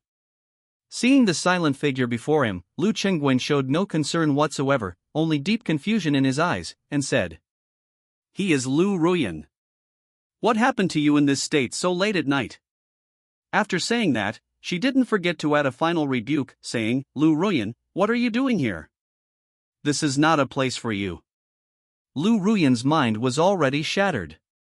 With her hands behind her back and the added force of the storm, her voice was incredibly cold as she spoke. "Master Lu, after school today, I heard from my father that you are going to arrange a marriage for me, and it's that person from the capital. Is this true?" Upon hearing this, Lu Rong thought it was something serious, so he impatiently snorted and said, "Oh. So that's what it was about. Such a small matter, yet it made you come all this way here in person. Didn't you see me talking about this with these big families? Upon hearing this, Lu Ruyan gave a sorrowful smile and said, just as I thought, haha. The Sun family head, who had been silent the whole time, had been quietly observing Lu Ruyan, while Lu Rong continued to chatter on and on. Really, can't you see I'm chatting with them?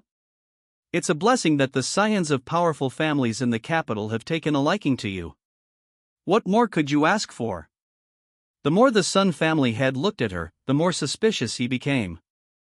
Lu Ruyan's current state was completely different from her usual self. Normally, Lu Ruyan would be absolutely silent at this time. Then he said, Master Lu, I beg you, please stop talking and take a look at Miss Lu. Something's wrong with him. To everyone's surprise, Lu Rong remained completely calm and said, what's wrong with him? He's just.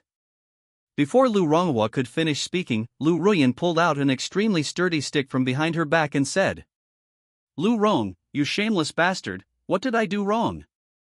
How dare you treat me like this? When Lu Rong saw the stick in Lu Ruyan's hand, he had a bad feeling and stammered. Lu Ruyan, what do you think you're doing? This is the Lu family ancestral hall, not a place for you to run wild. Upon hearing this, Lu Ruyan remained silent.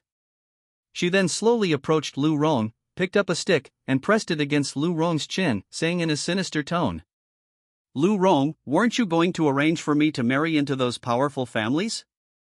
You can say it now, that's right. If your answer doesn't satisfy me, I can't guarantee you'll be in the hospital or at the Lu family's house tomorrow. Oh, and all of you too. Chapter 142 Lu Ruyan's Dark Turn. It's all because of you. Don't think I don't know what you people are thinking. I'm not stupid. Isn't it just that you want to use me to get the benefits you want? I tell you, even if I die, I will not let you succeed. Seeing Lu Ruyan's fierce expression, he felt extremely angry and regretful at the same time. What angered him was that Lu Ruyan dared to embarrass him in front of so many people. He knew that his words had been slapped in the face the very next moment. I shouldn't have let Lu Chunguin know about my regrets back then. If I had known that earlier, perhaps things wouldn't have turned out this way. Lu Chunguin, you old scoundrel! You've ruined my life. Miss Lu, you can talk this out. There's no need for you to make such a fuss. The one speaking was the head of the Sun family, who had been silently observing. Sensing something was amiss, he quickly came to reassure them. But he forgot that Lu Ruyan had come today with the intention of making a big scene, so she simply asked the Sun family head a question indifferently. What does this have to do with you? What, do you want to get involved too? Seeing Lu Ruyan's calm expression, Patriarch Sun didn't even dare to move his Adam's apple. He slowly said, Miss Lu, you've misunderstood. I had no intention of getting involved. Then shut up. If you don't speak, no one will think you're mute. Hearing Lu Ruyan's merciless words, the head of the Sun family also got angry. So, regardless of the occasion, he put on a stern face and reprimanded her. Young lady, how dare you speak to me like that? Even if you say that, I am still your elder. How? Didn't anyone teach you to respect your teachers? Those present secretly gave Sun a thumbs up when they saw him say such things. Patriarch Sun, you are truly a role model for us all. You also realized that Miss Lu was not someone to be trifled with today, yet you still risked your life for her sake. You are simply a great hero here. In fact, Patriarch Sun regretted his words as soon as they were spoken. His words only deepened the conflict. Sure enough, Lu Ruyan said. It seems Patriarch Sun has something to say. But what? You've said enough already, and I don't want you to continue, or my Grandpa Lu will get impatient. After saying that, he disregarded the occasion and slapped old Sun across the face. Smack! With a thud, 5 long handprints appeared on the face of the Sun family head. After defeating the Sun family head, Lu Ruyan continued speaking to those present. I'm in a good mood right now, so you can say whatever you want to me. Don't worry, I would never treat you like that. Seeing the Sun family head's appearance, everyone held their breath.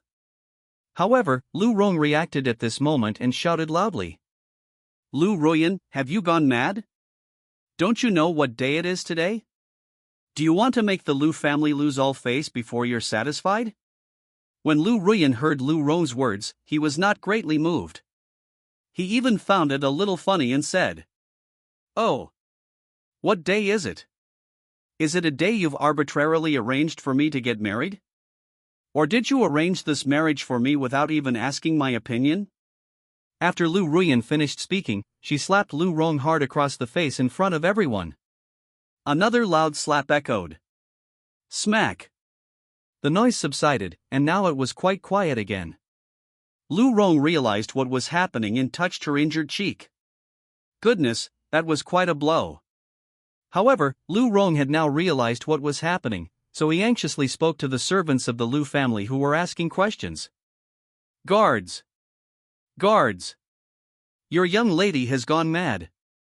Arrest her immediately and keep a close watch on her. Don't let her escape. Anyone who dares to make a move, if you dare to make a move, the weapon in my hand won't let you off.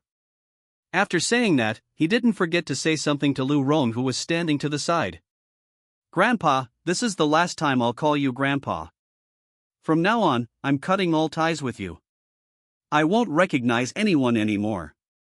Seeing Lu Ruyan like this, Lu Rong dared not let her leave. To be honest, when Lu Ruyan said those words, Lu Rong's heart trembled violently for some reason, but he quickly composed himself and shouted to those around him. What are you two standing there for? Did the Lu family come here to invite you to eat for free? Why don't you guys go? All of you, get up here.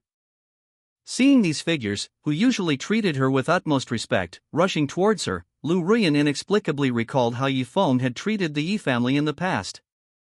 Suddenly, she laughed a loud, manic laugh.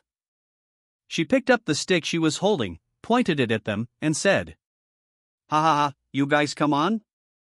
Come on, come on. I am not afraid of you. These servants had never seen Lu Ruyan in her current state before, and they all stood trembling to the side, not daring to make a move. Seeing that none of his servants dared to make a move, Lu Rong was so angry that he started cursing loudly, and then said, You lot, have I been feeding you all for nothing?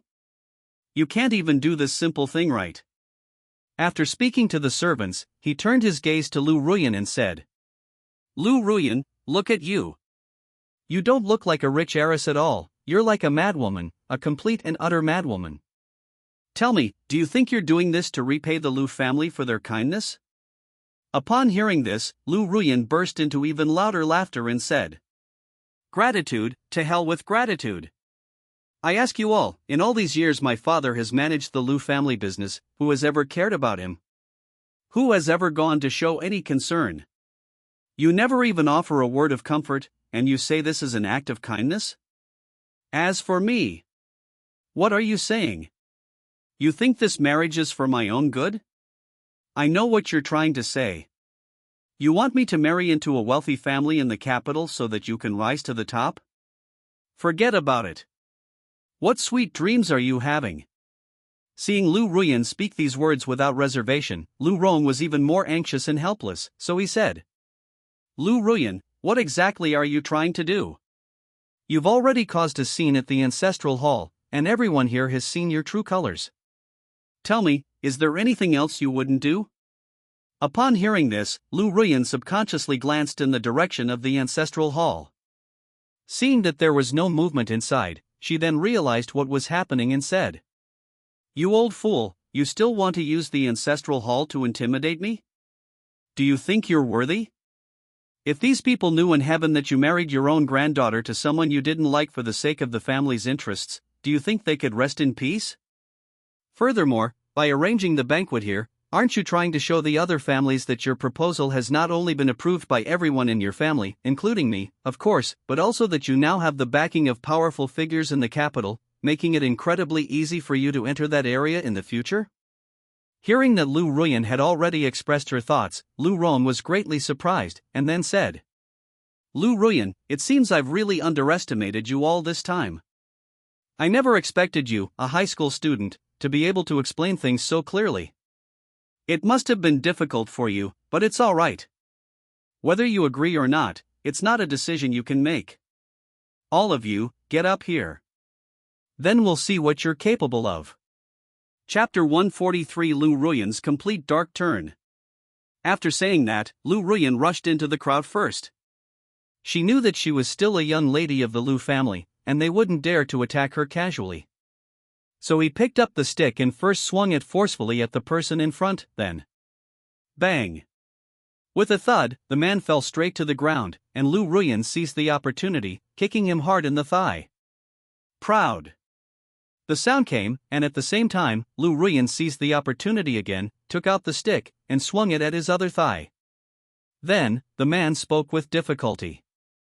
My legs, my legs. Upon seeing Lu Ruyan's fierce appearance, the servants of the Lu family all stopped in their tracks and said tremblingly, Miss, how could you be so cruel? They are all members of the Lu family no matter what. I always respect you very much. After listening, Lu Ruyan said, How can you say something like respect me? Besides, you are servants of the Lu family, which is equivalent to our dogs. When have you ever dared to act wildly in front of me like a dog? Having said that, Lu Ruyan gave them no chance to react and charged into the crowd again, followed by another burst of bang! Bang! The sound startled everyone present. The patriarch, who usually had a good relationship with the Lu family, said, Master Lu, didn't you say before that Miss Lu is usually gentle and refined and won't cause your family any trouble? Look at Miss Lu today, isn't she a bit? Before the patriarch could finish speaking, everyone else understood his meaning. Indeed, Lu Ruyan today is quite different from usual. If that's the case, it's hard to say whether the Dongfang family will still consider this marriage. Perhaps sensing something, the representative of the Dongfang family walked over and said, Patriarch Lu, after thinking about it, I think I still need to discuss this matter with our patriarch before making a decision. What do you think? In fact, the Eastern family head's words were a test. He really wanted to see how the Lu family head would react. Really? The next moment, a voice that appeared quite authoritative at the scene rang out, saying, You don't need to hold back. I'll take responsibility if anything goes wrong. These words seemed to reassure everyone, and they immediately showed no mercy to Lu Ruyan, pouncing on her like hungry wolves. Seeing them rushing towards her, Lu Ruyan gritted her teeth, swung her baton forward again, first smashing the head of the person in front, then turning around, grabbing the baton with both hands and slamming it down hard. Ah! Again! Bang! A large number of people fell behind Lu Ruyan. Perhaps due to her extreme anger, her expression remained unchanged as she spoke. Anyone else who wants to come and try? I'll definitely keep you company to the very end. Seeing the horrific scene and Lu Ruyan's expressionless face, to be honest, they were terrified. Especially when Lu Rong, who had initially been smug, saw the scene, he pretended to be heartbroken and said, Ruyan? You weren't like this before.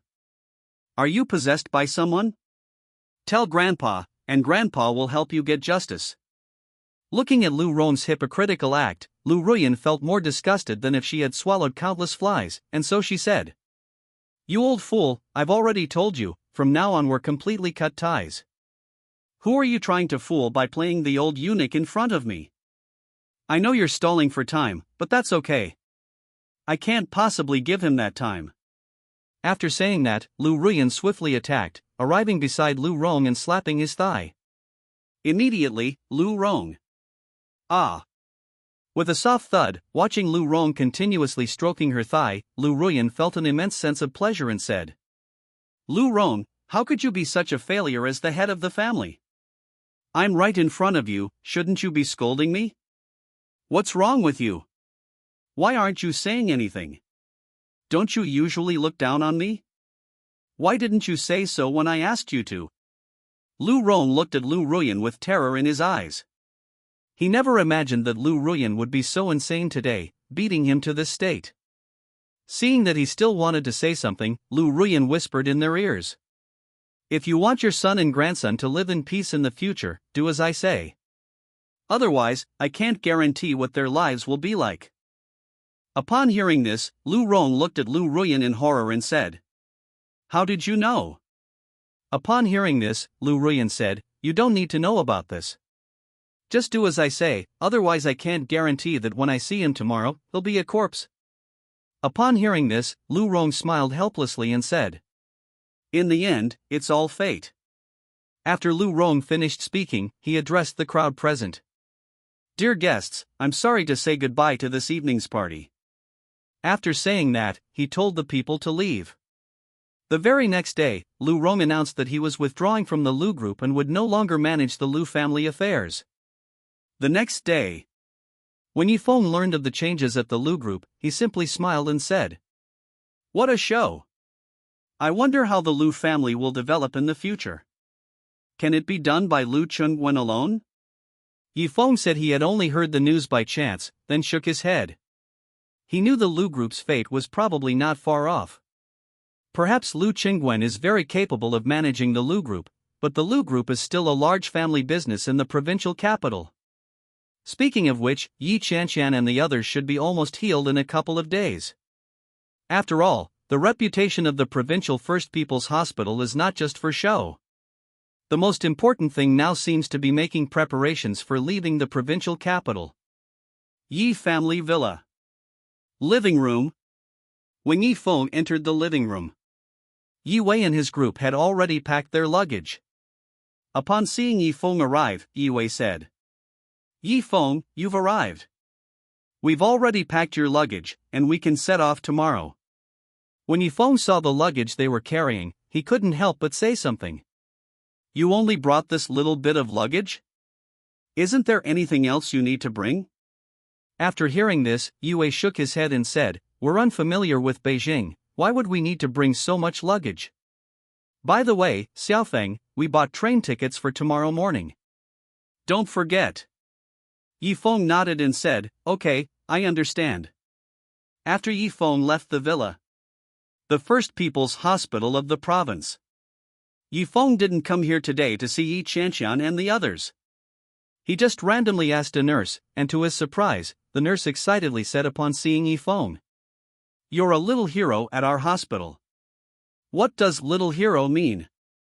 Yifeng was both amused and exasperated upon hearing this, and then said, "Their description is far too exaggerated. I'll stop talking to you now. May I ask Su Nan, Dr. Su, is this treatment effective?" After hearing this, the young nurse simply smiled slightly, revealing a uniquely charming expression, and said, "Don't worry, I understand." After finding out Su Nan's location, he left without looking back. Chapter 144 Preparations before leaving. The First People's Hospital of the province. In Su Nan's office. Bang bang bang. As a knock sounded at the door, Su Nan irritably rubbed her forehead, looking at the pile of documents on the table. A nameless anger welled up inside her. Hearing the continuous knocking, Su Nan said, "Who is it? Didn't anyone tell you I was busy?" Su Nan arrived at the door, opened it, and saw Yifeng's face right in front of her. Seeing it was Yifeng, Su Nan's mood improved considerably. "Yifeng, what brings you here? You didn't even tell me you were coming, I didn't have time to prepare. As soon as you come in, I see what you were busy with just now. You look so worried, is something bothering you?" Su Nan said, "It's nothing, I just feel restless lately for some reason." After hearing this, Yifeng said, "It's probably because you've been too tired lately. Just remember to get some rest in the future." After hearing this, Su Nan felt that Yifeng's words made a lot of sense, and then Su Nan asked, "Yifeng, what brings you here?" Yifeng said, "It's nothing, I'm just going to Beijing to study tomorrow, and I wanted to ask if you'd be interested in coming to Beijing with me." Upon hearing this, Su Nan was extremely surprised. However, instead of answering the question about whether or not to go to the capital, Su Nan said, "Yifeng, let me think about this. I need to talk to the dean first." Yifeng felt a little down after hearing this, then said, "All right. Just let me know when you go to the capital." Su Nan also noticed Yifeng's low spirits, so she said, "Yifeng, I'm sorry, but don't worry, I'll get there as soon as I can after I talk to the dean." Orphanage. After leaving the hospital, Yifeng went to the orphanage. Upon arriving at the gate, he saw children playing and laughing in the courtyard. "This is yours. Ha ha ha. Little Mo, come play. Here. Here." Hearing them joking and laughing among the deans, Yifeng felt incredibly gratified. "Big brother. Big brother. Did you come looking for me? Big brother, where have you been lately? You haven't come to play with us at all. Go away, you kids, go play somewhere else. I need to talk to your older brother." "Oh. Young man, you've come." The old dean saw Yifeng standing at the door and said, "Yes. Old dean, I've been missing these children, so I was thinking of finding some time to come and visit." The old dean sensed that Yifeng might have something on his mind, so he said, "All right, let's go inside and talk." Yifeng followed the old dean to the office. When Yifeng saw the office, his expression was similar to when Dongfang Ning came here, so he said, "Yifeng, your room is quite simple." After hearing this, the old director said, "Well, I've gotten used to this room, so it's really not a big deal. It's just that these children are suffering." Upon hearing the old director mention the children, Yifeng turned his head to look out the window and said, "Yes, these children should have had a happy and fulfilling childhood, but they were abandoned by those wicked parents, leaving them as orphans."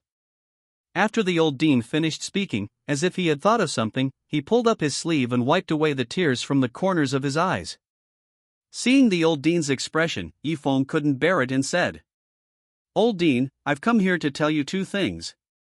Upon hearing that Yifeng had come to talk to him about something, the old dean quickly composed himself and said, "Since you're here to discuss business, young Master Yi, then please speak. I will listen attentively." After hearing this, Yifeng took out a card from his pocket and said, "The first thing? Actually, I have some money on me that I haven't had a chance to use yet. I've wanted to do something for these children for a long time. This is for the children, you must take this money." Yifeng rarely displayed such a firm attitude, fearing that the old dean would refuse. Sure enough, when the old dean saw the whole picture, he said, 4 million, you. Before the old dean could speak, Yifeng interrupted him with his attitude. Seeing that he couldn't refuse, the old dean quickly stood up and said, "Young Master Yi, I thank you on behalf of the children in the orphanage." After hearing this, Yifeng said, "Old dean, there's no need to be so polite. I don't think this money means much to me. But I think this money must be very important to these children."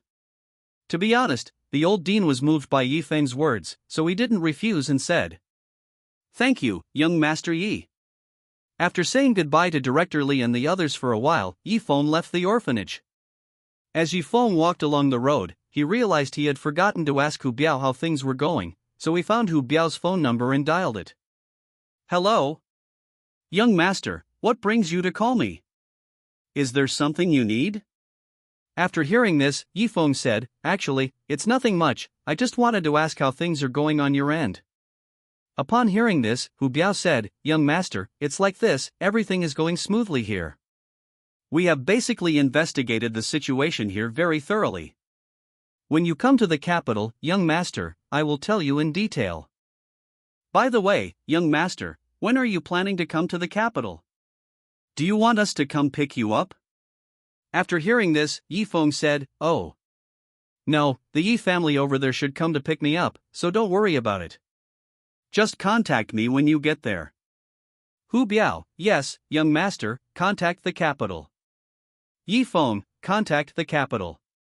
After getting the information from Hu Biao, Yifeng didn't know what to do next. After finding no solution. Food Street. A culinary journey. Yifeng didn't know why he was here. He looked towards the entrance. Then, a familiar voice rang out. "Young Master Yi, what brings you here?" Yifeng said, "Can't you come and take a look since you have nothing better to do?" Dongfang Ning smiled and said, "Sure. But young Master Yi is a distinguished guest. Your sudden visit caught me completely unprepared." Yifeng said, "There's nothing I need to prepare. I just wanted to come and talk to you." Upon hearing this, Dongfang Ning knew why Yi Feng had come and said, "Young Master Yi, are you troubled by matters in the capital? I heard that young Master Yi is going to study in the capital. That's wonderful news." Upon hearing this, Yi Feng shook his head and said, "It's not because of that.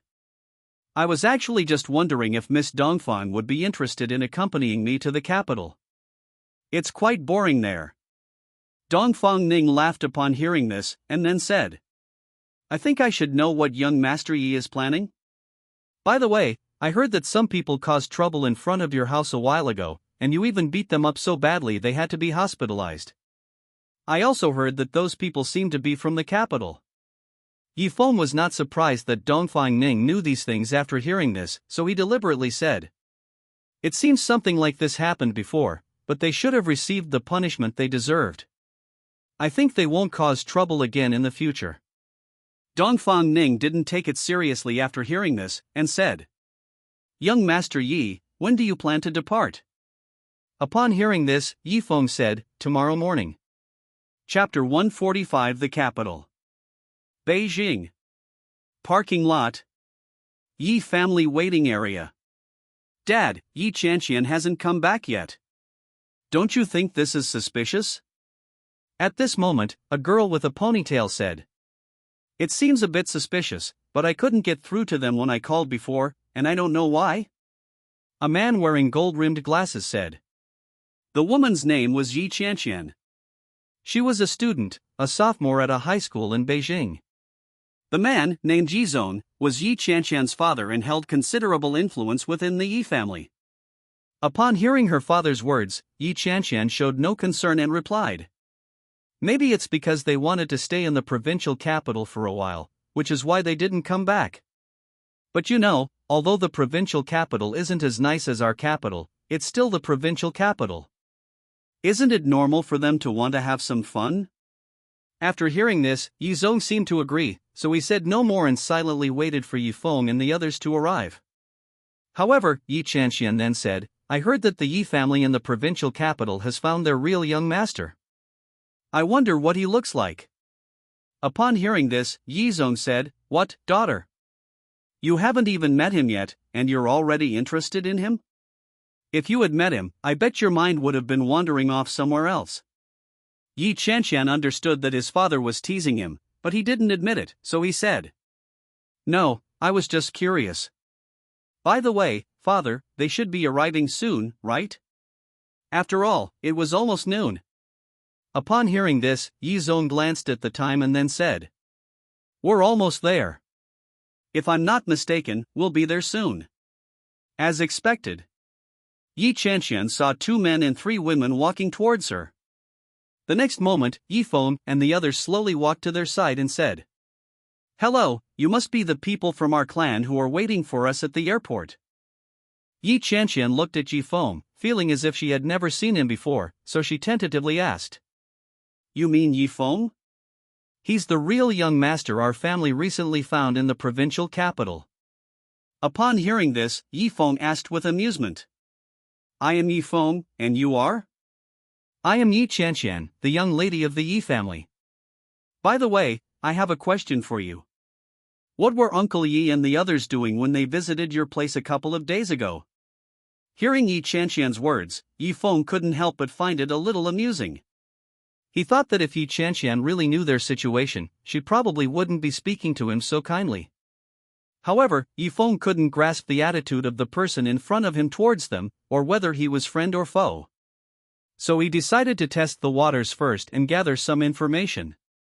Thus, he said, "Hello? May I ask what your relationship is?" Seeing Yi Feng's restrained expression, Yi Chanqian couldn't help but find it amusing, and unconsciously developed a certain fondness for him. So she spoke truthfully. "You mean them? They're from our lineage." Strictly speaking, the Yi family actually has 3 lineages. Suffer. Never mind. You mean me and them? Actually, we're not really related. Although we're all from the same lineage, there are degrees of closeness. I won't go into details now, you'll understand later. Let me tell you this first. Seeing that Yi Chanxian was about to say something, Yi Zong, who was standing to the side, couldn't stand it any longer and couldn't help but interrupt her. Cough cough cough. Hey Qianqian. That old man is still waiting for us at home. If you two are going to continue talking, are you going to go back for dinner later? If that happens, the old man will be angry. Upon hearing this, Yi Wei also said, yes? Xiaofeng, the old man is still waiting for us. If we don't go over, it will seem very impolite of us. After hearing this, Yi Feng followed Yi Zong and the others into the car. On the way back to the Yi family in the capital, Yi Feng kept thinking about what the Yi family in the capital was really like. Yi Feng's thoughtful expression was mistaken by Yi Chanxian as a sign of nervousness, so he slowly approached Yi Feng and said, "Don't be so nervous. Relax. Although the Yi family is a prominent family in the capital, you are still someone our grandfather wants to meet. With the old man around, they won't do anything to you." After hearing Yi Chanxian's words, Yi Feng wanted to explain that he wasn't nervous, but judging from Yi Chanxian's expression, he knew she probably wouldn't listen to his explanation. Helpless, Yi Feng had no choice but to give up. Yi family villa. When the car pulled up in front of the Yi family's house, Yi Feng's first impression was one of luxury.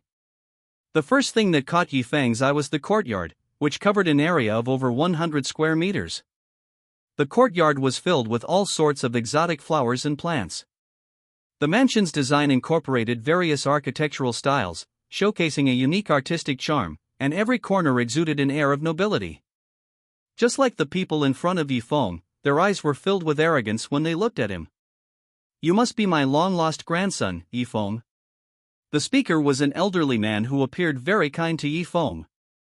In Yi Feng's view, they should all revolve around the person in front of them, so he said, "Hello, I'm Yi Feng.